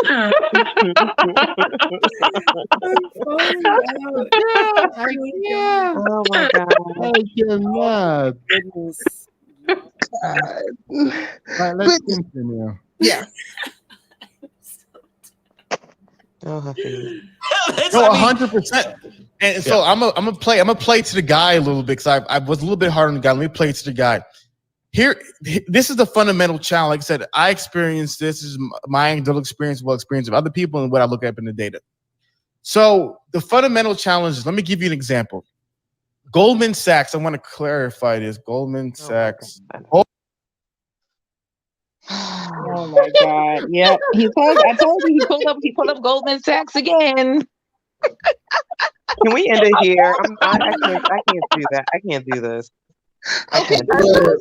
Sorry, no, I feel like. Go ahead. I feel like my head, my hair might be the problem, like God. hurting Oh my my head. I don't think God. this is ridiculous. Like, Are you not embarrassed? I know his dad is like, what are you doing, son? Like, come High on. value man. This is a high value man. What about us? What about men? Silent Night, wait, I think I hear a defense coming on. Go ahead, Oh Silent Night. no, hey, actually not here for any smoke. I actually just had a question, and you actually just answered it. So y'all, you know, a week ago I was coming back late from events, and that's anyway. What exactly? This is Not you explaining why you have on a suit. Oh, because I just came back from. I promise it's not just because I dress like this because I'm on camera. But no, seriously. So just serious question. Forgive my ignorance. When we say words like level up and high value man, because this is where I genuinely get confused. Because Themis, different guy. Hafeez would not be in your definition a high value man, correct? Who, me? Sure. I don't know. Look, no man who comes online and tell women that they need to downgrade their life or their standard is a high value man, in my opinion. But no, he would not be a high value man to me. Okay. Yeah, he's basically saying that he's only high value to a woman that's homeless because he keeps bringing up the fact that women can live in houses now, and that makes it harder for men. Yeah. Wait, go ahead. Continue your question. Your line of that's cross-examination. So what would I promise? I'm actually I'm in no disagreement. I'm just trying to understand. So he would not count as a high value man, and that's really what my question. So what does, in you all's view, count as a high value man, and what does a leveled up man look like? Because I consistently hear that. A high value man is a man of high value. All right, let's continue. He is a man that adds value. If that is financially fine, but morally, intellectually, in terms of the community, you add something of value that is needed. Value means needed. So money alone does not make you high value if you're Nick Cannon, impregnating people for no reason. If you are Future, high value to me, like high value is not even a term that I use prior to Kevin Samuels, because it's just you're just doing what you need to do. So, and Themis, I would like you to lean into not even entertaining it. They made it up. I'm not going to make it up for you. You live up to high value. I didn't start this.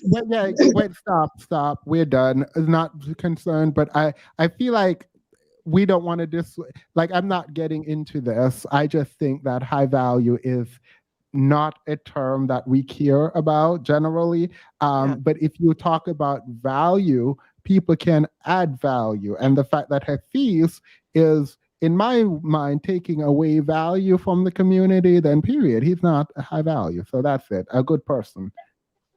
Cool. Hey, Themis. Who is this? It's me, it's Mo.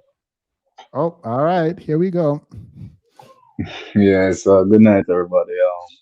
Yeah, I'm only here because that little exchange. Well, not really exchange. You guys had a nice little session, I guess, with the guests and everything. So I was just thinking it would be really cool if you guys could do a little highlights, or it's kind of like you guys celebrate like when other people do the Lord's work or expose some of the manosphere guys, but it's like there are, like, black men who do the same thing.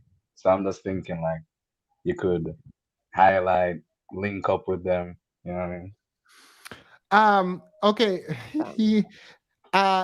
The last time I did, actually, let me leave that alone. Send it to me and I will do it. I am not opposed to it. I like seeing black men in particular, who push back against the narrative. Such as yourself. Yeah, well, hopefully they're not a fruitcake, but and other men will actually listen to them. But yeah, I do like hearing men debunking this and say, we want families, and we want women to get education, and we want women to be economically sufficient. Period. I want to hear that. So period. But also, it matters that he went on Ruslan's show and he had Jordan Peterson on his show. So it's not that we're avoiding black men holding him accountable, but we're addressing the show that he was on, which was Ruslan, which happens to be a white man. Yeah. So why you keep calling yourself a fruitcake? So there is a deep psychological issue with. I'm kidding. Someone called me a fruitcake and I loved it. That's it. Can I ask one last question, and I'll promise I'll leave you all for the night. I'm just, so it's not a doubt. Just I just want to make sure. Oh God! No, I promise this is not smoke. When we say that men need to level up, I know to you all you have a specific definition of what that means. I just want to, because for example, if a man makes, let's say, $75,000 a year, he has his own place, he's got a car, he owns his own property. Is that enough? Because at least from what no, absolutely not. We're not answering that question. That is a disingenuous question. There is not a dollar amount that makes you like hit the threshold. For different women. This sucks. I mean, I a question. I keep hearing black men need to level up, and I understand. I know that I never said black men need to level up. Hafeez is telling black men to level up. I do agree with the sentiment, by the way. I think we do. You not believe black men should level up? I think everybody should level up, but I do think that no. Do you not think black men should level up? Yeah. All right. Yes. So what do you see as leveling up?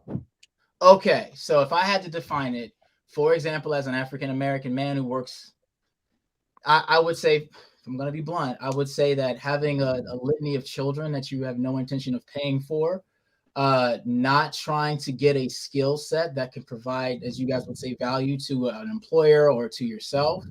I would argue that having a very low ethic, just generally like a person who lies, or this is where I was going with this, or a person who grifts, like a person who would make, yeah, y'all gonna take this the wrong way, but a person who makes money like you would say, like, no offense to Hafeez, I'm not even trying to be offensive. I'm not trying to be offensive to anybody here, but it's like you're not saying anything, but you get paid well to say nothing, right? Oh God, I would take that job in a minute. Pay me millions of dollars to not say anything. Sorry, say it again. Period. Pay me millions of dollars to not say anything. If I'm not causing harm, I'll take it. But you know, we're in the scammers economy, so and that's my problem. So this is really what I was going with this. So do you all view, because my fear is that, and this is literally a fear of, I'm just asking a question here, so many scammers get paid well, right? So I would not count the scammers in the group of the men who, if there was a high value, that I would not count them in that, because your value has come through scamming. So, like, money is not the value. Wait. I think we have to define scamming, because I don't think, while I don't monetize my YouTube and content creation in the way that I think other people do, like I don't do the whole promotion and whatever, at least I don't feel comfortable yet. I respect it, and I hope that's not what you're calling scam. Like, there is a lot of work that goes into. I've been on for 6 hours. This is a whole shift. But I would be careful. You didn't say this, but I think that people look. Kevin Samuels. They said Kevin Samuels is a scammer. Black men are the ones paying him, so he feeding into the, like. I am cautious, because I promise, like, if I can appreciate people utilizing social media to make an income, I actually really like it. And I think it's important that, like, people who did not have access to the corporate economy have access to financial resources vis-a-vis Instagram and all that stuff. Like, content creation is hard, and if you're going to make money from it, make money from it. I don't really do it, but I'm for it. Like, it is what it is.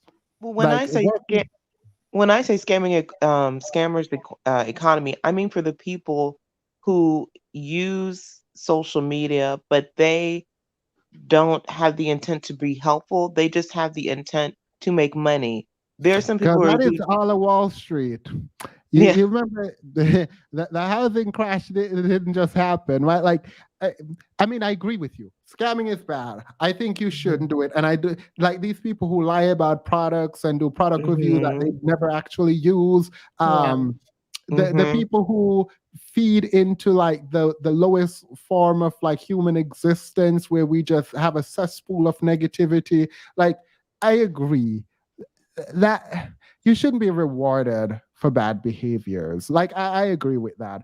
I think we tend to look down on content creation, and I know this, and I guess this is a sore spot for me, because because my friends actually were pissed when I told them I was going to be online. They were now they love it and they watch it, and but they were pissed, and there's this kind of elitist thing that happens, which, period, you can be elitist all you want, just don't keep your opinions to yourself. I don't care about your opinion of me. Keep it over there. I know who I am. I don't need your validation for it.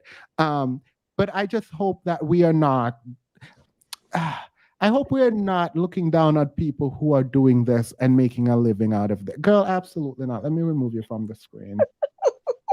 Oh, he came back. Anywho, let's continue. And then we'll come back.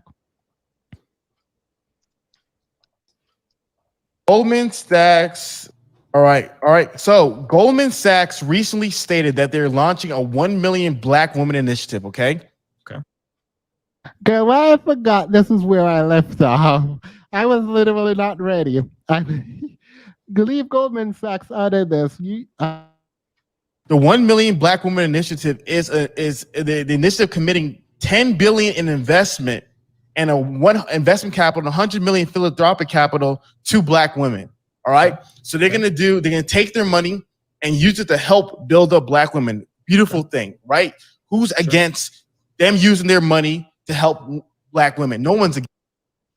I actually feel like you're against it, and we know that a lot of people were against it because they came out and said we're against it. Tariq Nasheed actually said Black women should reject it because this is an attempt to divide the Black women from their protectors, Black men. And then My eye rolls to the back of my soul. he also said this is from White Daddy. He said this is from White Daddy, and then he was asking where was the Black men's money at. So period. I think that was on the 850 actually.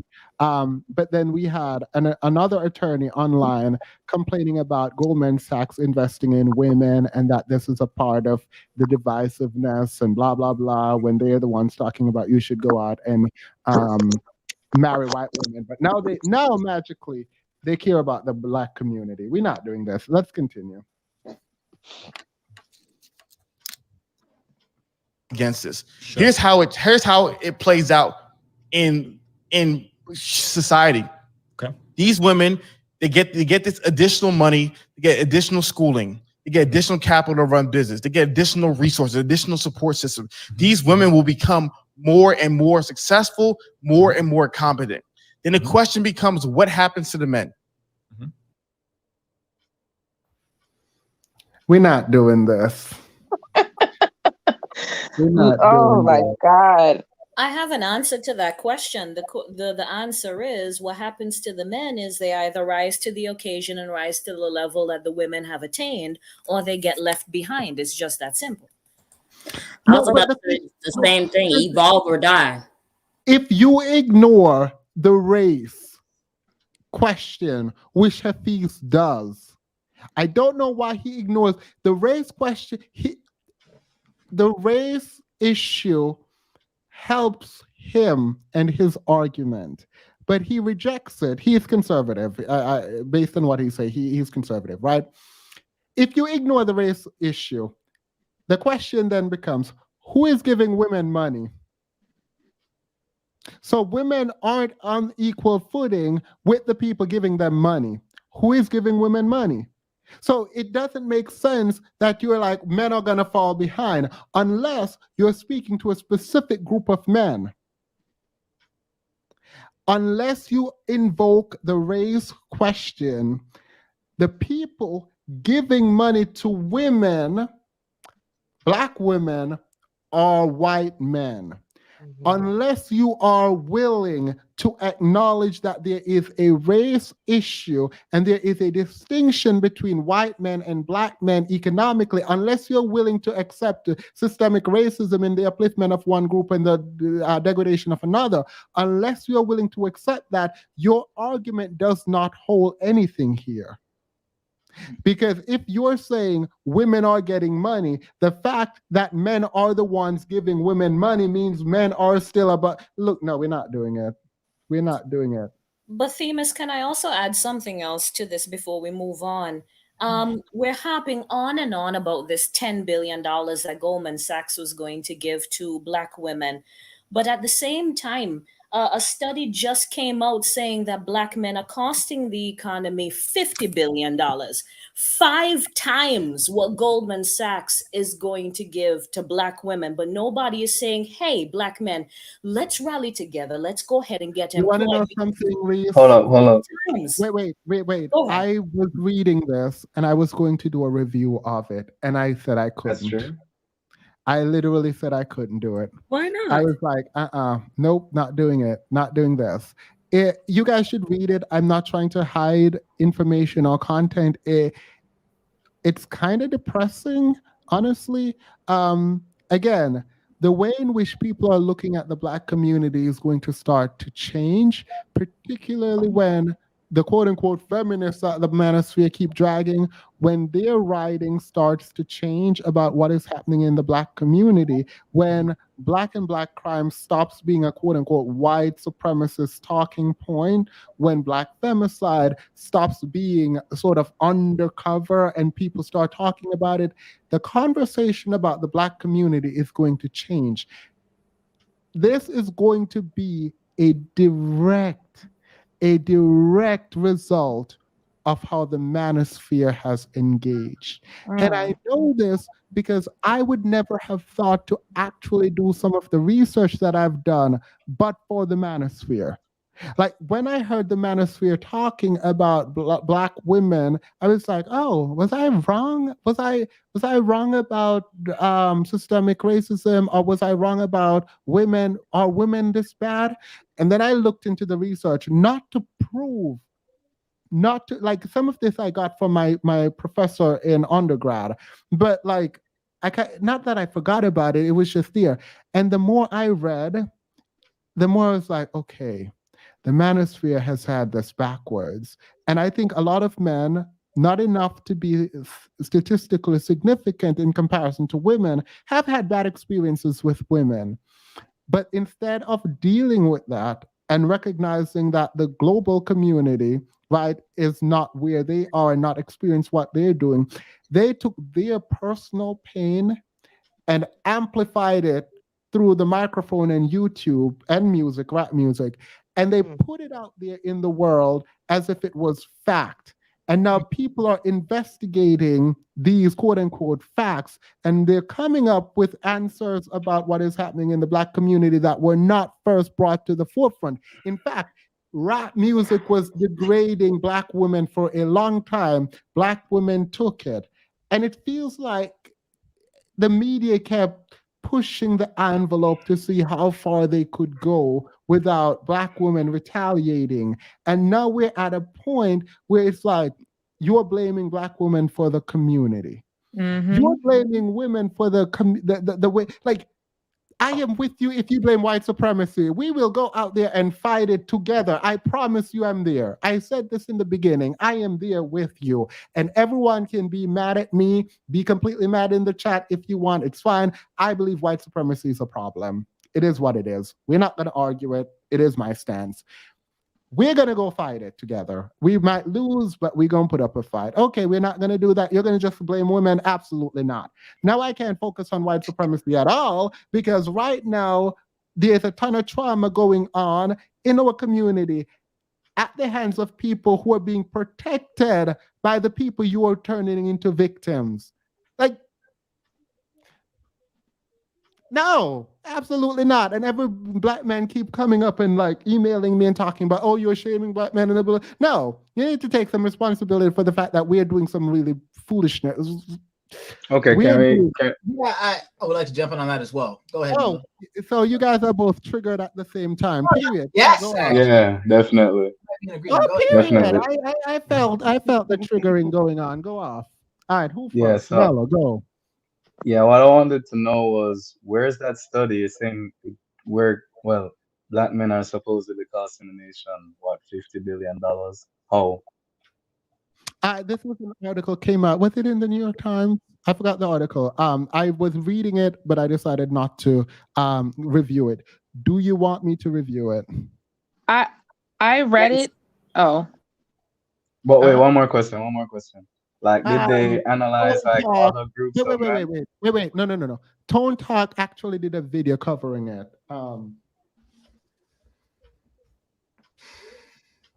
Yeah, and I'm not sure who's asking the question, but I can give you a quick summary of how of where that cost is coming from. Wait, here. No, do not. We're not going to summarize it here. Not yet. Okay. Not yet. There were other reports on this. There were some people pushing back. Blah blah blah. It is what it is. I don't care right now. But in any case, I didn't want to review it because I was depressed reading it. and I didn't know how to tackle this without putting my entire frustration out in the community. All right, period. Next question. That's to you, Mello, or? Huh? Oh, I mean, I don't have anything else. Okay, no, cool. You said you had another question. Wait, did you not believe that? Did you think I made that up? No, it's not about making it up. Well, since you guys not gonna review it right now, there's no way of seeing like how if there was any bias or sometimes people manipulate statistics. That's been done before. All right, how about this? You can read it, I can read it, and then we can come back and talk about it. All right, Silent Knights, go ahead. Yeah, great. So I do believe that study. And you actually already named it when you mentioned white supremacy. This is my issue on both sides of this. It's just that, in state of Maryland, 43, I think it's incarcerating African Americans individually is about $43,000 a year. To get them trained or certified, I believe is about $5,000 to $6,000, right? So and of course in Maryland, we incarcerate more Black people than any other state in the nation. So I say that to say, this is why I asked about what is high value, because I think for many. Go ahead. This is a separate conversation that came in later. While I was talking about male accountability, you and Mello said you were both triggered at the same time. Why? What did I say that triggered you? Oh, so first of all, I agree that. Well, then why are you triggered? No, let me be very specific, because I'm gonna try to choose my words carefully. In the words of Deanne, no idle words. So you said that we're both, to be blunt, screwed by a very specific white supremacist superstructure, right? And then Black men have now turned around and made a business, and this is where I'm in total agreement with you, over shaming Black women for being a victim to that culture. Is that an accurate assessment? Yeah. All right, I would just take it a step forward and then say Black men have also been screwed. So I'm not this is why I get angry over this. Pause. Black men have been screwed. It doesn't mean you then have to go drag Black women. Yeah, no, I'm in agreement. That's what I'm saying. I'm in agreement. So for me, that's why I started the last time I was on here talking about that. I am personally, and maybe I'm just in the wrong space, so you guys can just check me there. No, it's not that you're in the wrong space. It's that you're saying the wrong thing. Okay. It is not like if Black men are being oppressed by a white supremacist system, which I agree with, we Black men should be pushing back against that system. Yes. You don't agree with me that Black men made a business on shaming Black women, and then you say, but they have been oppressed. What? No, whoa. I do believe that Black men, well, I think people in general, make businesses on shaming people. And I would say that a large part of the manosphere, to your point, does make a lot of money shaming Black women when statistically. And that is wrong. That's the conclusion. And I am in total agreement. So then why do you say they're oppressed too? Like that doesn't add anything at all here. No, I'm just saying that. And it doesn't negate it either. No, my concern is, and this is, like I said, may not be the place. I'm just trying to clarify what is it that you all see? Because when I look at what the problem with Black men are, I see a generation, no offense to my people, that are lost, but lost for a very specific reason. I'm not just talking about white supremacy. Like we talk about leveling up. That's why I mentioned this question, because for me, I think about how I've been able to level up. And I said this the last time I was on here.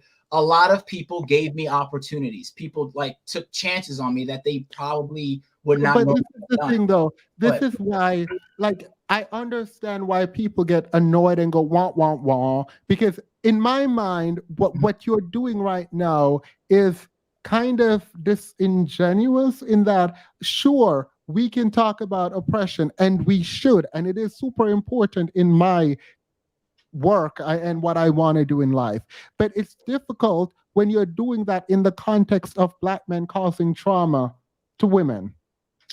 And once again, I'm in total agreement. I guess really what I'm getting at is that not every man is going to be a Georgetown lawyer. Really, I'm just trying to see if he's making, this is why I asked this question, you already answered it, but if he's making $70,000 a year. And it doesn't matter the salary though. That's wait, let him finish. I don't want people to say, oh, you don't let other people talk. No, that's fine. I mean, She can answer. I'm sorry. No, I I was gonna. want you to finish because I need to know where Oh, your okay. point was Okay, I'm going. sorry.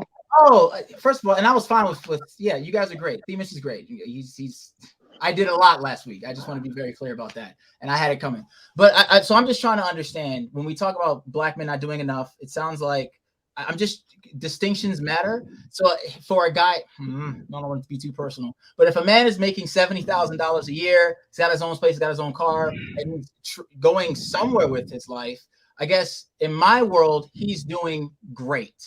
No, And he's doing what he's supposed to do. okay, Exactly. yes. And I'm That's not the saying, bare minimum. so okay, bingo. So $70,000 in a car and his own property, that's the bare minimum. So Okay, No, having money, a car, and his own place is Can bare minimum. everyone stop? I just did that only for you to react that way. The truth is, you are literally trying to derail the conversation. It does not matter. No, it does not matter how much that person makes if he can provide for himself and his family. And if he is a stand-up person, if there is a woman willing to be with him for whatever reason and for how much money he makes, there are women who are willing to be with men who don't even have money, right? And if you guys want to build together, build together. It doesn't matter. What I don't like, I literally, I could not care less about how you structure your relationship. I honestly don't care. What I do care about is the fact that people have the audacity to come online and talk down about women doing well when we are trying to figure out if $70,000 is enough for a man. The fact that we're having this conversation about black men means that we're not making enough money, period. So we need black women to be making money too, or having an education, or whatever it is. You don't have the right to then come on and talk about it. That's all I'm saying. And it's not just a few men. There are too many people that are allowing this. And even if it were only a few men, the fact that we are the majority and we're not rejecting it is a problem. The fact that I have men consistently come on this panel to try to figure out how random things about women and why we don't like the manosphere don't make no sense to me. It's not good faith. And I don't know if it is because people have cognitive dissonance and maybe when I think about Dean, for example, when I think about Dean, I see someone who has good intentions, but it feels like there is an unwillingness to accept the plight of black women. And I am passionate about the plight of black women for a very specific reason. It is both anecdotally important, but also, can everyone mute their mic?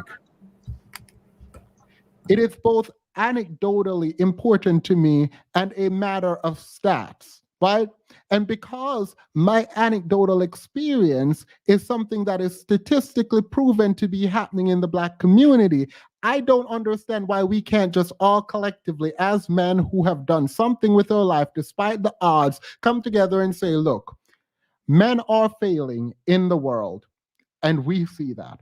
It is completely fine to recognize the reason men are failing is because of white supremacy. I don't think that is the only reason, but I think it is a reason. The other reason is that the society that we have currently requires an underclass. We have not automatized yet. It is what it is. We need for the capitalistic society to continue, we need a proletariat class, right? The bourgeoisie needs a proletariat. We get it. It's understandable. I understand what is happening. Fine. The problem with that is we don't have to be that underclass. That is my problem, right?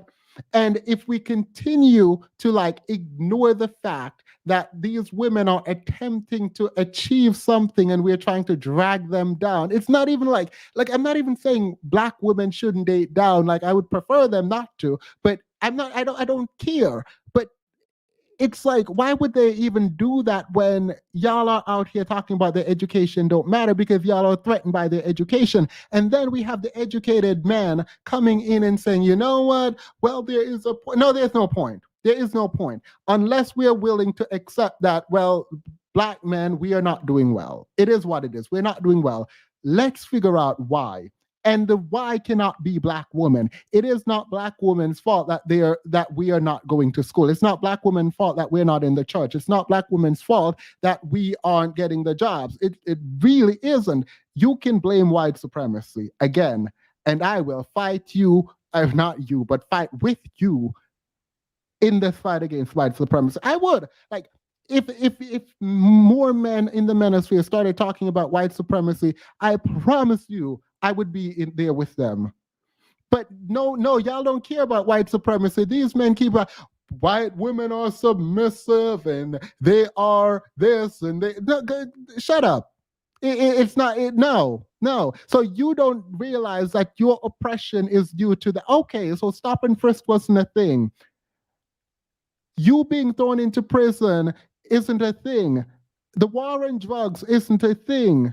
Like, you don't care about those things. You have time to sit up here and think about the women who actually are there serving you. Like, black women, like, it's so annoying because there are so many black women who have shoved me up. Like, they're like, absolutely not, Themis, you're not going to fail. You are not going to not do well. And people, my mentor, Vanessa, black woman, Nigerian, she grabbed my hand and she was like, absolutely not. You're going to go do this. You're going to study for this bar. You're going to pass it and you're going to do well. I don't care about this depression. So I don't want to hear the foolishness. Like, it is literally foolishness. And I'm annoyed.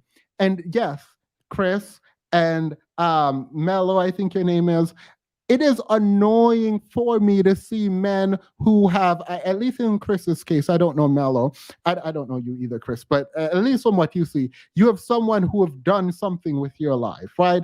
And for you to be sort of metabolizing the manosphere conversation in the way that you have, and then come on here and derail the conversation and defend. Like, I get it. We want to defend our manhood. I do too. Seeing Hafeez here talking this way for the first time in my life, I'm like, oh my God, I see what you say manhood is, and this is not it. This is causing actual psychological pain to me, because seeing a man on this talking about women getting a job means that he somehow is less valuable is ridiculous to me. It is absolutely ridiculous. This is like the whole conversation is ridiculous. I'm talking about, I can do this in my sleep because the whole conversation is ridiculous. There is no point being made from the manosphere regarding women and their education and their job that is valid. It is not. There is none. There is none. We need to accept that they are just bruised, egoed men that have nothing to offer right now and will not go out and find value in themselves and develop into men. They would rather complain about what women are doing, and that's not okay. That is not right. So if you're saying I'm bashing women, bashing men rather, if you are saying I'm bashing men, then call it what you want to call it. I know my truth, and I know that I do actually love and care for the Black community, but I cannot focus on the bigger picture of white supremacy, if that is what it is, or systemic issues, or even classism, or having a permanent underclass and trying to figure out how to not make that be Black people. I can't focus on that if within our community, the thing that I know of for upward mobility, i.e. getting a job, a trade, an education, if you guys are rejecting that, if we can't even come together on the common sense understanding of how to move forward in a capitalistic society, if we can't come together on that, I don't know what to do. Like, literally, I can't go out there, like, how am I going to get on the hiring committee and hire Black men in an organization if Black men aren't getting the degrees? If Black men are telling women that they shouldn't get the degrees, submit to who? Submit to who for what? Why? Where? When? How? Like, no, it is trash. All of the manosphere talking points on women specifically regarding their education and their job is trash. There is no point in American history where Black men as a collective had Black women at home filing their nails while the Black men go out and work. There was no point in history where Black women was not working in the job market. There is none. There is absolutely none. So I don't know why Hafeez and the manosphere keep romanticizing the 1950s and 1920s. Girl, it was segregation. It is what it is. You weren't doing anything. All right, so I'm going to Well, continue. on that note, Let me say that I totally agree with everything you just said. Let's move on. We're moving on. What happens to the men who did not get this $100 billion stimulus? It happens over the stimulus. okay, so I'm gonna have to go. I can't. I'm sorry. I can't do this, especially with me knowing that my really good friend is over this initiative. I'm gonna have to peace. I'm gonna have to peace out because I'm gonna be mad. And I get you. I am already mad. I am already mad. It is what it is. Like, I don't know how you're complaining about women getting still. It's not like the black women aren't investing. You know what? Let me stop. Let's continue. You're a good Africa Pop. You can leave thank us you, if you want. because I'm gonna leave a bad comment if he anywho. But yes. Good night to y'all. Y'all have a good night. And he doesn't. I don't. It's just a mess. Yeah. Good night. Good night. I'm glad your friend was involved, by the way. I appreciate that. To the men is they stay relatively stagnant. They stay with the same similar skills that they have. They stay with the same opportunities that they had. As these women continue to advance and get better and to become more successful financially, usually what you find, not all the time, but usually what you find is when a woman reaches a certain level of financial status, she usually wants someone she considers her equal. You hear that in nauseum. I want somebody who's my equal. The religious girls will say, I want somebody who's equally yoked as me. Right. So if you're putting all this money into women and you're building them up financially to where now, let's say in some places women will earn more than men, and then the women will say, we only want to marry men who earn the same or more than us. If you're not putting that resources into the men to build them up, there's a fundamental challenge as well. Wait, who is supposed to put the money into the men exactly? You want to I know just the want to know really a serious bad thing? question. The really bad thing right here is he is leaving out a very important word. The word is black. Yes. This does not actually work with men generally. It does not. It is from men that the money is coming. Yes. So it's not men. It's not like we need to invest money in men. It's no. Say what you want to say. Who's we? Say what you want to say, and that is no. And that's the thing. Like you shouldn't be saying that. That's why you are not saying it. You shouldn't be saying that. It is inappropriate for you to be like. Oh my God. But Themis, this is the group of this is the idea of trickle down. He wants the money to be trickled down. That's the graphic I'm seeing. Wait, I saw something. He's just not addressing that it's white men that are funding these initiatives. And by saying, we need to be putting money into the men as well, he's really just saying we need white men to be putting money into black men as well. And they don't really want to. He does not want to say that. They don't want to tangle that nuance. He doesn't really want to get into that. There is a part of me that is like, at least you have some level of integrity in terms of like not just completely begging. Like at least that is. Thank you for standing up for Black women. I do not see this ever online with your passion, and I appreciate your words so much. Thank you. It's not. This is. Thank you.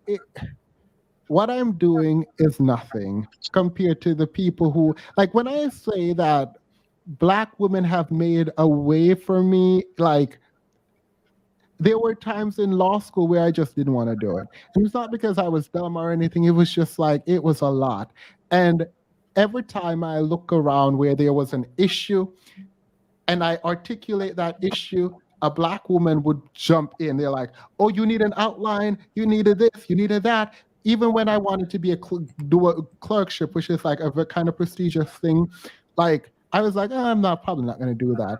And my friends, Black women, again, were like, you got to do this. Like, I remember there were 3 Black guys in my entire class, just 3. And I just thought, oh, we're going to be friends. And I went over there and I still love them. There's nothing against them. And I realized how it was almost like they wanted to be affiliated. You know what? Let me. People gonna know who I'm No, talking. please say it. Please say it. No. Let's just See, Miss, say. I understand what you're saying, because in reality, I'll say it. I'll be the a-hole. In reality, No. Do not. don't do that. Okay. Well then, I'm not going to say otherwise, white supremacy is the main variable in black men's failure. Black men in popular culture, media, and even educated, influential black men contribute to and help maintain white supremacy. Yeah. If I could expand and expound on what she said, because I really liked what she said there. I was just watching something actually on Cynthia G's channel with regard to, and you see it a lot in sports. You see it a lot in sports. What's the guy's name? The football player. That he's biracial and his wife is white, and they just had a kid, and the kid is now basically white. Mahomes, Patrick Mahomes, I believe is his name. That's one of the things that I was going to say is that I've heard that repeatedly when I watch like Dr. Boyce Watkins or the one that wrote Powernomics about like black people's spending power in the US. It's like trillions of dollars. And when you consider the success of black men in sports as well as in music and entertainment, there is enough wealth there that black Americans at least ought to be in a much better position than they are. But the issue is that the mindset, the pathology that they have is not one for building up the community and providing for, banks where they can get loans for entrepreneurs and businesses and things like this. It's very much individualistic, and it's very much trying to become adjacent to white males and having that power and that dominance, but in sort of like a backward sort of way. Like they're not actually investing in building anything. And again, the Nick Cannon is a prime shameful example. Like he says that he wants to leave a legacy because he has some sort of disease and he's afraid of dying or something. And so instead of building companies and building, like that's how you leave a legacy, not impregnating random 8 women and not being there to take care of them. Like the mindset is twisted. Do you understand what I'm saying? So it's not but see, we black women collectively are making ways for black women, black men, black children, and then certain people get mad when all that ability is noticed and seen as a good investment. Not only that, but like it's so strange. There's a strangeness here for me where it's like, okay, you are upset because they sound condescending because they put their degree in your face. Girl, that is the least of your worries. The least of your worries is how a woman decide to showcase the fact that she went through all this hard work to get a degree. Like I took my Georgetown thing down because someone said that, oh, it was elitist, and it wasn't that I was coaching. Like I was I didn't want it to represent who I am. But if someone decided that this is what they are and they've worked for it, period. Who are you? No, absolutely not. No, I'm gonna continue to play. I think Silent Night had something to say, but I'm gonna let him say and then continue. All right, let's go. Yeah, I wanted to say something too. Okay, wait, go ahead. Just go ahead. Yes, that study, I'm reading it and I'm wondering, like, a lot of what they said to measure the cost of black men or whatever is like unemployment. But I'm kind of new to the country, but to get unemployment, don't you would have had to have been working prior and to be seeking a job, kind of? Yeah. Yes. Right. So these are men that were like had jobs and perhaps were laid off or fired or, So then No, these are also it men seems to be that are not working at all. Yeah. No, well, yeah, they're on unemployment, right? No. Unemployment is one, which means that they lost the job. There was a mass exodus of people during the pandemic. People literally just got up and, well, I guess if they quit for some jurisdiction, they couldn't get unemployment, but voluntarily quit. But voluntary can be defined in various ways. Anyway, read it. That is just one segment, like literally not even the main point of Yeah, the but article. my So problem with it, because I was reading it like while you guys were talking, finish and reading the article. I have so many No, no, wait, problems wait, wait, with wait, it wait. because almost Wait, did you finish the article? I read 2 articles on it. All right, go ahead and read some more. Before you have problems with it, like try to understand where the amount of money is coming from, because it's not just unemployment. Right. That's what I'm saying. Like the other things that they're using to like measure this cost are like, are you blaming the men for this? That they're like black men are being killed at a greater rate, are being incarcerated at a greater rate. So they're factoring this in the supposed cost to the society. And I'm wondering, Yes. did they Yeah, do wait. that with the other groups? And how So that was rational is that wait. to say that's a cost not All right, inflicted by the wait. person? For me, the death of black men is one of the biggest. It's literally one of the biggest cause, right? And we're assuming productive black men. So I don't understand, like, what is your objection to them including black men being killed as part of like the amount of money because that is we're losing? Because I don't even know in what way were they considering it? What deaths were they All right, Because counting? You can know, can I like please answer that? there's Because so I just many questions. No. Wait, you don't have to know. All right, so it's good to have these questions. What I'm going to do is direct you to methodologies, right? There, if you want to know these for real, like I'm not even being facetious. If you want to know the answer to your question, for example, how do you calculate the cost per death? You can actually Google that. So your questions, I'm not Oh no, saying I that understand that. I understand that. I understand that. What I'm saying is that what deaths are they using? Are they just saying the excess amount of deaths per capita? You know, like what are they doing? There's a I lot am of sure, gray area there that there needs I to be am not sure you can. these I am articles don't give. All right, we're not talking about the article. The reason we're not talking about the article is because I decided not to talk about the article.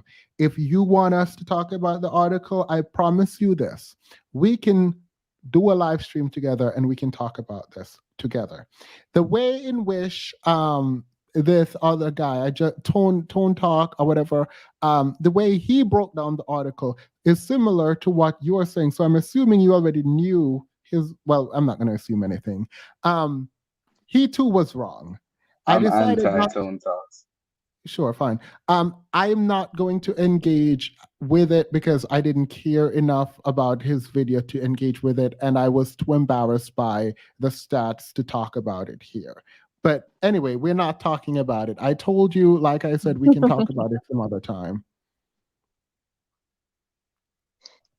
there's oh, I'm sorry. Go ahead, Anthony. I mean, Wait, no, I hashtag black girl, black woman, sorry. The reason I'm interrupting you is because I don't want us, like, I feel like there's a lot of sort of disingenuous people who come on and make statements and ask questions. And honestly, like, those aren't questions to be asked. You can figure it out and then come back and we can have a discussion. I feel like it's inappropriate to derail the conversation in this way. Unless you've read it, you understood it, and now you can point out your problems with it after you figure out how they do what they do. Yeah. I'm not No, gonna have you're that absolutely right, Themis. And I wasn't going to talk about the article. I was just going to say that black men and other black people conducted this, and there's even a video from one of the guys who did this study to make these determinations, and they were going along with Biden's unemployment report and stuff like that. So it's not like these are just people seeking to make black men look bad, which is kind of what people come out and make it seem like, but that's not what's happening. Yeah. I appreciate that, and that there is so much out there on it means that you Yeah. can find the answer. and I'm not going to spoon feed it. Not here, not now, not ever, actually.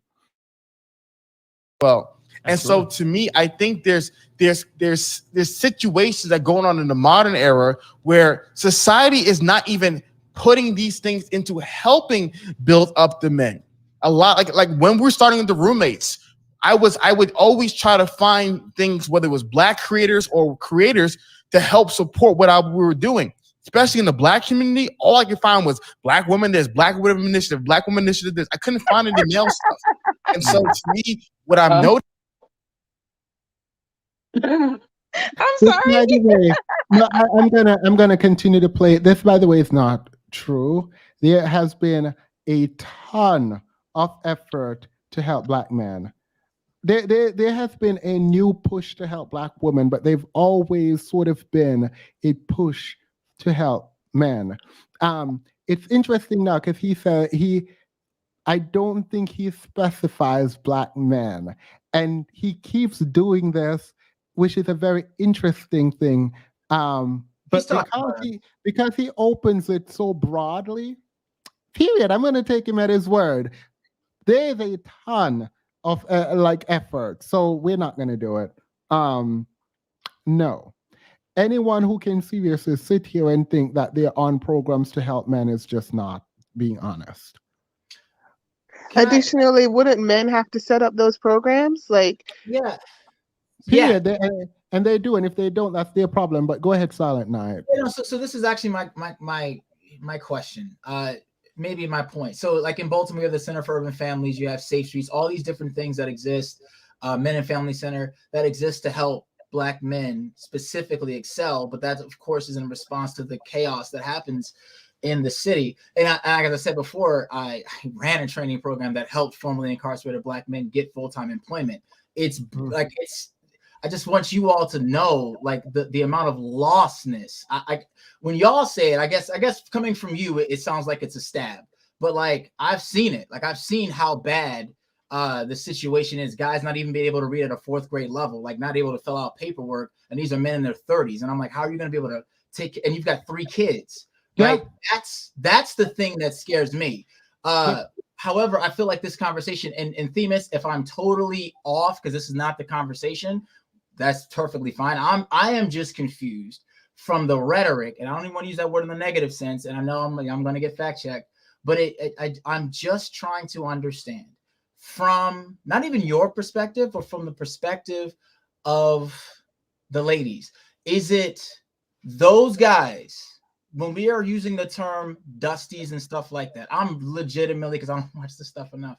Is that the problem? Those guys who just don't have it together? No, or those guys are not the problem. They're not the only problem. I think the problem is the educated people cover up for those people. I think we use those people as a scapegoat. And a lot of us are inflicting harm and we don't fit the quote unquote Pookie and Ray Ray archetype. And I think the fact that we have, and Black women are to be blamed here in my mind, when we have Black women riding on the Black community and ignoring Black femicide, literally don't know how that's possible, right? And so I'm taken aback by this idea that Pookie and Ray Rays are the ones running amok in the community, and they're a small minority, because if they were, then we should be doing something about it. But I don't think it's just quote unquote Pookie and Ray Ray. I think there is, and I don't want to say a cultural issue, girl. I don't know about that one theme. If you don't know about a lot of things, so I don't recognize the Pookie and Ray Ray in a sort of outside of myself kind of thing, right? Like I see the Pookie and Ray Ray as emblematic of maybe a caricature that we want to create to disabuse ourselves and others from any notion that we we have responsibility.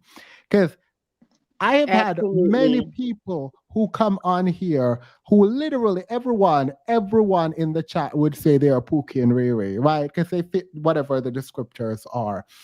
But they won't say they're Pookie and Ray Ray. No one is like, I am a Pookie and Ray Ray. Like, no, like even the debate on the manosphere going on between the educated lames and the Pookies and Ray Rays. The Pookies and Ray Rays don't call themselves Pookie and Ray Ray. I just call them Pookie and Ray Ray because they fit the archetype. But like, they don't know. No one is saying I'm a Pookie and Ray Ray. Everyone is like, oh, you should have chosen better. You should have known he was a Pookie and Ray Ray. Well, he's a nurse. He doesn't speak in slangs. So, like, how was I didn't know he was a Pookie and Ray Ray. The government didn't know he was a Pookie and Ray Ray. Like, how are we gonna know? So I think Pookie and Ray Ray is a way for people to escape responsibility for the community. Pookie and Ray Ray is there's no necessity for this distinction. So I just kind of have a question to Silent Nights as to why that matters.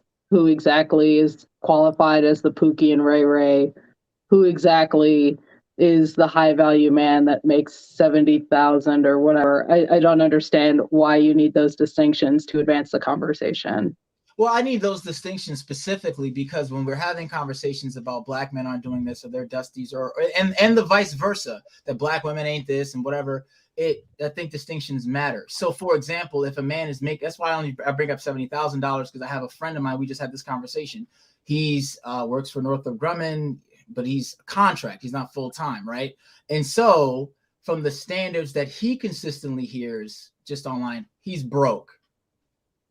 And I'm like, well, 70,000, but I thought the average was 45 for the average black man. And so he's not broke. He has his own vehicle. He's doing just fine. But I think at least when I'm hearing these conversations, it's this, hey, you're doing all right, but you're not doing good enough. Now, I understand what you're saying, Themis. I totally agree with you. You're doing what you're supposed to do. It's just a matter of, for a lot of us in the black male community, unlike Themis and even unlike myself, artists, actors, athletes, like the business class of black male, the ones who are out here doing the kind of stuff that we do, we're not really the ones that are highlighted. You know what I'm saying? So like I have a friend who used to date a Laker. The guy was, I think his first contract was like $700,000, right? But the average man is not going to have that. But because she dated a Laker, that's he's got to be making at least, you know what I'm saying? But it's subjective to every woman, just like beauty is subjective to every man. I want to be clear. It's always subjective. So I don't understand again so what does that piece of information, how is that benefiting you? So just like the beauty of a woman is subjective, whether she's a 1 to someone and a 10 to someone else. So obviously a man that is valued as high to one woman is not going to be to another. So again, I don't understand the purpose of trying to make that distinction over the broader conversation. I am trying to answer a question. That is what I'm trying to do. In the same way, if there was a large amount of people that were saying, like, this is why I got angry last week, was this narrative that black men do not want educated black women. Now, I actually in total agreement with the conclusion that we came to last week, that it was based off of very specific content from the manosphere. I'm in total agreement with that, right? So you are correct about that. There is a sliver of black man who, for some strange reason, believes that having an uneducated woman is superior. Now, where I think their argument makes sense is that a person's character, I will die on this hill. If your character is crap, but you've got, I don't know, 7 PhDs. That is a moot point, though, because we're off topic. Wait. No one is making the argument that your education trumps your personality or anything like that. It's not either or. You can have an education and still be a good person. Absolutely. And all I was getting at last week, because people were talking about this idea that when I'm hearing men, now forget about the manosphere, I want to move away from those people. But when I've heard, because I am a man, I talk to men all the time. When I hear men mention about an education, what I consistently hear is, yo, if she's going to talk down to me and she blah, blah, blah, blah, I don't care. I just want a woman who's going to be nice to me. That's what most men will tell you if you sat down and talked to them. They don't, a lot of it isn't even about how gorgeous she is or how successful she is. So you believe most black women are mean then? No, I didn't say that. I'm just saying. So why are most black women not married? So why are most black women not married? If all they want is women to be nice to them. I'm sorry. Ask the question again. If all black men want for black women to be nice to them, why aren't they marrying them?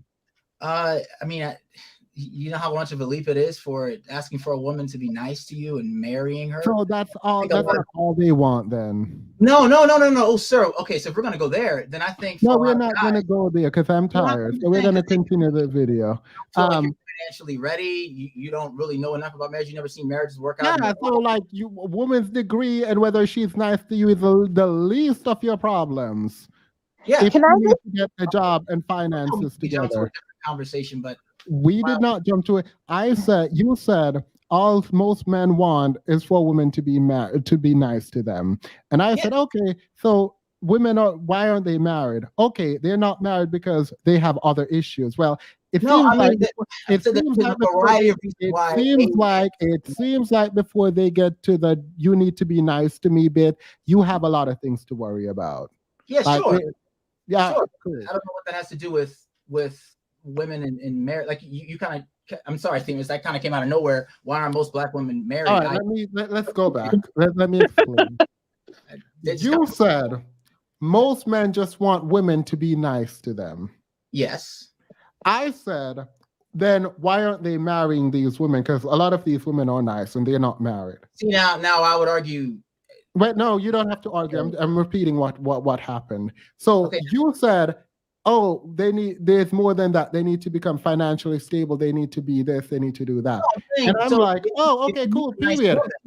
It sounds like before they get to the nice to you conversation, they need to do a lot of things before nobody got time for that. Like, go do what you need to do, fix your life, and then come back and say, oh, okay, cool. Now be nice to me. I promise if you get your life together, more women would probably be nicer to you. Not you, but like people. No, I got you. I'm just saying that, when it comes to, I'm trying to say, man.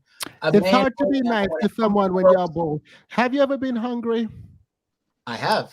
I went on a diet and I was the worst person I can imagine. I didn't even recognize grab a Snicker, like that kind of angry. And so it's very difficult for there to not be resource, money, food, and whatever, and we talking about being nice. Like, no. So, all right, we're done. Let's move on. Kindness matters. That's all I was getting at. It's a virtue. No, no one. No.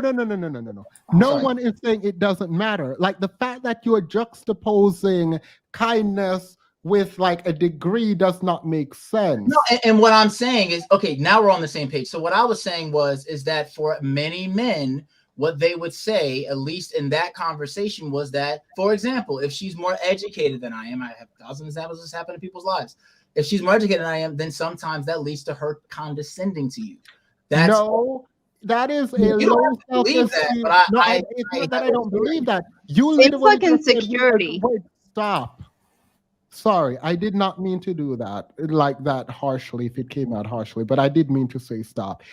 It is ridiculous to me that in a conversation about a man's unwillingness to accept a woman who is doing well in terms of education, someone comes up and say, oh, well, she's not nice. It's about no, it's not about nice. It is not. It has nothing to do with people being nice. None of it is about being nice. You can be kind and all of those things with a degree, and people are kind in those things with a degree. This is a scapegoat for people who don't want to accept the fact that they feel inferior to women who have degrees. That is just what it is. Like if someone gets in an argument and someone says something that mentions their degree, the man gets butt hurts and walk away. It is what it is. Themis, I just want to look at. Let me just throw this out. This is true story. So in the acting industry, there's something called in the theater industry, I'll be specific, something called Actors Equity, right? The actors, AEA, you're probably familiar with this. And then before you get to AEA, there's something called EMC. So you're an equity membership candidate, which means you are not Actors Equity, you are equity membership candidate. I will never forget, I did a production for a long while ago. It was at Center Stage, Maryland, and I was an equity membership candidate. I was this young lady I was talking to, we were in the same show. She was very nice, very calm, we were cool. Until I was And when I tell you her whole demeanor changed because she was ADA, so she just thought she was better. Now that's not. I want to be clear. That's not an insult on Black women or people. That's just like a thing that certain people do when they feel that they are better than you. So all Black women I'm do not that. saying is that a woman with a degree feels like she's better than everybody. What I am saying is that there are many young men who will say, hey man, sometimes when somebody is better, higher educated, then they tend to look down on you. And that is an issue. I've had that problem because I have some education in a variety of different backgrounds where like people say you come across a little harsh. Yeah, a lot of that comes because I think I know more than this person that I'm talking to. And well, it's not that you think you know, you might actually know. And if that person does not know how to, if that person does not know how to talk to someone and be around someone who actually does know more than them, then that's a them problem. Yeah, that is a developmental problem. That is not, it is not on a person, a woman who is more educated to somehow coddle a man. Like, no, absolutely not. Oh my God, I'm not, that is not, They need therapy for their feelings of inadequacy, if that is the case. They should seek some variety of counseling. No, If okay, I may- so if a man makes, I'm just telling you, these are all true stories. There was a young lady who made $90,000, just as an example. She had her master's. Your anecdotes are killing me. I'm just saying, this is. No, but if I can say, if I can add to this, and she did not think he was good enough for her. That was it. So, well, I mean, if it comes in your mind that he's not good enough for you, then he's not good enough for you. It won't work. Yeah. All right. Yeah. Okay. Then you go find someone else, and she go find someone else. And if she can't, and she's lonely, then it is what it is. And if that man says, "Hey, man, you know her with a master's degree and all her money, like she thinks she's better," I don't want to deal with that. Then all I'm saying is, I don't want you to think that we're denying that woman on the basis. You hear that foolishness that you just said? She has a master's degree. I don't want to deal with that. Deal with what? The master's degree? No. The fact that she thinks that she can belittle me. It's not even a male-female thing. This is just like a. Oh wow! Just kidding. If I may add to this conversation, in terms of the whole educated woman piece, and the attitudes of men, it's not just limited to the Black manosphere. It's also in the broader manosphere as a whole. And on Chris Williamson's channel, he spoke about this. And apparently there's a study that was done. It was like an Indian guy actually that came on, a British guy, that is talking about the fact that for women, like the dating landscape in modern dating has changed significantly for all races of people or what have you. But it's significantly like there's a great disparity within the Black community, but they were saying that as women have become more educated and more successful, that we do want, and rightfully so, men who are on par with where we are in terms of our education accomplishments, as well as financial status, that they, in doing a study, so there's like data to back this up, empirical evidence, that women tend to be less attractive less attracted to men who have a lower educational level than themselves, or what have you. Now that is different though, because it depends on the race of women that you're talking about when it comes to Black women. Because what you see with Black women is a lot of Black women do tend to at least attempt or try to like give Black men a chance, even if they do not have the same level of accomplishments as ourselves. But then it's the male insecurity that leads the relationship to fall apart, right? So I feel as if like there's like, we're almost approaching an impasse here between men and women, in that both sides need to acknowledge that the game has changed compared to what it was. Women are now more educated, and we're not going to apologize for it. Women are now more accomplished, and we're not going to apologize for it. So then how are we together, for those of us that are heterosexual and who do want to be partnered up with the opposite sex in a traditional like marriage relationship, how is that dynamic going to be? Do you know what I mean? And I feel like the issue is, it sounds like we're advocating for opening your options. Honestly, like it's actually a good thing now that we're here. I actually don't even know why I'm fighting for. if men are saying your degree doesn't matter and they can't deal with someone who is more educated, then period. Yeah. Period. Like that's fine. That's good. I wish they would say that more openly. Like, look, I don't want to date someone who's smarter than me. Period. Yeah, just say that. Listen, in Ralph Richard Banks' book is Marriage for White People. I did a review of one of the chapters and I listened to a lot of his interviews, and he basically said that for the Black community, there's a break down the middle of basically two different classes. Okay, and that's the problem, is that women are out earning and outperforming the men, and it is creating a different class, and women are on one side of this break and men are on the other. So it is not outside of any other norm for you to be attracted to the men in your class, or for you to desire the men in your class. And for Black women, that is more and more and more becoming not Black men. And that is not Black women's fault. It's not. Everyone is like, they want Ruslan back and they want Ruslan to come up and talk to the man in the suit. I feel like what you guys want is the thing that made me cringe watching the other video. And it is the optics. The kids. I don't know what Ruslan would say, but I do know that, well, I don't know what Ruslan would say, but if he came up here and he goes, men should want an educated women and men should want women who do well, that optics again is gonna look terrible. Again, because I'm tired of I'm literally tired of hearing one group of men say, oh, women education don't matter, their attitude, blah, blah, blah. And then another group is like, yeah, we build together. And it's like, girl, are we just gonna not realize what's happening? Are we not gonna like pick women who can actually help us look? I'm tired of this. Let's continue. We're gonna watch. Before we continue, Mohammed, disagree or agree with me? Whatever. I just need some testosterone on my side. Yeah, no, agree. This is like new to me. I've just started seeing some of these videos, like the Kevin Samuel stuff or whatever. I watched it for the first time, right? And it was really depressing because I was reading the comments while the live was going, and the way they ate the woman alive is shameful. I think it's shameful that women subject themselves to it. I think it's shameful the way men speak about these women, right? And the other shameful thing is only Black people are doing this, right? Like you don't see other groups of people doing this stuff, right? Oh, and that's the problem. Like the juxtaposition is what I don't like. Well, there's a lot of things I don't like, but from an optics perspective, having a Black man like, oh, her degree and blah, blah, blah, and then having a white man like, well, just level up. It's like, did that not hurt? As a Black person, does that not, like, I don't know, it hurt me. And I'm not.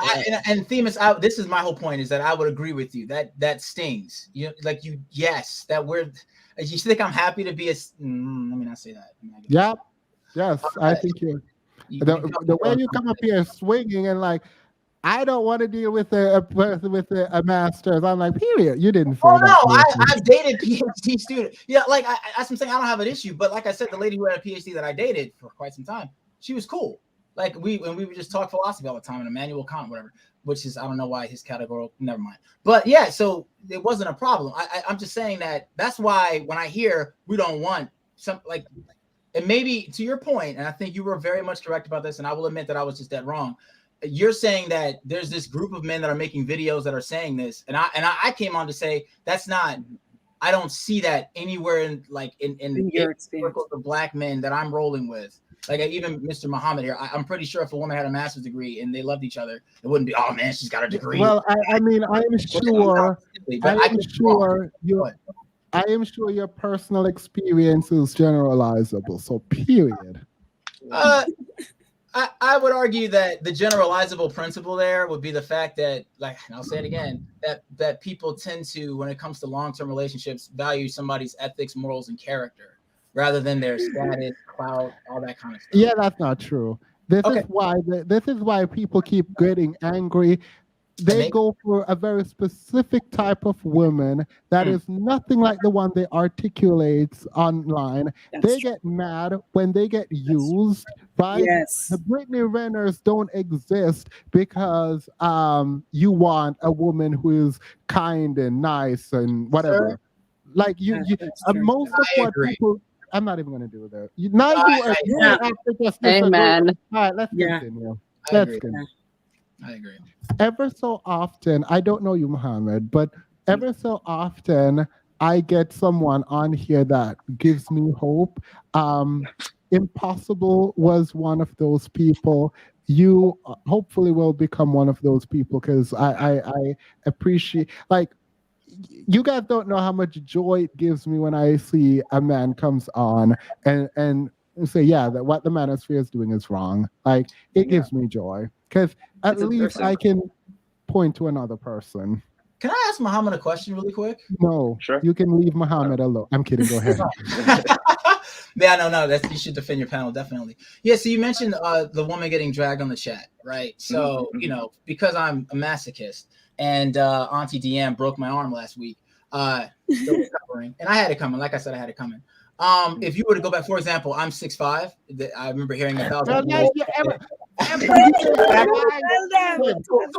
All I was gonna say was, as a man who is actually 6'5", but it's okay if you don't have to believe me. I got dragged. So I mean, that's the cost of doing the internet. So would you equate that to the manosphere being brutal? Because then this is all I'm trying to say. Wouldn't that equate to Themis' audiences being brutal as well? I mean, like it wasn't No. in the comments. Are you trying to really both side this thing? Yeah, no. I'm saying does that. That's why I was asking him, because if the case is that the manosphere is, and I'm once again not defending the manosphere. I'm just trying to like. Yeah, you've done nothing. I'm having a hard time understanding what you're saying. It's more like so your height is not in your I'm more- control, right? Go ahead, say If it you're again. poor or if you're having a hard time in life and you have to be on benefits, that's that's circumstances that you can't control. Like, and you shouldn't be vilified or shamed because you need assistance. Like, that's the sort of stuff that pisses me off, right? Okay. They were talking about this woman is a social worker, and that's like a low value job or some shit. Like, it's a good job. Like, it doesn't make any sense. So all of this talking points and the way that they just keep interrogating any sort of good point for a woman, these men just like they talk about she has children. Well, you know, thank goodness she has children. Some people can't have children, and you know, it's this really nebulous and pointless conversation. No one wants to be single. Everyone wants to be in long-term relationships. No one wants to be poor. So why are we pointing fingers at each other and telling women to settle? Like, no one talks like this. This stuff is absolutely shameful. I find it shocking. Yeah. Someone said Ruslan took men out of the home. So Ruslan is in the chat. I'll leave. So Thank you. I got to the part. I got to the part of the video where you told, this is Ruslan, where you told him to level up, and period. Just period. Let's continue. This is an hour-long video that's taking forever to watch. Wait, did Silent Night leave? I don't know. I don't care. Noticing is that yes, the guys got to improve, got to get better. But if there's no resources, no support system, there's no structures to help the guys improve, where all the money and resources and structures in society is going into the women, you will have a disconnect. Because the guy who in the year 1930, if you're working a factory job and you were a nice guy and you're respectful, you can find a wife in the 40s. And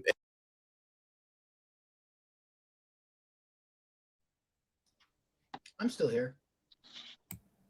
The men keep going back to the 1930s. Not the support system. Wait. I don't understand.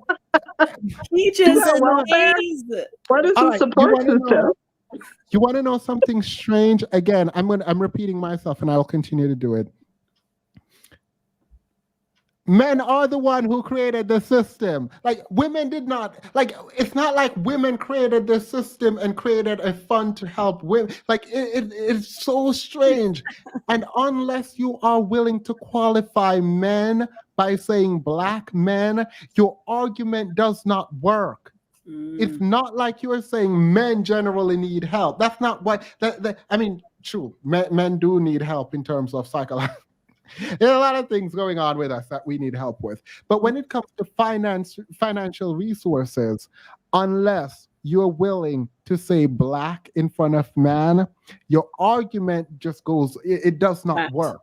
It's not Asian men in America you're talking about, and it's not white men you're talking about. So unless you're willing to go the extra mile and say black men, then your argument here does not work. Like men need help from who? Other men. So men have resources. So men don't need no. All right. Amos, can I say something? Yeah. I don't know who that is, but yes. It's Hope. Yeah. So the thing is, you know, you were talking earlier about how Black people have been the permanent underclass in this system, and I don't think a lot of people really understand how the system works, the economic system. They might have an inkling of how white supremacy works, but not really the details of that. And I kind of have a theory, which is really sad, but I think a lot of Black men are invested in keeping the Black women the underclass under that. As long as you have somebody else under you, then it doesn't feel as bad. So then when you have people saying that women with masters are intimidating, or how this guy is complaining about the Goldman Sachs investment in women, it's because any kind of equality, any kind of bringing up of the Black woman, it puts them in the same kind of level or surpasses them. It really reminds me of the 5 monkeys and ladder experiment. Do you know that one? Yeah, so I talked about this before. I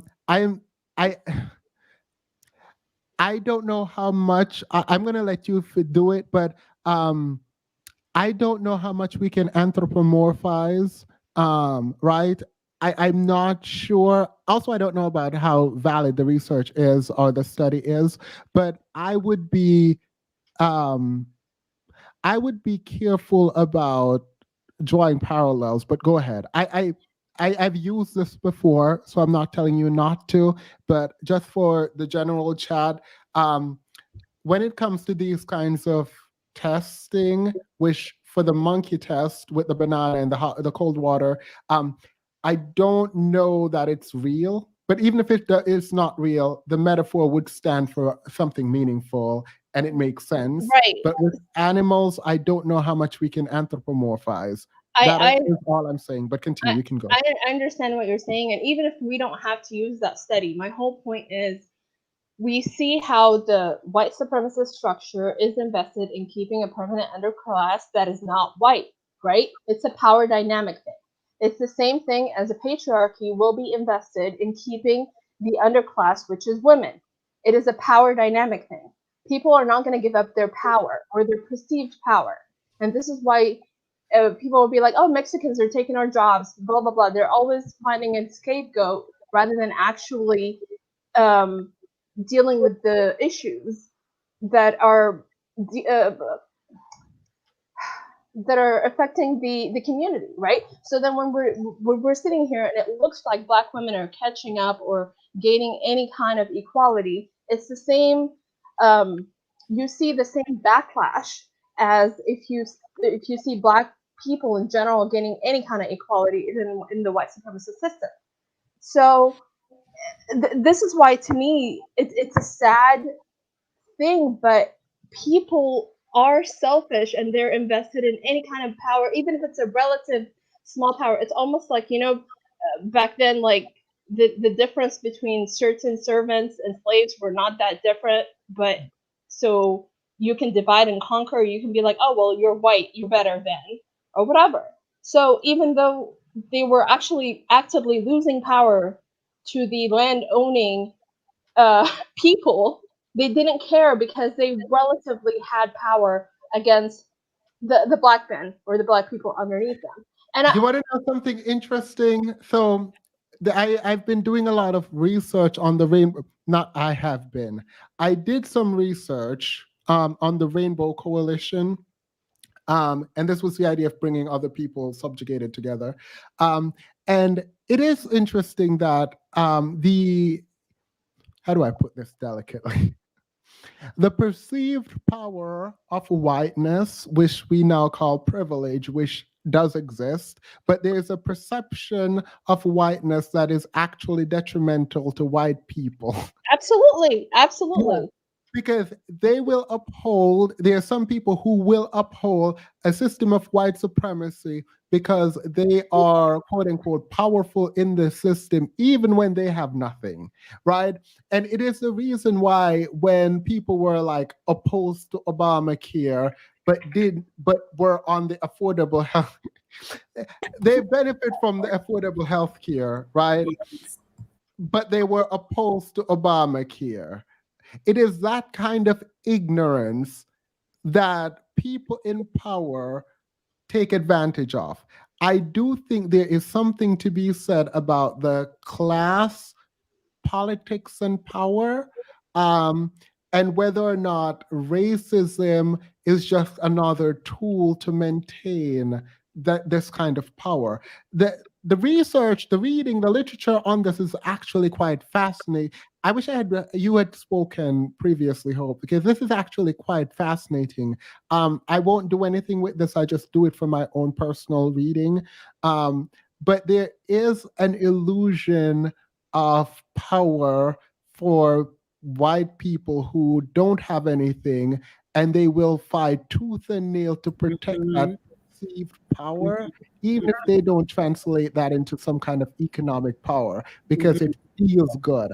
Now, if Yes, you want to do and that, it's the best way for you the can make- other class to siphon off money from them, to siphon off actual power from them. There's a book called White Trash, the 400-year history, the 400-year untold history of class in America. That was fascinating. And I'm like, you should check it out. But wait, actually, like, put a 1 in the chat if you guys would like to have one of these kind of class discussion, and I'll bring some of my friends in. Hopefully, they'll say yes to do this, because I find this quite fascinating. Put a 2, which means theme is we don't care. But a 1 if you would, because I actually would like that. You know, I'm always down. I emailed you as well. Let's be honest, they don't want to be with black women to build anything or come together. They want better than someone. Yeah. Oh, I see a lot of ones. All right, period. Watch y'all not show up to that street. By the way, didn't Martin Luther King said something exactly like this before, if I recall correctly, about Yeah, when he got the white assassinated man? because of the poor Yes, the Poor March. People's March. Yes. Yeah, And the the fact that intersection is fascinating. yeah, the Thank fact that they you. saw, yeah, Yeah. I mean, they saw that if poor white people band together with blacks, then that would have disrupted their structure. And so they knew from time, and that's part of the reason why too, by the way, they decided to allow Italians and the Irish into whiteness, because as we know, up until a certain point, even they were not considered to be white. So like the whole politics of like race and the political culture of race and racism is just wild. Like, no, I think it's like really fascinating. Like, it is. race is a social construct. Ruslan said this, something I've said before, and I do agree, but Yes, it does have consequences. It does. It's like Right? money, right? It's like Yeah. money. Like you give. It's like I've always said beauty. this to people. I had this conversation actually with a white male on my Facebook Thank as you, everything Jules. I appreciate that. Go ahead. everything was erupting, you know, at the beginning of 2020. And, you know, a lot of white people seem to feel dis-ease with even the discussion of race. And he was like, oh, and he was actually a friend of mine too. He's like, oh, well, I don't see race. That stupidness that they keep saying. I don't see race. And it's like, no. To say that you do not see race would make you a liar, because it's absolutely untrue. You absolutely, in the same way that you see color and everything else, you can absolutely see that there's a difference between you and I. The issue is not that you see color. The issue is what you make it mean. Yeah. It is the value or lack thereof that you attribute to the color of my skin. So I do not have a problem classifying people, because that's what we do as human beings. It's how we are able to negotiate our way through this human experience that we're all having. So there is going to be categorization, but it's what you make it mean. And you feel uncomfortable because you are unwilling to admit that perhaps somewhere in the recesses of your mind, there's a negative connotation or association that you have with Black people. So rather than dealing with it, you would rather ignore it and pacify yourself to say that, okay, no, I don't see color. Do you know what I mean? But that's just untrue. On the face of it, it's a blatant lie that you do not see color.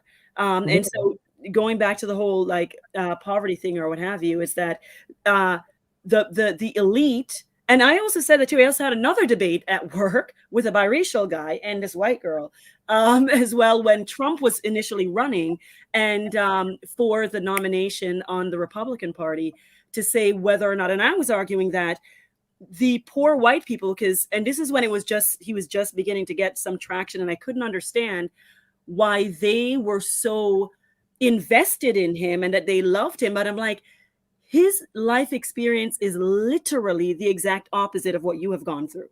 So how do you trust as a poor white person in Appalachia that this man he was not born with a silver spoon in his mouth, but a gold spoon, if I recall. He literally he was poor. He only got like $1 million from his dad. Right? 2 million. Right? And so I'm like, weird. But yeah, but this is to go back to the point that Hope was making, that you were making, Theme, is that like the idea of being, and this is why when they also say that they don't have white privilege because they're poor, then they're also being disingenuous, because they do understand that while you may not have financial privilege, and they attribute privilege to like financial success, that whiteness carries a certain cachet in society globally because they have colonized the world.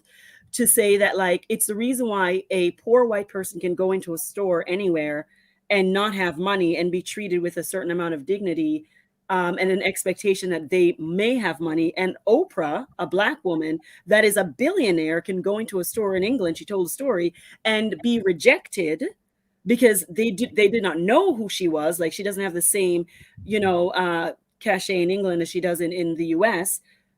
Be rejected because she's perceived as being poor. Why? Because the color of her skin, right? You want to know something interesting? The idea that whiteness is a privilege and there is some currency in whiteness could actually be weaponized. Should I finish this? It could be weaponized by Black people to achieve more.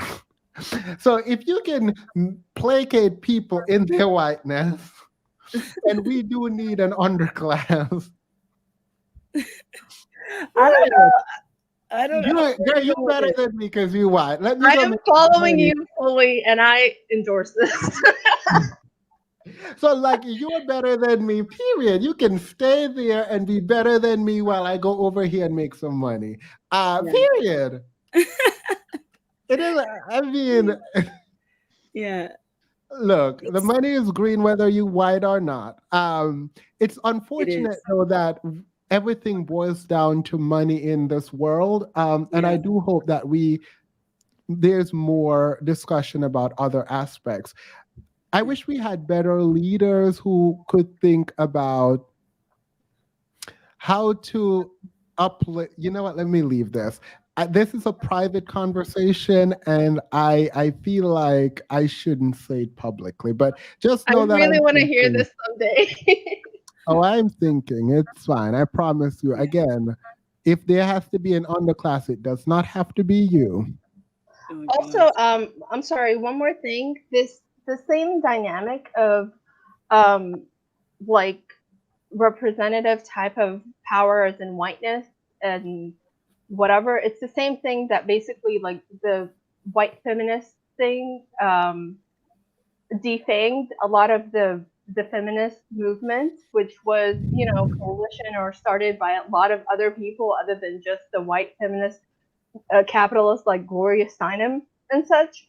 And, you know, because we were, people had discussions of actual paying women for their labor in home and outside the home. It wasn't just this representative lean in Sheryl Sandberg style of feminism. It's the same thing. Let's placate some women by giving them certain positions and playing into their whiteness and their middle, higher level classes, and completely forget the plight of Black women, of working class women, of everything. Because if we can see Hillary Clinton, we're good now. You want to know something? If poor people came together and realized that they were being scammed, the system would be disrupted, and that's what I think. It would be over tomorrow. Yeah. But let's continue, because I don't think anyone is going to want to give up. People don't want to give up the privilege they have for being white. But the truth is, like, being American is a privilege. It does not mean everyone in America is doing well. So this idea that you have to be doing well to see your privilege is ridiculous. Like, you have it, it's fine. It's what you do with it that's the problem, and how you perceive other people who don't have it. But again, your perception doesn't do it. Yeah, I told this story before. We went to this guy's house. Me and my friend, he had this huge condo, and we went there, and he was talking about affirmative action, and he turned to my friend, who's my mentor. She's been on this channel before, and she was like, "You only got into this school because of affirmative action." Now, mind you, my friend she wouldn't want me, upwards of a 3.7 GPA in law school. This is not something that you come across frequently. And this guy is in my class, and he is not doing so well academically, but he has the nerve. And in law school, our grades, it's blind grading, right?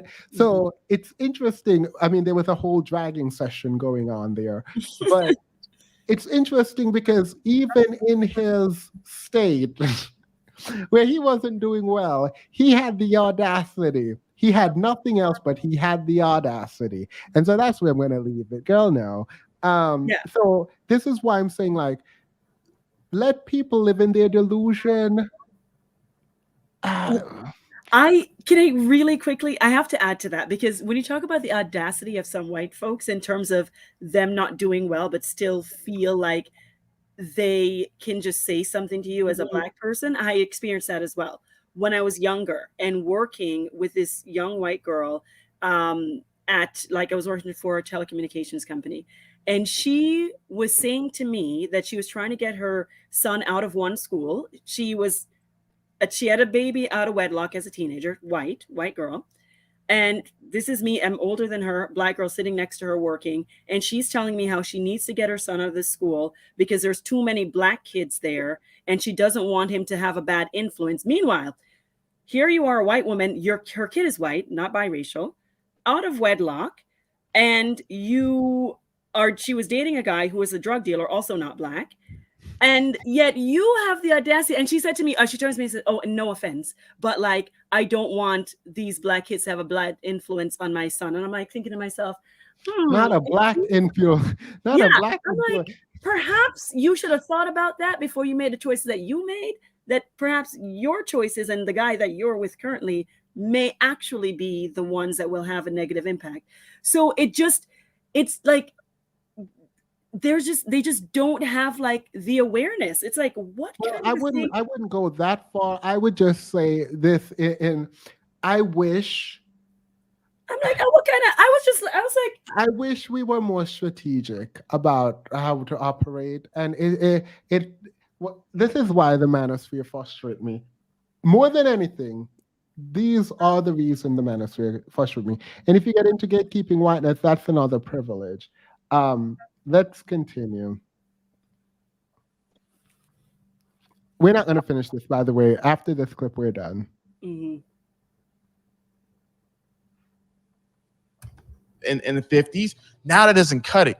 And so to me, that also adds to the disconnect where a lot of guys see that, especially with the financial mindset of a woman, it affects us. Because like I said, back in the day, when women weren't earning as much or having salaries, every guy earns more than you. So almost all guys were desirable from a financial aspect. So now when a lot of women, especially that I've met in a modern era, have a financial requirement, and the financial requirement does not allow the average guy to stand a chance. And so to me, I think that conversation is one of the additional reasons why men struggle and they're so frustrated as well today. You know, I think you make a valid point. There's investment being made into a demographic of people which has been underinvested historically, Black women, and maybe, you know, or seemingly it. I caught that. I don't know if Ruslan is in here, but I caught that. That is slick, and I like it. He just pointed. This is a simple rod of correction, which is he points out a group that was historically underinvested in. He just pointed that out. Like, okay, let's do the optics. This is gonna probably be a bad thing, but I'm gonna blame it on the fact that it's 2 a.m. So we have a white man telling a Black man that the way in which he's probably receiving this is not the best, because yes, Goldman Sachs is investing in Black women, but Black women have historically not been invested in. Like, the fact that you are being told, let me stop. All right, let's continue.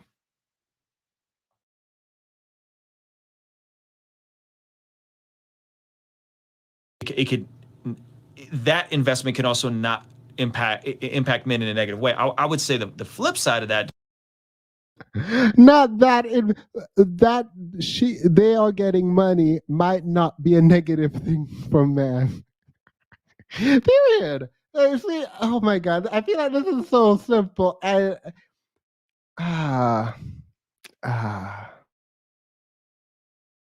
There's two ways to think about it. Way number one is hypergamy. That's a really good point. Here's what I think about hypergamy. Jesus said wisdom will be proven right by her children. So you know, the children literally, and then the children of like wisdom, meaning that we're very close, if not already here, of there being a bunch of women in their 30s that didn't make the best decisions in their 20s. Or did really focus on their careers, and then they wake up in their 30s and 40s and realize, I wanted a family, and now it's too late, right? I think that's and so I think at some point, if we're not already here, I think at some point every woman's gonna know someone like that. I think every woman's gonna look and be like, I don't want to be you, girl. Like, I'm not trying to be you, 45, single, doing the same nonsense, multiple kids with multiple fathers, not married to any of them. And sure, you make 7 figures, but you're not happy because you got no one to come home to, because you don't have the character to understand what it is. I think we're already there. And I think other women are going to look around and take notice and be like, I don't want to be like you, and you're married, but I don't want to have your marriage, right? Like, that seems like a lot of headaches. So I think that's. I love that he said that, actually, that the part where like people are like, oh, I'm married. Oh, you should just get married. Not every marriage is worth having. All right, period. I'm just going to end it there and then continue. Already, I think that the market, the dating market is already solving that. The family's already solving that. And then I would also say, don't you think that is why me and you are here and channels like ours are here, is that, okay, respect, fine, we're not getting the grants, right? I mean, bro, I'm a Christian white male creator on YouTube, right? From one side, I could say the same thing. Oh, bro, there's no real look. YouTube creators isn't going to partner with me to do a thing. Like, they partner with Black creators. Like, I could say the same exact thing, but like, brother, I'm a white dude in America. Like, yeah. I struck the lottery, like, and I'm a refugee and an immigrant, so I got that chip on my shoulder. Like, and you know what I mean? So like, quickly, it's interesting. Like, this is actually quite interesting. Again, I wish he was here, because the way in which he's acknowledging that being a white man is a privilege, and like he's like, well, I could be complaining. Why would I be complaining? Blah, blah, blah, right? Hafeez's argument, again, only works if he puts the word Black in front of man. That is the only way his argument works. And this man just pointed out, Ruslan just made clear that, yeah, I mean, I'm not complaining. I'm a white man in America, so let's stop using the word man. He would never. He's like, well, not he's like, but like, you better be out here messing up the patriarchy. Yeah, Themis, when you're done, I want to ask the guy Silent Night. I want to ask him about something because the white black dynamic is extremely important here, but I want to let you finish playing through. Period. The thing is, I don't want it to be, but it like just from an optics perspective, this is not good. We're getting dragged without getting dragged. I can say the same exact thing, but then it's like, come on, man. Like as men, like we already have a degree of advantage in the marketplace, especially. You heard that? As men, we have a degree of advantage in the marketplace. Can someone say amen? Period. That's my amen, by the way. My amen is period. As a man, we have a degree of advantage in the marketplace. Period. Who said he was holding back? He's not holding back. He's literally just putting it out there. He's not mean, which is good, but he is like, taking him to task. Especially as a white dude, I have a degree of advantage in the marketplace. So there's already resource. And there we go back to the whiteness thing. Hafeez should probably come out and say black now. Already had the Gary V's there giving me the blueprint 6 years ago on how to get my money up, on how to build a career, build an infrastructure, right? So I hear you, but don't you think there's already resource? Here's a problem with that, right? So men, I feel like I can't watch anymore. Like, you can't just hear that and just go, here's the problem. I don't know what he's saying next, to be fair. He might be like, here's the problem with that. I'm a black man, white supremacy. I highly doubt he's going to do that because of who Hafeez is. So, actually, let's hear. Instead of opining, let's hear this, and then we can end on this point. Don't have a leg up in the modern marketplace. The modern marketplace is the majority of people who have jobs are women, and this can get into why later. When God. Absolutely not. We're not doing it. Yeah, I stopped it there too. I was like, he has never-ending excuse. Is it just now all the jobs are women jobs now? Really? Who are hiring these women? What? Are the CEOs mostly women? Like, all right, girl, whatever. No, I'm not doing it. Hafeez is not going to ruin my night. It is already ruined, but it is. What? But you made it. You made it through, Themis. You made it through. But it's so weird. Like, we have someone here like men should take accountability. He agrees in the initial stages, and then he goes into this. I don't know. So can I ask? Agree just because it would seem bad if he says no, they shouldn't take accountability. I mean, at this point, he should just start saying "wish man."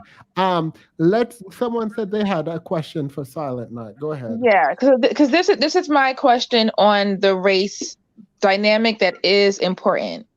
One of the things that I think Hafeez and a lot of the black men that had a problem with the Goldman Sachs money is that Silent Night, do you think that these black men feel that black women are not white men's business and white men should not be investing in them or supporting them or giving any money or resources like that? Because I heard a lot of black men saying this is breaking up the black family. I'm sorry, I thought black men dated out whoever they wanted.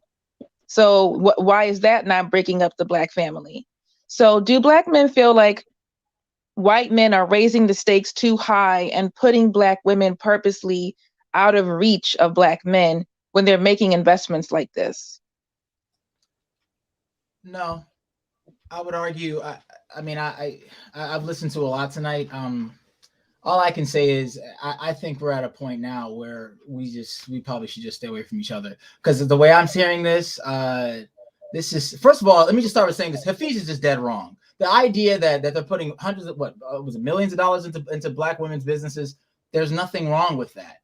I guess for me on a personal kick, why? Because having looked at a lot of the data and statistics that happen, especially in the state of Maryland, with regards to our African American population, we just have bigger, and maybe that's why I said, that's why I keep trying to explain. I'm not like the manosphere whisperer, right? Like I'm not one of them. And I guess the only reason why I was even interested in Themis' content was because I'm confused as to why we're fighting when we should be coming together. But so no, if I had to answer that question, Wait, I don't know why supposed to Black come men would together? say. I thought you said they were supposed to stay away from each other. Say that again. I'm sorry.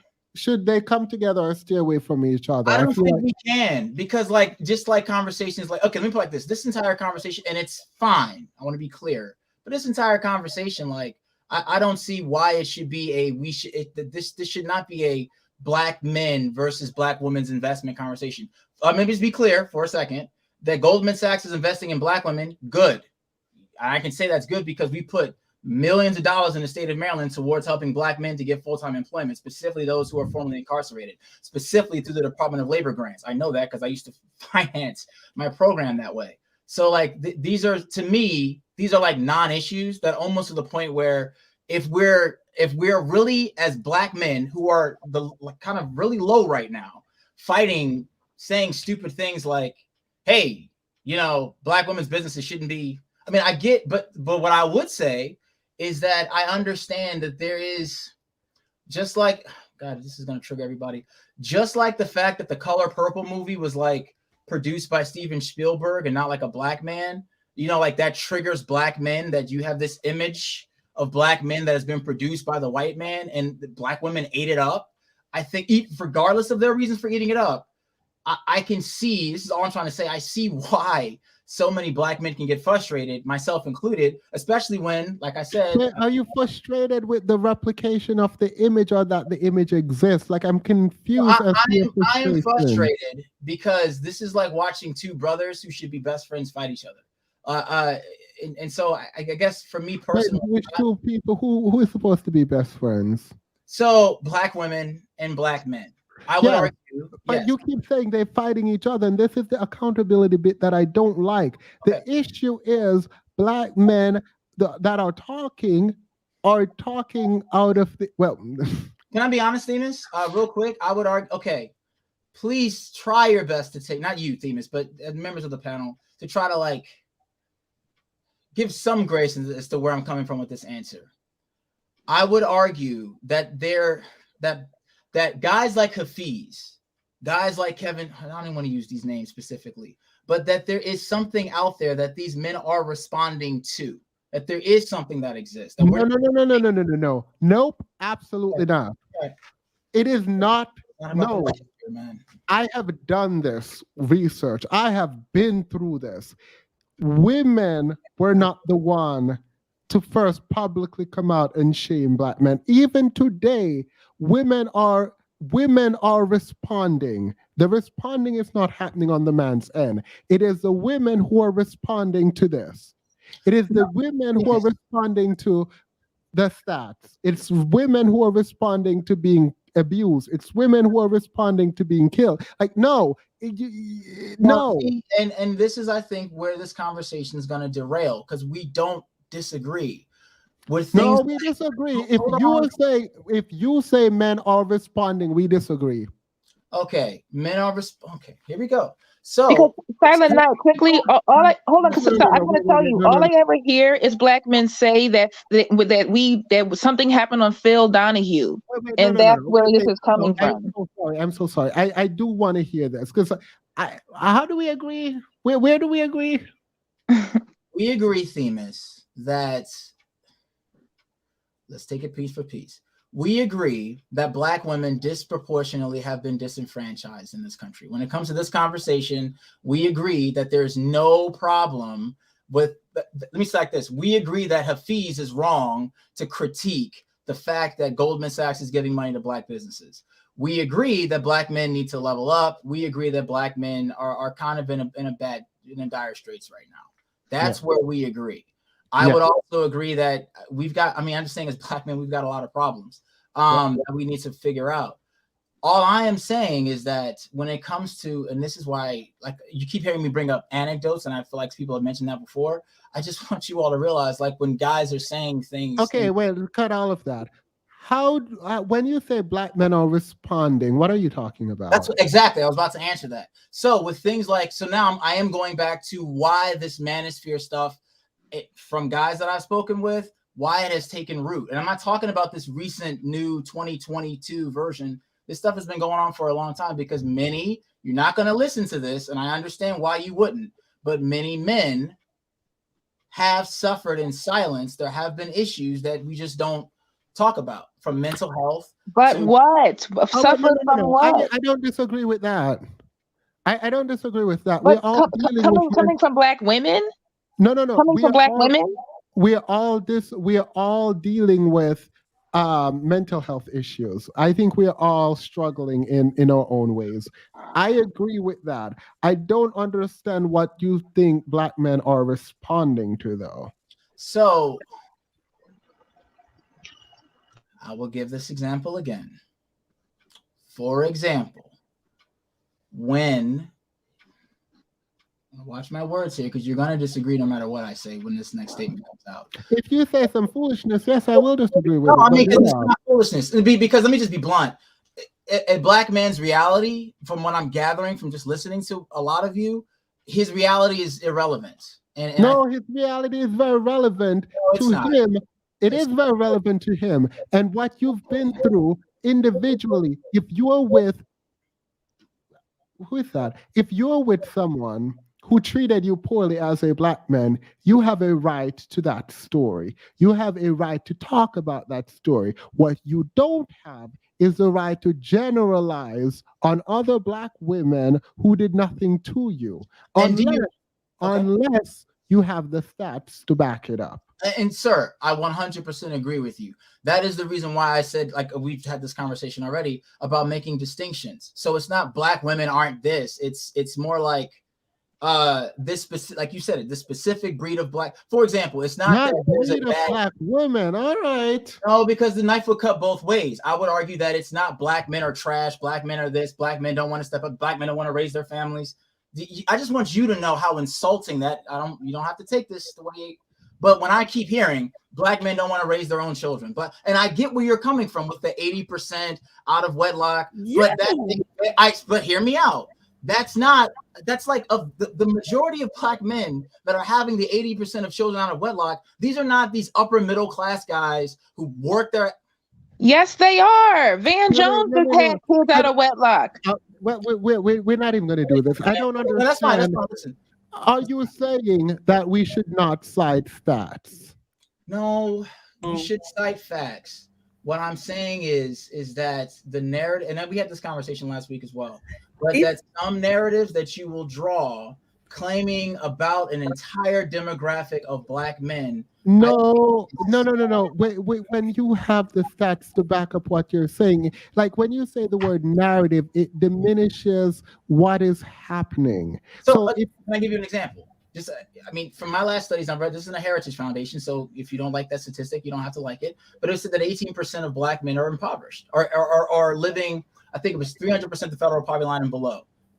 Maybe 200% federal poverty line and below. That's 18%, which means the vast majority of black men are middle class, right? So the idea that black men are dusty, that's why I actually came on here to ask questions. I'm trying. Wait, no. Are you guys understanding? Go ahead. No one said majority of black men is anything like that.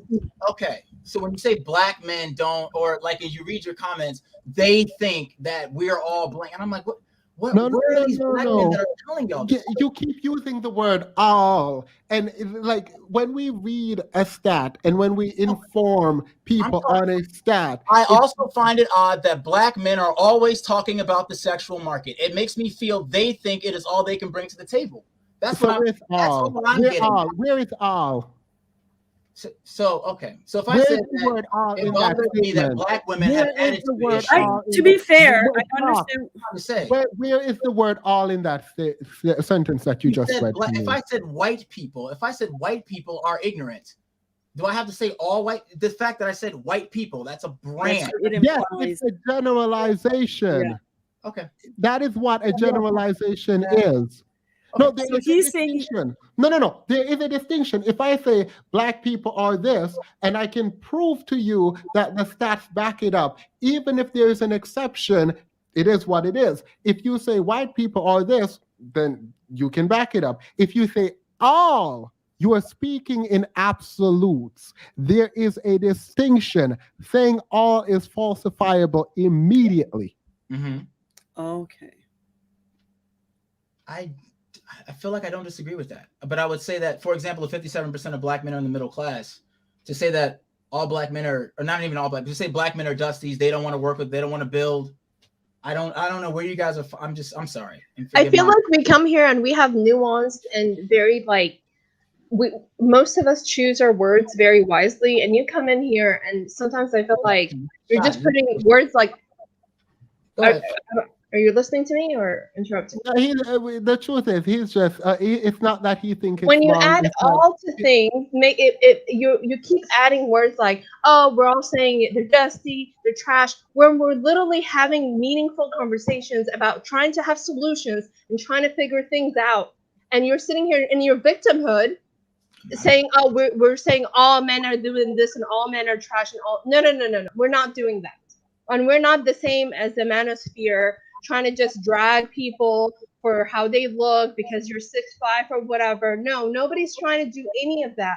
We're literally like, and Thema said this a little while ago, like he was disappointed because he's like, I'm trying to move things forward. Is this even like fixable? I don't know. I think the majority of us here are trying to find solutions and how to move forward. I mean, I think the conversation is really, Silent Night is being disingenuous. He came on here and he was like, I believe black men should improve. I believe we're in dire situation. Stop. Do not interrupt me.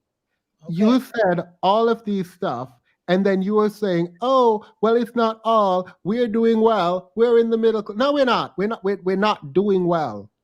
We are not doing well. So if I say we need to do well, I didn't say all, but we do need to do better. Like, I don't understand how we are just sitting here. Like, it feels like on your end, it's not the stats that's the problem.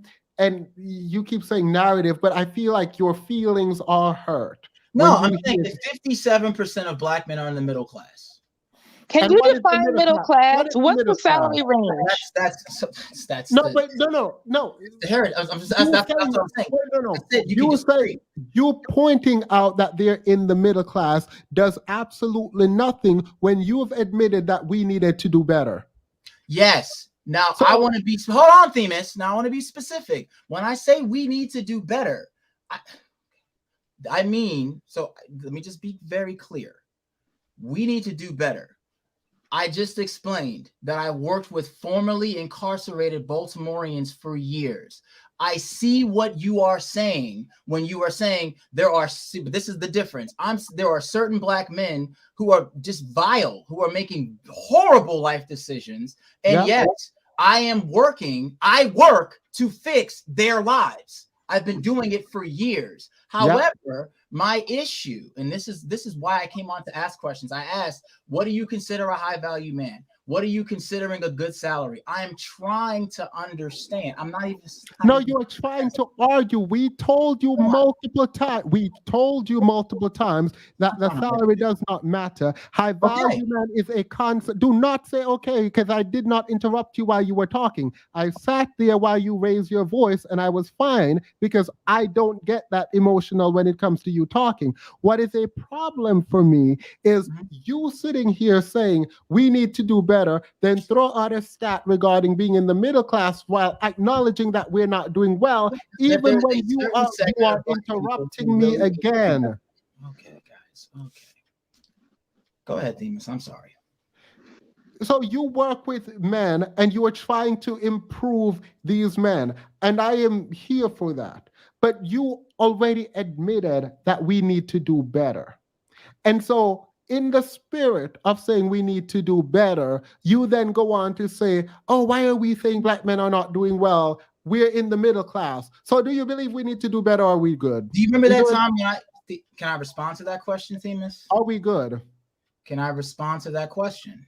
Are we good in terms of black men? No, we're not good, because as I said earlier in this conversation, I believe we all need to do better. I don't think this is a specifically black men are the problem issue. I think yes, it is. Wait, no. Let's let him finish. That's all I'm going to say.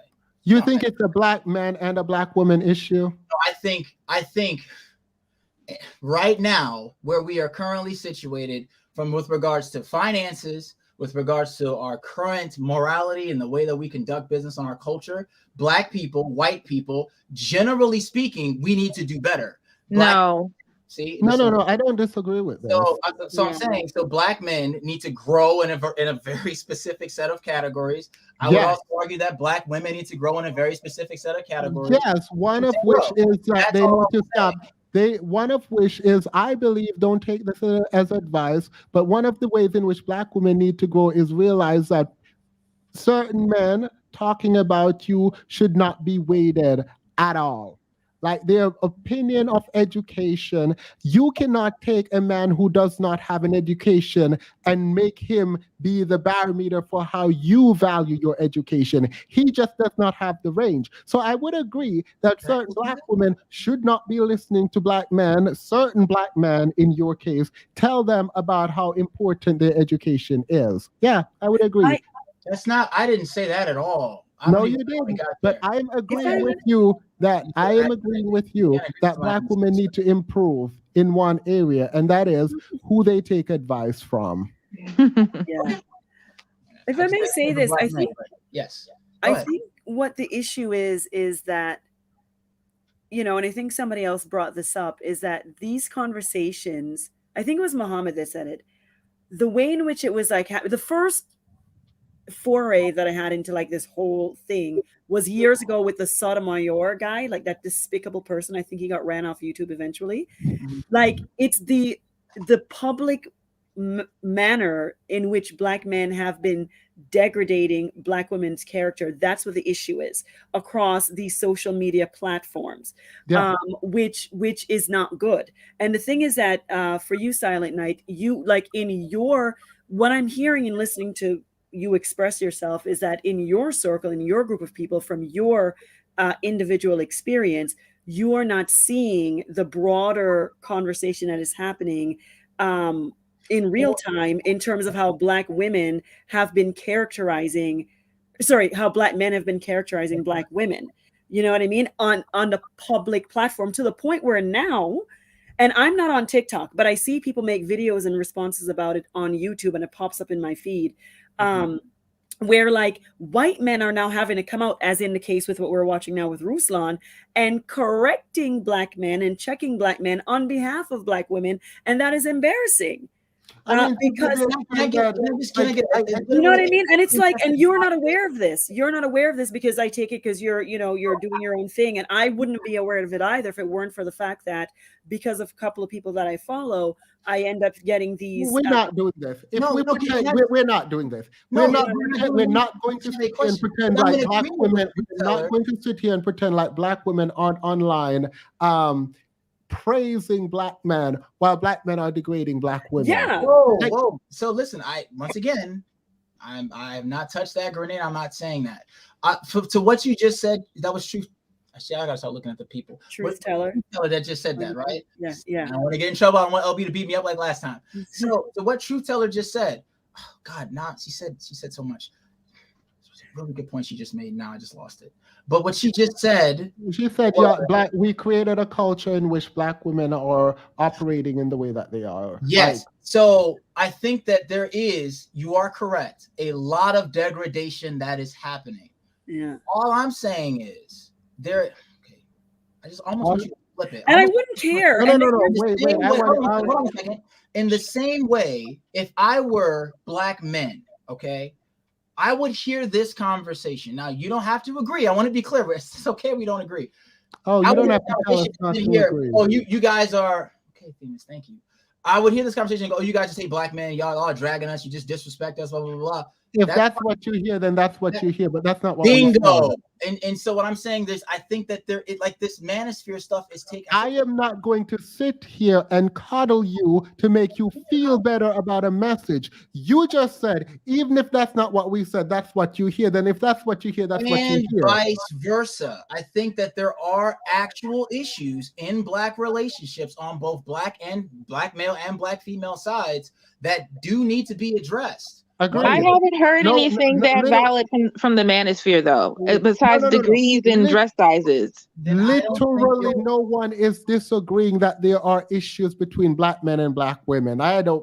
I don't give relationship advice, whatever. What I am saying is the specific messaging coming out of the manosphere, the culture we have created regarding degrading black women has been persistent. It is wrong and it needs to stop. And you are deflecting everything. We're talking about things. That's what I'm because you're unwilling to accept. I think what it is that you're in denial a little bit, Chris. I must say, of what is really happening. You're in a little bit of denial. I feel like that's what it, and you're unwilling to accept that. And here's the thing: it's like, like Bob Marley says, if the cap fit, wear it. But if it does not fit, then do not wear it. Right? Like when people talk about certain things about the black community or what have you, if it does not apply to you, then there's no reason for you to feel some type of way about it. And I get perhaps you may be empathetic towards the plight of black men because you've been working with them in your professional career or what have you in Maryland. But the fact remains that it's disturbing and shocking the level of venom and vitriol that these men are spewing of all age ranges online in public for people to see, that even now the women who are some of their preferences are coming out in defense of black women because it's just getting to be too much. And the issue is that, the issue, I'm sorry, I'm cutting, it's annoying me because I just watch Hafeez do one of the most idiotic things I've ever seen done. And the fact that we are here coddling, and I've not used the word coddle in a while, the fact that we are coddling Silent Night's feelings regarding the way that black men are having the conversation about black women. I mean, this is an example of how black women consistently reach out to try to help and be there and explain and be kind. And it's like, he is just going to deflect. He is going to point out that, he's going to just point out that, black men, it's a black man and a black woman issue. Black men, his instinct was to say black men are just responding. No, they are not. They created the narrative, and black women they did create their narrative. They did. Absolutely did create. It's like we're saying, it's like we agree, but we're finding ways to disagree. No, you are finding ways to disagree. That is on you, not we. It is not both sides. Sir, all I'm saying, black men are if a vast majority, I'm not even going to put a number to this. If the vast majority of black men, and this is why I actually liked your channel when I first started listening to it, and I still do, believe it or not. I don't want you to think that this is not oppositional. I'm just saying the vast majority of black men are coming out saying, hey, something's wrong with our relationships. The ladies aren't treating us right, blah, blah, blah, blah. So they're saying that. Now we can dissect that as to why that is. All I'm saying is, if there's all these black men that are coming out and saying, hey, this is a problem. For example, I'll she's ghost. They ghost. They're not dealing with conflict. They don't respect me when we get in a relationship. I'm going to give you a really good one. This happens all the time in the church. They say they want to get married, but the second you start getting serious, they run away from you. This is a big problem with Christian men specifically, which is something I've been through, where it's like, I want a good Christian man, but the second you start talking God and scripture and Bible, they get intimidated and they run away. So when men are coming out and saying that, which I know that's not, I don't know if you would even consider that manosphere, but when I hear maybe once again defining key terms, I'm talking about what men are saying. This is what men are saying. And then when to flip that and then try to take that statement, for example, and say we're dragging black women. Now there are guys who are dragging black women, and it is bad. That's what I'm saying. We agree, but there are certain issues that I think are happening that are in these relationships that do need to be addressed. And we're not Yeah, making but a lot of this stuff when up. someone go and say, "Oh, she's not respecting me," and Kevin Samuels goes, "Oh, where do you live?" "Oh, with my mom." "How much money do you make?" "Nothing." No, then and listen, and this is where I get really okay. Now this is and forgive me, I'm in the performance industry, so if I come across more emotional, it's because it's my background. But that's a classic example. This actually happened where the guy was like, she doesn't respect me, but I think the lady he was talking to, his girlfriend, was like a double PhD, or was it either double masters in like chemical engineering and like statistics or something like that. I can't remember. And he was like a musician and an Uber driver, right? So yeah, bro, you're not there. You know what I'm saying? The fact is, what scares me is, sis, you got double masters and you're on your way to like make big money for yourself. Why this random musician, bro? And I think I said this last week about Dust. If guys are dusty, why are we associating on a relationship level? Love them, have compassion for them, be empathetic, but you don't need to date the dust. And like, that's the exact opposite of the argument that you had earlier. Yeah. So that's very confusing and hypocritical because now you're saying that a woman with a degree, was making these men feel inferior, and now you're saying that they should absolutely engage in that. How is it both ways? I'm confused. Let's actually answer that question. What I said before was that if a man is saying, "Hey, her character matters more," then I don't see why that should be a problem. That was point A. I don't. So the girl with 2 PhDs doesn't have a good character? I did not say she did. I feel like he's jealous of black women. This is a circular. It's not a circular argument. What I am saying is, wait, we're done. I disrespected, then you have exhausted me, Silent Night. Don't worry about it, Miss. I thank you for taking the time. I didn't mean. No, it's not. No, even you're just that. backpedaling. You're backpedaling like crazy. I'm really not. I'm really not back. Yeah, you really are. You're backpedaling. You're changing your arguments. You're acting like. No, I'm just saying that you're acting like almost every other man we've talked to on YouTube.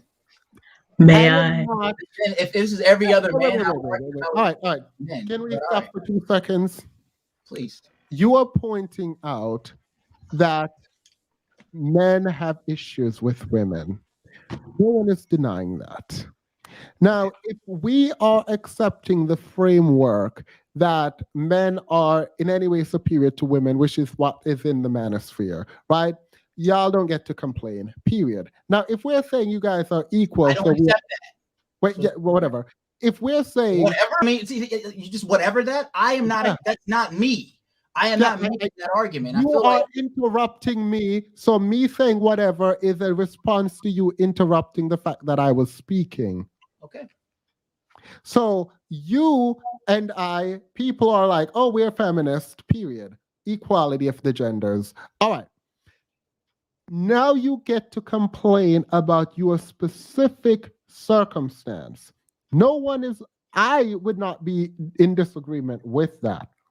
You cannot take your personal sort of experience and generalize that to quote unquote black women, particularly when the black women, like when you go black women aren't this or black women aren't that. No. The type of woman you want didn't want that. The reason why your example doesn't work is that if you are in the church, and you get a quote unquote Christian woman and they disappear when you are talking about God, you did not get a Christian woman.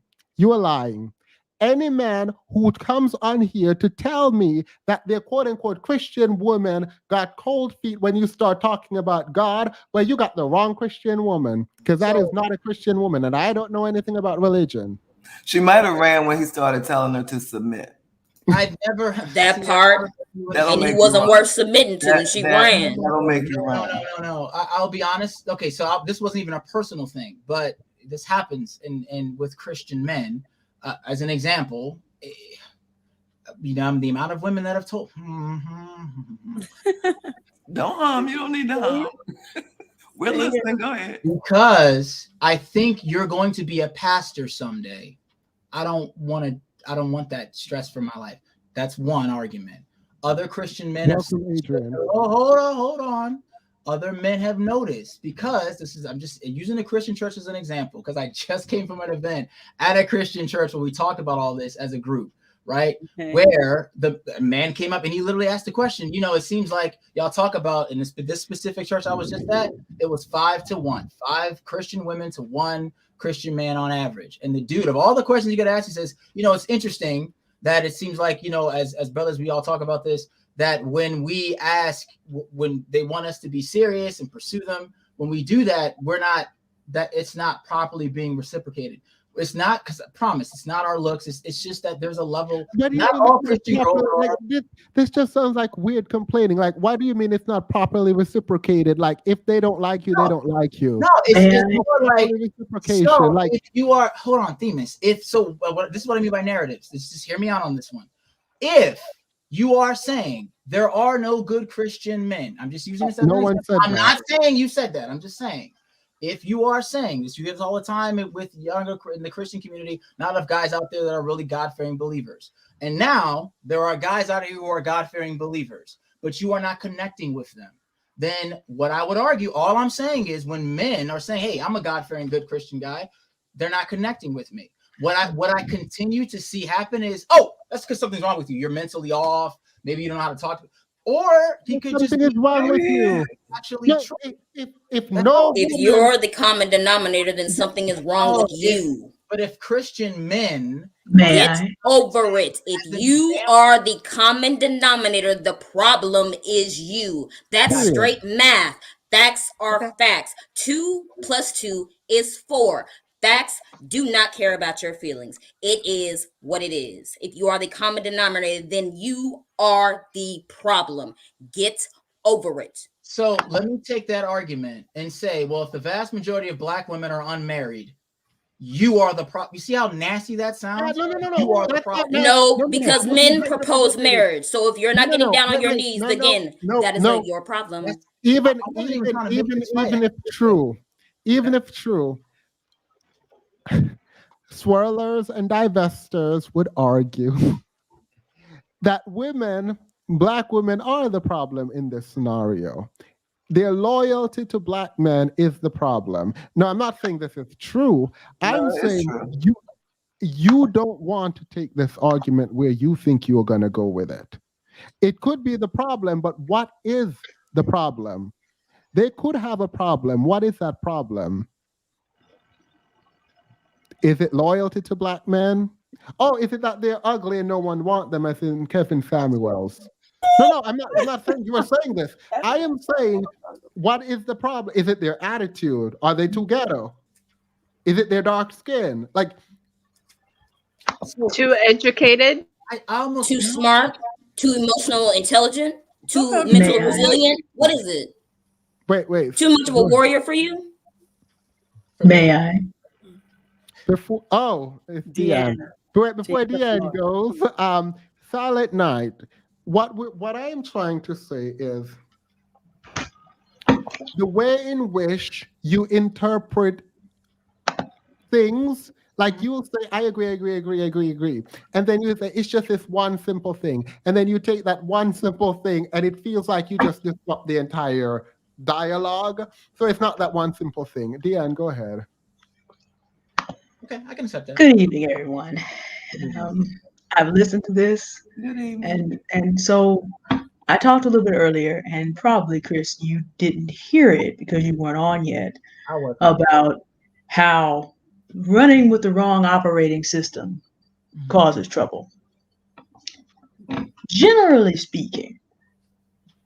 And see, this goes to the Christian man part, but it doesn't work well for anybody. Boys are socialized to believe that they're entitled to multiple women. And in fact, in high school, they gather their manhood by how many they can have. And then women, however, are pretty much socialized to try to find one. According to the scripture, only one of those operating systems lines up, because God intended for one man to come together with one woman. So if gentlemen grow up and their elders do not help them to understand that manhood is not to be shared with the whole town. The book of Proverbs is very clear about this. Don't let your fountains run in the street. A very nice Hebraic metaphor for what we talk about today. Don't be for the streets, young man. Rejoice with the wife of your youth. So if men get into adulthood and they have this idea that any woman that they should happen to be interested is supposed to be available to them. By the time they're about 25, because God did not intend for that operating system to work, yeah, they're gonna be well messed up. Can I I'm not. Now, I waited patiently while a lot of people spoke. Okay. So, in the same way Themis wasn't interrupted, I'm not going to be interrupted. So, Chris, a lot of the trouble that is going on and a lot of the hurt that men are experiencing. Hafeez got up here and talked about women up until very recently were almost, they came from a factory. They all want the same thing. You ask, basically, what is it that women want? Is there a number? No, there's not a number. There's not a number of income. It's just that there are 7.9 billion people in the world. And there's no shortcuts with women. There's knowing yourself, so you might know who God is, who God has you be, and becoming that person. And then getting to know women and seeking God's favor on finding just one. And according to the scripture, if you do it any other way, and this doesn't matter if you're a Christian or a non-Christian, but I'm talking to you very specifically, we don't live in a country that is polygamous. God said in Romans 13 to follow the laws of the land. So that's not an option here. And even if you were going to be polygamous, you couldn't be a pastor. So you have to be the husband of one wife, according to the things for the elders in 1 Timothy and Titus. So if a man goes out, be he a Christian or non-Christian, with the idea that every woman he talked to is supposed to be available, he's confused. No, God has one, and it may not be the one in that church. It may not be the one in that town. It may not be the one in that city. It may not even be the one in that state, but he's going to have to walk with God and become who God wants him to be and know God and know himself so that he can go and then discover his Eve. And he's got to be strong enough because Satan hasn't given up. Satan does get into Eve's daughter's ears as well, and that does create some problems. Because here's the thing, women have just been deceived by a lot of Satan's helpers who think they are entitled to every woman that they want without any thought. 100%. I'm not fitted to her. That's what I want, but that's not what I can actually get at this time. Beyond, do I even know what God's plan for my life? Do I even know who I am so that I know the kind of woman I should have? So, boys tend, not all boys, not all black boys. We're going to be sensitive about that word all. I'm even going to be sensitive about generalization. But both of us have lived to at least our mid-30s, and I'm in my early 40s. So we do know what goes on, are just notching their belt. And then after high school, that doesn't work anymore. And so now we have 1 million men, black men, at least 1 million, who now are in their 30s and 40s, and they haven't put their time in on discussing with God who they should be. They still do not have a clue who the one woman God has for them. And because they're running the wrong operating system, they think they're going to get a floppy disk and go back to 1980. They done got a vinyl and go back to 1920. They pulling their 1864 receipts talking about a time when women had no civil rights, period. In the Anglo-Saxon system, where every woman, child, or beast was a chattel to Thomas Jefferson and his forebear. Well, not by 1864, but you get the point. We up here arguing for Robert E. Lee to come back and win that war so that Hafeez can find his factory-made woman who's going to submit because he has resources she can't get. The problem is the initial operating system.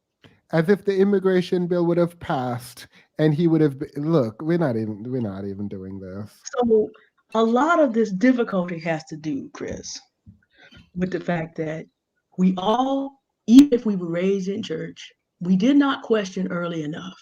And especially men have not talked to their boys enough about you are entitled in your whole life to one woman, a wife. at a time. If she dies, you can remarry in the Lord.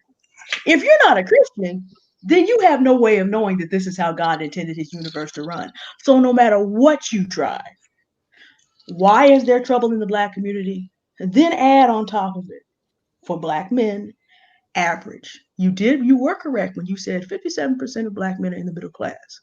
However, the middle class ranges from 40,000 to 126,000, and Black men are averaging 47,000, with inflation being 8%. Their purchasing power is about to drag the lower end of that out of the middle class. So, if you have the wrong operating system about being entitled to women, and you're at the bottom of the middle class about to fall out, and we just mentioned that 18% are already in poverty, and the very bottom percentile of the middle class is about to fall out, and the upper class Black men are not saying, oh, maybe we should rival Goldman Sachs.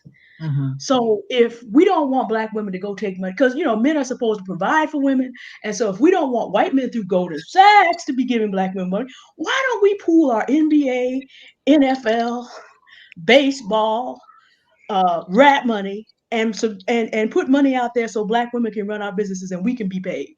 Why don't we rival them instead of being mad at Goldman Sachs? But since those conversations are not happening, and then the best part about this, Chris. What happens is eventually a Black woman will come and rhetorically break a whole bunch of people's arms. We've been extremely patient. Tommy Sotomayor has been around for 20 years. I was only 20 then. I wasn't ready yet. Understand this, sir. Until it stops on the Black men's side where you have at least 1 million. Now, I know there are 21 million Black men, so that's not everybody. But you got at least 1 million who keep out here pushing this foolishness. And there's not enough men like Themis who are coming up and just getting mad and being like, we're not going to do this. As long as we have to defend ourselves, no, there ain't going to be no peace because the war has been declared on us. And so with the war having been declared on us, if we got to bake arms and get money from Goldman Sachs and keep it pushing and swirl and divest, because, Africa's being taken over. African men are having trouble with that. Gentrification is moving on. Our people are getting put into places like Flint, Michigan, and left there. And we don't see a whole lot of men being able to resist this. Yeah. So there's going to be problems, sir.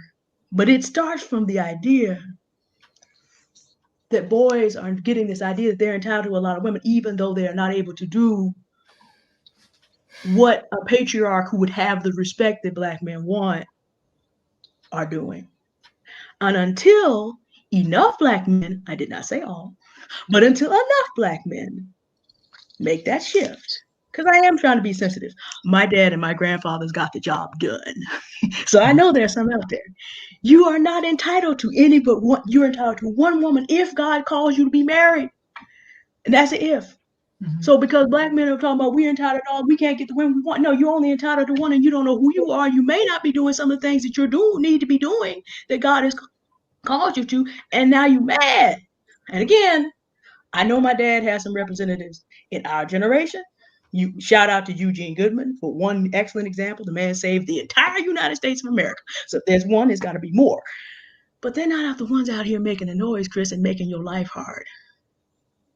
I would even count you. I figure you probably only gonna come up here and have your arm broken a few more times. But you honestly, I do enjoy it. I know. I say this all the time that I learn a lot from watching this. You better love the attention. Talking about you enjoy it. I do. You come up here. Obviously, you know what I'm saying. I could have a little. So you just come up here to stress us out. But here's the thing. We do this because there is love for Black people here. But you do understand that the forces that are going to come against Black men, if we do not get it together, do not care. Those prisons that have some of our father's generation in there, those men are getting old. The manosphere is up there, making it so even Black women are not going to come and rescue when they want to get those prisons refilled. Do you understand that Black men just trying to protect their image. We come back at you hard because we want you to understand what we gotta do. If Black men decide to just be mad at Black women, they're gonna refill those prisons and be in the permanent underclass. It is what it is because they can't get out without us. Meanwhile, women can always go marry someone else. All of world history says this. And some Black men are mad because women are more mobile. But we didn't create the world as it is. We didn't make the patriarchy. We didn't make white supremacy. And Black men were not able to fight it off. So we all have to live in it. And that is ALL for 500 solid years. Now that's where I'm gonna say all Black men have not been able to successfully resist this since approximately 1505. That's where I'm gonna put that down right there. Everywhere else, no. But because we have not been able to, and it's not the woman's job to do that, we are talking about a traditional Christian responsibility for the man to defend the family and the community. We couldn't help it. We couldn't fix it. So that's where all Black men, since we have to live in this system the way it is, Black women are going to be more mobile. So unless Black men decide to pool their resources, to stop, the stats say what they say, we're going to fuss about it, fine, keep on fussing at it, slide right off, and we're going to move on. That's what happens when a people are conquered. In San Francisco, California, where I live, 25-year-old Black woman, 5 chances out of 10, she with a white man. 3 chances out of 10, she with an Asian. The numbers are getting crazy here because that's what happens post-gentrification. That's what happens post-gentrification when the conquest is done. So that's what we're talking about. And it starts with that option. Oh, I feel like I should have any woman I want. That if you walk with the wrong operating system, you're not fit to do what you're actually meant to do. Now, as our ancestors would say, go run and tell that to your brothers. Can you hear me? Jay says, you are not entitled to anything. Even if you are the richest, most Christian man on earth, it does not entitle you to a woman. That is life, period. Can I respond to that for like? No, you cannot respond to that. But before you cannot respond to that, Annalise, well, I don't know if she wants me to say her real name. No, I don't. Where is the thing? So people have small. Thank you, Jay. For you, Orange Pill. And so if you want to come up, where is the comment? I'm trying to find a comment to read. Anyway, you can definitely come up if you want to talk to Orange Pill. Go ahead, Orange Pill. I feel like Orange Pill and Chris are on the same page, but Deanne, these boys next door, I feel like you guys are on the same page, so you guys can be brothers in whatever it is that you guys are in. So let's hear it, Orange Pill. Never met this man before, but I guess. No, it's my assessment. I think you guys are very similar. Okay. Okay, well, first I want to say that to give the accountability that the men need to do, men need to be better. Black men specifically need to be better as far as being, I advocate for men paying majority of bills, first of all. I don't care for the 50-50 stuff, so I want to give accountability. So any man that's doing the 50-50 stuff, I don't support that. And I support that men's pay, like, be the best provider they can be. So I don't want to go down this road where, like, because I know last time when I started out initially saying, well, maybe, women should maneuver first, it kind of like I wasn't even going around. Like, I just totally dismissed what men should be doing. So I just want to start out those initial statements. Also, there's some confusion about the educated men as far as like, oh, you guys are just, ignoring what's going on with the Black men that are, tearing up the community and all this stuff. At least that's what it sounded like you said, Thomas. I'm just making sure. It was something along those lines kind of stuff. Just make sure. Talking to me? I'm sorry. No, I'm talking to You're talking to me? Yeah, you were saying something about educated men or something. You're saying educated. I want to make sure I get it right. Wait, what do you think I said about educated men? You educated black men as far as us kind of like dismissing the degenerates basically of black men that are in our communities, right? Not the degenerates, and y'all call me elitist. I'm just trying to find a word. I think that might be like the second time I ever used that word. No, I didn't say that. I don't know what you're referencing though. Okay. Well, basically, we just kind of like you said that something along the lines of like educated black men. They're kind of dismissing. It kind of was basically kind of talking about the conversation we had the other day. I mean, I said that men like to hide behind educated and say it's those people who are the Pookies and Ray Rays. And I don't think that's fair because a man who is going to up and leave his children is not readily discernible from the woman. Similarly, a man who is going to, I don't know, send you, yeah, I see you, send you to go to heaven or hell is not readily discernible. So, like, I think the archetype of Pookie and Riri was kind of created in a way to relinquish responsibility. So that's what I said. Okay. So the Pookie Ray Ray was you said so it disguised the educated black men hid behind the Pookie and Ray Rays, or just use them as scapegoats. Yeah, I mean, not only that, I will add that to this and say that men who have no game and who have not grown into their looks, late blossom, they mad at the Pookies and Ray Rays, but it's just they weren't it. But continue. You can ignore that last sentence. Okay. Yeah, I was saying like when it comes to like educated men or educated black men in general, like we see that the data shows that educated men are coming down. Like they're just less men going to school. They're not coming back. So it's one of them things where like, in my opinion, it's like if you want an educated guy, I'm trying to figure out like is the and I've been trying to figure out since last night. Is the educated guy like a criteria that a guy must meet, or is it's a plus? I know we talked about plus before. I mean, I don't know why. I don't understand the question because with or Well, without I wouldn't be talking. I wouldn't be talking to you necessarily, but I would be talking to the women who are like. I just try to figure out what is the educated like? Is the educated man just for you? Is it for like you want quality in a husband? No, Or is men. okay. No, men keep saying women keep going for the Pookies and Ray Rays, and they're not going after the educated brothers. So that is men. Silent Night would agree with you and say women don't want these good church brothers. So, period. You and Silent okay. Night. Well, I wouldn't agree with you on that, Silent Night, because I'm a nurse and my wife is not as educated as me, and she was looking for an educated guy. So I would say that if that's what your point was, that they're not looking for these type of men, I wouldn't agree with that at all. And I've only been married since September, but I've been dating my wife for 3 years. Mm-hmm.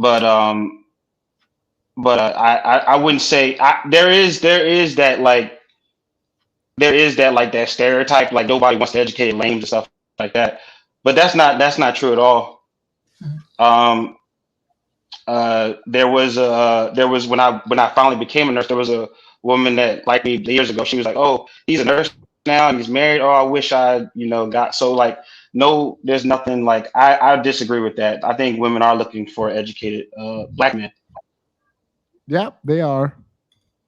So I can't agree with that. So I can't be like, no, they're not looking for them. So like I said, I'm not going to always disagree with you at times. Yeah, it's not even the education that's driving black women away. I promise you, it's not your education driving black women away if they're driven away. I promise you that. It's not that you're God fearing that drives women away if they're driven away from you. Promise you that. Well, driven away is a strong term. All I was getting at was when it's not a strong term. I said it. I said driven away. Oh, okay, sure. All I was getting at was that if black men are saying that there's an issue in relationships, this is really all I was getting at with that entire conversation, was that, hey, maybe they're not crazy. Yeah, no, they're right. There is an issue in the relationship. It's not. It's them. Okay. So No, I mean, who is it that what is the issue in the relationship? I don't understand. That their reality actually exists. That's the heart of what I was literally Yeah, getting. but you circumventing what you're trying to say is annoying to me. Are you saying black men saying that black women are the issues in the relationship? Is that what you meant to say? No. What I am saying Alright. is when large amounts of, and this is not just black men, but any group of people are coming out saying that there's a problem, just like black women are coming out saying black men are uneducated and they don't want to be whatever married to their, sticking with their children and all that kind of stuff. That is a problem. Yes, it does exist. But I'm also saying that when black men are saying things like, hey, you know, I'm having a problem, like the disrespect is real with certain, like with, I don't want to even go into this, but I feel like if you go into this, it will make sense because it's like, how do I quantify how much disrespect they're getting from black women? Black women are probably in the chat like, well, you should have chosen better. I won't say that on here, but also like we can calculate and we can look at domestic abuse. We can look at who is getting it feels like for you like people's personal feelings, which I don't think don't matter. I think they matter. It feels like that is trumping like the research and the actual wait, Annalisa is here. Wait, is she on? Hey Thomas, do you mind if I ask him some questions real quick? Who, me? Period. Yeah. Okay. I'm here for the masculine energy going at each other. That I actually agree. No, I'm just asking some demographics from you. Go for it. So, are you marriage minded? I am. Now this wasn't even about me, but go ahead. Yes, I am. No, I just asked because that's one of my things, and I was going to ask because if we're going to be 2 men type of conversation, it'd be good to know, like not just that we're just talking points, because I want to know as a man to talk to other men, what are you about? So, are you marriage minded? I want to. Are you have you been dating? Are you looking for a wife? What are you doing? So slightly. I work a lot, so that's why I said this is not really about me. I just listen to a lot of and when I mentioned about the women who will drop out of relationships, I just know I'm around a lot of strong Christian guys. And wait, hold on. So you're not even dating right now? Nah. In and out. Okay, so let me in and out of dating. Okay, it's not a priority. Wait. Not that's why I had to ask all these questions. Not Orangeville up here dragging. Period. Who said? Because I mean, I'm like, I want to like, I can't just like, and this is no drag on you, Starlight. I don't have it. Silent Night. Like, it's no drag because my thing is that, because like, as a man that's married, if we're going to talk like this, and I can't, like I said, I can't just talk about women. I want to make sure if we're going to talk about women, we as men together, I make sure I talk to a man that's marriage minded or married or looking for a wife. So if we're not on those terms, then what are we even talking about women for? All right, let me. Okay, so I am looking for a wife. If that answers that question. What I'm saying is, in this moment right now, my pursuit is actually my career and trying to build out. I got a lot of things going on behind the scenes, so that's what I'm pushing towards. So of course, I want to get married. I want to get married. Wait, one second. I would like a black wife. Wait, 1 second. I need to find out something. Wait. Is Alina got Annalisa?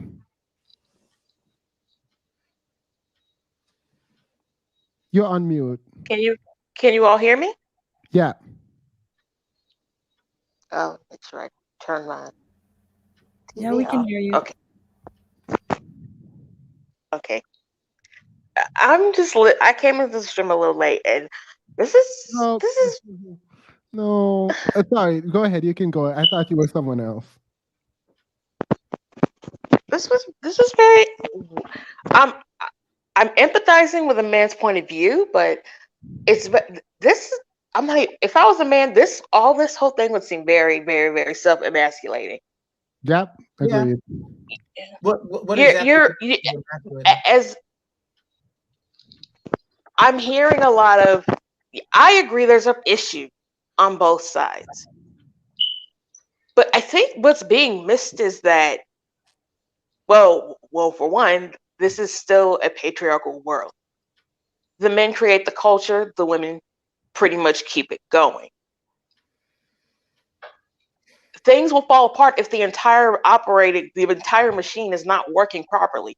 You can't have half the gears or even the smallest amount of the gears going the wrong way, rusting or stopping is going to throw the whole thing off. You can be I know a lot of educated Black men. They're great people. They see these issues, but at the end of the day, it's going to come back to, well, what the heck are these guys doing? You can't poison the river and think the water is going to be clean and it's going to be good to consume. You're the men. We still live, like I said, we live in a patriarchal society. You're the men. You literally determine how things will go from then on out. You can't plant your root. You can't plant a bad seed or something that's not in season in the soil and then expect to get that plant, that or whatever the fruit is of that, in the wrong season. Do Black women have issues that we have to take care of? Of course we do. It becomes a problem when the men are I can't remember which rapper said this. I don't know. He's one of the Migos. He said, all men need to stay out of women's business. It's the responsibility of women to worry about the issues that women are dealing with. You have, and I heard you, Silent Night, on the Christian women just backing away from the men. No. I want to know, have you considered has the woman's view on how everything is and how she is socialized to view it? The church is supposed to, the church, I've been raised Christian. I may not be it anymore, but some of those values are still in me. When there is known, when you have I'm going to use this as the best example as I can. When you have these taxers and these schemers in the church, rampant in the church, and the ones who are getting taken advantage of are the women. And you're not doing anything about these scammers and these taxers, and they're taking advantage of pretty much the foundation of the entire church. We all know the church women are important. You're not doing anything about that. Now now these women are getting scammed so much and taken advantage of so much. They really can't just trust y'all at that point. Well, I'm going to separate this back because I do kind of ramble. I do apologize. Yes, there's issues on both sides. The men need to focus on their side. Just pursue what you need to do. Don't worry about women. If you're going to keep complaining about women this, women that, they don't respect me. In a relationship, women have too much at stake. It doesn't matter. Men talk about, money, money, money. That's something you can get back. You can lose and get back. A woman's time, energy, and life force, she can't get that back. And the whole thing of, women need to be nice. I'm sorry. No. But women can't. Black women being nice, Black women have to be picky because it can cost her a lot. And too much of the accepting anything, that's what got Black people where they are now. The men just I'm sorry, I'm rambling too much. But like I said, I'm just sticking to that. Men have to. Most of what you're saying, I just want to be clear. The reason why I mentioned those examples was simply to say that all I was getting at was that if men are saying that there's an issue, that maybe we should just hear them out. Now, to Themis' point, we looked and we didn't see it. I'm sorry, but here's the thing. I understand you want to be heard, but here's the thing. Stop and think about, okay, this is a problem. Let me step back and see what's going on. What is the choices I'm making? Is it there's something I'm not getting or anything like that, step back. It's not a problem. Just step back. Don't So you're don't saying worry about the women. Let the women worry about it when it comes to them. I'm seeing grown men on social media complaining instead of just stopping, worrying about them, seeking therapy and counseling. And okay, so I have this here. It's like, okay, so if my issues with black women, well, let me step back. Just focus on my things and what I need to do. Then I'll worry about finding a woman. Now, are you going to deal with difficult people or difficult women? Yes, that's unfortunate. I run into difficult men and difficult women all the time. Yeah. Wait. All right. It's just it just sounds very. This whole thing is just men are doing this now. The women that are smart enough and who can catch themselves, they're like, okay, let's just back away. I need to make sure I'm right before I do anything else. So the men need to do that, in my opinion. So yeah. I'm sorry for my rambling, but I'm done with that. Thank you. All right. Todd, everyone is calling for you to speak. I think someone who is white in the chat, I don't know if they're white, but they said, please don't embarrass us. You're on mute. What say you?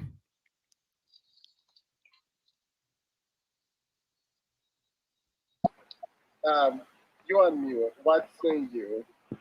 I'll try not to embarrass anybody, but things. Congratulations on a marathon live stream for a start. What say you? I'll try not to embarrass anybody, but I've got a delay, so it's really. There is a delay. Can you mute the sound in the background? So if you mute the YouTube playing in the background, then you should be able to talk.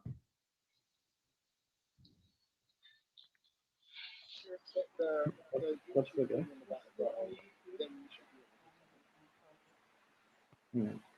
Ready? All right, let me know when you just give a thumbs up when you're ready. Go ahead, Silent Night. I think you wanted to respond to Alina. Yeah, no, I just want to be clear. My whole point, and we said this already, and I don't have to keep hammering on this point. It's just that if I had to really say this in the most nuanced way, I would just say that I care about black women. I care about black men. If black women are coming out saying that black men are a problem because they're doing X, Y, and Z, I would listen to that. If black men are coming out saying black women have a problem, they're doing X, Y, and Z. Oh my God, this is the frustration that I have with you. Just a second. Just a second. Wait, I'm literally. I'm sorry. No, absolutely not. Care about? Okay, absolutely. Yeah. No, that's so cool. it's not you. I'm saying you guys are talking over me, and this is Oh, very I'm sorry. strange. Okay. It's a false kind of equivalency being drawn when you say men are saying this, I'm gonna listen to them. Women are saying no. You are shrinking away from responsibility. Your responsibility when you get information like this is to investigate the information, right? That's what I'm so after investigation, you will realize that the male articulation of the problem is not predicated on any verifiable research. Okay. I mean, I disagree, but all right, period. I mean, we're not. I'm not in the business of trying to convince anyone of anything anymore because I realize. No, go ahead, Todd. Thanks, Amos. I was just saying congratulations on a marathon live stream. My wife listens to you all the time. You're the third guy in our marriage. I complain about it occasionally. I feel like a bit of an imposter because I don't have much to add. I'm not. Everybody's talking mainly from an American perspective. I'm an Australian, but all I'd say is to those divestors out there, you've got exactly what we want, what we're looking for. I love black women. They're so much more interesting than our own women, and actually looking to contribute. So many good qualities, and I'm sure there's plenty of good white guys out there once you make that leap. In terms of supporting the black community, I'm all for that too. I don't know how you solve some of those problems, but it's interesting to hear people's perspective. I do notice with the some of my friends in Australia, mainly Africans, have very bizarre attitudes towards women. They want relationships and marriage, but they've got totally the wrong approach. They treat women pretty poorly and have expectations of submission and all things that, you know, they'll end up with a really poor relationship if they actually get a girl that they say they're looking for.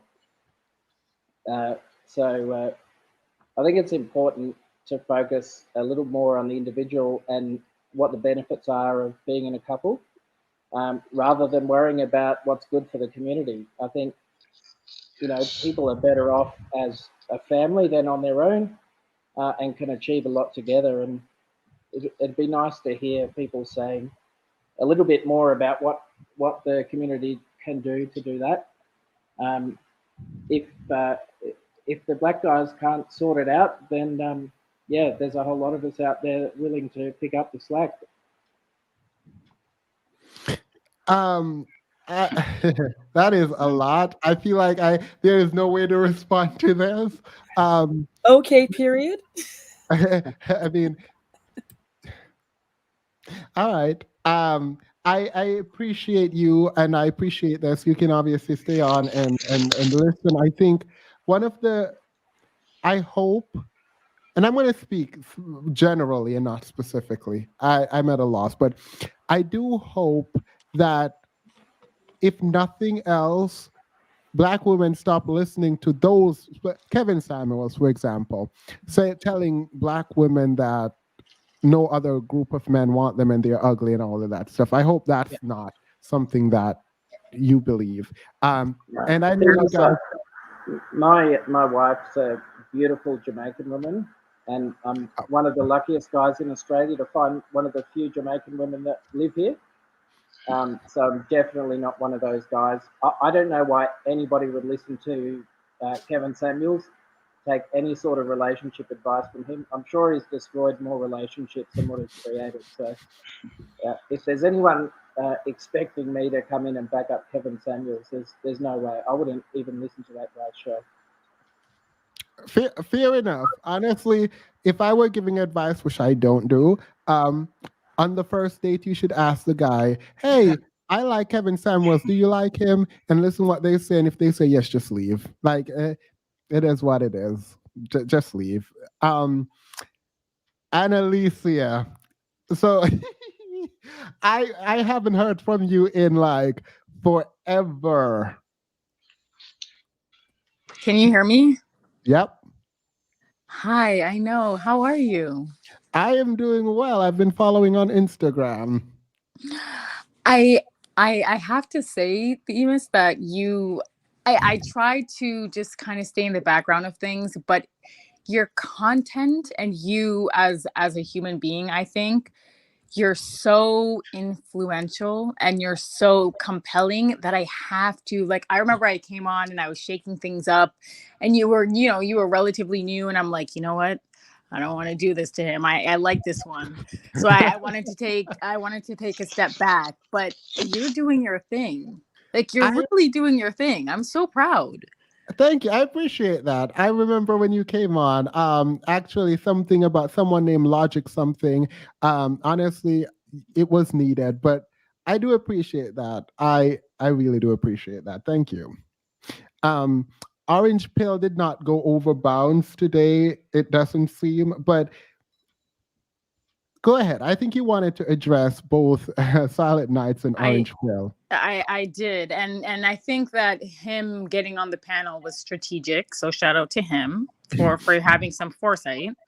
But I wanted to reference something that he said in the chat, because it's kind of it's more than annoying at this point when Black men, because a Black woman in the chat said, you know what, our loyalty to Black men is detrimental to us. And we know this, right? Because dating really and truly, it requires strategy. And at this point, Black women's strategy isn't working for them anymore. It doesn't work. So part of that strategy is loyalty to Black men. And he questioned it. He said, Well, have you looked at the divorce rates and who initiates divorce? That's not loyalty. Who said that? I did. Girl, why? That is all right. Go ahead. Okay. I mean, if he wants to unpack it, because that's a stinky onion that you're going to have to peel back.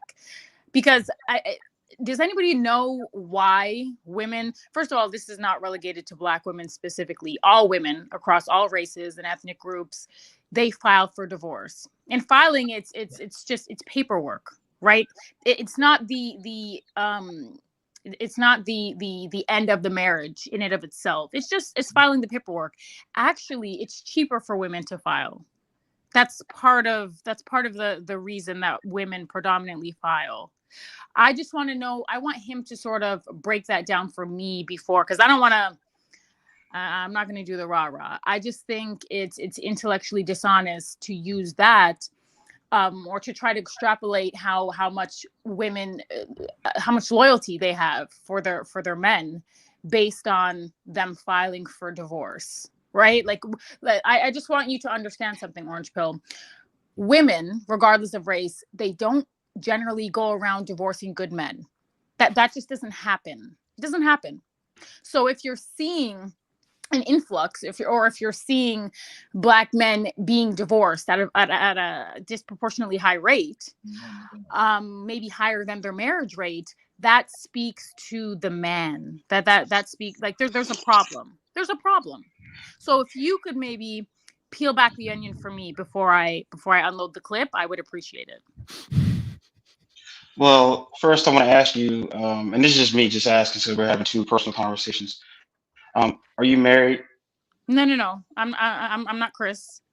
You're not interviewing me. You're just going to answer my question. I'm asking. Hold on, no. I'm asking because it actually adds to what I'm going to add. That's right, but it shouldn't about. Because this is not about me. This is not about you. This is about your talking point. Well, my talking points come from my personal experience, so that's what I'm asking. So you've been divorced? No, but I'm married. I'm okay, so then no, then it doesn't. We're talking about divorce. So Can you just not about wait, me. Hold on. It's not okay. See, I knew that you were the right one. You see, you guys. I just asked you if you were married. I just asked you if you were married, and you're the one doing all this defense talk. It's a yes or no, and then we can just and I can answer your question. Let me step in as a referee. You do not actually need an answer to that question. The way I'm going to do this is both of you can speak to each other. I will only step in to the extent that it's going overboard, but I don't understand the question either as it relates to, like, you can defend your point without having an answer to that question. Like you asked, it was unanswered. Can we move on from that? And also moving forward, can we all, because I want to kind of preface my engagement in this.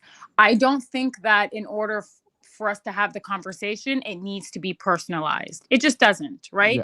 Yeah. We're not speaking to one another directly. If it resonates, that's fine. If it doesn't, that's also fine.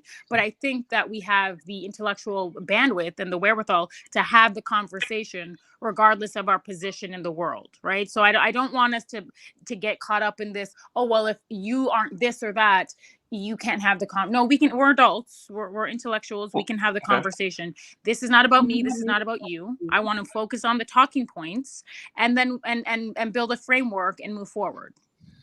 Okay. Well, I wasn't going to personally attack you whether you say yes or no, but no, I said personalized. I didn't say attack. Okay, I know, but you started going about like there was going to be an attack. Well, because if I answer that, that's not what I said. Oh my god. Okay, we'll just move on. I'll answer your question. So, we have two different forms of what we think loyalty is.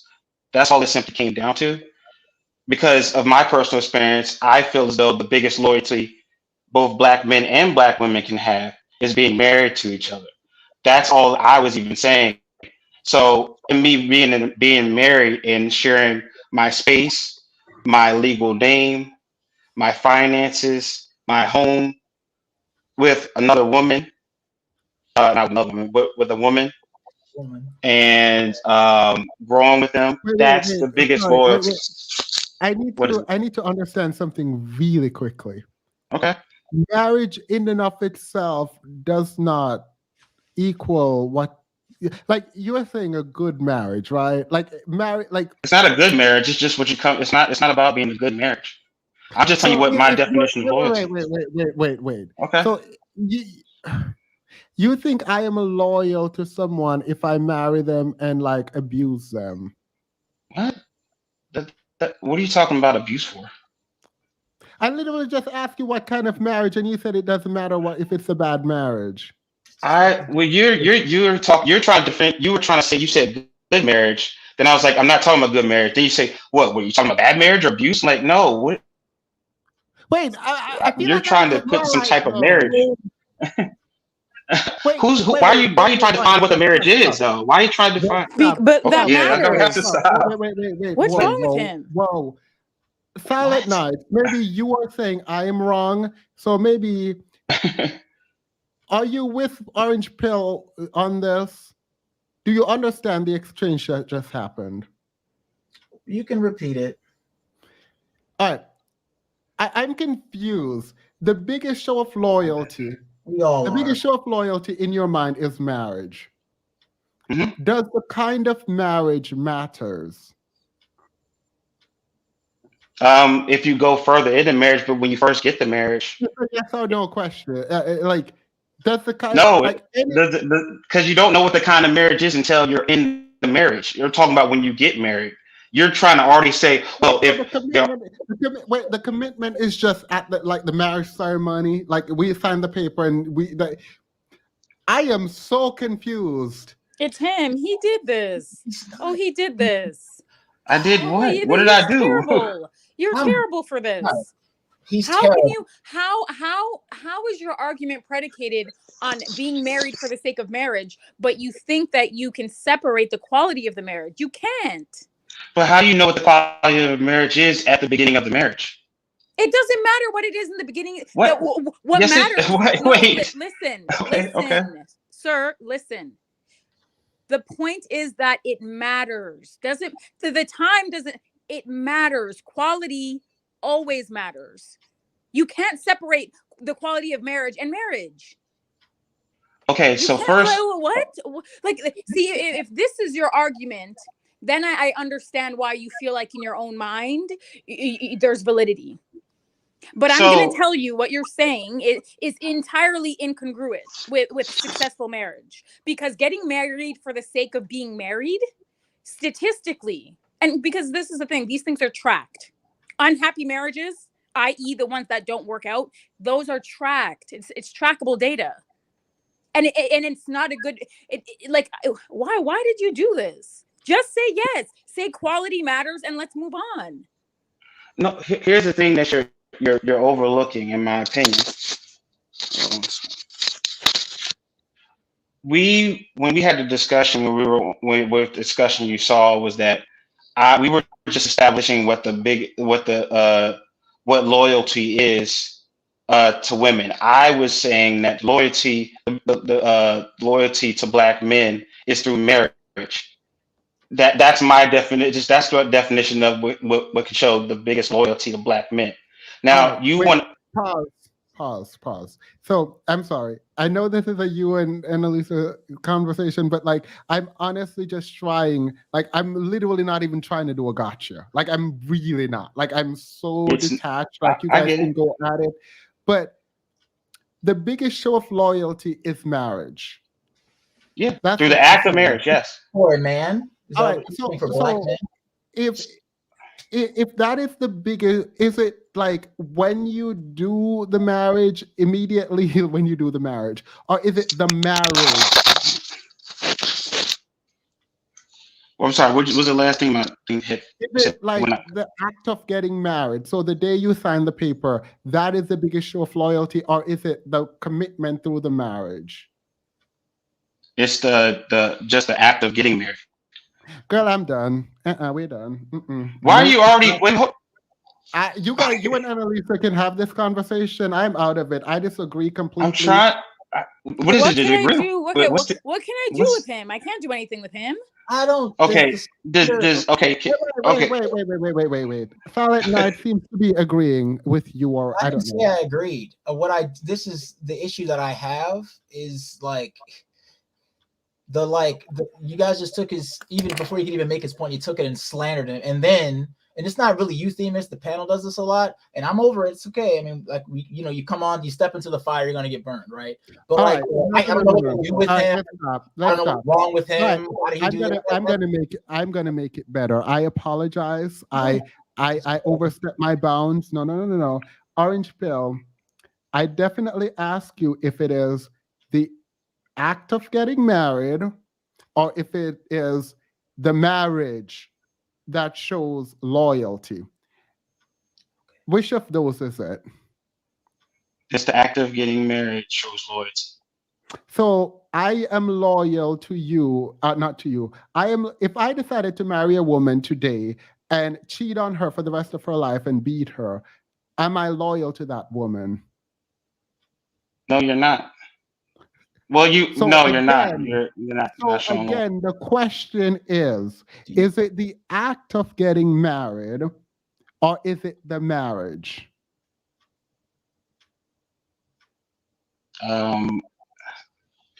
Is it the act of getting married or getting married? It's still the act of getting married. Okay, so now, Silent Night, can I say I'm done?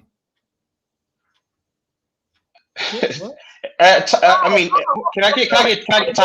Can I get Todd? Can Todd talk? Because I mean, no, hold on. I want to respond. I'd like to respond to something because it's interesting because you're speaking from the perspective of Black men. You're saying that Black men, we value loyalty and we view loyalty through the lens of marriage, right? Like that's the ultimate form of loyalty. The irony in this is that Black men are getting married at the lowest clip, right? Like the irony is Black men are married at what, 23, was it like 24%? It's the lowest rate. So is that has to be, by your own admission, that has to be a complete or an indicative of no loyalty to Black women as a collective. It has to be. It's an overwhelming majority of Black men who simply don't value marriage or loyalty to their counterparts. So with that line of reasoning, your line of reasoning, we can come to some sort of a consensus, right? Well, first of all, I didn't say Black men. That was my definition. I didn't say I represented all Black men at all. You're saying that. No, you said Black men. I did not say Black men. Wait, pause. Stop. Please, can he finish his thought first? We interrupt his initial thought. I'm sure it will be challenged, but can he? I feel like he answered my question very fully. Was there anything you needed to add to your response to my question? Are you talking about me or her? You. No, I don't have anything to add. I think that, well, I will say this. When I say the loyalty thing is at the start, I'm not talking about, well, once the marriage starts and it's progressing through and all things are going bad, that's not showing loyalty. I'm not talking about that. I'm talking about just both sides, both of them committing to each other shows the biggest loyalty to each other. Now you want to already go through you're like, well, how do you know if the marriage, you're basically saying, how do you know if the marriage is going to be good or bad? You don't know that. Wait. I'm just saying. Nobody said that. Wait. What commitment are we talking about? If I get married to you, it is a piece of paper if I literally go out and do whatever I want. It's not just a piece of paper. It's not just a piece of paper. I didn't say it is. I said if I go out and do everything I want and do not hold true to my vows, that does not make any sense. Like you said, it is not the marriage. It is actually not the commitment that shows the loyalty, but it is the act of getting married. And it's like, no. That's why I started talking about abuse in marriage, cheating, and like, I am very much like, I feel like that was an easy commitment. Is like the actual marriage is what shows loyalty. But you said no. It is the marriage, like it is getting married. No, that is just inaccurate. It's inappropriate. It literally does not make sense. I mean, it's kind of like, not to get like, I'm not trying to like come at you, but like, I am married. I don't know if you're married. I'm speaking from married. So I'm saying this. I have to have some type of knowledge of what it is. if But we're me not being talking married, about marriage. We're talking about divorce. where divorce? Where did divorce come from? Where did divorce come from? Okay, We're talking about marriage. can I bring this full circle, Y'all, please? y'all adding stuff. Come Let me bring this on. full circle All right, because all right, I'm just confused. Where did divorce come from? Come on. No. We're not going to jump on divorce because you and Annalisa were talking about divorce. Let's be clear. She brought up divorce. Wait. That is when she asked you if you've ever been divorced. Your point was initially that women filed for divorce. Yes. So you were talking about divorce. Like I'm not going to be gaslit on the panel. However, you and our conversation was about marriage and what show loyalty means. And you are saying that loyalty is getting married, not the marriage. Can I respond So to this? am I correct? I have something to say. Okay, go ahead. No. Oh, you want me to answer this? You want me to answer this? So when it comes to that, when I brought up divorce, it was actually a respond to her about when she first said, "Well, black women." Stop. I'm gonna stop you right there. I want to apologize to you because there are a couple of things aimed your way, and I don't know if you can decipher all of the questions happening. It's a lot going on. You and Annalisa are having a conversation about divorce, and that's fine. I'm here for it.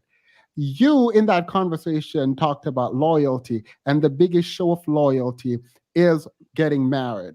And I take issue with that statement because it was not qualified with the kind of marriage that would show loyalty. I do not believe every single marriage is a show of loyalty. That is impossible. And so I wanted clarification on that point. I then asked you, is it the act of getting married or the marriage itself? And you said it is the act of getting married, not the marriage. I am confused. Yeah. So it is the act of getting married that shows the biggest. Go ahead. Sorry. Go ahead. Because going through that personal journey myself, growing with somebody, building your finances, learning more about each other, finding dislikes, arguing, with each other. Like the marriage. That does not sound like the act of getting married. That sounds like No, the that's marriage. everything. That's actually things leading up to the marriage. If you didn't know. So I didn't know. You're the married one. Give me the yeah, I am the married one. Period. So so my thing is that everything I speak from is it's a personal experience. It is not something that I'm trying to do some trickery. So my thing is that I'm not saying that other forms of loyalty. I'm saying based off of my experience. That's why I asked her. It wasn't going to be like, oh, if I say no, he's going to bring up that I'm not married. Like, no, I'm just asking. Maybe you might understand what I'm talking about. But for me, the biggest show of loyalty is that's all I'm saying. All right. I'm actually going to ask the question again. Let's sit with it for a moment, right? Do you believe a man is loyal to a woman if he's cheating on her? I do not believe that. All right. So is it the biggest show of loyalty if you marry someone and then cheat on them continuously? It is not. All right. It's not. So it's not. So the kind of marriage does matter. Yeah, it does. It does matter. The kind of marriage. Oh my God. Oh my God. Thank you. We don't have to go in. That is all I wanted you to say. There's no got you. There is nothing. That was it. Like the kind of marriage does matter. That someone just say, "Oh, I'm going to marry you," and you get married is not a show of loyalty in and of itself. If you're going to behave poorly. But how are you already putting that they're going to behave poorly? Why are you already starting? We don't know the answer to that. And I am also married. So if you only can direct your statements towards married people, please send them this way so that we can advance the conversation beyond this point. Well, I'm sorry. I don't like the assertion that people who don't make the assumption that other people are not married, but this is not a conversation for only married people to have. We have the depth. it's people who lack the depth. They can only talk about themselves. That's what I've noticed. They can only use themselves as a point of reference. People who have the depth, they use the world as a point of reference. Maybe that's the difference. Oh, you do know this is getting edited out and reposted. I just an FYI. So okay, so here's the thing. So my thing is this. So you're saying that me saying that the biggest for me a woman's loyalty, and I'm not just saying just women, and then men don't have any loyalty. I'm saying for both black men and black women, the No, that's biggest not what loyalty. you said though. Hold on. Wait a minute. That's not what you said. What you said was, in you were responding to black women are loyal to black men. This is why we're in the position that we're in, really and truly. I'm sorry, It's what did you say I undying. said? What did you say I said? It's undying loyalty. And you said, have you looked at the divorce rates and have you looked at who's initiating divorce? That doesn't look like loyalty to me. That's what you said. Well, that was that. Yeah, I did say that. I did say that doesn't look like loyalty. And then when I say loyalty, in the aspect of what you're asking for by definition, I'm saying the biggest form of loyalty is from a black woman is marrying a black man. For loyalty to black men, that's what I'm saying. Now, if you want to say like, oh, So now well, we're talking about black women and black men. I thought you were just talking about yourself. I'm saying, yeah, to me, that's my viewpoint. That's the biggest. Of course, it is your viewpoint. Okay. So black men. Wait a minute, hold on. I did say that was my viewpoint. You know that, right? Did I say it wasn't? No, hold on, because I know you're trying to be a little sarcastic. I'm trying to. In generalities. No, I said if you're talking about a group of women divorcing black men, you're speaking in generalities. If you're saying the group of women, it's not in generality. It's actually true. If you're saying the group of women that are divorcing black men are not loyal, you're referencing a group of women. You're not talking about your woman. So therefore, you're talking about just yourself. It was actually no. Hold on. Can you let me finish? Hold on. So my thing is that was actually a response to you saying that basically no, we are loyal to black men. I was like, well, the divorce rate and stuff says otherwise. Now that's and I only say that because I feel as though marrying a black woman is a black woman marrying a black man is the biggest form of loyalty that a black woman can do. That's why I countered with that. Wait, oh my God, sorry. Another clarifying question. It's really hard to explain this. Oh, geez. Yeah, no. Oh, well. Hey, we got problems, man. Regardless. It's like you guys are trying to differentiate initiation of the marriage versus the whole marriage. And I'm like, it doesn't even need to do all that. I'm trying to figure out why y'all making it so complicated. That the quality of the marriage is important. Why y'all trying to do like a gotcha? Like, why are you you said it. Now? Wait, stop. Like, we can't even have a record. Okay, go ahead. Wait, you don't get to be frustrated. These are reasonable questions. Of course I don't get to be frustrated. Of course I don't. You don't.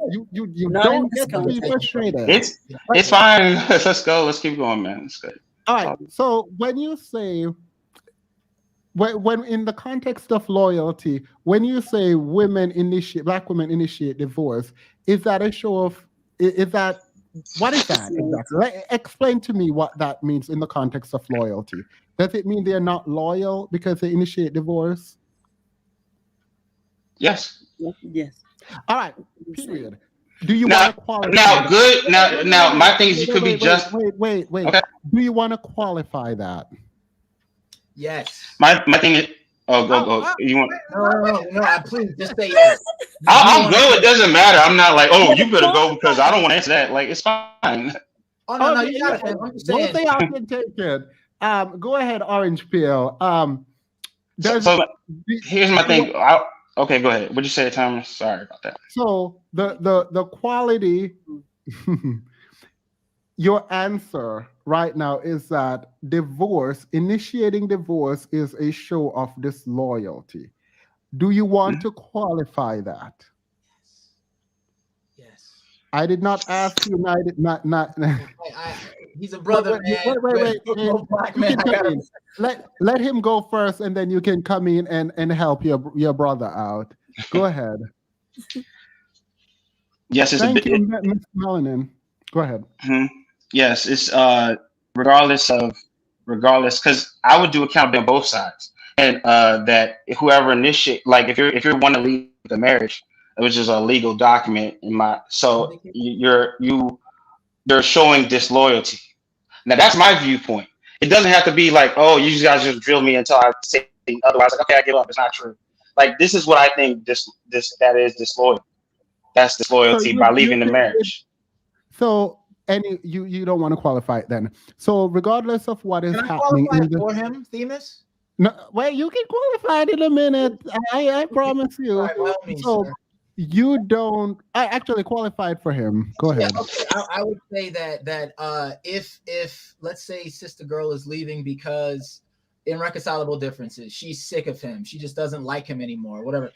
That I think is a problem. If she's leaving for he's cheating, my big 3 A's, the adultery, abuse, or abandonment, then yeah, I think that's a pretty justifiable divorce. But if we're talking about like, he doesn't make enough money, that to me is, I think, a show of disloyalty. When you married the guy, he wasn't all that, and now you're with him. I mean, I think that's kind of cruddy to just abandon him because now all of a sudden he doesn't have enough ambition. You all can disagree with that. I just wanted to throw that out there. All right.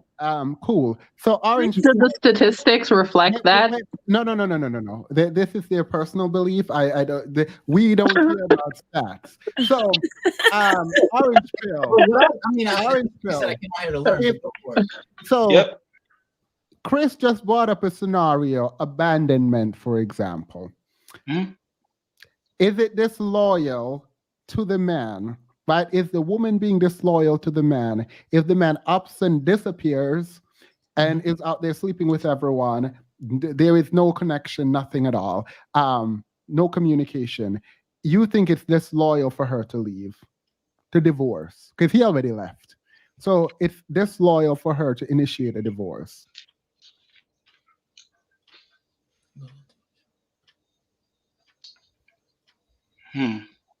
That's a very specific scenario. I asked if you wanted to qualify it. You did. Okay, so I guess in this case, if we had to give a scenario like that, where like if he's out there just cheating his ass off and doing all kinds of stuff, then can she finally leave him? Of course, there's going to be like some things like, of course, yes. So it's like if we want to put up a scenario where if you give me a scenario where I have no like, it's like, damn, you just really put me in a corner. It's like, that's why I asked you earlier so I can get you later. Like, I mean, can we just have a regular conversation? No, that wasn't a regular conversation. You were setting that up, man. Come on. I knew you were. You do it every time. Come on. You do it I need to do this every time. Like, don't answer it. I'm gonna get him later though. Like, come on. Can we just have a conversation, man?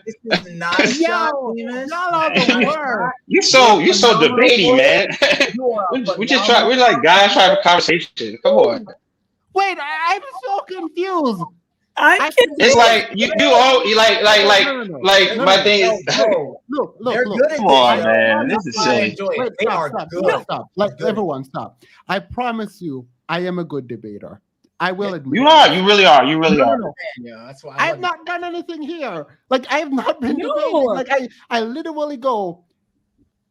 Is it marriage? If the marriage is bad, I literally put my hand out there for you. Then for the divorce, I'm like, can you really not conceive of a world in which a woman is going to leave a man and it's not a show of disloyalty? Can you not conceive that?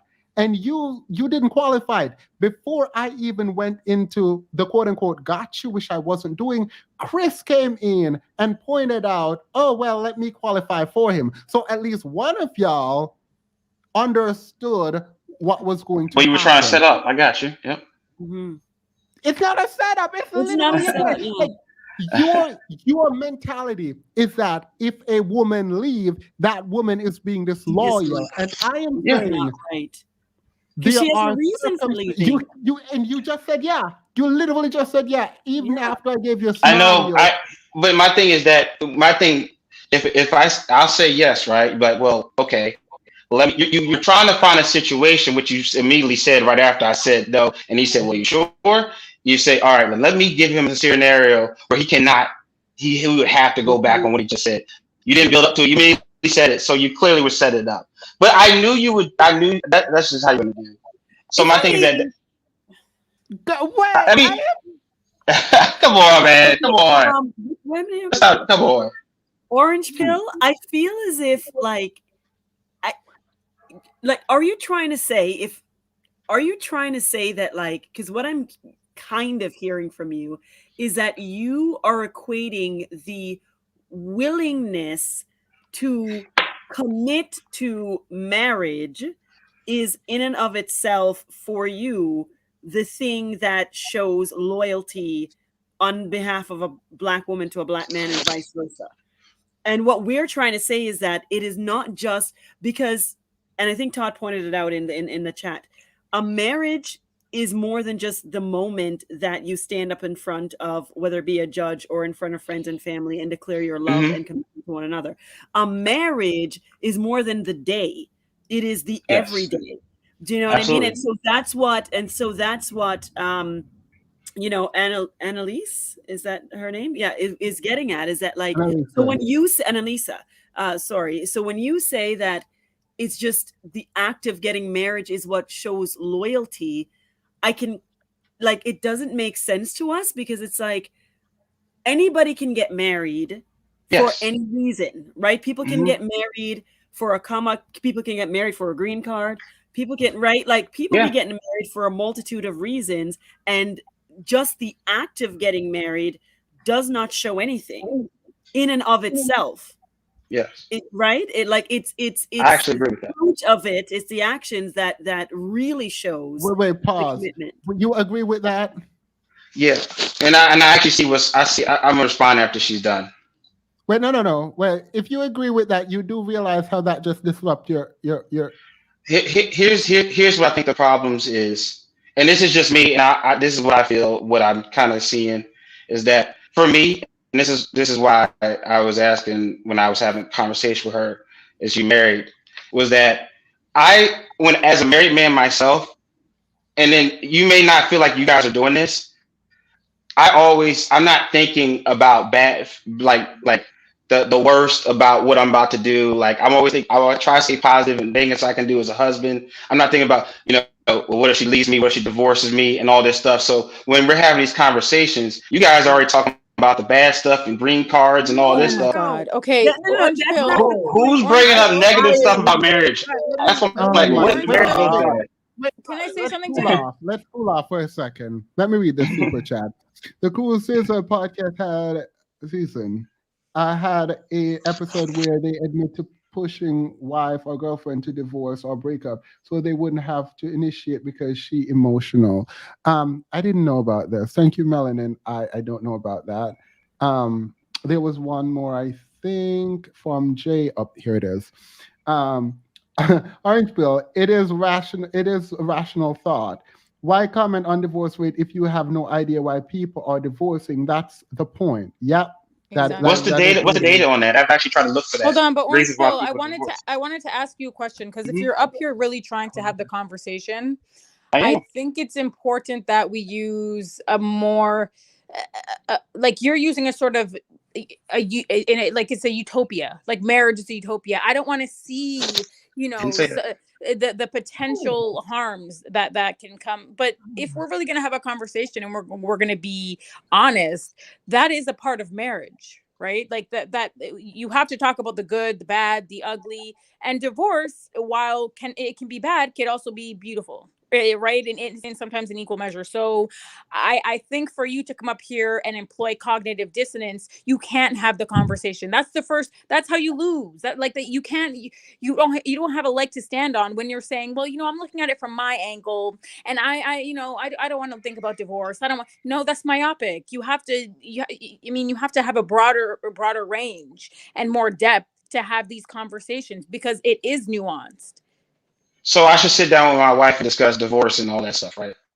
What should I do? If I'm going to be the top, this is me asking you, like you say, we need to have these conversations about all the bad things that happen in marriage. Why? This is so. So why should we talk about the bad things that happen in marriage? Why can't we just why? Wait. Well. All right. May I? I'm afraid of what you're gonna say, Diane. I don't. I am. Diane, go ahead. I'm confused. I'm like legit confused.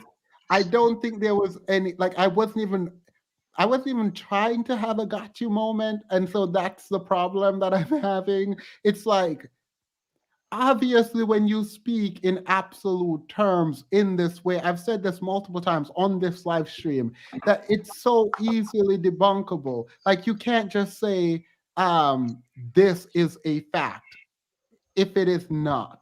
Like, Didn't you say it was can't a fact. Did not say it was a fact. You didn't First say of all, those everything I've said is words. my opinion and You belief. did I not didn't say I say was those. right. Did I say it's a fact? He tacillates, he strategically tacillates from this is my opinion, my worldview, and then he goes into generalizations. Like, you pick a lane. Generalizations about what? What generalization did I say? Like, About I'm really asking. marriage and Oh my God, divorce. wait. What generalization did I say right about now. marriage and divorce? What I'm doomed generalization back did on I say? planet Earth now. I can't deal What? with this. Hold on. Can you please tell me what generalization I said about marriage and divorce? Can you please tell me before we When go she on? talks about the reasons for divorce, and you start talking about, oh, so I should talk to my wife about divorce now? That's not a No, she was talking generalization. about, That's not a generalization. She hasn't told me what generalization. she was talking about the reasons why people get divorced, and then you went, instead of discussing the topic in general, discussing What? the issues. Wait, What? No, I didn't. Okay. What? You didn't say anything. You said you didn't say anything. You're saying you left from the general to the specific. Am I not speaking English? What I'm sorry. generalizations did I say about marriage and divorce? She said I said generalizations about marriage and divorce. Marriage, divorce is if you initiate divorce, that is a show of disloyalty. Then when you got pushback, you said, oh, should I just talk to my wife about divorce? What? Wait. No. Dude. Do you, if we're talking about the economy, right? The state of the economy in the United States of America, and then you start talking about, well, my budget at my house is da da da da. That's irrelevant. Do you understand the difference?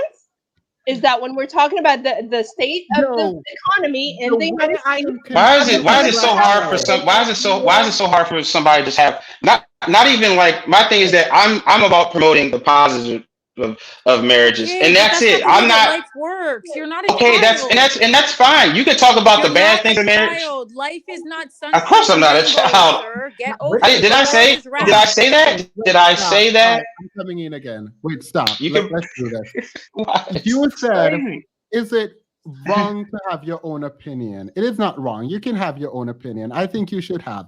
If you actually believe that getting married is the biggest show of loyalty, then you can have that opinion.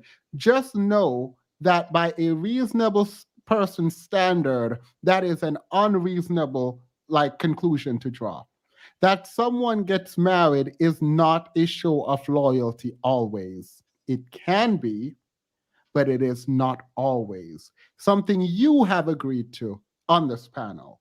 So you can accept that your premise was off, right? Then you said a show of disloyalty is a divorce.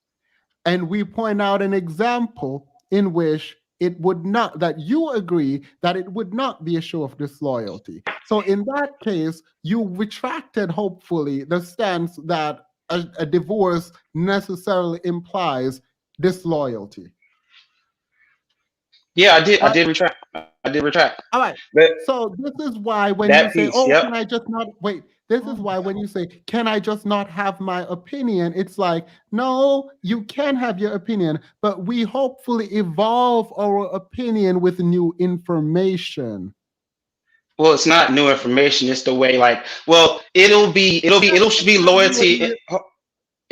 It'll be loyalty in most cases, but if I give you the most negative thing, that could happen in a marriage where it's no choice but to kind of go towards divorce, then yes, okay. But if you're going to try to set up something where well, I'm gonna have, if he says absolute, I'm gonna give him something where it's totally, because if he tries to go away where he says stay in it, he's gonna be wrong. If he goes the other way, he's gonna be. It's like, Why are we? And this is why a lawyer. you speak in absolutes. No, it's not a lawyer. This is why you don't speak in absolutes.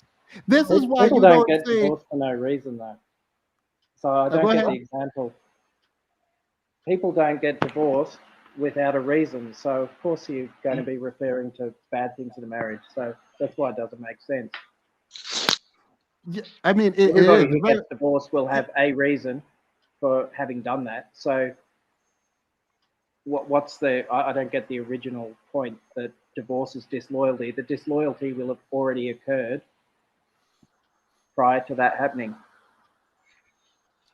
So, if I could just jump in for 5 seconds here, I just want to say I think this is a great example of why this can get frustrating. Because honestly, let's just call him Team Themis. I actually think Team Themis is correct on all of their points.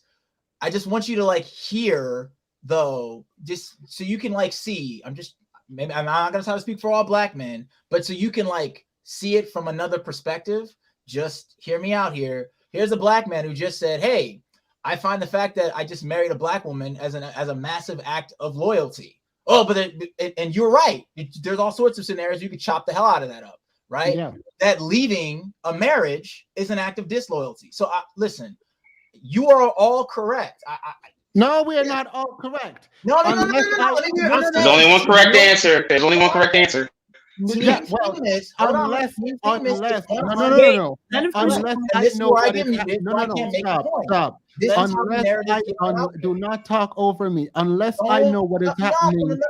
Unless I know what is happening in his marriage, I cannot agree that him marrying a woman, a black woman, is an act of loyalty. I do not know his marriage. So we weren't speaking just specifically on his marriage. He said what a black man can do. One of the biggest ways of showing loyalty. Right. I just want you to like hear. That's all I'm trying to say. I did hear. This is why I can respond to it. Okay, I'm leaving it. No. Look, I don't need you to tell me that I'm correct. I know that I'm correct in this scenario. And the reason I know I'm correct is he said the way you show loyalty is by getting married. And I was like, oh, I don't disagree with this, but it's not any kind of marriage. So can I give an example? If a man does not work, he doesn't eat. Well, it depends on what type of work it is. Like that, yes. Does that make the statement if a man doesn't work, he doesn't eat not true? This is what I'm yes, seeing. It does. If I can find scenarios where men do not work and eat, then you would be wrong. Okay. No. Okay. No. Wait. So do you see the? But do you see the difference? No. Stop. Wait, let me try to. I just said you were correct. So if a man does not work, he does not eat, right? Yeah, that's scripture. Just throwing that out there. Mm-hmm. So if I can find a scenario where a man does not work and eat, does that not make that statement false? So the idea that if a man doesn't work, he doesn't eat is false. Yes, because men can eat without working.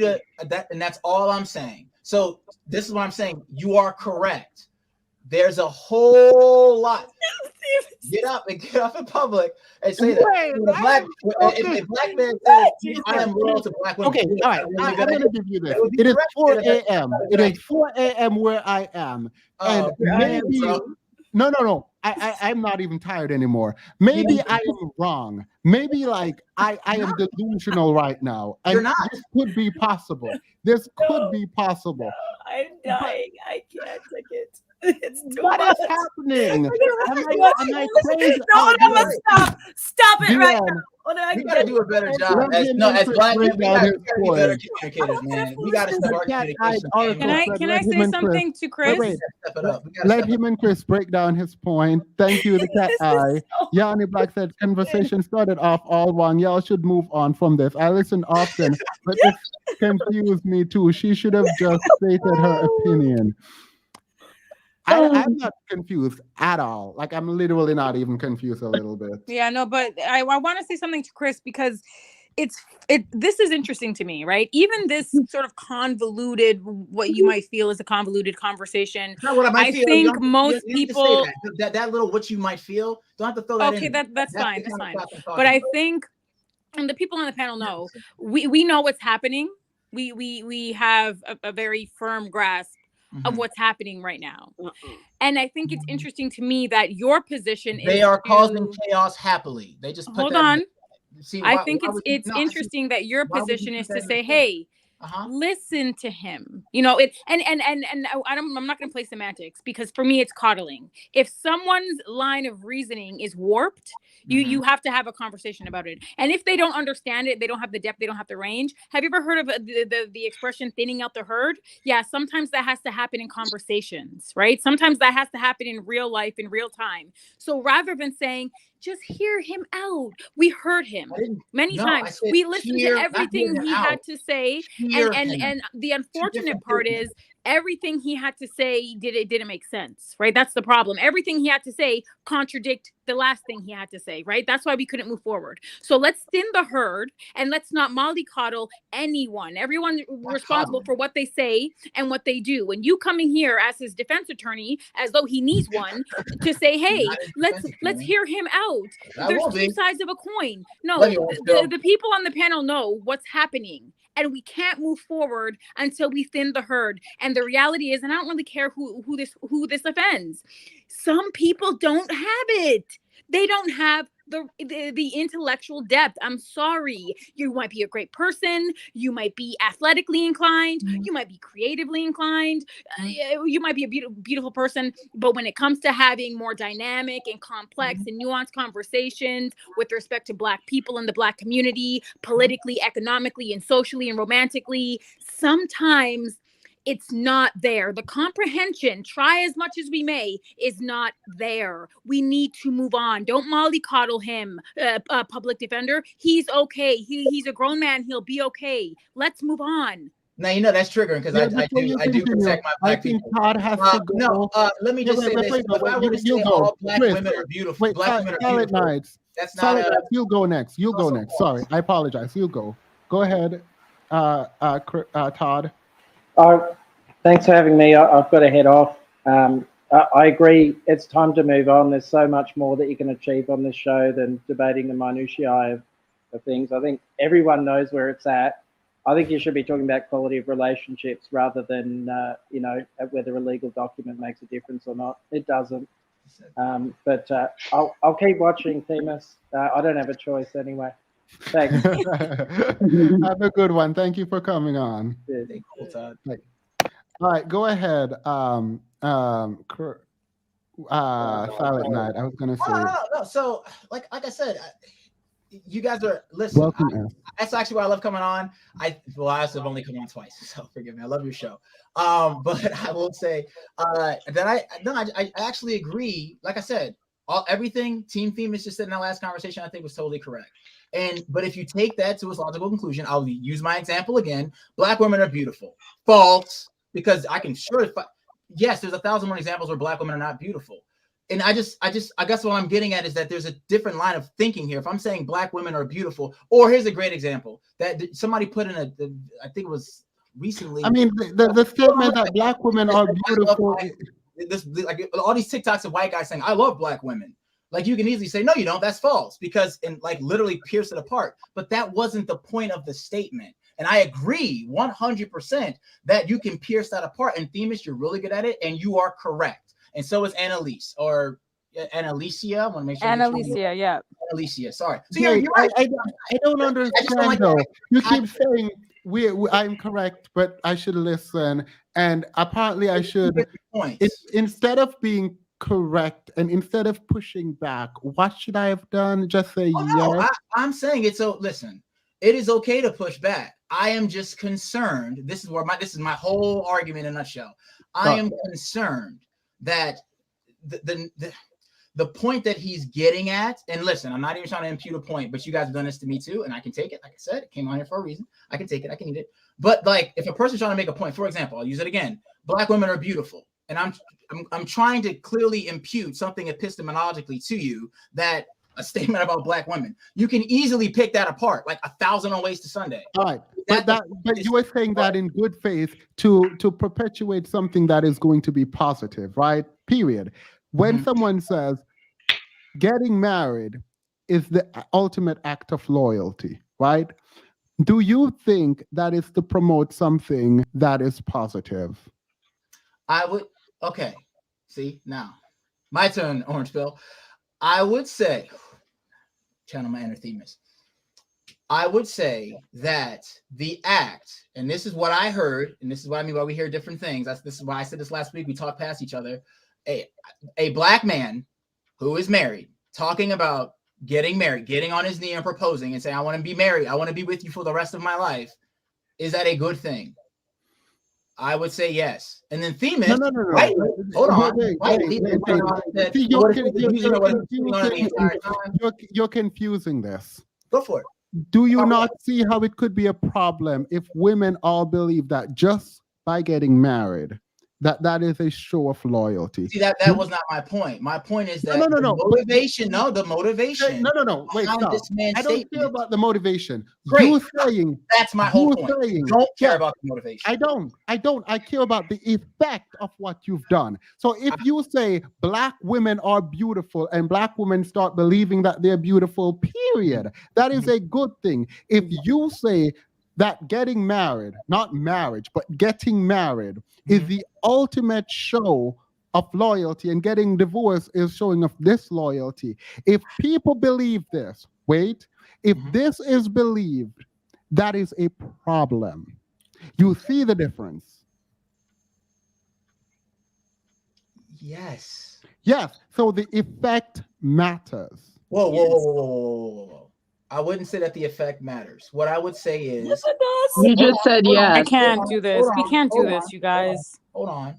What I would say is, you are correct that it would be a problem. I'm just trying to play out the scenario here. If a woman this is why I said abuse, adultery, and abandonment. If a woman has been abused, adulterated, and abandoned, but she has in her mind, well, it's disloyal for me to get a divorce. Yeah, that's a huge problem. So that's what I'm trying to say is that's where we agree. Right.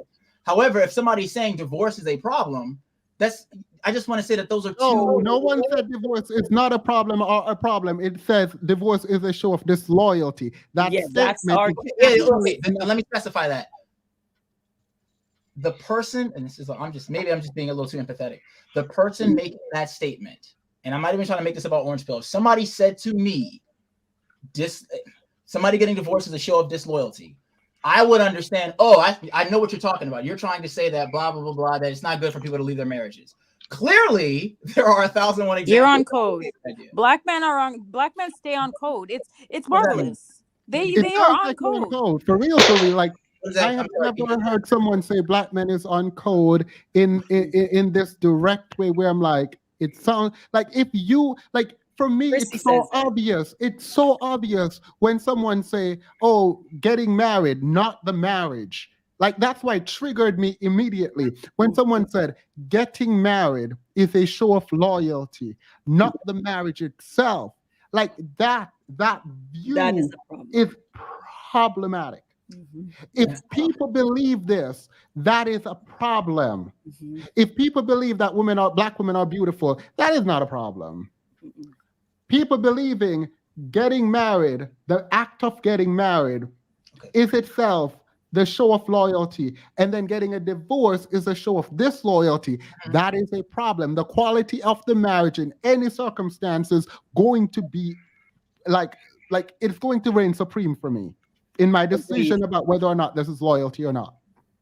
Okay. Yes, and that was the general thinking back in the 50s that everyone loves to glorify when women were substantially vilified for getting divorced. And not glorified. Again, the reasons are they were not vilified for getting divorced in the 50s. You said that everyone likes, this is how we play this game. Everyone likes to, not everybody likes to quote the 50s. No, I wasn't talking to you specifically. I'm making a separate point outside of you. And so, in the video that we watched earlier, which was about 4 hours ago, there was a gentleman who kept referring to the 50s. And so that's what my point is about. Yeah, just don't say Because the everything. manosphere tends to, hold on, the manosphere tends to glorify the 50s and those times. And in that time frame, women who were divorced were heavily vilified in their communities. And so therefore, if people are in the same type of thought pattern was very prominent then, where it is a show of disloyalty if you are leaving your marriage. But those reasons were because of the acceptable, legal, physical, mental abuse of women and children. And so let me read this. I don't like this. Can we get the channel back to higher vibrations? I know you want to speak to men, but this is not okay. I actually Speaking of men agree. is not okay. No. This conversation is not okay. Like, Deanne, go ahead and speak after this, but like, I feel like I was dragged into a twilight zone. Like, no, I really do. It feels like the answer is so obvious.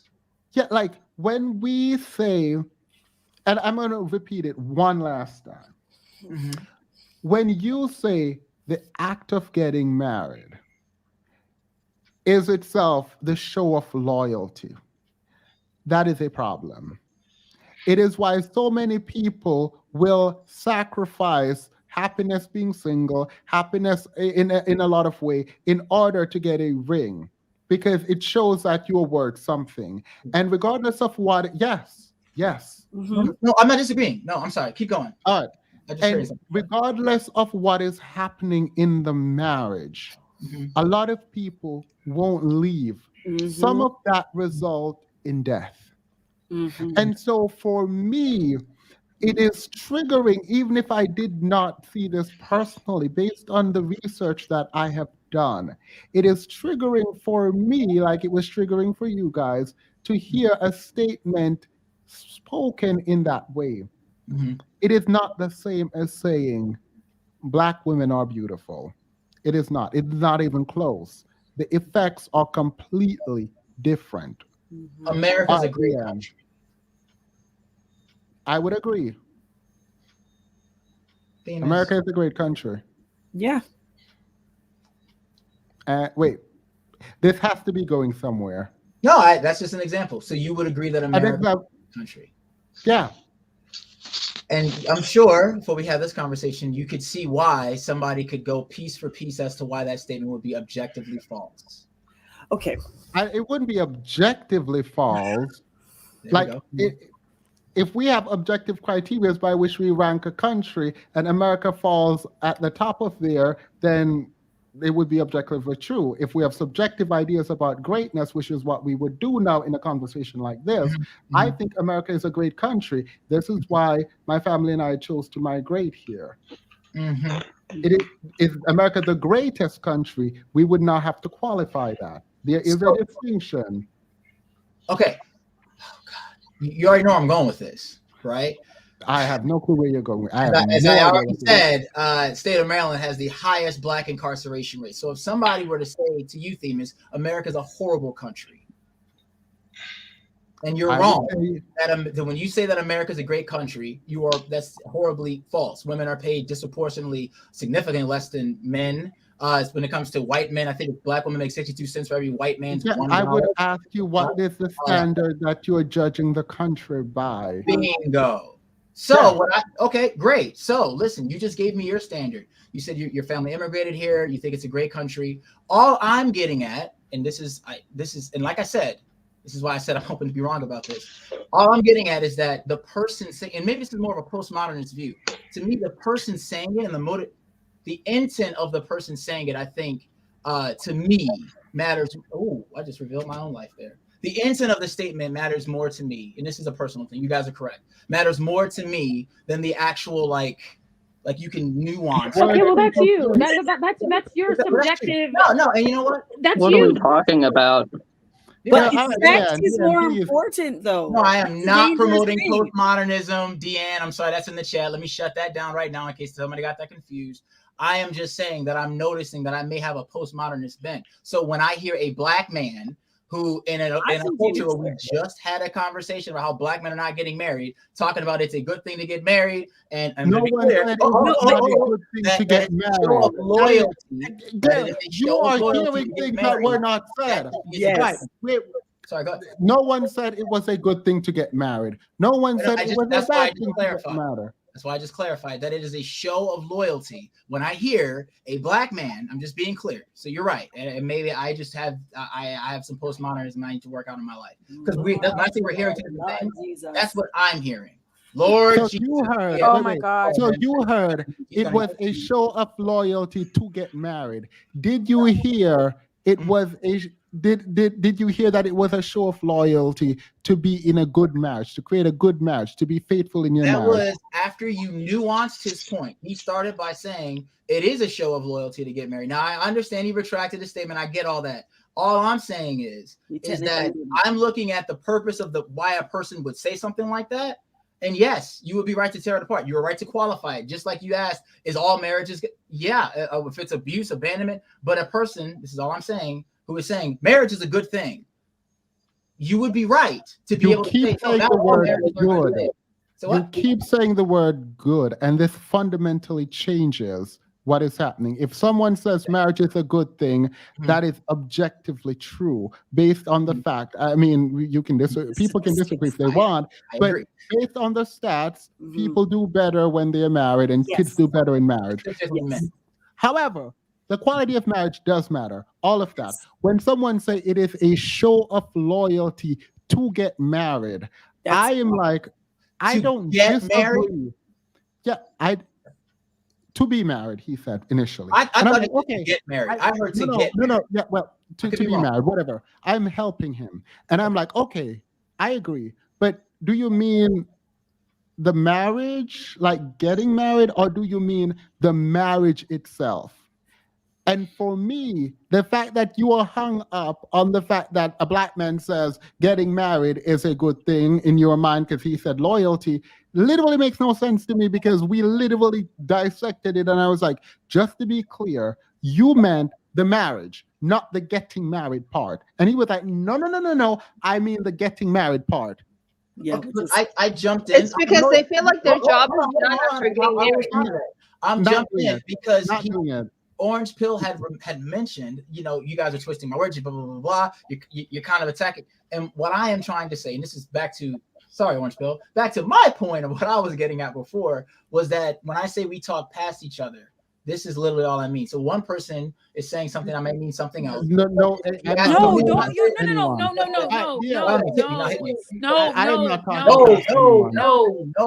Okay, now listen, don't act juvenile.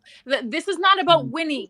You're trying to change this entire conversation so you can win. It's not about winning. It's not that serious.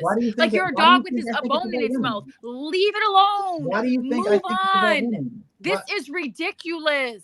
Even he's at this point. Hold on, Chris. At this point, Chris, he's not even defending himself. I know. Like he's not paying you anymore. He doesn't need you to tap in anymore. He's okay. He, as a grown man, can speak for himself and submit what he needs to submit, and he did. And we just no. Hold on. No. Hey, no, I didn't submit. I'm just listening. Oh, Lord. We're good. Hey, I'm just listening. We're good, but we're also done. You're derailing the conversation. You're listening. I haven't even talked. I haven't talked for like 30 minutes, so I'm not derailing anything. You should have confirmed with your. You're the only one yelling. You're the only one yelling. You derailed it. You're the only one yelling. I'm not even yelling at you. I haven't spoken. You sound like you're yelling because you're close. Like you sound really loud. Deanne, go ahead.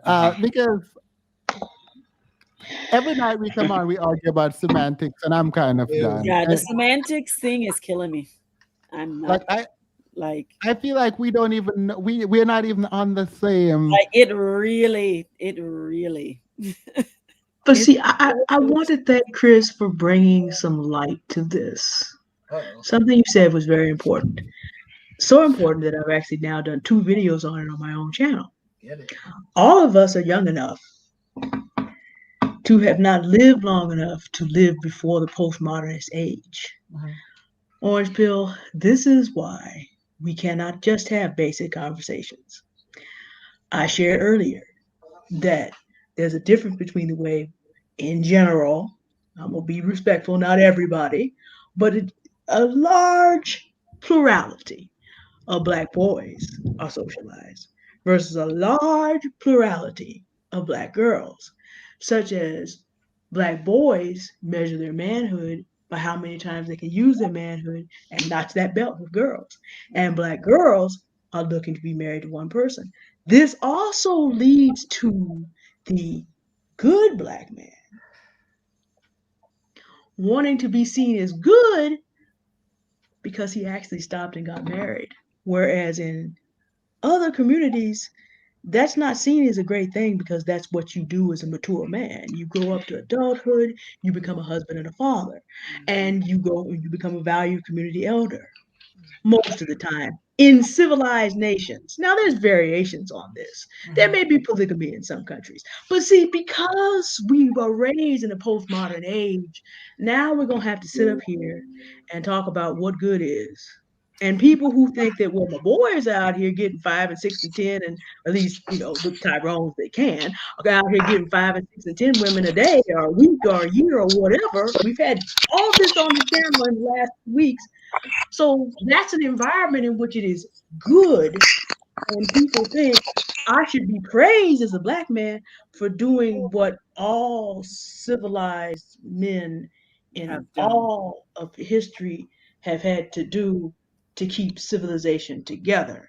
But I want all this credit for just getting married when my boys are in their 20s, their 30s, their 40s. The manosphere is out here having men in their 50s and their 60s trying to get 18, 25-year-olds. And because we're in a postmodern age, they also are calling that good.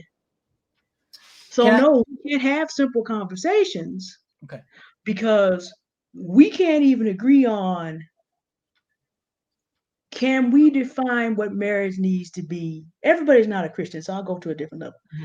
Can we define what marriage needs to be based on wanting to maintain something like an African American civilization? We can't even agree on that because what we're doing ain't working. So no matter what the conversation in the barber shop is, no matter what the conversation in the beauty shop is, can we agree that objectively we got a problem? Whatever the conversations are, they're not working. And so, Chris, you are right. We are talking past each other. And the reason why we are talking past each other is because in the postmodernist age, nobody wants to look at, okay, here are the brass facts. Like I said before, and not everybody's a Christian, so I'll bring it down to civilization level. If you do not have solid marriages where people do what is necessary to maintain their families, your civilization is going to collapse. And that's not good. That's objectively demonstrated. The Akkadians went through it. Egypt went through it. I'm not going to take you through 10,000 years of history. Ain't nobody got time for that. We've been here for 10 hours. That doesn't work. Now, in the United States of America, where we live today, we're past the age where we just marry people off of houses and stuff like that. No, you live with a population of women that expects to be treated with respect as human beings. So, and this is how civilization is either going to be maintained or not going to be maintained. Although there are men out there hoping for a collapse of civilization so they can go back to being what they were. And I listen to these manosphere men talking about hoping that some kind of something will happen, and winter is coming is the common term. I listen to that, hoping that some catastrophe happens so the Black women will be humbled back into accepting the old rule. You do know that if a winter came that severely to the United States of America, most men would not be ready to deal with that either. So it's just like you asking for your own destruction. Wait, Deanne, I hope everyone also picked up that winter is coming is essentially the kind of caricature of what Hafeez was talking about. In the way winter is coming to humble Black women, to make them need Black men to provide for them, it is essentially what Hafeez was talking about it was better for black men at the time when black women, well, women, she didn't say black women, where women were dependent on men. It is the same. It is the same kind of rhetoric. It is dangerous. Continue. And so, since we have a certain number of men who think that that is good, good men are thinking, well, I'm not saying that. I'm better than Hafeez. I'm probably better than Kevin Samuels in the sense that he's been divorced twice because I actually got married. But by objective standards, is that idea of good, I'm not sleeping around with everybody like my boys were anymore in high school. Is it good enough by civilization standards? And because we live in a postmodernist age, this is why. Because women are clearly saying, no, we cannot raise children and we cannot take care of the elders in this environment. And the evidence is step outside your door or don't step outside your door. Because what happens is that you live long enough. Winter comes, but certain people survive and certain people won't. My father was a proper black man, raised proper family. My family survived. We fine. Only 3 families on my block survived and only about 10 in my neighborhood. Everybody else, boys my age are in prison. The women out, the ones that are not are scattered to the 4 winds. The ones that are not scattered to the 4 winds are dead. So, since we are not able to agree that just not fornicating for 35, 40 years is not good, we have to get above that. Yes, it's good to be married. But we can't give black men all this credit for doing what civilization just basically requires to survive. And so black men are like, this should be enough. Look at how much better I am than Pookie and Ray Ray. And we're saying, by civilization standards, that's not going to do it, sir. And because you can't survive winter either. If winter comes, you gonna die too. So since we don't have to really worry about that because you're not gonna make it either, we're not gonna put up with that because we want a rational, well-contained civilization. And a lot of black women are saying if black men provide that, there are other men who still will. That's what's going on. So no, we just can't have comfortable conversations because since we're not going to define terms, we're not even at a civilization level of what is good for a man or a woman to do. We're not even there. We just kind of like, we're going to run this operating system. Women are trying to be with one good, loyal man. Most of us will love you back. As long as we're loved, listened to, like I said, there's no shortcuts. There's no shortcut here. People talk about, can I get a cookie cutter woman that I don't? Is there a shortcut for what I have to do for black women? You have to get to know a woman, learn how to love her, learn how to take care of her, and then do that. And most of the time, if you find the right one, not 5, it's not a polygamous country. Most of us can't afford that, and most men with the average income of $47,000 ain't gonna be no polygamy. Can't afford it. So 1, and if you do that, most of us will ride with you till the wheels fall off.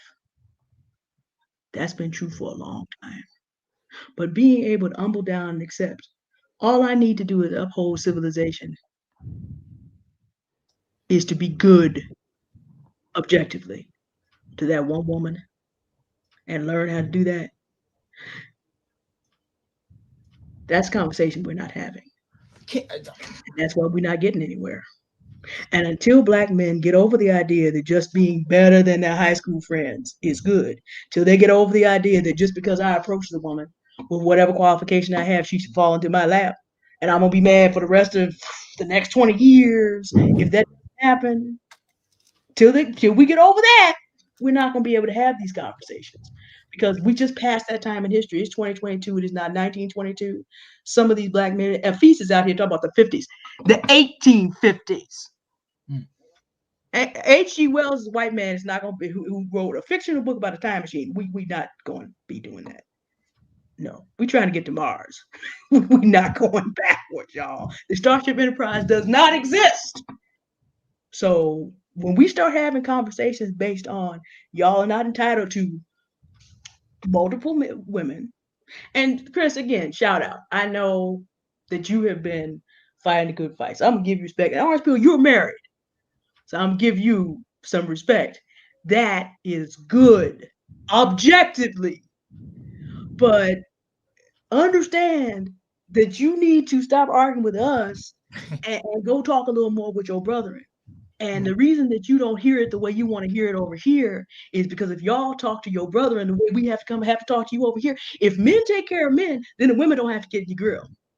Personally, believe it or not, I'm very good at rhetorically breaking arms, but I don't like doing it.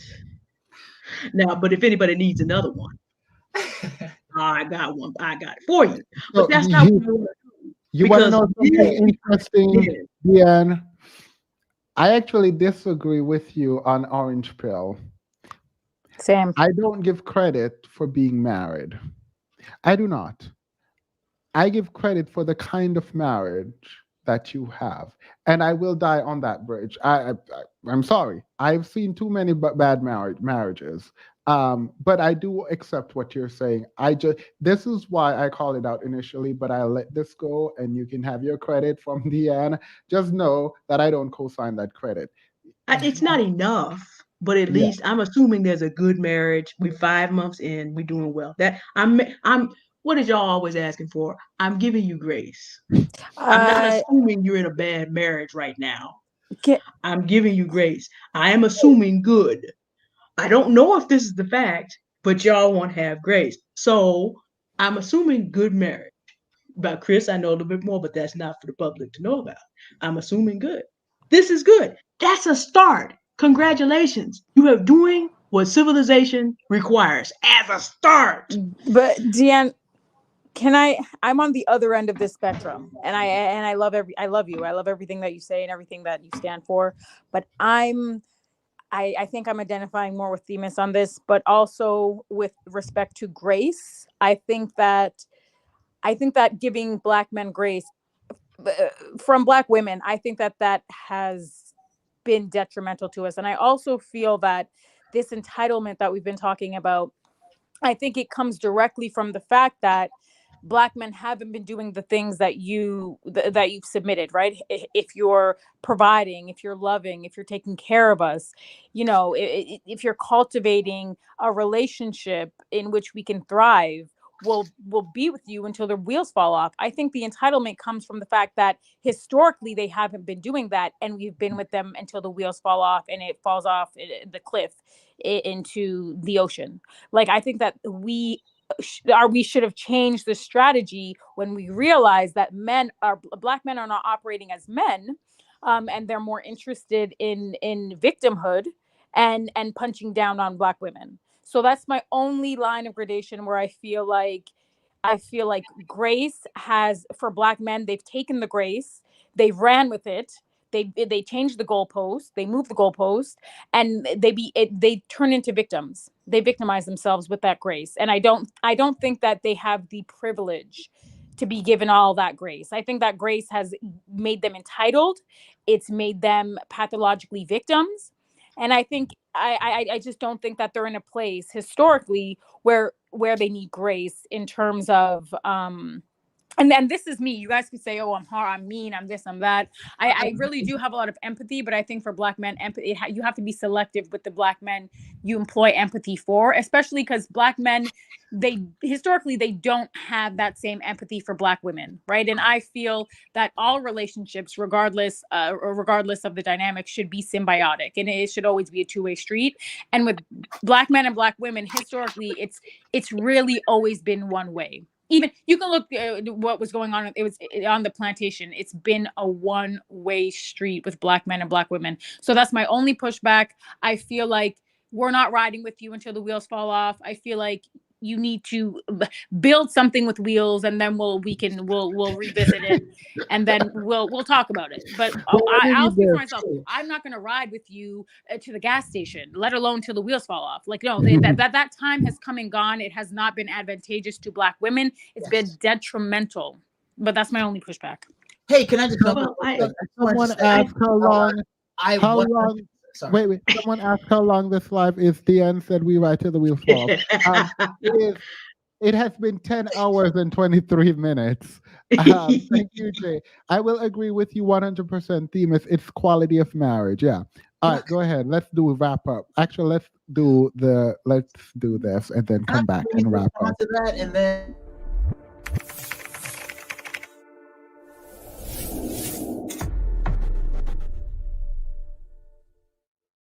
Do not join the conversation. Go ahead, Silent Night.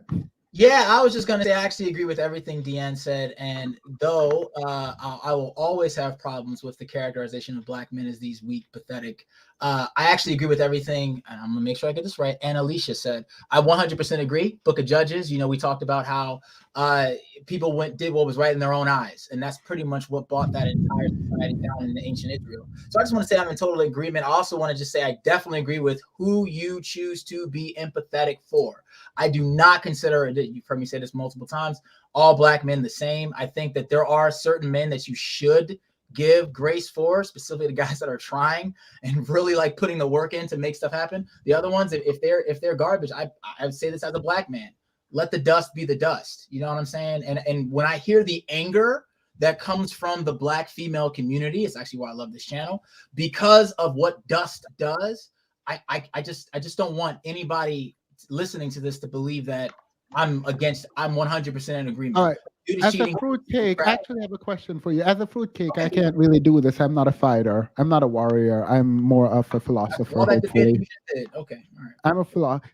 Do you think the quote good black men have a responsibility to clean up the quote unquote dust? You want my honest answer, or do you want the answer everybody should say yes to? I'm confused. There's two answers. I can You should always be giving your honest opinion, Chris. Always. Nah, not with this audience. Okay, but that says a lot about you. No, it doesn't. It says a lot about the audience. So let me be very clear. Oh, Lord. No. You change your morals to bend with the audience? Wow. No conviction. It's a shot, man. No integrity. I will say, That's terrible. That I just want y'all to I cut the neck rolling thing. That was kind of disrespectful. Picture in your mind. Oh, you guys have been plenty disrespectful tonight too. Okay. Picture in your I'm angry too. But picture in your mind what a good just imagine what a good black man looks like. And then imagine what the worst of the dust looks like. And then just imagine the good black man trying to fix the dust.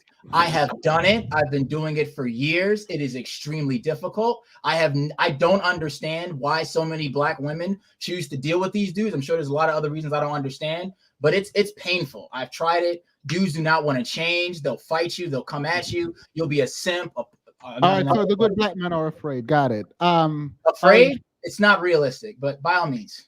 Wait, I thought you said to look at. Didn't you just say look at the Pookies and Ray Rays and how big they are and how then look at what I said.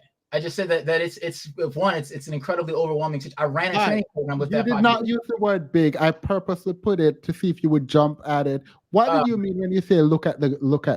What did you mean? You guys are going to disagree, but all the good black men that I know just they would not associate with that. So when you look at the good black man, when you said look at the good black man, then look at the dust, you weren't comparing them physically and who looks more of a threat. No. What I'm saying is, let's just go scriptural. 1 Corinthians 15. Wait. So I said, black man. No. Stop. I asked, should the good black man do anything or deal with the dust? And forgive me. That's not what I heard. I thought you said, should the good black men try to fix the dust? I don't think that's within our power. Said that. You said, look at the good black man and then look at the dust. I said the worst of the dust. Yeah, you did say look at the good black man and then look at the worst of the dust. Yes. Are you not comparing them? Yeah, but not physically. I'm saying if you've ever tried to So the good black man can't do it. You don't think the good black man is equipped to fix the dust? I think the he's saying dust it's would have to exhausting. listen, bro. The dust. Go ahead, you tell her, because maybe you can explain it. Yeah, well, what I heard him say was that he himself has been trying, but that he's received a lot of pushback from the President Ray being called a simp and whatever else. Oh, and it's not just the name calling. It's like the name call. Yeah, you're going up against like lines of psychological trauma. It's a lot of crap. Like it's a lot. But I think what it is too, what that we're trying to say as well, again, bringing it back or what have you, because I feel like there are, and I guess maybe it is a postmodernism, and I absolutely hate it as well, by the way, Deanne. I'm like, death to postmodernism, but whatever, is that there are two different conversations happening here, because again, I consistently hear you, Silent Night, is that there are two different conversations happening. Yes, yeah, that there are. Like, I hear you saying one thing about your experience, like it's a lot of you, and like, and even Orange Pill as well, what your lived experience has been, which is valid in and of itself, right? No one can discount whatever your experience is. And then there is like the empirical evidence of what the reality is on a larger scale, right? And so that's the two different conversations that's going on here. So while for you in your experience, you may see that, you know, you have tried to like talk to Black men or what have you, and like the guys that you know are like trying to get married and are trying to have relationships with Black women, but there's a whole other experience that's happening that is also backed up by empirical evidence that shows that by and large there's an issue, a fundamental issue in the Black community where, you know, the percentage of Black men that are actually not just wanting to get married, but they're actually doing it are at 24%, right? And so and what I've also been hearing a lot from a lot of the different Black men that have come on here is a lack of accountability and ownership of, you know, their role in this disintegration of like the Black family, right? Because, and this is why we're at an impasse, because it's like the Black women are saying, this is what has been our experience or what have you. And the I'm Black sorry, I am interrupting. This is for my benefit, and I apologize. I actually have to go back to hear the conversation. Sorry, I'm being a weirdo right now. But after you finish, I'm gonna have to go back because I need to know what was said. But continue. Yeah. So that's like what I'm hearing. Like it's different conversations are happening. And then I also see you guys too, like changing the framework of the initial topic that's brought up in order to like prove a point. And again, it leads us into getting nowhere. You know what I mean? Like to circle it back to like the question of the Orange Pill challenging the divorce rates and whether or not women are being loyal or disloyal, like that. It was almost kind of like a deflection in a sense, because it's like with anything in life, there's always going to be nuances to it, and context as well that must be factored in order to create proper understanding of like the situation and what's going on. And I just keep seeing repeatedly the Black men are just not trying to own up to things and are not trying. It's like, yeah, but this and yeah, but that. And it's just like, no. Like, let's stay on task. Wait, sorry. This is not a gotcha moment at all. I don't. Yeah, and that's the other thing too. You're always being accused of that. I need to see what's happening. What happened in terms of the conversation. Sorry.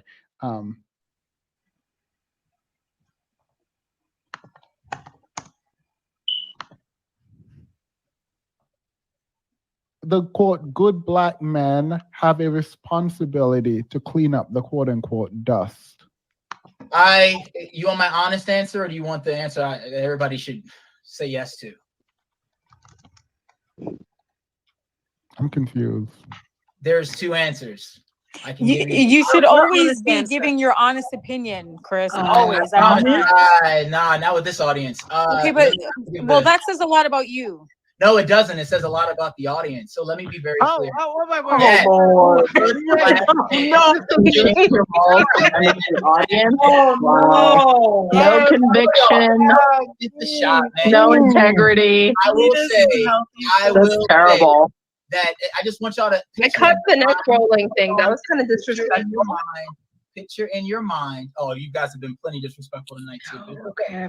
Picture in your but picture in your mind what a good black. Just imagine what a good black man looks like, and then imagine what the worst of the dust looks like, and then just imagine the good black man trying to fix the dust. I have done it. I've been doing it for years. It is extremely difficult. I don't understand why so many black women choose to deal with these dudes. I'm sure there's a lot of other reasons I don't understand, but it's painful. I've tried it. Dudes do not want to change. They'll fight you. They'll come at you. You'll be a simp. So you did say they'll fight you. Yeah, that's not fight. See, this is where we go into fight. Let me give you the example that came to my mind. I used to teach in schools. No, we're not doing this. No, we're doing this. Because We're you not can't doing just it. tell me how you don't do that, yo. I dealt with. Can I speak for just a moment? Y'all can't just keep doing that. Don't let him do this. Themis, don't let him there do were this. He young knows what men he's that I doing. was speaking to. Don't let him do this. And now we're just gonna cut people off. There were young. Don't let him do I'm this. gonna cut you off. Like, it's unfair for you to sit here and say, I don't let you speak. That is not true. That is literally not true. We're not gonna do that. So you can goodbye. Can I point something out very quickly? Yeah, we're gonna just do a quick circle and then end, because that's what I was gonna do. We're not gonna it's This is my last thing I'll say, and then I'm good. Go ahead. I love the display that just happened. I was speaking in the chat. Just before he said it, I said, just before he said what he said, just when he got to, do you want to hear my honest answer or the answer for everybody else? I said, oh, it's this pattern again. I'm literally watching this, and I done heard and seen these conversations over and over. I already knew what he was going to say. And a part of this, y'all, please read Ralph Richard Banks' book, Is Married for White People. And I'm quoting the gentleman. There are all these good black men. Why are y'all paying basically just y'all need to choose better. The dust is so thick, but you expect the women to see these handful of good black men. You don't like the image that you are collectively are having, but you're barely attempting to clean your collective image up, because in the eyes of the world, the men who share ethnicity or background or whatever, we're all being viewed in a certain way. It doesn't separation that happens when on an individual level, but collectively. He just admitted to being a coward and quitting. I tried. You just need to pay attention to the small handful.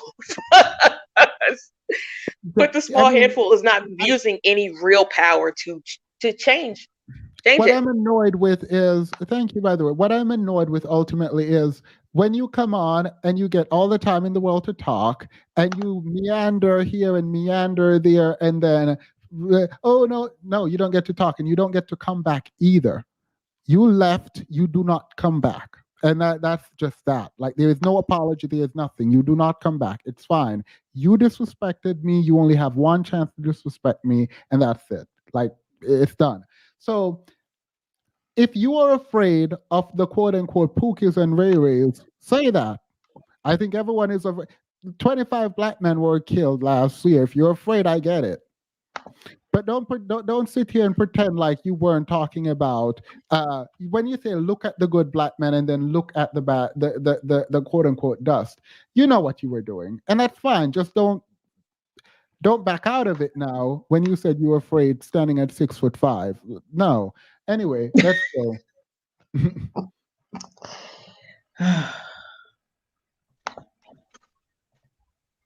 All right, let's go. Truth teller, go ahead. We're just gonna go a quick run and we're done.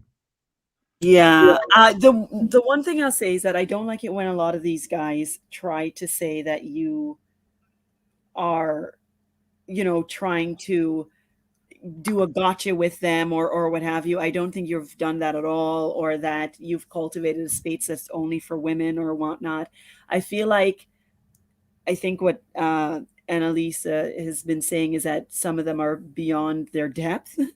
And when they cannot effectively argue their point, then they just devolve into like vitriol and trying to like, you know, say things about you and to say that you're just trying to like frame everything that you're saying to catch them or what have you. But it's like, no, you're catching yourself. And I just wanted to like to mention that, because every time, and all of them have like at some point said the exact same thing. Every last one of them. When the heat gets turned up and you're trying to get them to flesh out their point of view and to flesh out their argument that they're making, and they're unable to do so effectively, then it's like, oh, you're trying to trap me. And I just want you to know, from a viewer or what have you, that I don't find that to be the case at all. All right. Yeah. I appreciate that. Hopefully it's not selection bias. No, it's not at all, because I've only just now I've watched for like a little bit, but I've only just now started to really, really engage.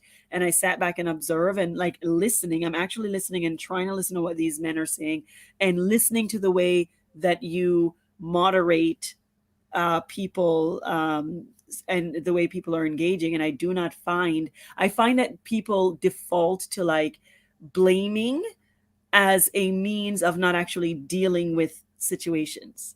And that pisses me off.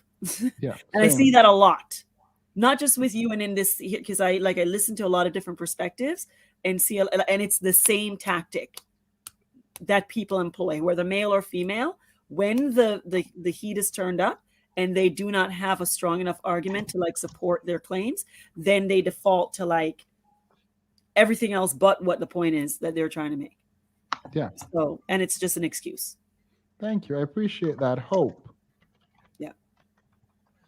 Hey, that was kind of disheartening a little bit, but I kind of like to look at things a little bit from the macro, because I'm not really invested in changing the minds of like individuals per se, but what Hafeez was saying about, him basically lamenting the good old days where women were beholden to men out of necessity, is very dangerous. And what I found very kind of scary and a little bit triggering, I don't know, I'm sure y'all noticed, when Chris was saying, and usually men that Is come the up. orange pill sleeping? Oh, go ahead. The whole quote unquote disrespect. Like, we talked about this a lot, and he kept saying that Black women are disrespectful and not showing respect over and over again. And it comes in, when we're talking about examples, he'd be like, oh, well, there's thinking they're better than people because of their degrees or because of this, because of that.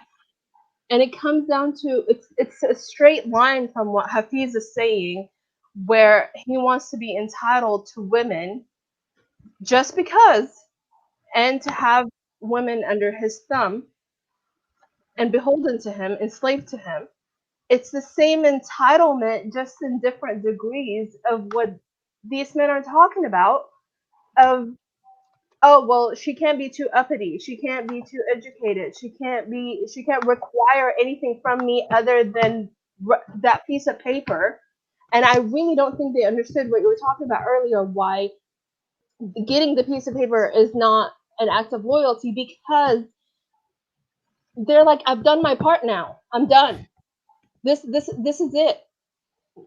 You're not entitled as a woman to anything else. This is the maximum. We're done. It's, to me, it's terrifying, because it's not about the individuals, right? I mean, to me anyway. It's about, right now we're at a crossroad where our rights in so many states are literally being rolled back, like actively, like right now. This is real life. This is really dangerous. You have incels doing God knows what. You have society, inflation is going through the roof. Unemployment is crazy.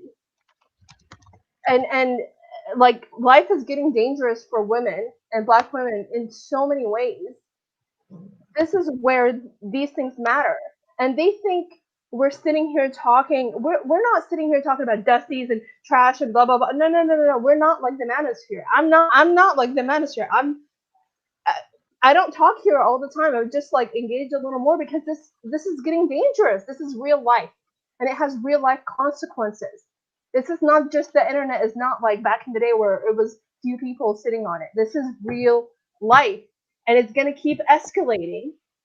And there has to be a countervalence to the narrative that the manosphere is spewing. And then the regular quote unquote good Black man or good man is just sitting there thinking that he's done enough by the bare minimum. Yeah. That's it. Thank you, Hope. I appreciate that. I would respond, but I'm gonna go quickly. Orange Pill. What's going on, man? Just been listening. Yeah. Oh, shoot. Just dropped something. But I think just having this conversation tonight, I would just like us to I just want to have conversations. Like my thing is that when what's her name again? I forgot her name. Who's it light skin in the corner? Actual and Chili. Annalicia. Annalicia. Sorry. Not actually. I'm sorry, I wasn't trying to mess that up. But yeah, I mean it's 4:00. It's fine. Yeah, my vision getting worse than this. I think I want us to have conversations which I thought we were going to have, to where like, okay, she asked me just for clarity on what I meant by the whole like the biggest loyalty. It's like 4:00. It's the biggest loyalty that a Black woman can show to Black man is marrying him.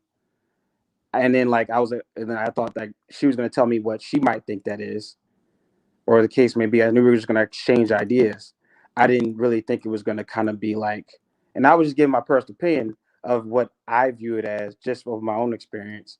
And I didn't take it as a matter of truth or nothing. If she said, well, I don't agree with that, this is what I think it is. I'm like, okay, that's where I thought it was going to go. But we spent so much time going back and forth. And then it was like, what do you mean? You mean the beginning of the marriage, when you're just about to marry the person, or all the way through, or in a good marriage? And I get there is need for clarity. Like it can be need for clarity, but I just want us just to exchange opinions or viewpoints without that. I get questioning things, but like I said, I was ready to move past that a long time ago. I wasn't trying to argue. That's why I've been quiet, and I've just been listening. Look, I don't want to spend all night talking about it, trying to get point across. Like I said what I said, and I'm just going to stick with it. And I'm not here to like try to say something tricky or, try to talk down about women or nothing like that. Like I'm all for it. And like I said before I even started, I think men should pay most of the bills, and I think men should be the best version of themselves so they can, protect their wives. I believe in men being a protector, not 50-50, not her paying half the bills. Like I don't want my wife paying half the bills or nothing. I don't want her to work at all. That's what I'm trying to strive for. So I'm all with that. So all the 50-50 guys that are out there, like, no, I'm not with that. So I do have a lot of things that I agree with. So these were something where I just want to like express the opinion, and that's it. And I get questioning it, but we don't have to argue about it. We can just say, okay, we can agree to disagree. Okay, that's your viewpoint, that's my viewpoint. But we do have to, come together and say, okay, what can we find similar? That's all I want to do. Yeah. I mean, I don't disagree with you. I do hope you rewatch that little segment that we went back and forth on, and hopefully understand why we were going back and forth at least. I really do hope that. One question real quick. You said and this is just me just curious. I know that Deanne says she gives me grace, and I appreciate it, Deanne. Thank you. As far as why don't you do that? I'm just curious. Why don't I give you grace? Yeah. I do give you grace. I'm not asking for. I'm just wondering. No, I know. I think you misunderstood. Deanne said she, in terms of credit, she's going to give you grace, still giving you credit because you are married. And I said, I'm not giving you that kind of credit. Oh no, I wouldn't. I wouldn't. I appreciate. Yeah, I wouldn't. Like I said, I'm still early in my marriage in that aspect. As far as the credit thing, like I still got a long way to go. I mean, I get what Deanne is saying though. Like that, you are married to a black woman is that's also another assumption. It's not a It's bad true. thing. I mean, it's not a bad thing in and of itself. But without knowing your marriage, I wouldn't be able to give you any. In my mind, I wouldn't give you credit. But that you did it means that you have broken the stats a little, and I get what that means for people, not for me. And I'm not looking for nothing where like, hey, you guys know I'm married to a black woman, right? And all these other guys are like, no, I'm not like that either. So it's nothing like that. Yeah, no, I'm fine. You're fine. Thank you for coming on and being respectful. No problem, guys. And I sorry for misunderstanding, or if there was anything I wasn't trying to insult anybody, nothing like that. So you're fine. All right, guys. Bye. Bye. Deanne. Okay, 11 hours. We learned a lot today. We learned a lot today. I did. We learned that there are major influencers who want to go back to the 1850s. We learned that there are Christian men wondering why the Lord has not given them a Christian wife when they're going to tell us that they're going to determine whether they're going to be honest by their audience. While that scripture says, thou shalt not bear false witness, and why? ... I am the Lord thy God. And you wonder why. So we have the good black men, the good Christian black men I've been looking for my entire life. Came up here and admitted he's a postmodernist. Not him deciding whether or not to be honest based on the audience he's in front of as a Christian, period. The Bible talks about the fear of man is a trap. So the good black men are not feeling like they can do anything to save the community. But they expect us to, against all rules of civilization, to stay with them when they can't uphold the community. Okay, so we learned a lot today.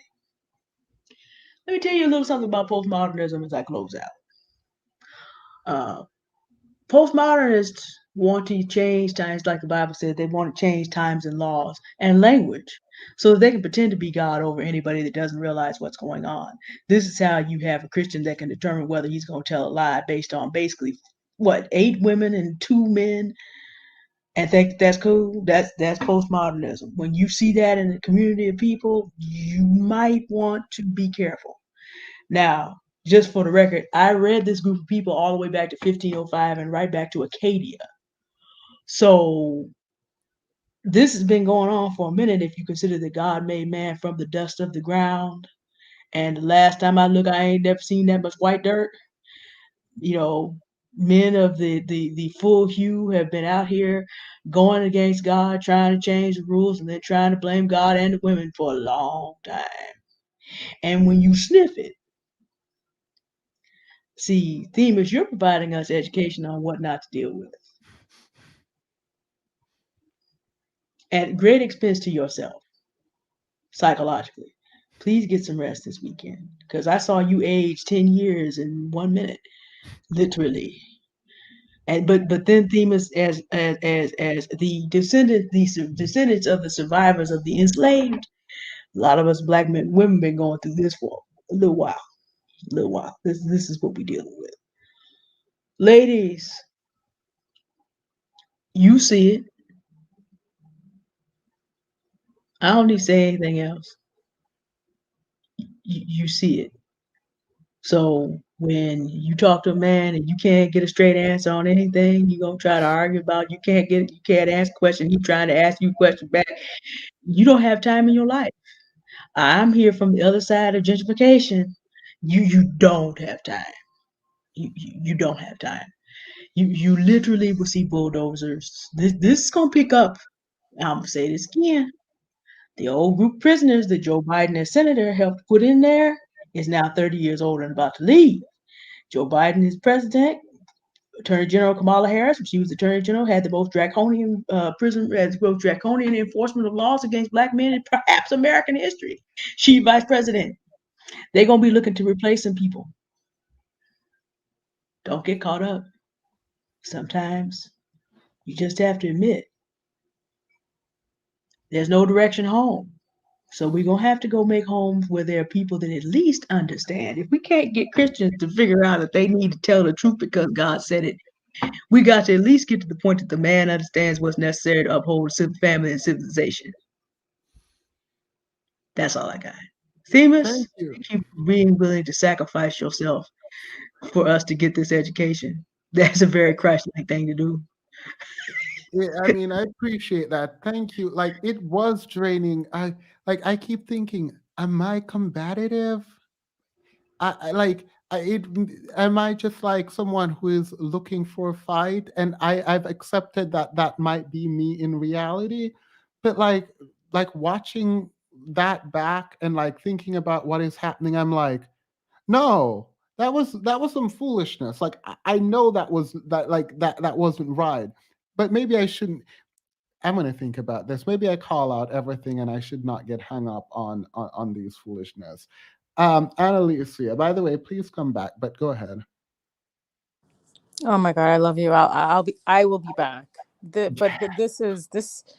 This was really bad, and I feel for the black men on the panel. I feel for Themis. I feel for everybody listening, regardless of gender.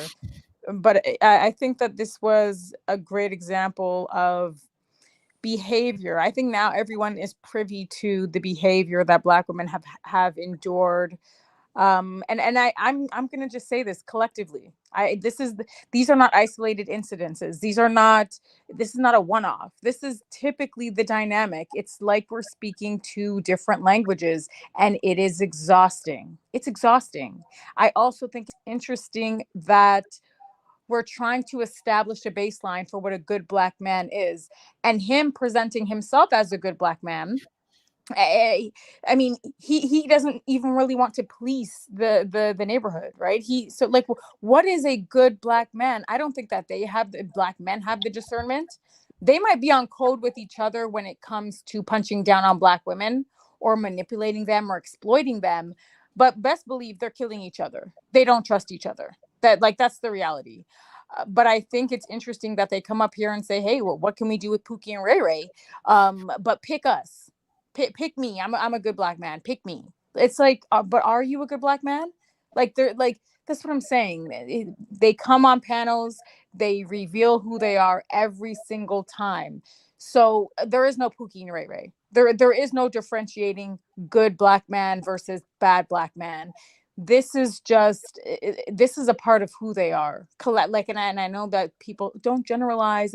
No, I see it in nationwide. And I see it in Canada. I see it in North America.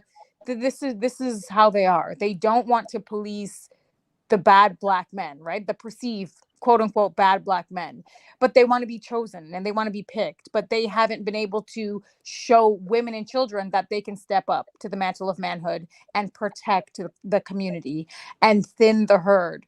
The reason that trailer parks exist is because white men wanted to establish a baseline for their image. They said, no. You're not going to represent white men as a whole. That's not going to happen. They needed to establish some sort of economic and social hierarchy. They said, take your degeneracy and go over there. It doesn't matter what pushback they received. It doesn't matter what perception it doesn't matter. What mattered was upholding the image that they wanted to have and making sure that their communities were safe and intact and that their women and children were protected. Because believe me, there's degeneracy among white people, but they're the originals. If you look at how they got here, let's be honest. But I just want Black women to pay attention. They don't have discernment. They don't know who's good and bad. They have very shaky relationships with morality, with value systems, with their own sense of self. this guy was going back and forth. He agreed with me. He agreed with Themis. Sometimes he agreed with two people who were submitting completely opposing ideas simultaneously. This is indicative of someone's character, right? This is a character and personality structure we have to pay attention to. But he's educated, right? And he's advocating on behalf of incarcerated Black men. So just pay attention. Just use discernment. And in most cases, that discernment is going to look like just stepping outside of, and this is not divestment, but I mean, if you're going to use discernment, you're not going to be with a Black man. That's the reality. But, and I'm not advocating, I'm not saying divest, and this is not a divestment channel. I know that for a fact, but I mean, that's the reality. But Themis, you're an angel. You're a saint. All the Black women, everybody's brilliant on this panel. It's time for bed, but you're a saint for doing this. And I love you, and you guys are brilliant, and thank you. Thank you. I appreciate that. I appreciate that coming from you specifically too, but I thank you. Kingdom for Queen, I know, I think you were here for a while, so I apologize. I didn't see you in the background. What say you in the last minute? Thank you, Themis. It's okay. I was here for, I guess, like half of the live, or maybe more, like 6 hours, but that is bad. The fact that you said half of the live and then said 6 hours. But yes, it was a comment in the chat that made me want to jump on the panel, addressing Anna Alicia. As far as like someone feeling like she was trying to hold some type of superiority, and I feel like the person missed like the other 3 hours of the live when we were like going, well, not we, but we're going back and forth with Silent Night. And I feel like when people are trying to express something to you and you're so adamant on trying to get your own point across, that you're literally ignoring, blinking out, checking out, making faces, doing all these things.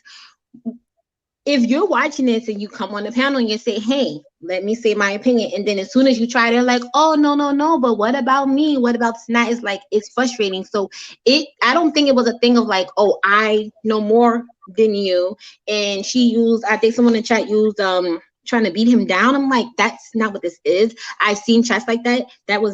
This is not what that was. So I just like feel like when you come in late, and maybe it's a part of that, like trying to like cape for Black men thing. I don't know. It's kind of weird to me, because I feel like at the end of the day, if you are trying to learn and understand, you listen and you have your own opinions. Too many times it was, well, I'm trying to speak for these Black men and I'm trying to teach them and what they should know. It's like, what is your opinion? It's okay to have your own opinion. And if someone disagrees and you say, hey, I don't agree, that's a debate.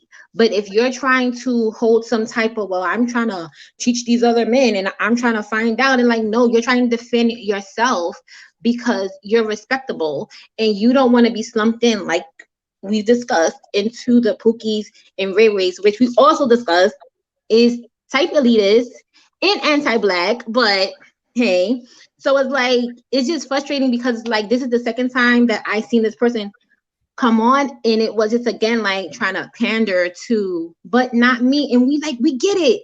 We get all of this. You're trying to mansplain these things that we already get and we address, but you're not listening because you don't care to. But that's fine. But I would ask, do you do this in the manosphere? I typed that. Does he do that there? Does he go on some of the other Black women channel? And would you ever do this? No, because he would not be offered that type of grace. So why do you come on Themis's channel and do this? You disrespect. Come on now, someone's giving you that and you're just literally saying, well, I don't care. That's very disrespectful. Yeah, and it's sad because like you're gonna get upset and leave because I muted you. And I mean, it's fine. I kind of don't care, but it's like you're pretending like you didn't get a lot of time to talk. And I interrupt when I want to understand something, and it is what it is. That's not gonna stop.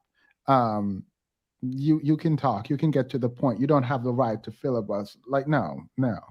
But yeah, I appreciate you, Kingdom. Exactly. Thank you so much. I appreciate you. Have a good one. You too. Me, not me.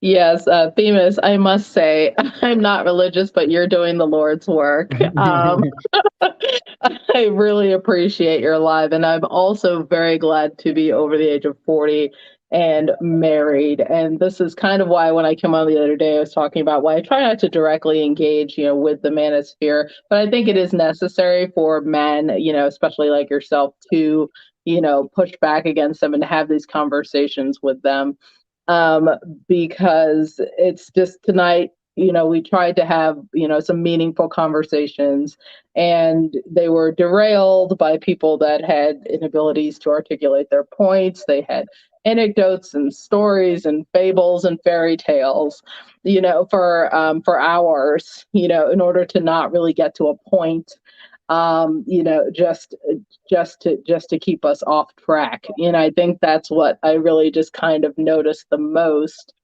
is that no one was interested in talking about the topics or the solutions. They wanted to be caught up on minutia, so we would never get anywhere. We analyzed, what exact dollar amount is a high value man, and who exactly is a Pookie, who is Ray Ray, what's his address, where does he live, what's his name, all of these details that are just completely unnecessary to have the conversation.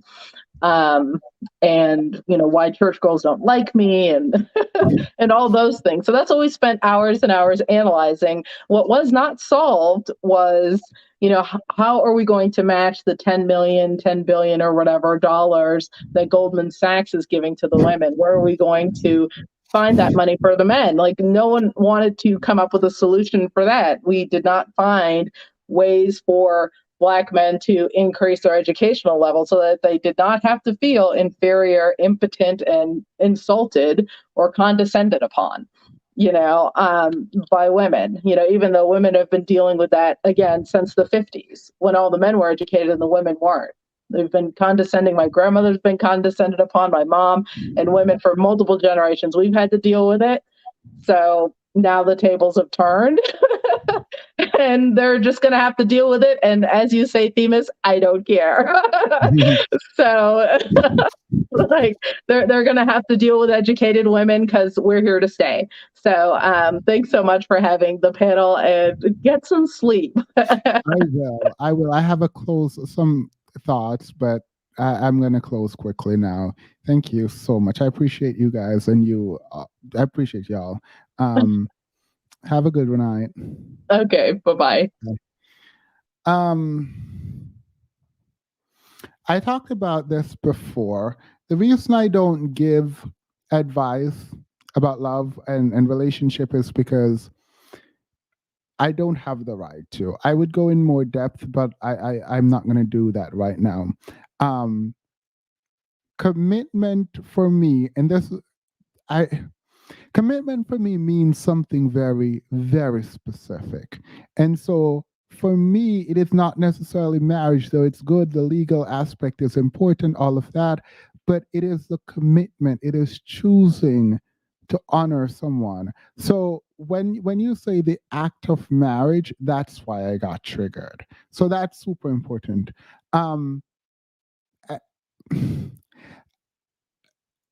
There's so many people, and this is not advice at all. I promise you it's not. So many people are chasing the ring, and it's almost as if there are people who actually believe if you get a ring, you're good. And I don't want to dissuade you from that. Like, again, not advice. It's just, I think there are more important things, honestly. And when it comes to than marriage. But when it comes to marriage specifically, I do think there is a responsibility beyond the ring and the paper. I think there is a commitment responsibility that is required. I have done a lot of really deep searching in the last couple of months. This is me being completely honest and a bit vulnerable. And I know that I get hung up on semantics sometimes, and I want to apologize to you guys for that. I also know that maybe a part of the trade is being argumentative. I'm really not trying to. I really, really am not trying to be argumentative with people. It just when I hear something, it's very difficult. Something that I perceive to be dangerous or misinformed. It's very difficult, and I'm trying in my personal life, but I think it translates well on YouTube. But in my personal life, I'm trying to not always call it out, but I don't think that's healthy. If something is dangerous or you perceive it to be dangerous, I think there is an element of discussion that you should have the freedom to engage with. And it's not about a gotcha moment or anything like that. It's legitimately about really understanding what is happening, why you say that which you said, and how do we get to the level of accountability that not that it's literally the bare minimum level. It's like, okay, I said it was the marriage, the moment you get married, not the marriage itself. Yeah, that seems odd. Okay, like, the fact that we went for hours, and I keep doing this to myself and to you guys, and I apologize for that, is because there's a part of me that wanted to see how long it would go. Like, how long are we going to pretend like that's not some nonsense? Are we just going to ignore it? Should we agree to disagree when ideas seem harmful? Like, I don't know. And that doesn't feel right. That is not right. I know that is not right. And so, I mean, obviously, bring this to the therapist again. But it's just wrong, and you not wanting to hear the stats doesn't make the stats disappear. You thinking your image is being attacked does not mean it is being attacked. Like, you have a responsibility, you need to take control of the responsibility. And the fact that other groups can like just hop on the live and say, and they are in sync with me and our ideas are in alignment, that is a problem. That is like we are literally, Ruslan was explaining to Hafiz what manhood is in my mind, and it just like, it's frustrating to see black men getting checked in the real world in this way, because like, if you literally think for 2 seconds about what you're going to say and decide not to say it, the world would be a better place. Like, just don't say it, and then don't act in a way that is counterintuitive to leveling up the community and yourself and your family. And it's not easy, but there are parts of it that is super easy. In any case, it has been 11 hours that we've been on for 11 hours. There's still over 400 people in the chat. That is amazing. You guys are amazing. I hope that I can get through all the DMs that I've received by the end of this weekend, and everything will be sorted. So I appreciate that. Thank you all so much. Hopefully you guys do recognize that I do enjoy this, but it is for all of our benefits. We were at the club and we partied together. Marriage is everything. You need to be happy and hold by with your yeah, I agree with you, Tiff. So anyway, thank you guys so much. I appreciate it. And I will see you all later. Bye.